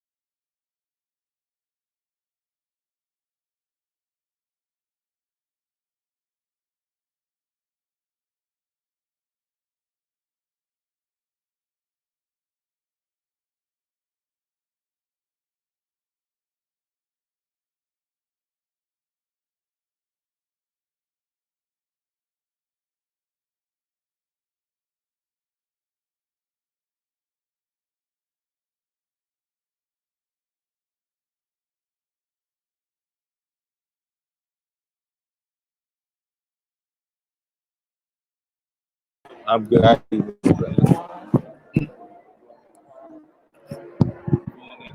now. I'm sorry. See how real it is, y'all. I'm telling you. So, but let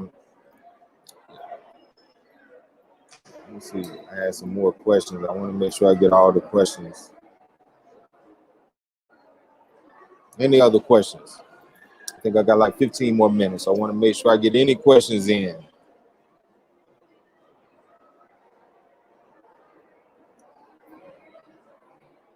Any particular questions? I can see the questions now in the comments box. So if anybody got any other questions.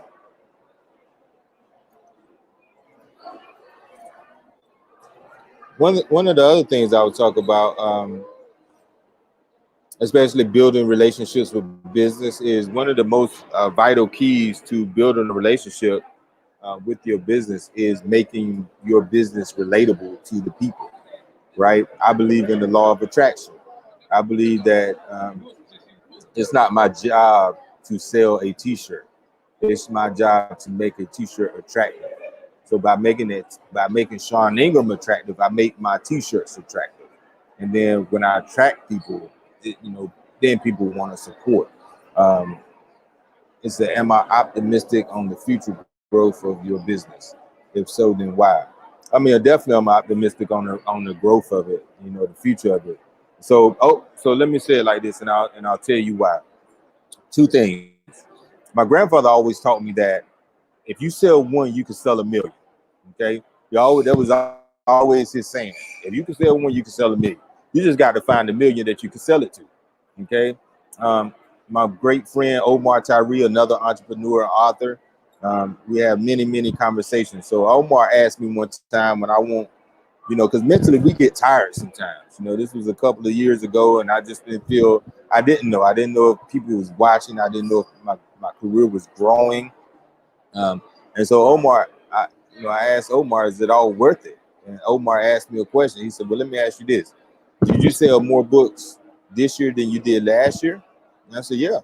Do you think more people know you as Sean Ingram this year than they did last year? I said, yeah, of course. He said, well, then that means you're in the right direction. You know what I mean? So if you're going backwards, then yeah, you might be worried.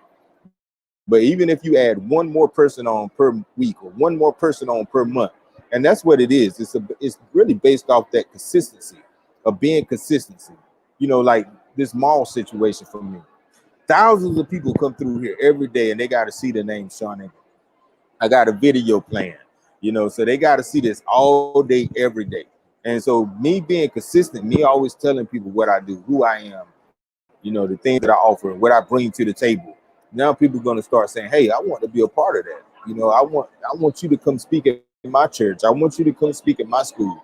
So long as people continuously hear, see what you're doing, and that's what I mean about building the relationships. Who do you need to know in this particular school? Who do you need to know in this particular company? Do you know the CEO? Can you have the conversation with the CEO to say, hey, listen, this is something that I just released. I think your company, your employees might benefit from it. Do you think you can set up a day and time that I come in and inspire your employees? That's based off relationships. That's not based off being smart. That's not based off what school you went to. That's not based off of where you went. Um, but yeah, if you just it's one day at a time, one person at a time. Um, oh yeah, Omar has been in it, yeah, over 20 some years. Um, and so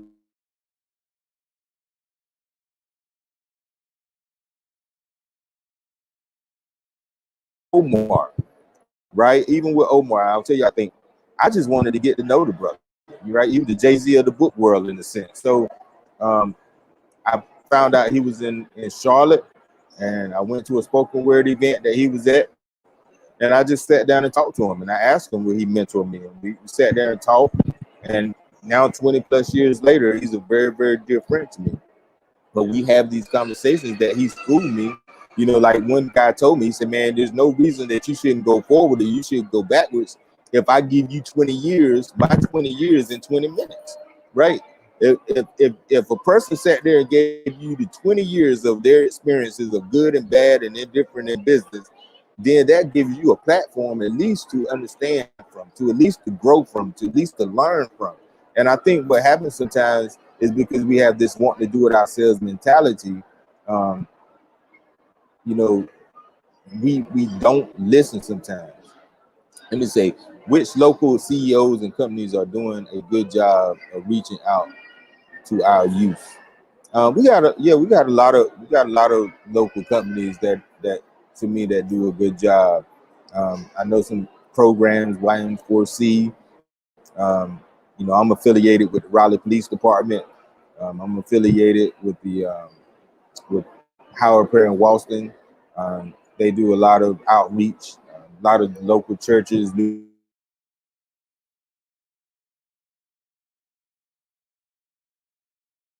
center. As far as like CEOs is concerned, um, Mr. Gregory Poole, he's passed now, but Mr. Gregory Poole, he was always doing some youth outreaching and work for the youth. So we have. I think the problem is it's so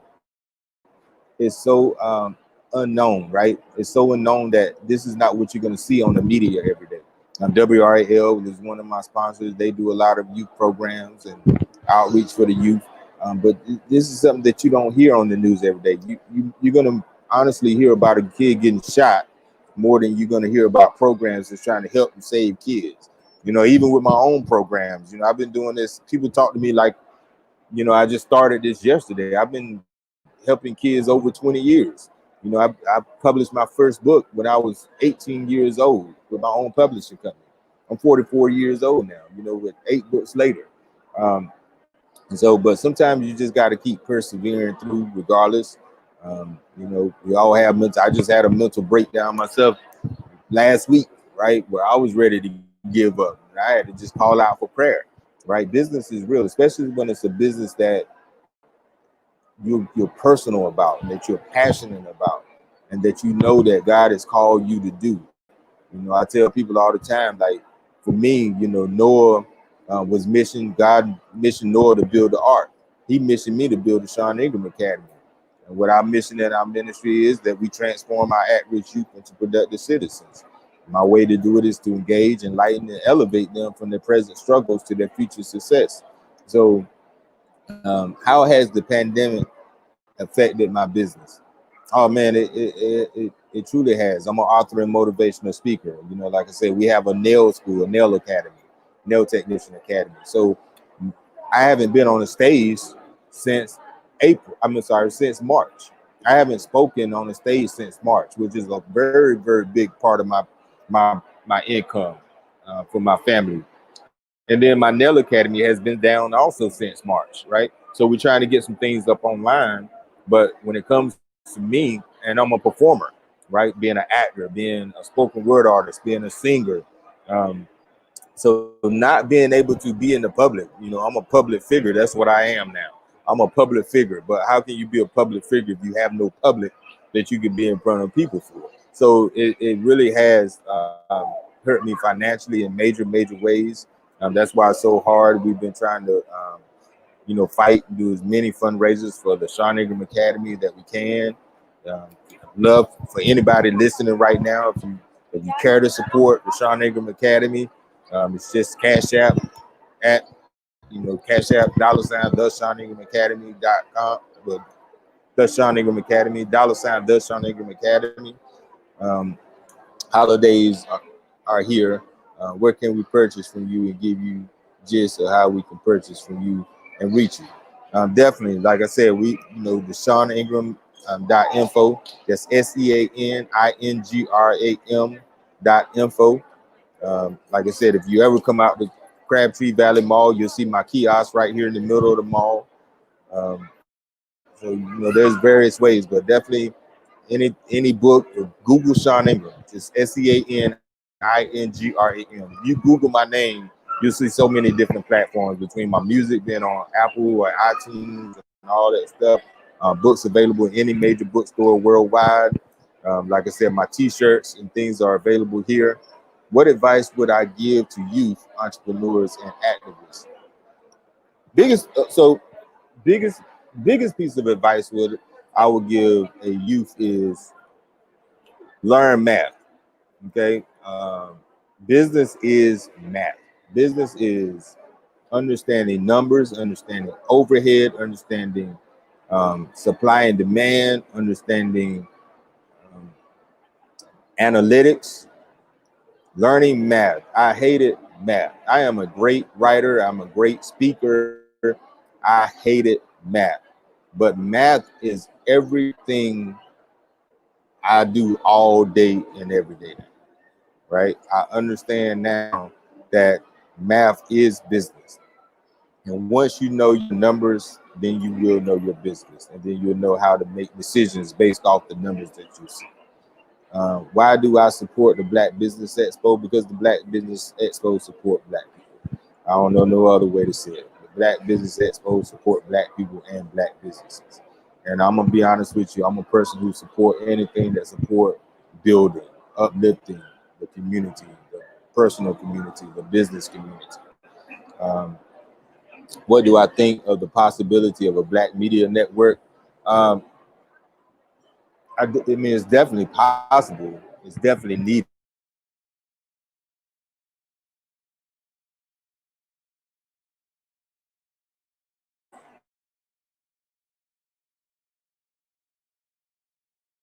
Selling out.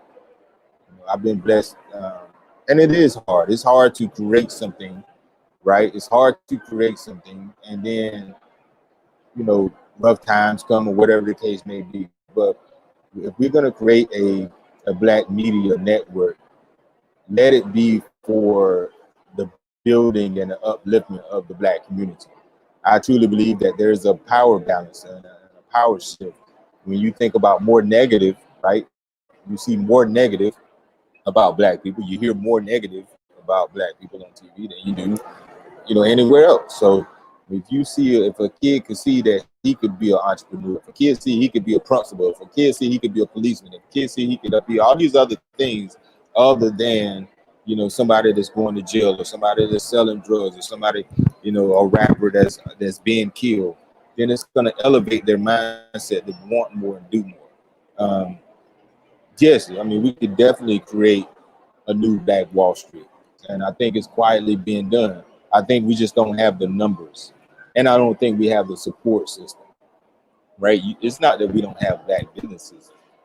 We just don't have Black support for our businesses, you know? And that's the thing. Like, personally, I don't even like, I don't even like the word Black business, right? I personally don't, right? It's a business.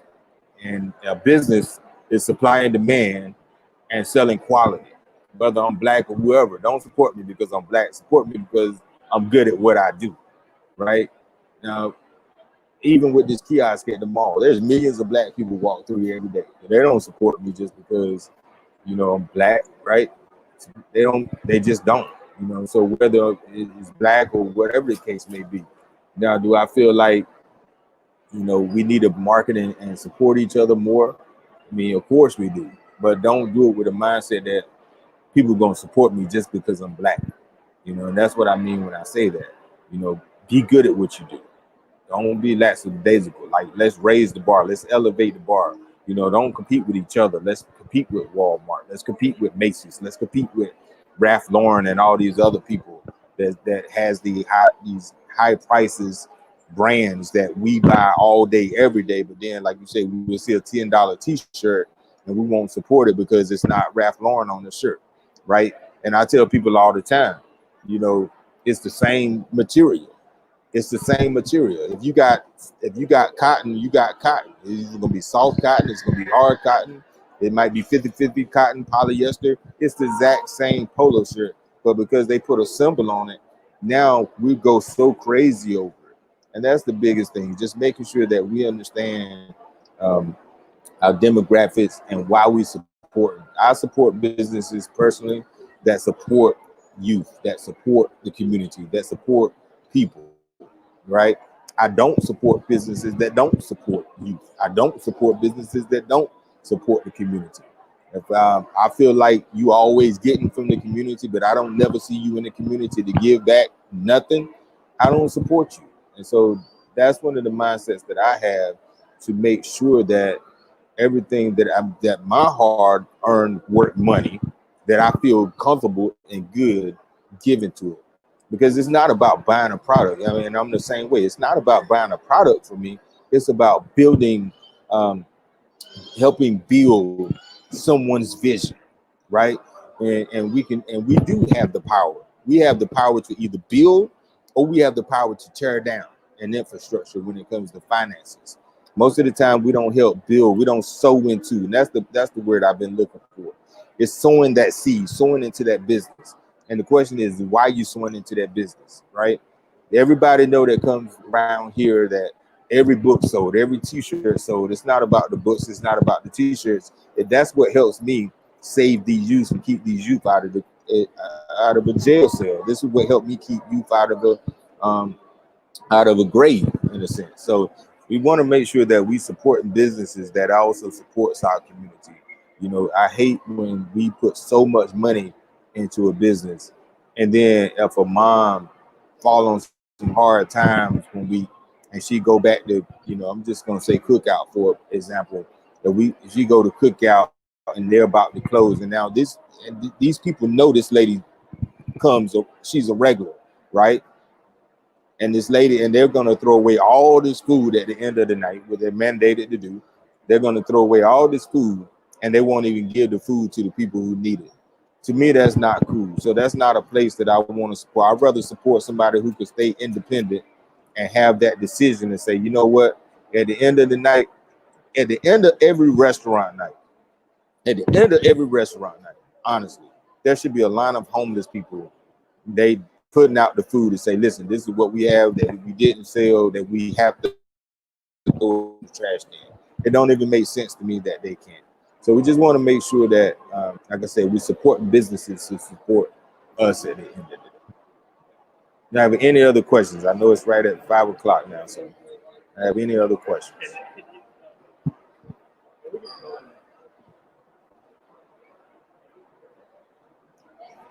But yeah, we can definitely recreate the Black Wall Street. And another thing I want to say while Mr. Eric Kelly's coming back on is having the mindset of understanding what competition is. Right? We don't have to compete against each other to take each other out. We can just say, you know what, you're going to inspire me to do better, and I'm going to inspire you to do better also. So we're gonna. It don't have to be a competition where there's millions of people in Wake County. Everybody can make money. So you know that Black Wall Street that we're talking about. Let's help build each other up. I feel like we should be buying, complexes. You know, we look at the Mexican community. They're always building and helping each other build up. So I feel like in the Black community, we should do and can do the same thing. All right, all right, all right, all right. Great job, young man. There's not a lot of people that can sit down and let their mind flow for a whole hour and get their point across like you did. You did a phenomenal job. Now, Thank you, sir. what is your website and information people can get in contact with you with? So www. Mark. Sean Ingram. Play I Am That's Black Business. Yeah. So, all right, man. So, go ahead again. No, I was just saying thank you for having me. Give us that website again one more time. But wait a minute. We've done all this, and I have not said where you are. You have a kiosk, and this is what business is about, man. Business owners have to be flexible. And Sean Ingram is out at Crabtree Valley Mall. Now, I know it's people that are watching this. I know it's people that are thinking about going and spending some money. He is committed to his community by taking a whole hour from his job and speaking to you guys about commitment and what commitment really is, not what is concernment. It's a difference. I'm concerned about my business, so I'm gonna call somebody and check on it. Or I'm committed about my business. I'm gonna be at my job, and I'm also gonna spend some time with the community. So please go out and support the young man, support his business. Go online and buy some of his products and services. $1.4 billion. Let's utilize that money to go in the pockets of black people, not in everybody else. So, Sean, where are you out there in Crabtree? We're actually directly in the middle of the mall. So I'm gonna show you. I'm gonna take y'all on a tour right fast. So this is the Sean Ingram booth. So if you come out here, you'll see this booth right behind me. You can see some of our T-shirts right here. This is a lot of my T-shirt has quotes on it. It says, the devil is a liar, God is the truth, and I am the proof. You see a lot of my books over here. And so we'll show you some books.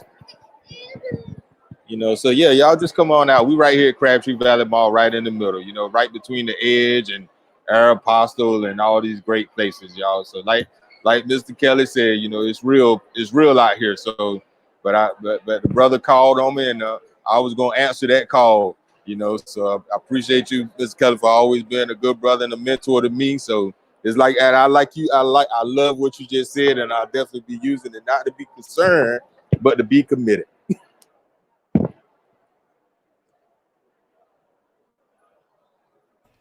That's what it's all about. You got Sean Ingram sitting at the kiosk waiting for you to come down there and spend at least $1. That could be $100, or that could be $200. But come spend $1 with the brother as he is being committed to the community, and more importantly, he has a family just like you. Come and support the Sean Ingram family. Come and support the Sean Ingram Corporation. You got EK3 from the South Side said we're gonna go right to a commercial right now, and we're gonna say, "I am black business." Are you black business? I am Black Business. All right. Y'all have a good one.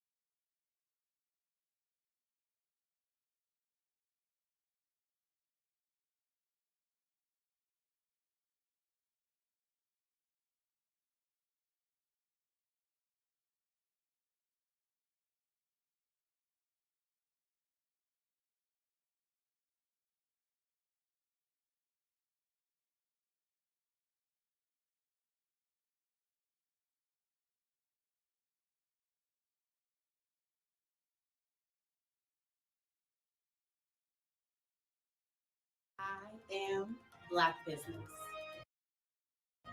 From the moment I wake until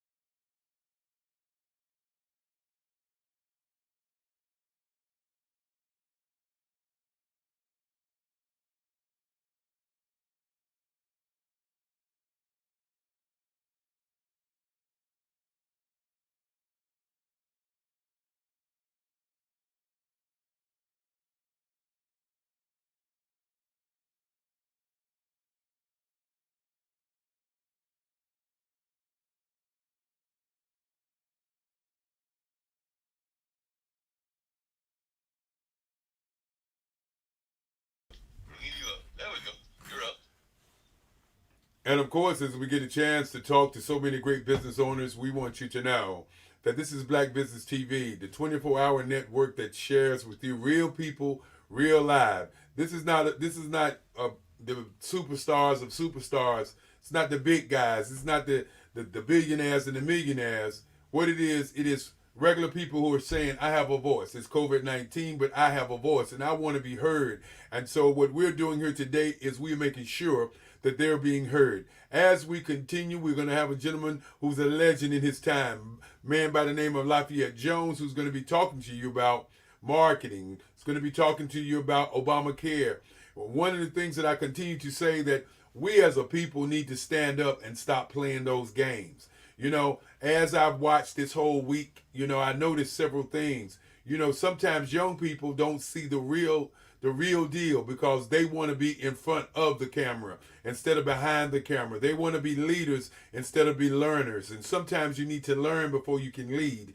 And as we begin to talk about people learning and before they lead, you got to talk about what's going on not only in the community but in the black community. I think it's one of those things where the black community really doesn't take the time out and look at what they do sometimes. There's $1.4 trillion, $1.4 billion out there. And what do we want to do in terms of those dollars? We want to bicker, bite, and make it seem like we are right when we are wrong. We want to pretend that we are running something when we're really not running anything. We don't want to help each other. We don't want to lift each other up.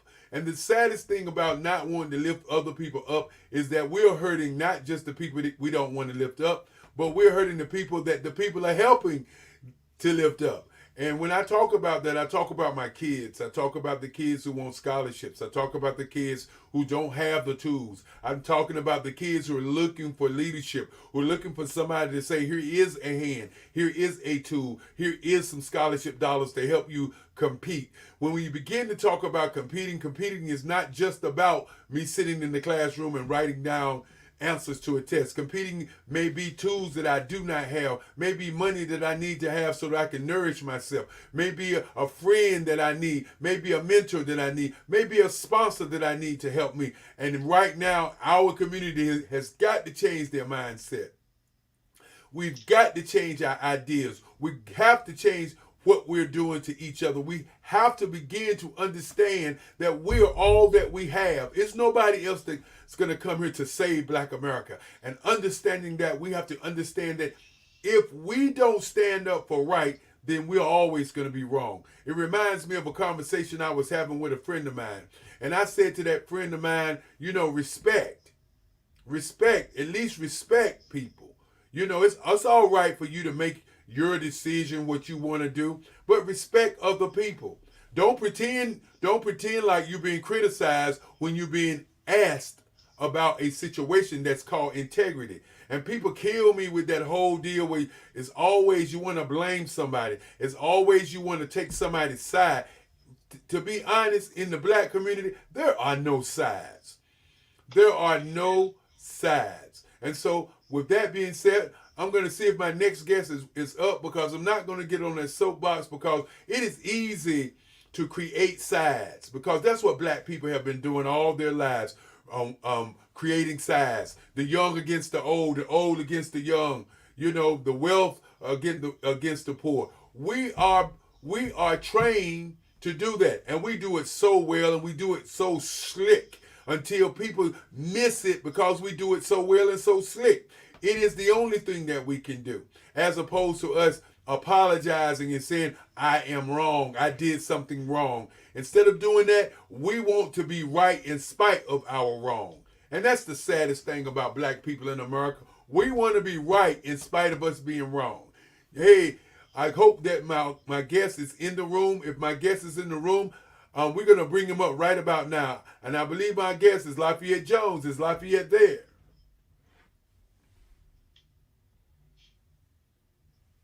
Hi, I'm Lafayette Jones. I'm with the company, Segmented Marketing Services, which is our parent company, and SMSI Urban Call Marketing and Urban Call Publications. Today, I want to talk to you about some keys to marketing and promoting your business. If you're in this room or listening to this broadcast, you've already been thinking about starting a business, or you already own a business.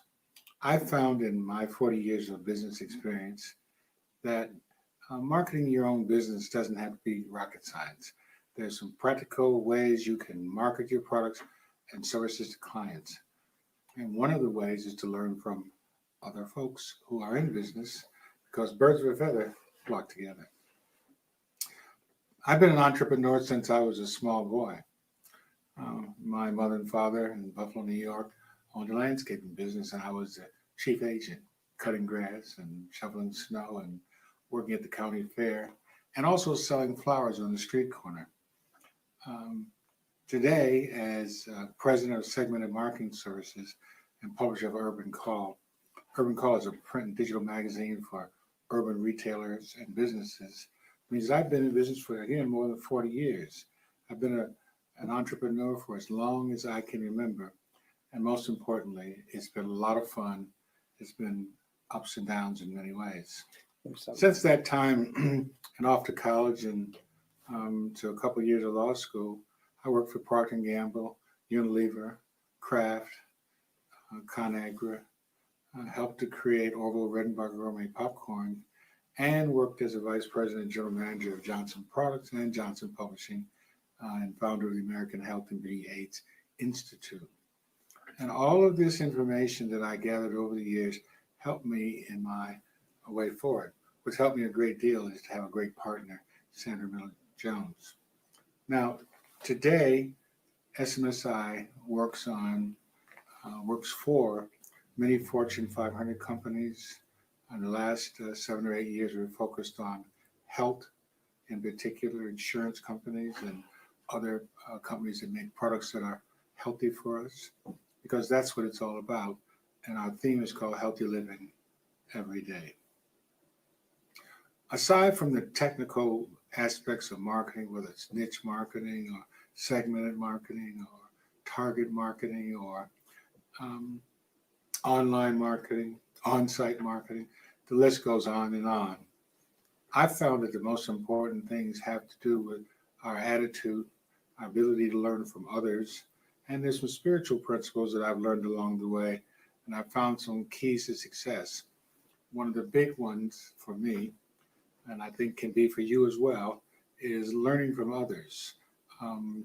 Taking those folks, pick some examples of folks that are doing what you consider to be a great job or others do, and get to know them, find out their habits, because they all have pretty much some very similar habits. So that's going to be the focus of my conversation today with you.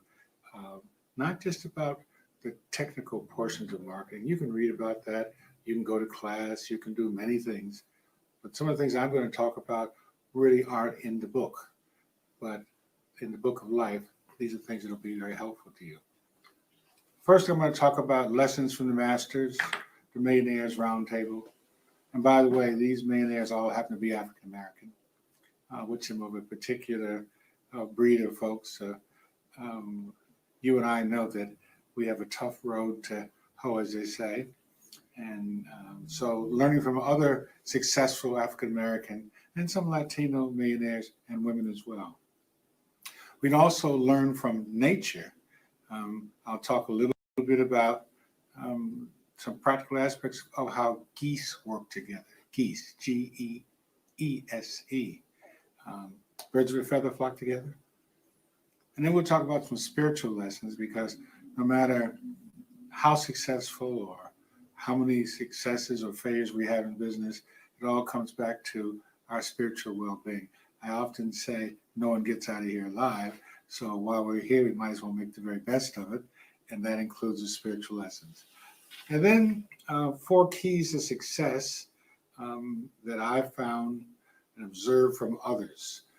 The idea of learning from other people, the idea of working with other people who are different than you, who have a different perspective, can be very helpful, because there could be some great days when you're in business for yourself. There's going to be some days that aren't so great, and you're going to be expected to go forward no matter what. And especially if you have a team of people, you're the motivator. You're the person who has to bring the good news and sometimes the bad news to the table. I learned a lot from what I call the Millionaires Roundtable. The Millionaires Roundtable includes men like John H. Johnson, who's one of my mentors, created Ebony, Jet, and Fashion Fair Cosmetics, beauty business. Freddie Luster, a Southside Chicago barber who did Nat King Cole, the singer's hair. And they did it before products came in the box, and they did it the old-fashioned way. S.B. Fuller, who is, in fact, the father of a generation of entrepreneurs, including George Johnson, John Johnson, and a number of other, Mrs. Dudley, Eunice Dudley, and others. And then Joe Dudley, of course, who is and Eunice Dudley, who are known for creating Dudley products, and their children. By the way, all of these folks are, in one way or another, family people. There's a fellow you probably don't know much about. His name is Marcus Griffith. And Marcus Griffith created a product called Hair Locks. You probably never heard of that. Now, a lot of the people I'm mentioning are beauty people, because I spent about another 20 years in the beauty business. And that's where there have been a number of very, very successful entrepreneurs. And in fact, one not in the beauty business, Bob Johnson, who was one of the first Black billionaires in America, in the world, in fact. And these people, in addition to being good role models for me, were also personal friends. I learned a lot from them, and I observed them. So I urge you in your process of meeting other business people, especially other African Americans or others who are in the business, to understand how they live and what their principles are and what motivates them and why they work so hard and why they are successful and how they actually recover from some failures. By the way, Ed Gardner sold his company many years ago for $100 million to L'Oreal. Quite unheard of for a simple South Side Chicago school teacher, history major, who decided he and his son, Gary Gardner, and his wife, Denise Gardner, and Mrs. Gardner, started Soft Sheen Products, just a bunch of products under their arm. And the next thing you know, they had 700 employees, and they contributed $1 million to Harold Washington's election.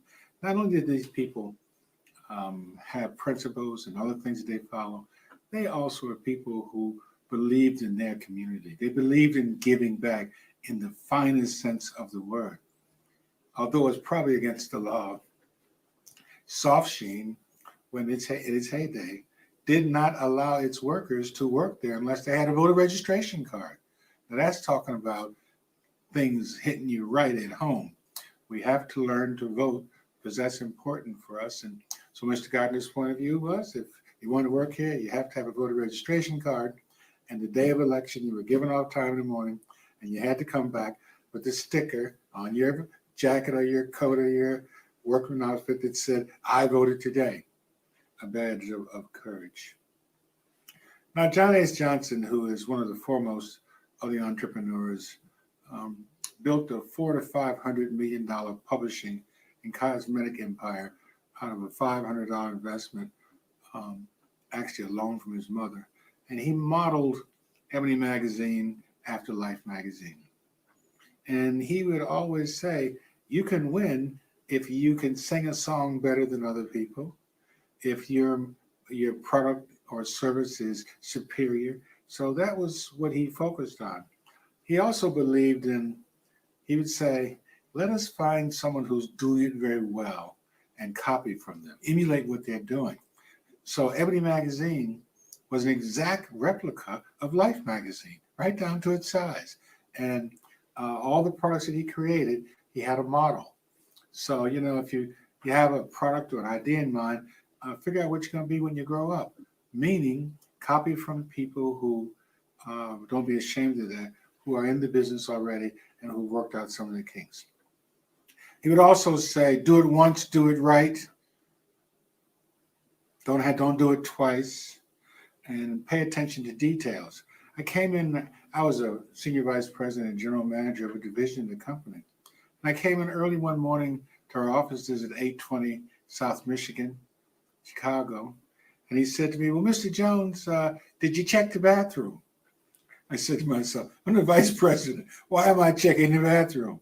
And he looked at me and smiled. He says, I know what you're thinking. You want to know why a guy who makes as much money as you do is going to check the ladies' bathroom and the men's bathroom.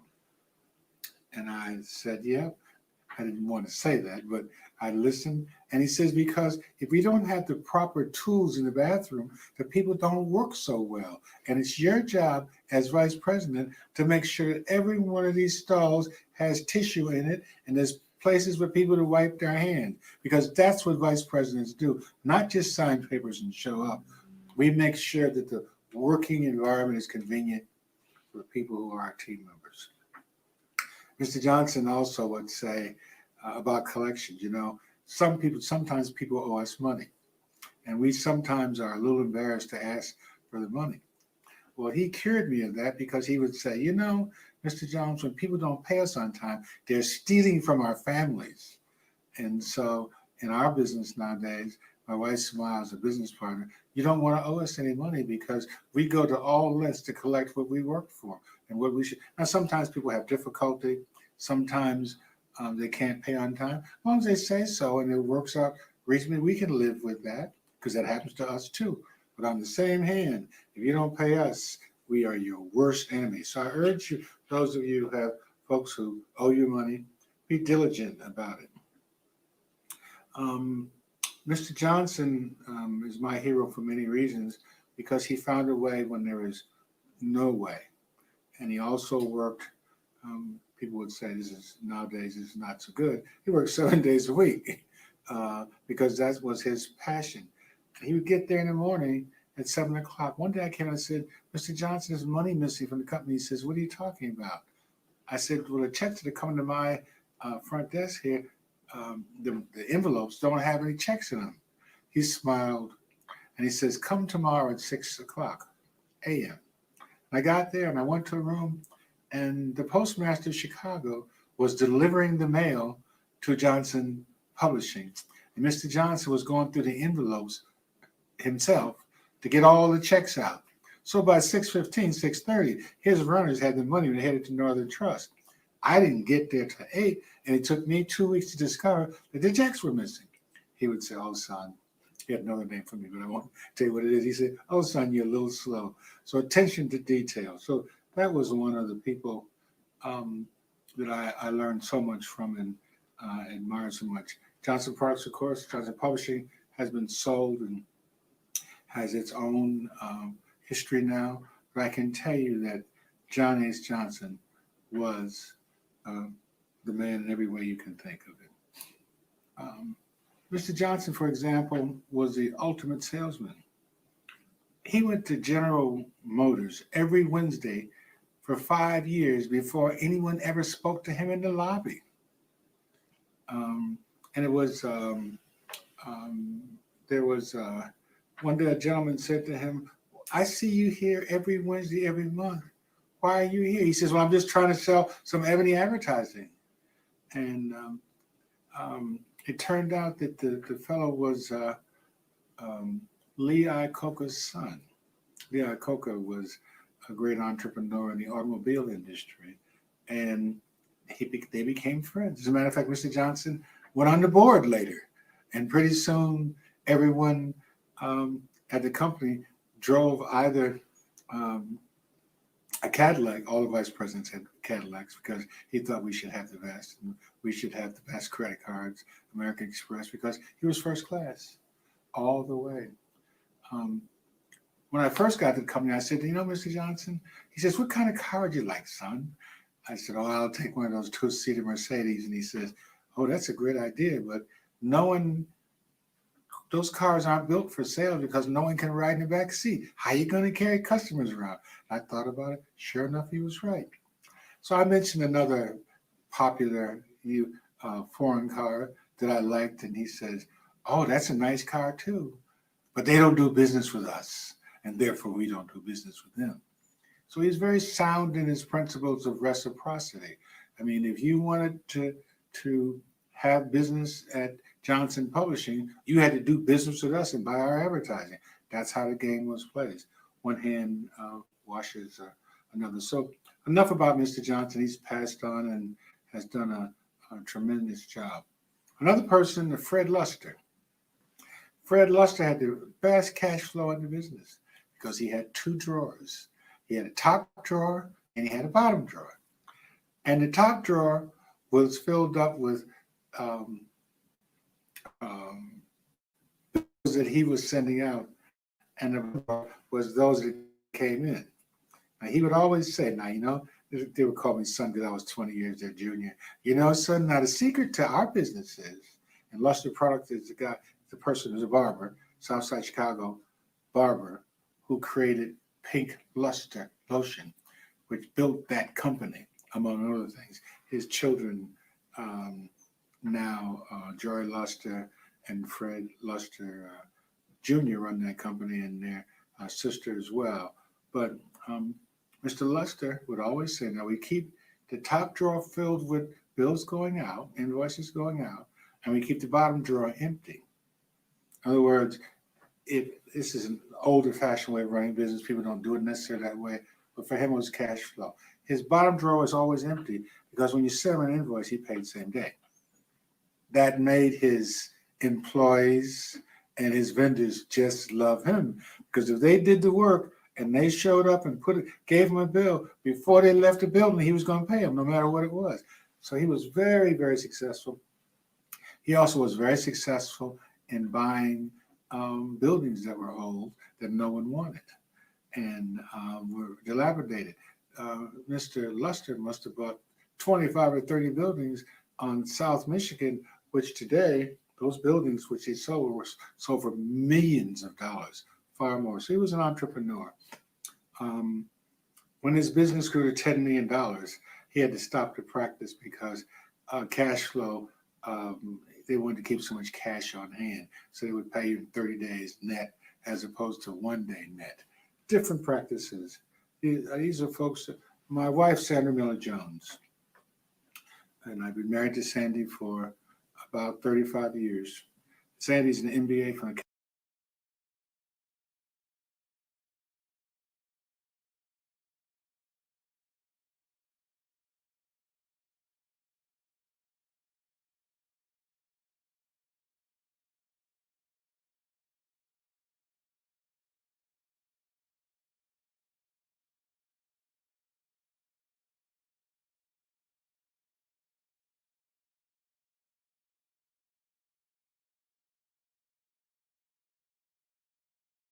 Kellogg School of Business. Sandra Miller Jones is one of the first African Americans of any kind, women in particular, to graduate from Northwestern School, Kellogg School of Business.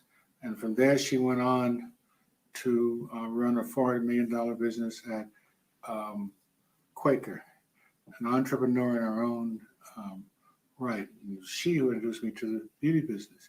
She called me on the phone one day and she said, I hear that you are doing very well running Orville Redenbacher Gourmet Popcorn, and I was. But I've got something else that's a greater calling for you. I've said to her, well, who are you on the telephone? She says, I'm your future buddy. I laughed. It was a great line. She says, come on over to Chicago. I want you to meet some folks who really understand entrepreneurship and business. And I said, no, I don't think so. I'm living in Southern California. I just got a new convertible, and I'm living at the beach large and having a great time. She says, well, that's nice. Get the ticket anyway. I flew to Chicago and she introduced me to George Johnson, the kindest, most polite person I ever met, and who said to me, son, I need you to come work for me. It was always the son thing. And here's what I'm prepared to do for you. And I took my breath away. First of all, I'd never met an African-American with a telephone and a Rolls Royce. And this was in the late 70s. It brings a tear to my eye when I think about it. But he was a very kind man, and he showed me a vial of product that he and his team had created. George Johnson, by the way, was neither a businessman, a chemist, nor a salesman. He turned himself into all of those things.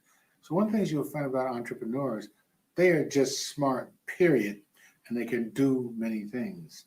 And Mr. Johnson was bringing people into his company when there were hardly any Black MBAs, hardly any engineers, hardly any consultants.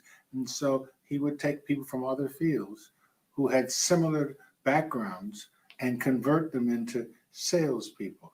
A lot of people who worked at Johnson Products that didn't have college degrees, but who were magnificent salesmen because they were selling things in the street and were friends of his. Going back to Sandy, one of the great things that Sandy would often talk to me about is people buy and do business with people that they like. If they like you, you may have a product that may not be all that it's supposed to be, but at least they'll give you a chance to get it right. Or if you make a mistake, they're on your side. So people like to work with and do business with people who they like.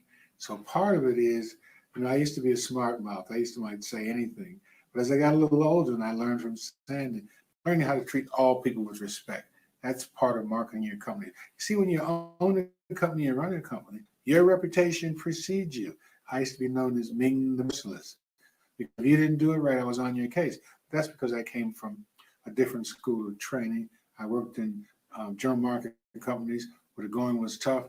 And if I didn't win, I would lose and be out of those companies. So when I got to work at minority-owned companies, I had to learn some softer, but as effective, new ways. Now, in the old days, if you were on my team and I had to terminate you, you'd be mad with me at the end of the session. Now, Sandy taught me how to simply say, we love you, we want you to be successful, time's not right for you, just doesn't fit here. And when the people would lose their job, they would leave with a smile. And that's the art of human exchange, which I learned from her. The other thing, too, is it's okay to be number two. You don't always have to be number one, because if you think about Bill Gates' right-hand man, he was worth many billions of dollars before he died. And he was number two. So you don't always have to be number one. There's a place for you for that. Now, really getting down to business, one of the things we can talk a lot about is what are the spiritual lessons that we learn? Spiritual lessons are spiritual laws. They can't be broken. And unfortunately, a lot of entrepreneurs don't understand this. For example, the Bible says your body's like a temple. That means to be successful, you have to get enough sleep at night. You have to have a good diet. You have to go to your doctor. You have to take care of your temple. It's an asset.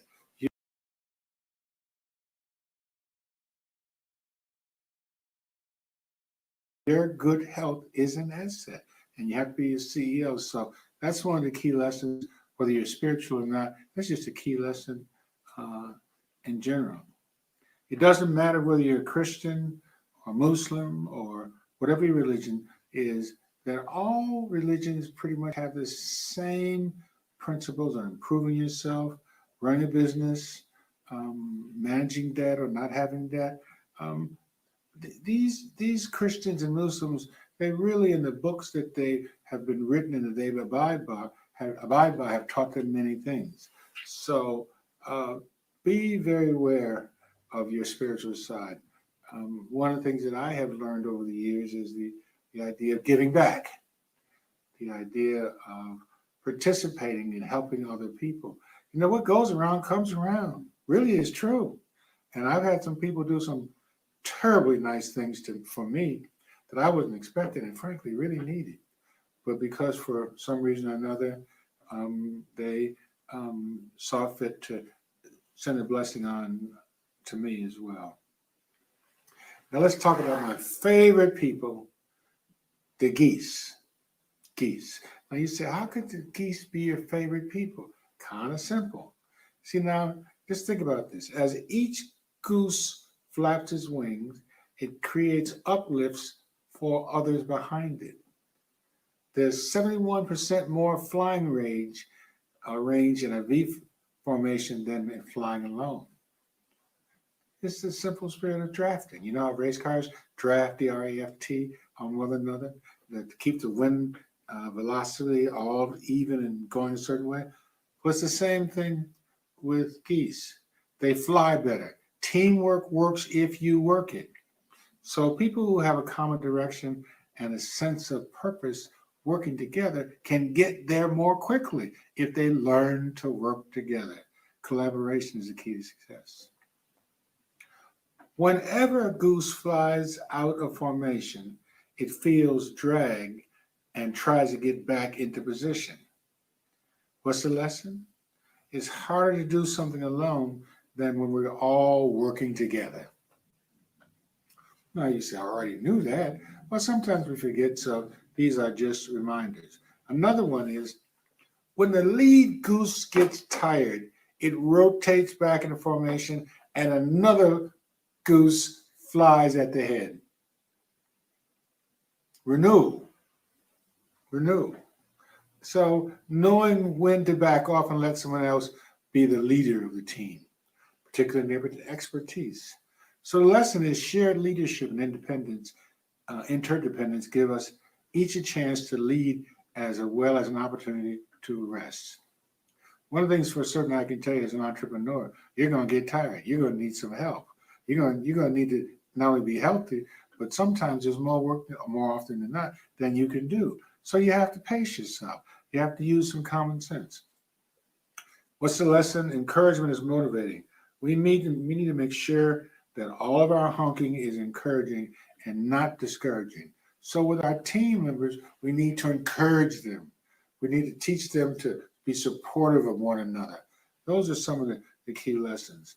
Now, also when a goose gets tired or wounded and falls back, another goose falls out and stays with it until it revives or dies. Okay? Then they catch up or join another flock.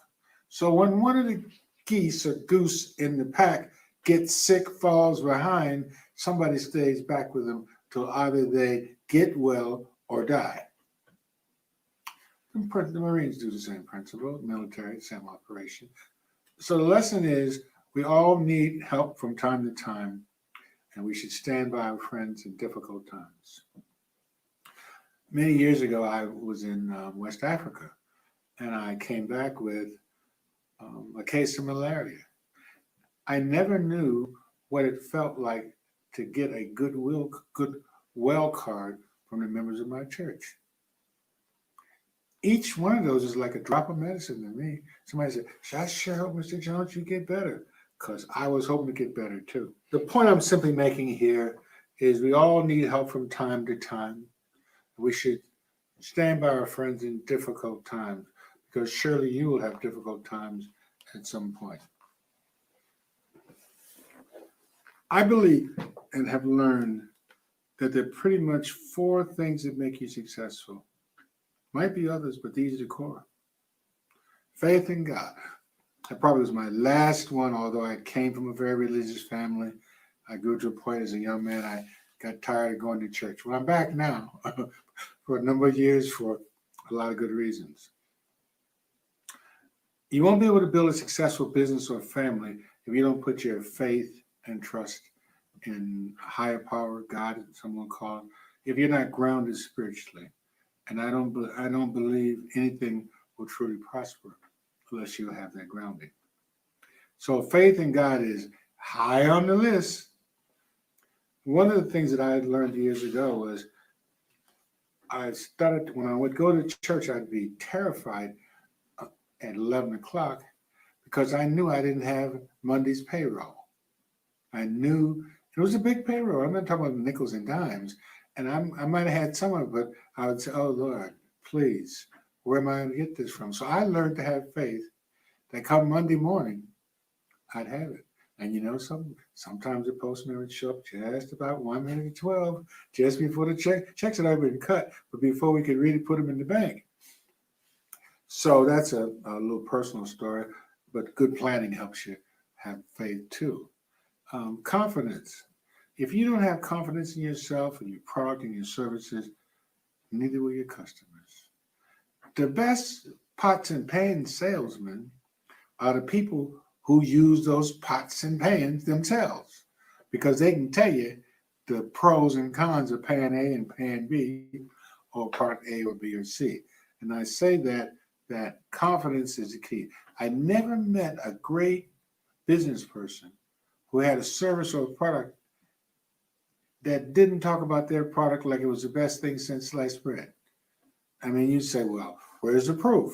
Show me the research." Oh, a lot didn't have the research at all, but they believed that what they did was number one. Now, eventually they had to prove that it was number one and the product would perform as they said, but it started with their confidence. My friend Cornell McBride, a military guy, a poor guy without a bathroom in his home until he was 21, went to the military and became a pharmacist. He tired of pushing pills, as he called it, and he invented a product called Stay Soft Pro, which we were talking about some successful role models, and those role models all also included many women. Dr. Katie B. Catalan, who is head of the National Association of NBCL, National Beauty Culturalists League. And that's an organization of 8,000 women worldwide that are cosmetologists, estheticians, men too, barbers, and their professional group. This year, they're celebrating their 100th anniversary. Can you imagine an association lasting for 100 years? She's been a terrific leader in helping them to improve the services of about 160,000 beauty professionals serving about 40 million people of color. Madam C.J. Walker, Friends of Caruso, the great Caruso, rather, the great Italian opera singer, living in New York State, was the first American female millionaire. Before 100 years before Oprah, and God bless Oprah's success. But Madam C.J. Walker is one of the people who gave back, and she was involved in the Niagara movement, which was a movement with Booker T. Washington in talking about freedom for Black people. I think it's important to be a good entrepreneur. You have to know your history. You have to know what happened before, what's happening now, as with some idea of what's going to happen a little bit in some degree in the future. But there are many, many leaders in this category. Coleman Cottrell, who was a great patron of Bishop College in Dallas, Texas, was just a soldier boy, created Proline Corporation, sold his business for more than $100 million. They used to have the jet waiting for him on the runway, asking him to sign the papers to turn over his company, which took him many years to do because he was a shrewd negotiator. But when I would come to Dallas, I lived in Chicago, LA, New York, Atlanta, and Dallas simultaneously. I lived in all those cities, flying from one city to another when I was head of the American Health and Beauty Aids Institute, which was the association of about 40 or 50 minority-owned companies in the beauty business. And Coleman Cottrell and I'd come to see him. He says, well, don't come by the office. Let's wait till tonight and we'll go out together. Well, we go out together. You know what we were doing? Going to his car washes. He had 10 car washes, quarter car washes. And we'd go around with these buckets and collect these quarters. Now, by the end of the evening, we had 10 or 15 buckets of quarters. And he would say, these quarters really count. And they did, because 4 quarters and $1. Now, if you get 10 or 15 buckets of that, you got a nice piece of money. And on top of it, he would say, like my father would say, let's get the first count on the money, which meant before it was counted formally by the government. It's hard to keep up with. I'm not saying he was a crook, because he wasn't. He just was a shrewd businessman, employing the best tactics that he knew to make his business successful. So there are men, there were women, and there's a person who I did business with who was not an African American. His name was Bill Smith. And Bill Smith, I met when he was head of the Popcorn Institute. And he taught me to be head of the American Health and Beauty Aids Institute, the National Black MBAs, the National Bankers Association, and the International Sports Lawyers Association, Black Entertainment Sports Lawyers Association, BESLA, and also the Black Engineering Society. And he was the mastermind. He ran 700 associations simultaneously and had offices in London, Paris, Zurich, Washington, D.C., and Chicago. And he would always say to me around 6 o'clock, because he would take a 2-mile walk at 6 o'clock. He was in his late 70s, early 80s. And he'd also say when he was losing the battle at the conference table, guys, I'm getting kind of tired and I got to go to bed now. He was a person, the spirit. He was a vegetarian. He was a humanist. He's a white guy. And one day I came into the office because he said, you can share my offices. He was chairman of the company and invited me, this little brother, to have an office next to his in this. We had 600 employees. People were wondering, how did you get in here? Well, I wondered too. But it turned out that the day I came to the office, there were some people who had climbed up the side of a building. You know, these kind of different people who decided they're going to climb up the side of a large building. And he went down and got them out of jail. And he was the kind of guy who secretly sent money to civil rights movements when Martin Luther King and others would get arrested. It wasn't very noisy, but he was very fair. He was a good businessman, but he had a spirit and a sense about him. So I've met a lot of people along the way and developed good relationships with them that are lifelong. My wife often says, you know, in order to have a friend, you have to be a friend. And that is so true. So part of the idea of marketing your company, again, one of the principles is people have to admire or like you or respect you or want to do business with you. Because they like you, you got a shot. Imagine two salespeople marketing with the same door, with the same product, and they don't like one. It took me a long time to learn that being the toughest guy wasn't necessarily going to get me to have people have more respect for me. Anybody can be tough. It's a question of being judicious and fair to people. It's what folks are looking for. Now, finally, as we wrap this up, we've talked about the geese. We talked about a number of things. But I want to share with you what I have found that helps people to be successful. And they're in this order. Faith in God. Some people call it a higher power. But the point is really simple, that when you have faith, that is the belief in things that are unforeseen, things that you don't necessarily know. If you're not grounded spiritually and you don't believe in anything, you're probably not going to prosper, because there are going to be hard times and good times and okay times, and you have to be built for the distance. Confidence is not just having confidence that you can do it, but confidence is the ability to say that you don't know something. Imagine how many meetings that I've been to, I didn't have a clue about what they were talking about.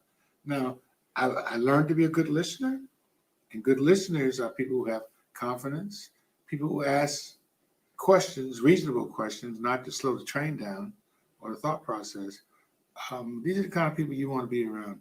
People who have confidence in even in you, even in what you're doing. And it'll take you a long way. Now, discipline, without self-discipline, you can't expect to build a successful business. The journey is long and hard, and you got to be committed to go all the way.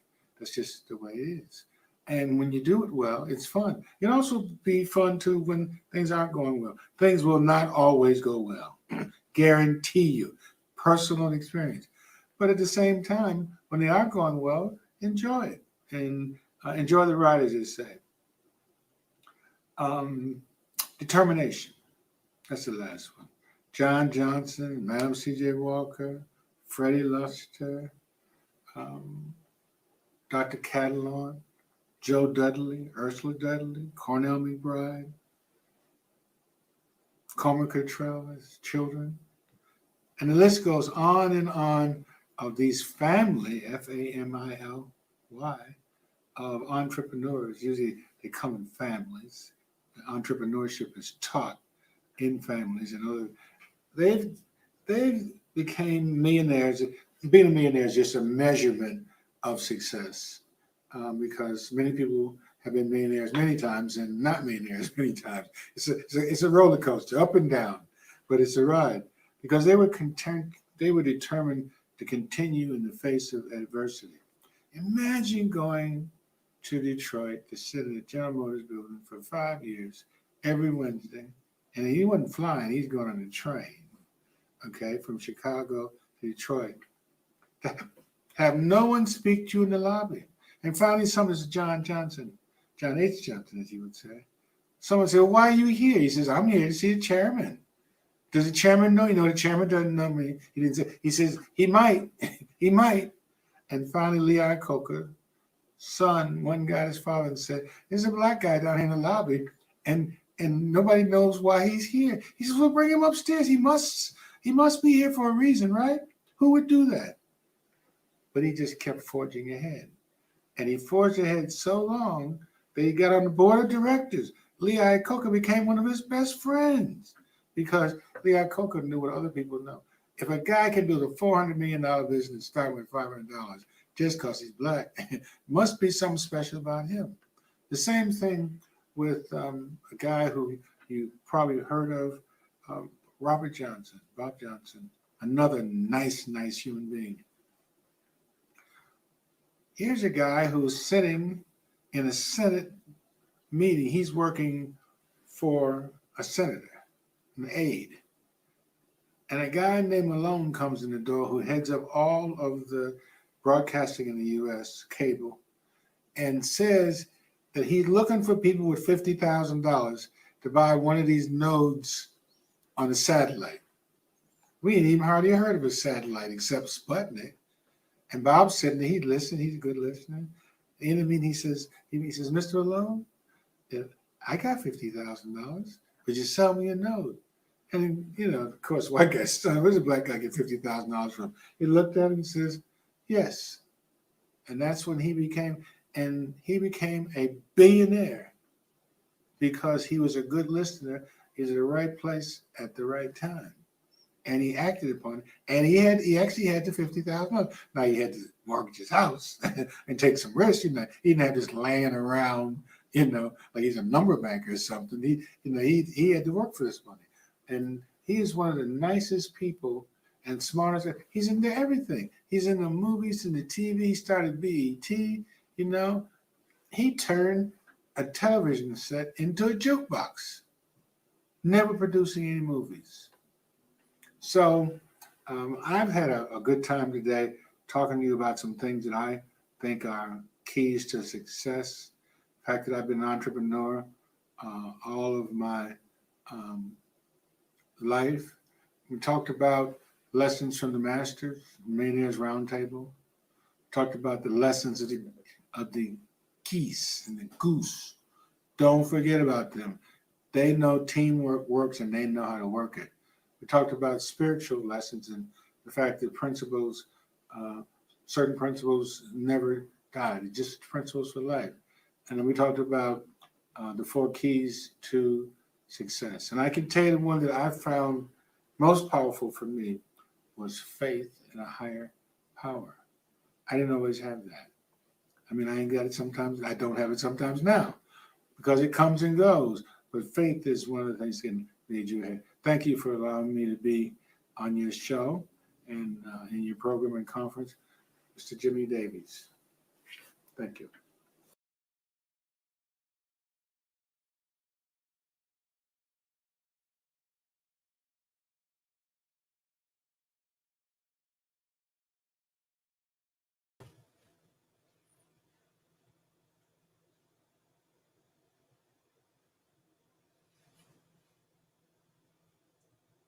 Good afternoon. Will you push that question up again, please? I didn't see it quite all the way. Thank you.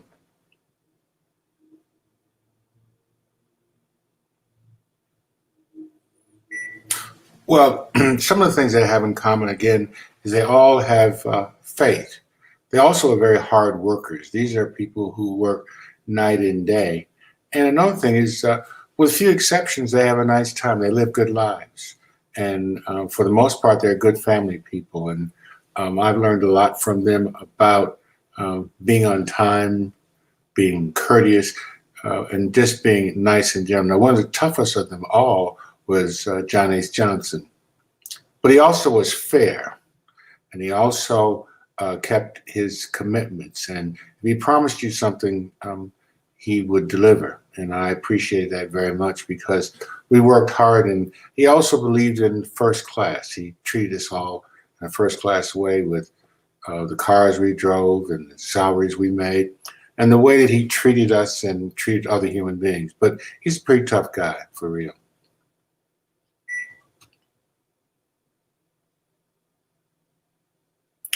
Well, Cornup and Bride senior.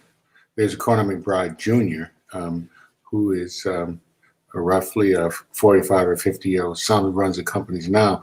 But Corner McBride Jr. was a very, very special person because, as I said before, he was a soldier who, before he was a soldier, he lived in a home in Savannah, Georgia, with no bathroom, and with 5 or 6 brothers and sisters, and all slept in the same room. He went to the military. He came from the military. He went to college when he was 23 or 24, and then he decided he would be a pharmacist. Once he became a pharmacist, he didn't necessarily love the idea of being a pharmacist because it was, in his opinion, and I guess others too, a good profession, but it was monotonous and pushing pills. So he created a product called Stay Soft Fro, which at the time was created to help those of us who had very large naturals. I'm bald now, but I had a huge natural back in the day, as they say. And our hair was dry, and he created a product that kept our hair from breaking. He took his little company from just making bottles in his home kitchen to $10 million in a 4 or 5 year period. There are just so many people that I have met along the way, both men and women, black and white. My first part of my career was working with people who, in general markets, Procter & Gamble, Unilever, Kraft, General Mills, ConAgra, big brands. And then I had the opportunity through my wife, Sandy Miller Jones, to go to Johnson Products. There are many Johnsons in the city of Chicago. Johnson Products, George Johnson, Johnson Publishing, John H. Johnson, and there were some other Johnsons around. A young man owned a Cadillac dealership, one of the biggest in the nation, Johnson Cadillac, if you will. So I admired all of them because, one of the things about us is maybe all human beings, but in particular Black people, if we see you do it and you do it successfully, we believe that we can do it too. And it's true. And that's been my experience, that sitting next to just absolutely brilliant men and women who, some of whom I said earlier didn't have a college degree, never seen the inside of even a community college. They're just smart people. And not only were they smart, they acted on their beliefs, and they created many things: magazines, products, technology programs, just a host of things. And I'm proud to have been associated with them. I'm now in my late 70s, believe it or not. I was a kid that never thought he'd live to be 50 because I had a good time along the way, I must say. But I had some very serious times too. And what's happening in the beauty business, it's a $7 billion plus industry. And there have been many, many giants in that category. People ask what's happened to the business. Well, like in America, business changes hands all the time. Some people lament the fact that the Soft Sheens of the world and others were sold to general market companies, but that's the way of the world, the business world. The larger fish eat the smaller fish. It's always been that way. And I think we missed an opportunity, we as African Americans, to be retailers. We had the opportunity. I think sometimes people will say that it was taken from us. It wasn't taken from us. I dispute that fact, although many people believe it. I was there. It's a myth. We had the opportunity to own as many beauty stores as we wanted. Not many African Americans have historically been in the retail business. It's been a difficult road for us. And now more than ever are in the retail business, but we didn't see that as the opportunity. Most of our folks became manufacturers or chemists or others. We had some, it's growing now, and I'm proud to say that there are many middlemen or retail stores that are growing along the way. I'm also a person who has a contrarian idea about the Asians. I think the Asians have brought many good things to the business, and I think that they've been pretty tough to deal with, but many of the companies have learned to navigate that space and do well with their products. And as a matter of fact, there are 10,000 of them in the US now. They're doing about 7 billion. And believe it or not, Walmart fears them. Walmart, the mighty Walmart. So there are different perspectives on it, not just mine. Other people believe other things. I happen to believe that they brought some good things to the business. They've been tough to deal with now. It's not been a cakewalk.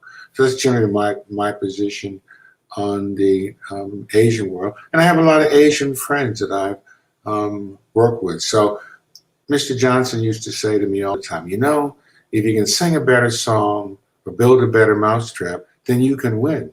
So those folks out there who want to be in the distribution side of the business, I encourage you. Tough fight. You know, you got to be smart, got to have capital, have to understand how the system works. And you don't get to cry about it all the time, because crying and complaining doesn't work. What was my relationship with John Lewis?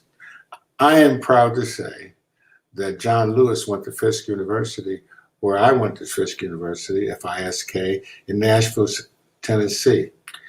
In the old days, they would seat us by our last names, and it's A, B, C, D, E, F, G, H, I, J, Jones, K, and then Lewis, JKL. So John Lewis and I sat next to each other for 3 or 4 years in all the classes. I got to know him pretty well. He was a poor boy, a very poor boy. Now, I was poor too, but I wasn't as poor as John. John really, didn't have very much at all. He's a stubborn, tough guy. I mean, he took some whippings going down to Mississippi and Alabama that it's hard to believe. Now, again, people forget about the importance of having other points of view. At the time, Malcolm X was pretty popular and had another point of view. I happen to believe in another school. You kill my dog, I kill your cat. That was kind of the way it was. So we didn't think the movement in terms of civil rights was wrong. We just had a different point of view. We're not going to let you do certain things to us. But so those two factors in the business, I think, in the world of civil rights, I really think helped in many ways, because it also taught the general market that there were some of us who were not interested in taking a beating at all.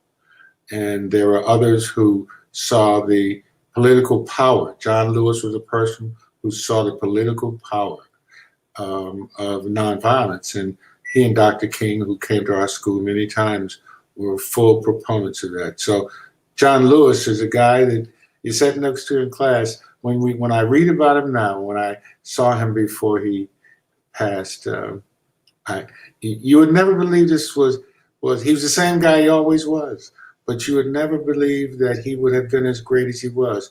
But he was a giant, and he proved it. And his belief system helped us to gain many things, mainly public accommodations and the right to vote and some other things. So I applaud John Lewis. And John Lewis, I think you were right about what you used to tell me.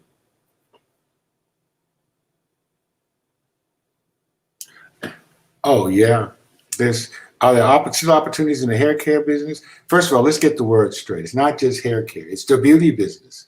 Remember, I don't have any hair, but there are products for scalp. And there's scalp treatment.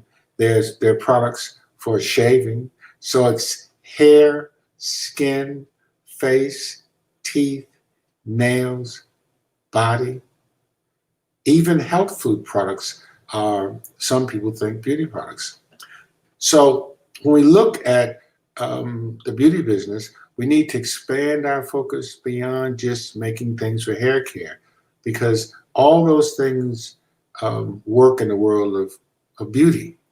And we've been beautiful a long time, predecessors to Cleopatra and others. Now, hair has been our focus because the relative ease of getting into the business in terms of chemical barriers and others is pretty, not simple, but a lot of good chemists around.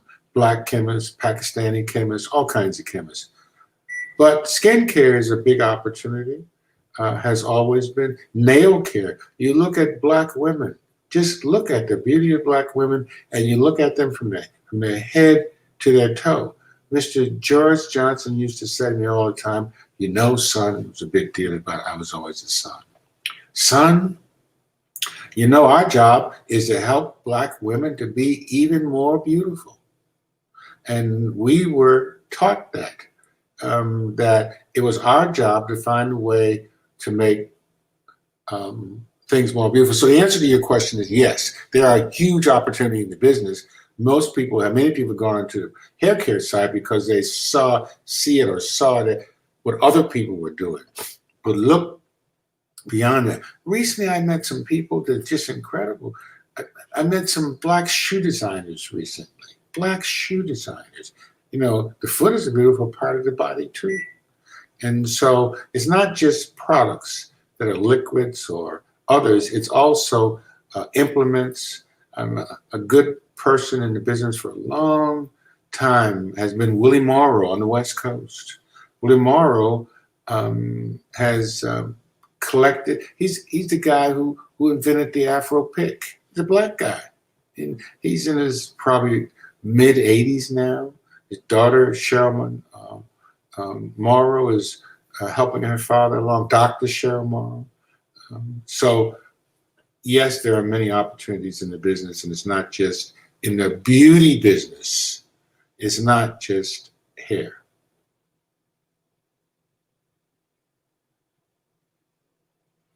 Well, the universal laws of success, it's always the same old story. You know, you got to show up on time. People buy from those they like. You know, if they like you, as I said earlier in the presentation, you got a shot. You can be as smart as you want, but if they like you and you're smart, you got two aces in the hole. And your reputation is everything. People buy products or programs or services because they believe that it works. So we talk about good health. I can tell you now that I'm probably in my late 70s and not the best health I've ever been in, but pretty good for a nearly 80-year-old guy. Health can be a plus or a minus, and eventually we all will take what is it called? We'll transcend to the next life. You know, no one gets out of here alive. But meanwhile, while we're here, adhere to some principles. Right now, COVID is hurting a lot of Black folks. My company is doing some work in the COVID arena, and I want us all to take this so seriously. I mean, thousands of people are dying, and a lot of them are Black people because we have underlying conditions, health conditions. We have diabetes, we are overweight, except for the athletes, we don't exercise enough, and we have suspect diets, what we take. So, you know, I call it the temple. We need to take better care of our temple because when we get sick, which is going to happen to all of us, we want to have the best chance of having some higher quality of life, and we want to live as long as we can. My mother died 2 years ago at 96. All of her sisters, except one, lived to 94, 95. These sisters really took care of themselves. Only one smoked cigarettes, only one out of all of them, which is quite amazing. So hats off to Black women. Oh, Bob Johnson and Earl Graves. Well, first of all, I knew them because we used to deliver checks to them from Johnson Products and Johnson Publishing. Remember that banks weren't so friendly 40 years ago. So we had to learn to help each other. And as the son, the so-called son, the young one, I got the privilege of always having a large check stuck in my pocket as I headed to the airport and say, you know, you're going to be in LA tomorrow. Stop by Soul Train, make sure Don Cornelius gets this. or if I'm in New York, stop by and see our friends over at Essence. We owe them X amount, and I need you to drop this check off. We can't wait for the bank to deliver this. So my relationship with Bob Johnson, as I said before, it's hard to believe when I first met Bob Johnson, and I was living, I lived in many cities simultaneously, living in LA part-time. He said, when are you going to come to DC? I said, I'm going to be there tomorrow. He says, I'll pick you up at the airport. Well, I'm a big boy. I'm not used to people picking me up at the airport. You know, I navigate the world. But over time, I learned that there are some very kind people. He drove his car from his office to the airport to pick me up, little old me.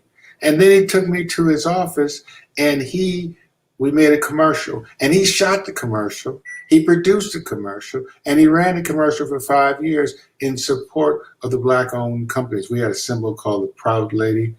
It was a silhouette of curly hair and wavy hair, and we put on the back of all of our products and put about $5 million worth of advertising behind it. And Bob Johnson gave back. He gave us $1 million or $2 million worth of advertising on BET. That's the kind of guy he was. He's a person who gave back. He's, again, all these folks are disciplined, but they're smart too. And you know what else? They know how to count money. They didn't always know how to count money, but they learned how to count money.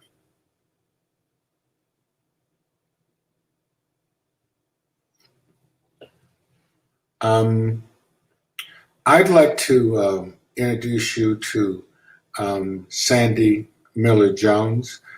Sandy's going to come on the same screen I am. Sandy Miller-Jones is a fabulous person. Sandy Miller-Jones is my Mrs. Jones for 35 years to be exact.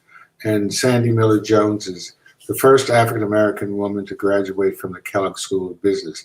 Kellogg is rated above Harvard. And she graduated the first Black MBA. And she used to say to me, you know, all the MBAs in my class who were Black could sit on this sofa, maybe 4 people.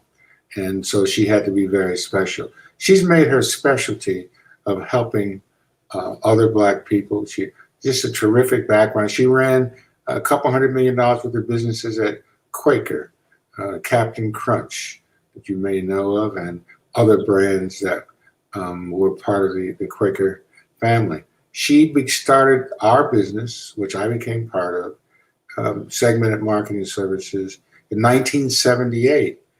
And she made a pitch to the chairman, the guy who became the chairman, who was her boss, that there was an opportunity among African Americans to try their products. And she created a sampling company. And that sampling company she created went on to have customers like Pepsi-Cola, Coca-Cola, General Mills, General Foods, the top brands in the U.S. Now, Sandy has now dedicated her life to helping people live a better life. And the name of her company is SMSI, Healthy Living Solutions. And for Blue Cross Blue Shield, Humana, Aetna, Magic Johnson Enterprises, and United Healthcare, she provides them with information as to how to better serve African Americans. She's done some work for the U.S. government, and so forth. So I'm pleased to say, introduce you to my life. And by the way, Sandy's one of the founders of the Black MBA Association in Chicago and others. I'm proud to say and introduce my wife and life partner, business partner, my best friend and best coach ever, Sandra Miller-Jones. Sandy?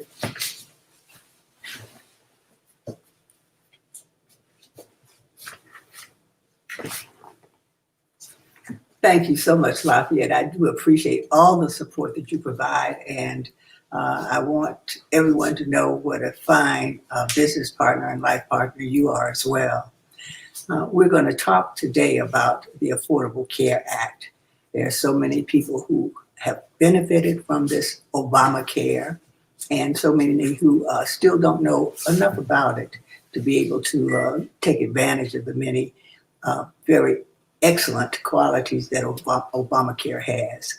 So I think there's a film that we're going to play, a video that will talk more about Obamacare and a little about our company, Segmented Marketing Services as well.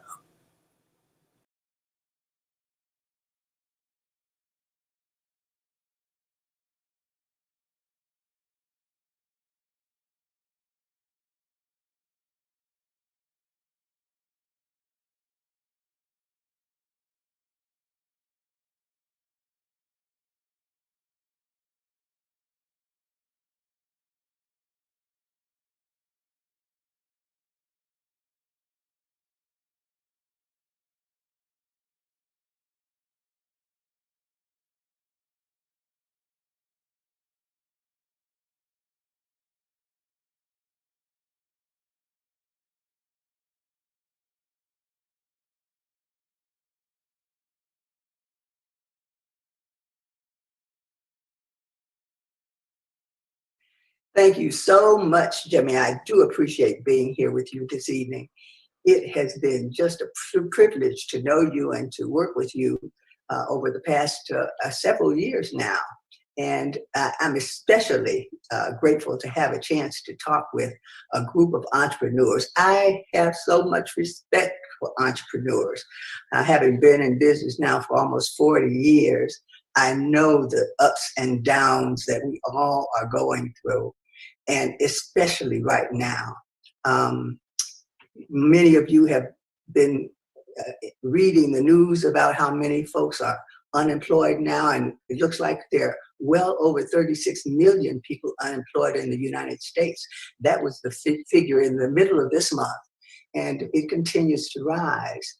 Of course, as usual, African Americans have a greater burden to bear than most other folk. Our unemployment number is about almost 17% unemployment among African Americans in the US, exceeded only by Hispanics, who are almost 19%. The unemployment rates vary very much from state to state. It's as low as 8% in Connecticut and as high as 28% in Nevada. North Carolina is about in the middle of that. We're about 12.2% unemployment overall. But the really sad part, and the part that hits us tremendously, is that nearly 40% of the households that earn under $40,000 a year have at least one person unemployed in their household. So that's a lot of the folk that we know, our neighbors, our friends, our family. And of those people who are unemployed, at least half of them have lost their employee health insurance. That figure is expected to rise also over the next year. And we're looking at probably 40 million people who will be losing health insurance during this pandemic situation. Jimmy? The good news is, for many of them, is that Obamacare has provisions in that law that may enable many of these unemployed, recently unemployed folks to be able to get health insurance at an affordable rate. I'm going to tell you more about Obamacare and how you can obtain more information about it. But first, I'd like to just tell you a little about our company, because one of the things that we've been doing over the years is trying to help people to live healthier lifestyles. Jimmy? Over this 40 years, we started off our company in Chicago, Illinois, and we were there in Chicago for about 12 years with the company. Then in 1990, we decided to come back to North Carolina, where my parents were and where Lafayette's parents moved, so that we could be with our families. Over these 40 years, we have reached out to communities across the nation And we've built teams of folk who are trying to also do outreach into their communities in the top. Now it's 35 cities. It had 30 markets on this slide, but now we're at 35. We do a number of things. We distribute free product samples, for example. We've distributed millions of free product samples throughout our communities across the nation. And we have distributed information as well. Jimmy, if you'll go. We worked for all sorts of clients, large and a few small, but mainly national brands who have an interest in reaching out to our community. And in the last, 20 years now, we focused very heavily on partnering with clients who have an interest in improving the health of our community. You see Aetna as one of those clients, and just about all of the clients that are outlined here have done things or have a mission as part of their mission to help improve the health of our communities. Jimmy? We've built networks of churches, beauty salons, barbershops, entertainment venues, other kinds of networks, senior networks, to help us to reach the families and individuals that could benefit from the services and products that we provide. We can reach, oh my goodness, my last count was 6.8 million households through our networks. And that enables us to reach at least half of the African-American or Hispanic households in any major market that you choose. Jimmy? One of the ways in which we distribute information is through a custom publication that my husband and business partner, Lafayette Jones, and his team developed and continue to develop and distribute for a number of clients. I guess we've done more than 50 of these for various clients across our 40 years. Urban Call is the name of the publication, and you'll see there that our emphasis continues to be healthy living every day. Jimmy? Here is an Urban Call publication that we are distributing now that talks about ACA, the Affordable Care Act, Obamacare. Jimmy? To help you understand the Affordable Care Act, I want to just give you a few details. Jimmy? First of all, the Affordable Care Act is the law. It is sometimes called Obamacare. It was signed into law in 2010, and it continues to be the law. Jimmy? There are benefits to Obamacare insurance or Affordable Care Act insurance that many people do not know. If, for example, if you have a child or dependent who is under 26 and who is on your income tax return, they can stay on your insurance until they are 26 years old. Doesn't matter whether they're married, doesn't matter if they're in school, as long as they're part of your income tax return, you can keep them on your insurance. Also, Obamacare demands that you get free care, no cost to you, for preventive care. So you can get your annual physical, mammogram, colonoscopy, all at no cost to you, and other preventive services as well. Your immunizations at no cost. During this pandemic, if there are immunizations that you have to have, or when they come up with a vaccine, and we are praying that that'll be soon, those will be at no cost to people who are who have ACA insurance. There was a time when insurance companies could put you off of their insurance if your costs got too high. Cancer patients, for example, the cost could really run into millions of dollars to care for a cancer patient.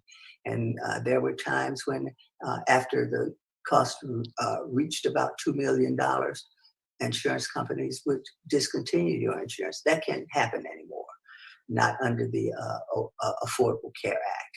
Also, if you have a pre-existing condition, you cannot be excluded from getting insurance just because of that. Even if you're in a hospital right now, you can still sign up for Obamacare because no pre-existing conditions can be considered as people insure individuals and families.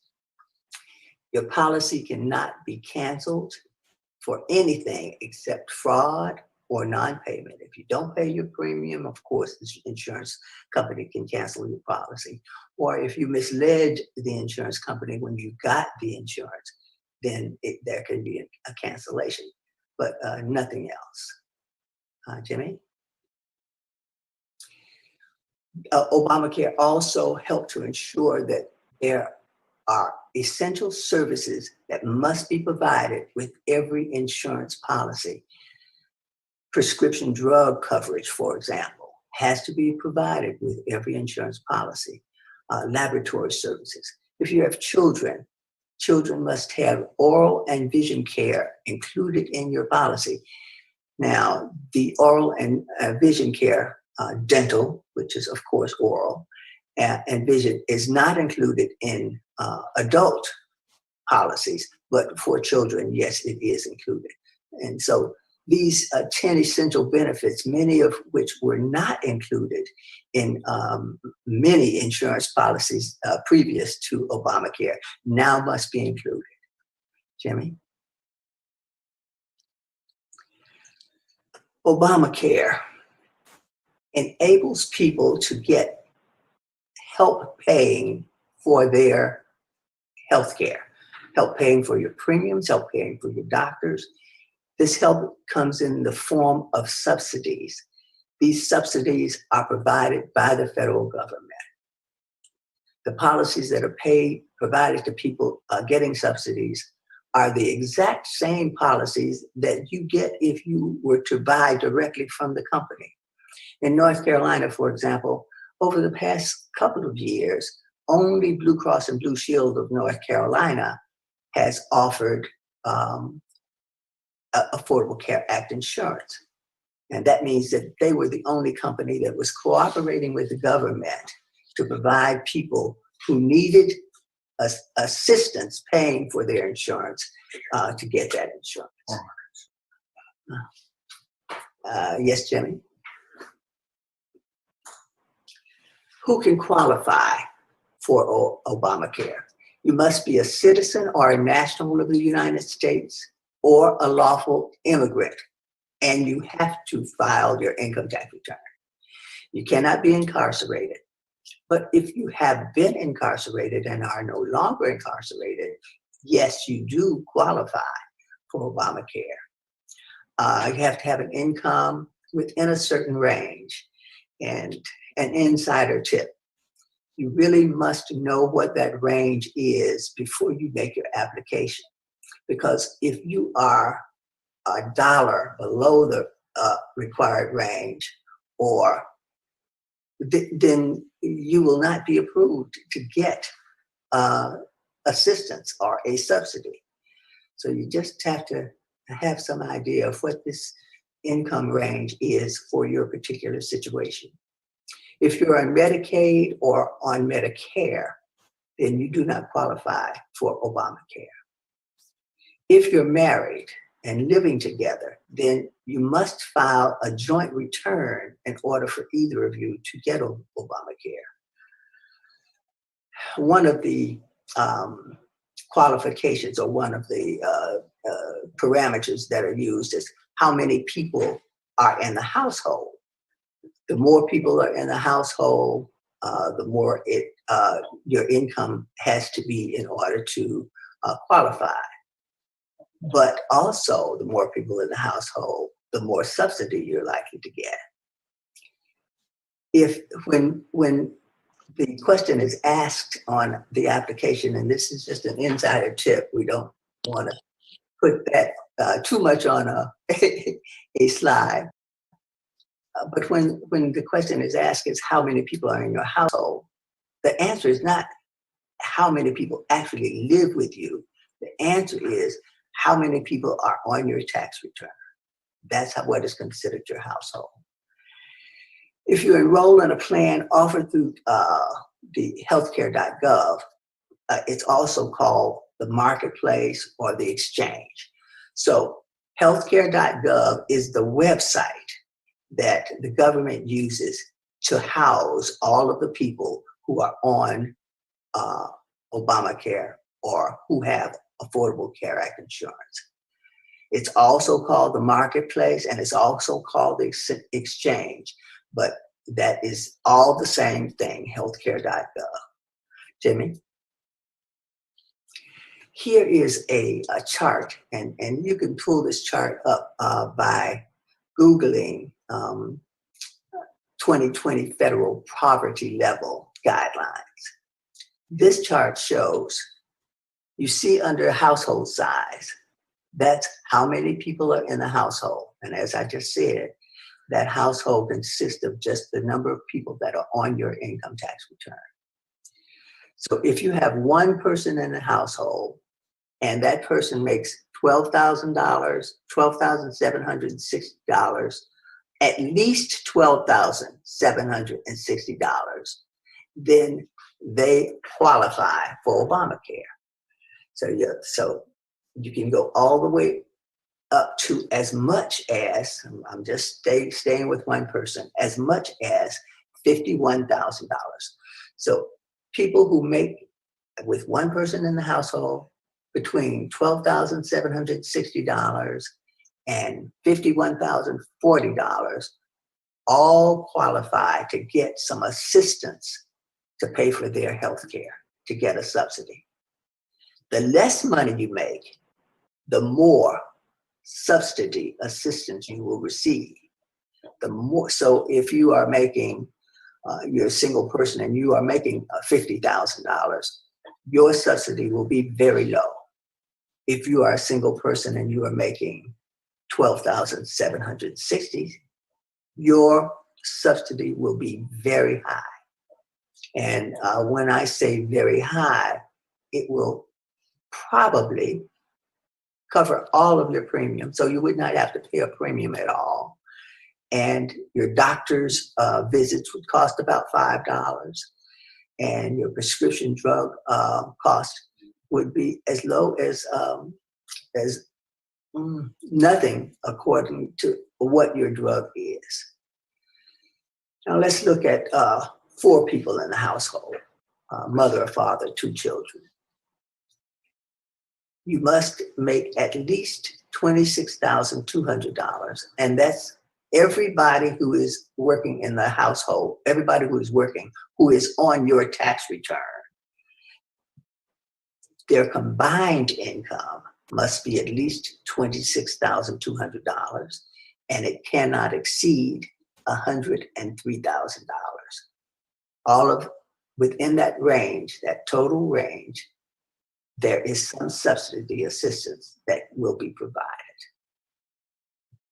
Jimmy? Enrolling in the marketplace. Perhaps the very best thing to do to enroll in the marketplace is to work with a certified, qualified agent, insurance agent. We have a team of people that we work with to refer individuals who have an interest in enrolling or need to enroll.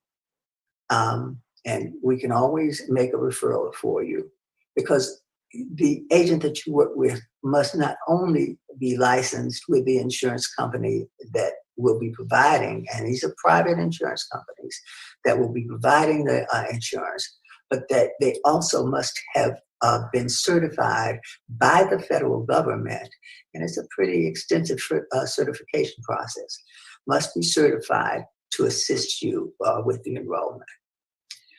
Some people are able, I know that Kim was able to go directly to healthcare.gov and follow their instructions and get enrolled. Or you could call the marketplace, and we've provided a number here. But the most sure way is to work with a certified agent that has done this multiple times and knows some of the other insider tips and advantages that will assist you to get the maximum subsidy that is allowable for you. Jimmy? Just provided some contact information. You can contact us at a hotline in 24 hours or by email. Okay, well, thank you, Ms. Jones, for the information. And I just wanted to ask, maybe someone else has some comments or questions, but what's the primary message that you just want everyone to understand? Very simple message. If you or someone you know has lost their health insurance because they lost their job health insurance, they can get they may be able to get health insurance, affordable health insurance through the marketplace. That is the primary message. Okay. Does any of the other masterminds have any questions or comments or questions for Ms. Jones? I have a comment. Ms. Jones was very, very helpful for me as I obtained my insurance for medical insurance, and it was a very quick process. She's exactly right. Everything depends on your income tax and how much money even you're going to predict to make, and that affects how it comes back with credits. It came back instantly once I hit the submit button. It came back instantly with a results letter for me. It told me exactly what the amount of credits that I had, that actually was able to put my doctor's information so they could tell me exactly, even my medicine, it could tell me exactly what plans, and then all the plans came up so I could pick and choose which plan best fit for me. So it's a very quick process. I was very impressed by it, actually. And I just want to thank you, Sandy, for all your help on Saturday with that. So. Yes, you're certainly welcome.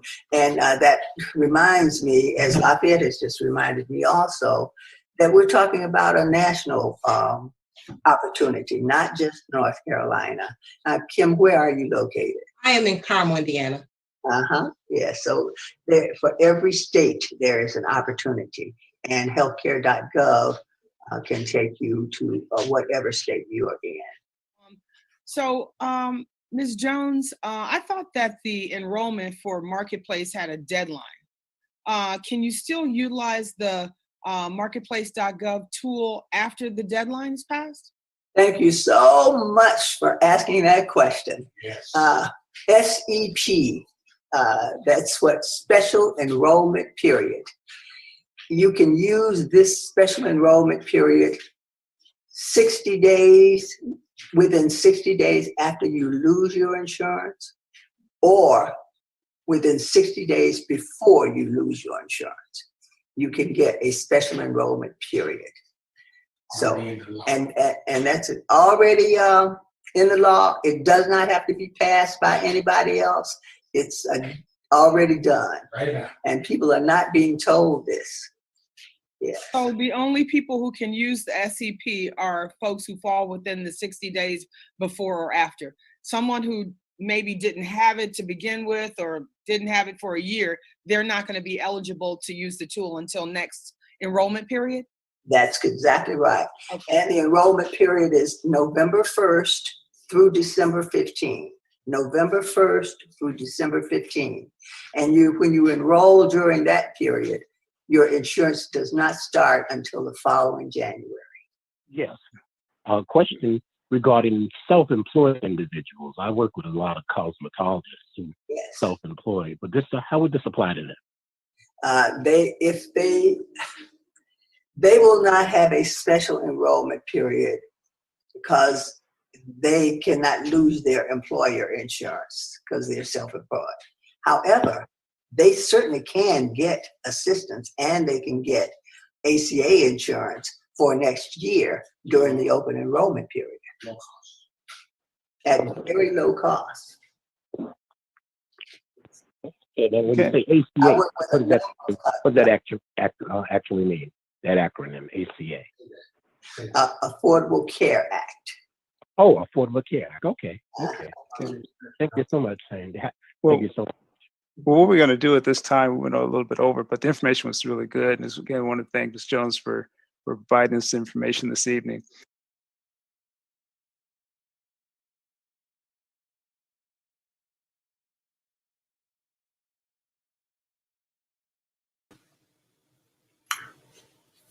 Obviously, I'm not Sandy Miller Jones, but I want to say a couple of things. This is Lafayette Jones.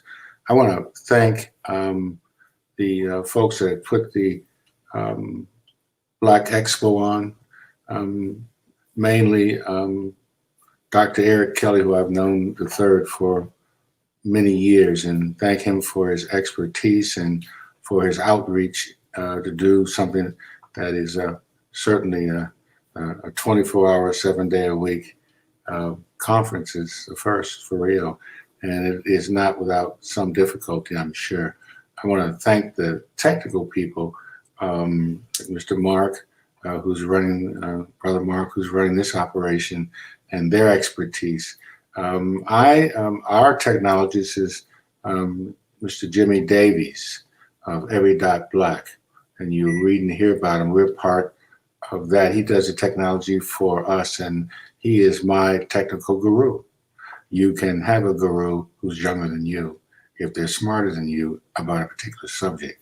So I'm proud to be associated with the many members of Every Dot Black, proud to be associated with the many members who've come together to support Black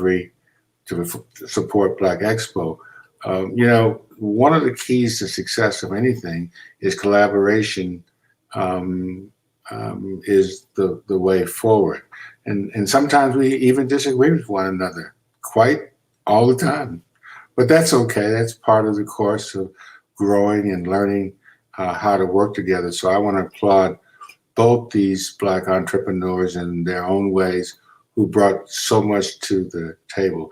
Some of the fiercest battles I've ever seen were among Black hair care moguls. And I ran those meetings, and sometimes we had to lock the door because there was, let us say, strong points of view on the table. There was nothing wrong with that as long as we respected one another, and we left later and went to have a drink or to break bread together. We all were rowing in the same direction. And what this is all about, and I want to remind all of our friends who are working together and get a little perturbed about this or that we've come a long ways. We have a long ways further to go.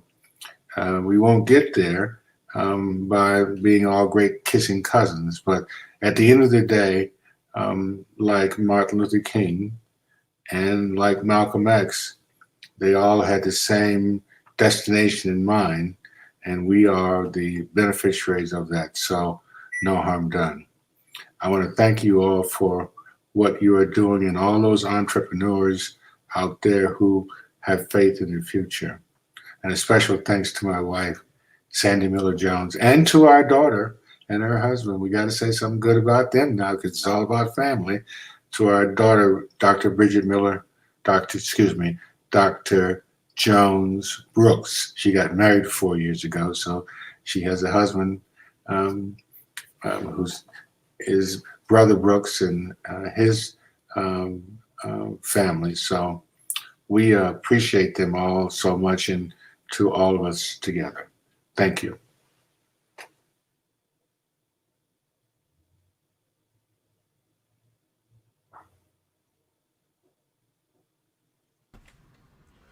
And of course, as we get prepared, I definitely want to thank you, Lafayette Jones. I want to thank Jimmy Davies, and I want to thank your beautiful wife for the presentation. You know, as you said before, you know, we all going the same way, going down the same road, and we're all looking at the same prize. And it's always great when we get great leaders out here who are doing great things. The Every Dot Black is a stalwart in our community. They've been doing great things, bringing great people together. And for those of you who do not know about the mastermind that's held every Monday night, it's been held every Monday night. Um, go online. You can go to Eventbrite and tap that Eventbrite, and you can have your voice heard. One thing I can say about Jimmy Davis is his heart is to have people's voices heard, and that is outstanding. We want to congratulate him for doing that personally on air, so people know it's not behind the back; it's right up front. And I want to thank you, Lafayette Jones, for being the conduit to make sure that great leaders keep leading and great leaders keep doing the best that they can do with the little bit that they do have. And to your wife, thank you so very much. The presentation was off the charts. For those of you who need Obamacare, if you're getting ready to get close to 65 like me, you need to give her a call. Make sure you get the information out, and make sure that you give both of these great organizations a part of what's going on. You got Eric Kelly, Lafayette. Do you have any other questions that we're gonna pop up or not? Yes. What you gonna do next? Well, I'm gonna tell you what I'm gonna do next. There is a software where you can actually go into an actual room as an avatar, and people can come in and they can dress up and put their faces on as avatars and walk into a room and go to the expo and go to different rooms where they can sit down and listen to speakers. That's what's next for me. It is I'm working with a group of kids, and it's going to be in my estimation it's going to be like Facebook and Google down in it, and it's going to be free for people to join. That's what's next for me. Wonderful. And what you guys got coming up? Well, we are working on COVID-19.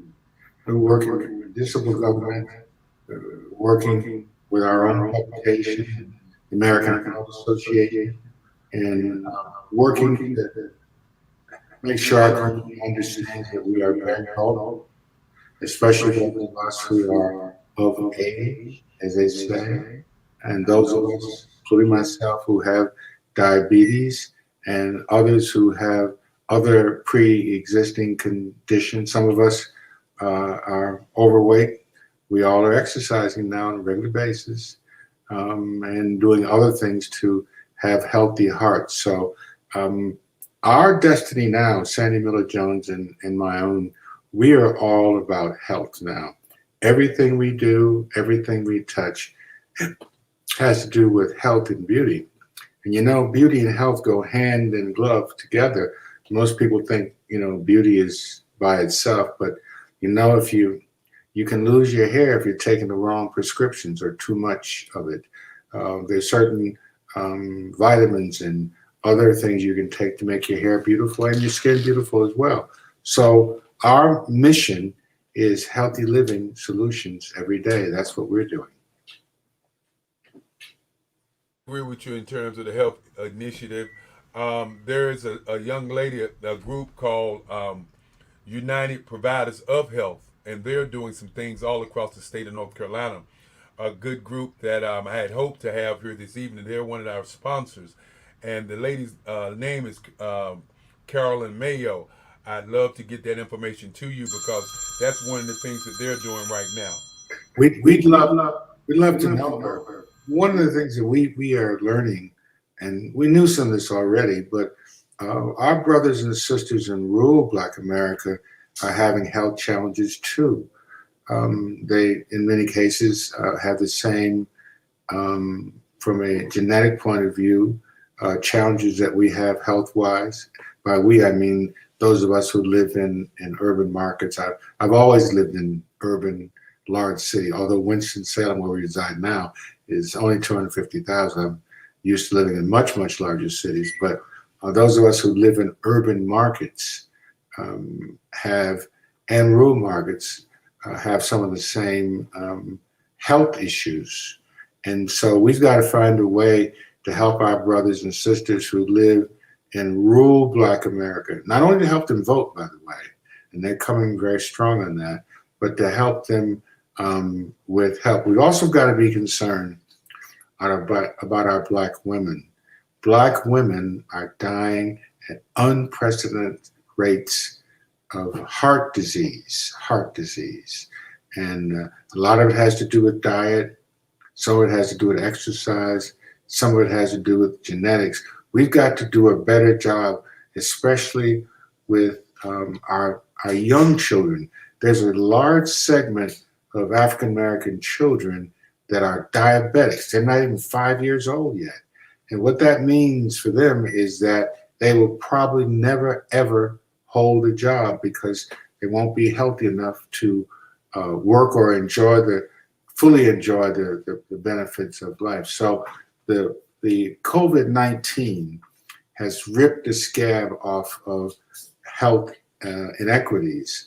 And many of the things that folks weren't paying attention to before, they are now. And I'm proud of the different health associations, especially the Black-led associations that are doing big work. The American Heart Association is a fellow that I've known for years named Joe Johnson, who's executive vice president of the American Heart Association.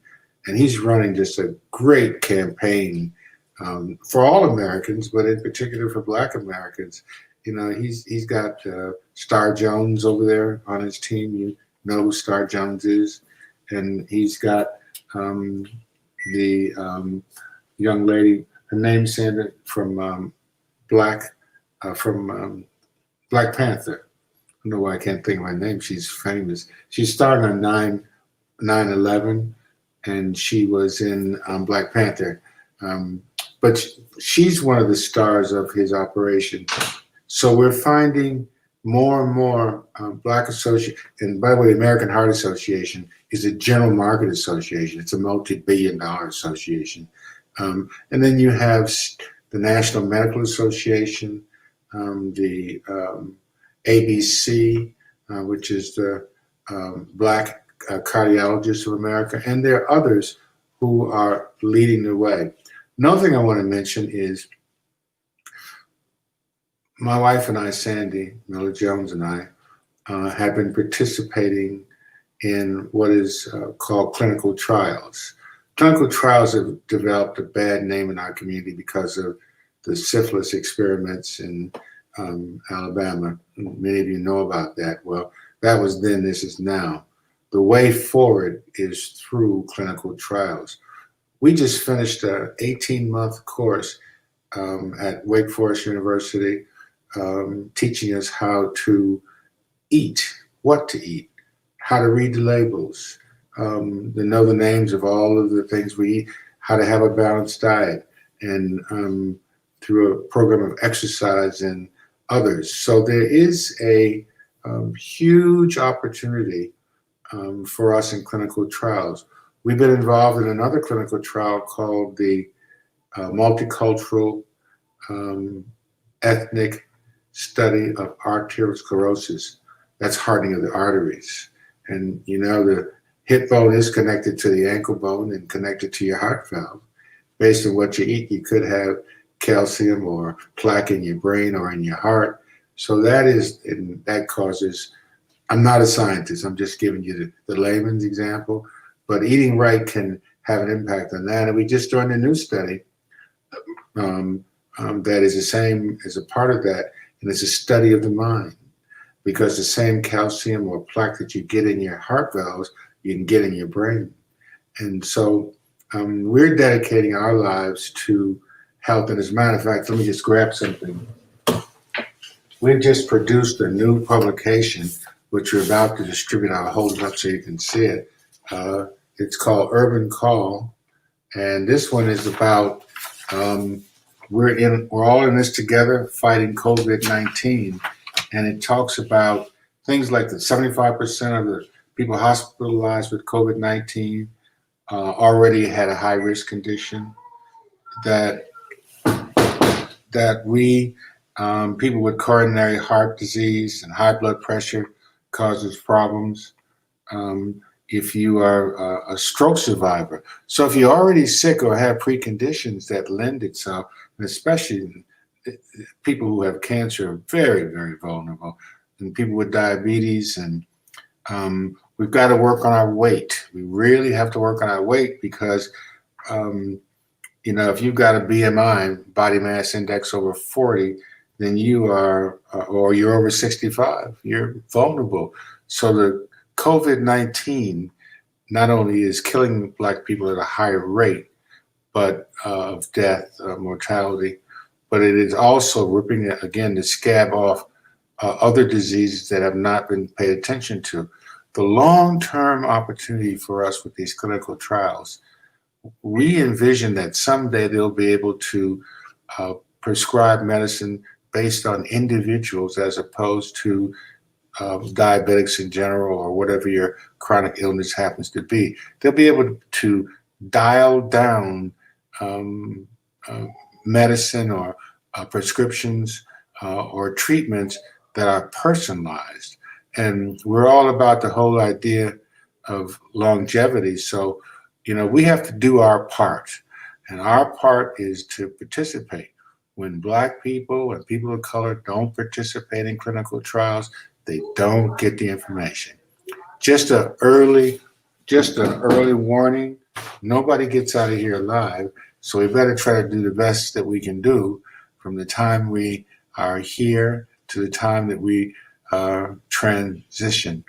I often say that we are spiritually having a human experience. Many of us think that we are human beings having a spiritual experience. But in my opinion, it's the other way around. So as I've gotten a little older and I'm hopefully a little smarter, hopefully, and hopefully a better listener, etc. The idea, the way forward is around health. You can't be successful if you don't have good health or relatively good health. And eventually we all will suffer from something eventually. No one lives forever. But at the same time, we have to do our part to do better. And if you know better, you can do better. So you'll hear me kicking and screaming and preaching and so forth about health.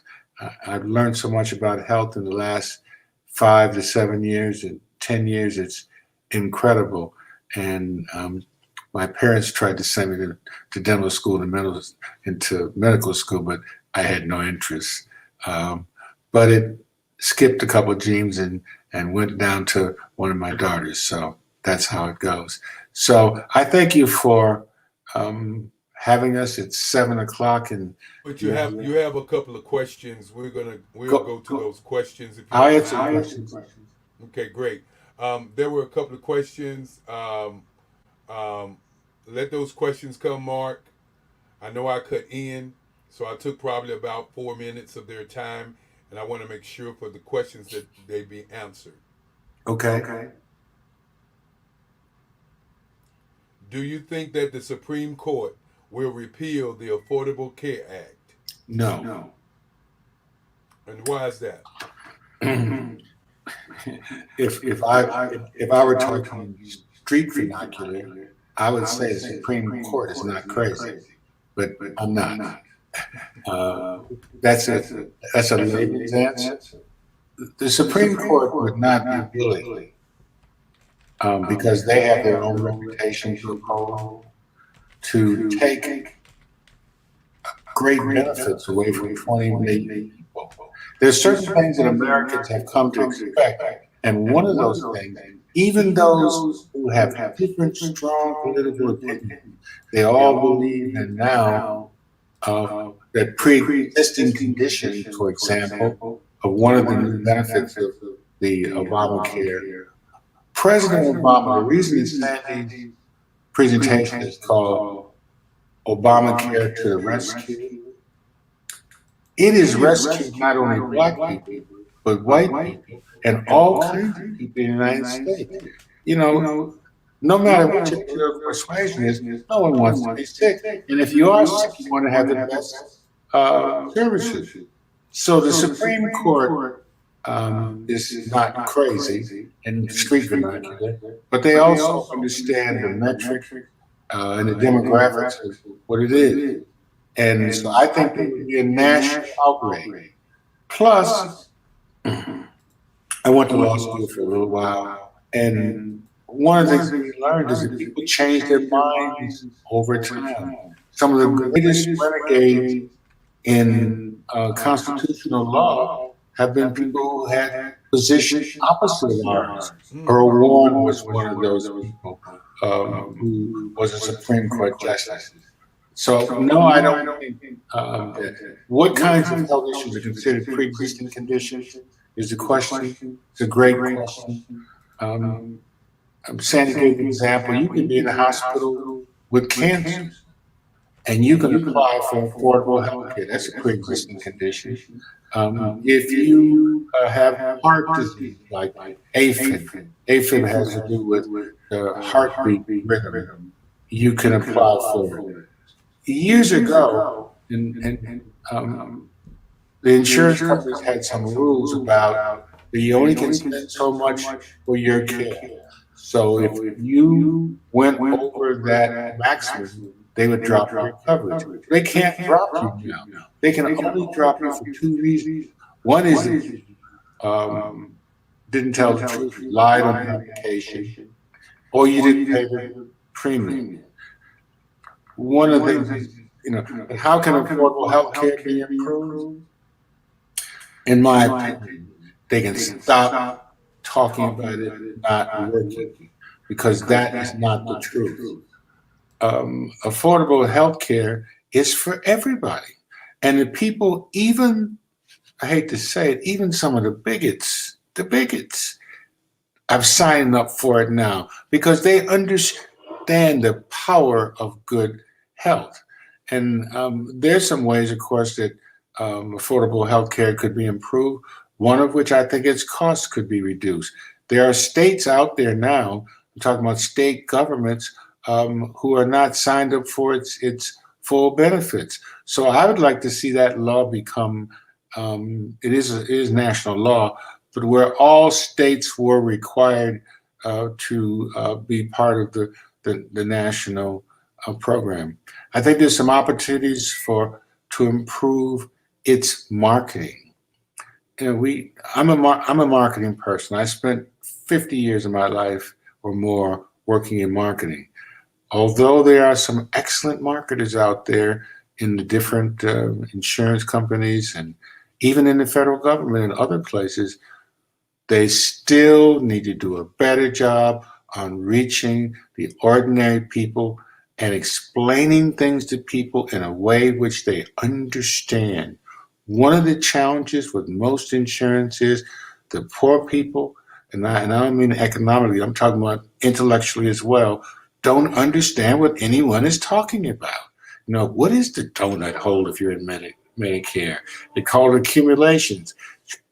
They speak a different language. So I'd like to see them bring it down out of the sky and speak plain English and improve their marketing.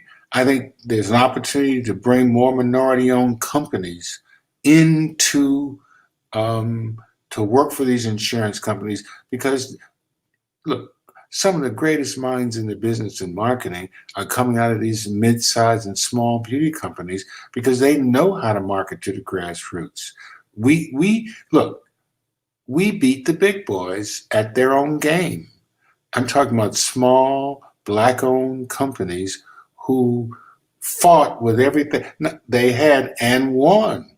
We beat some of the products that we created had to be copied and duplicated. So that expertise needs to be brought. Why won't some states expand Medicare coverage? Good question. politics, politics, politics. But it's eroding and it's going to change. I guarantee that. Won't move as fast as we would. But sometimes things don't change because people don't feel they need to change. But if you go out and vote and you put the pressure on these political leaders, the most important thing to understand about a political leader, in addition to those who want to do the right things, they want to stay in office. The way you stay in office is by doing the right thing. And the way they know it's the right thing or not is voting. This last election, in which Joseph Biden, who I met, shook his hand, and don't know him, but I met him and talked to him at least, is a good person. And he is the best equipped person, in my opinion, to go forward. Now, there are people who disagree with that.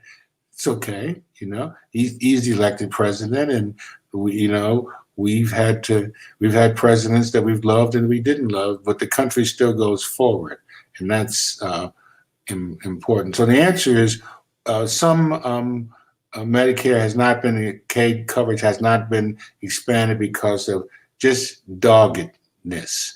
And one of the things I'm seeing happen is many companies are now adopting $15 an hour labor rules. Part of the reason that, in my opinion, that so many folks have to use all these government programs, black and white and other people, is because the companies don't pay the people enough.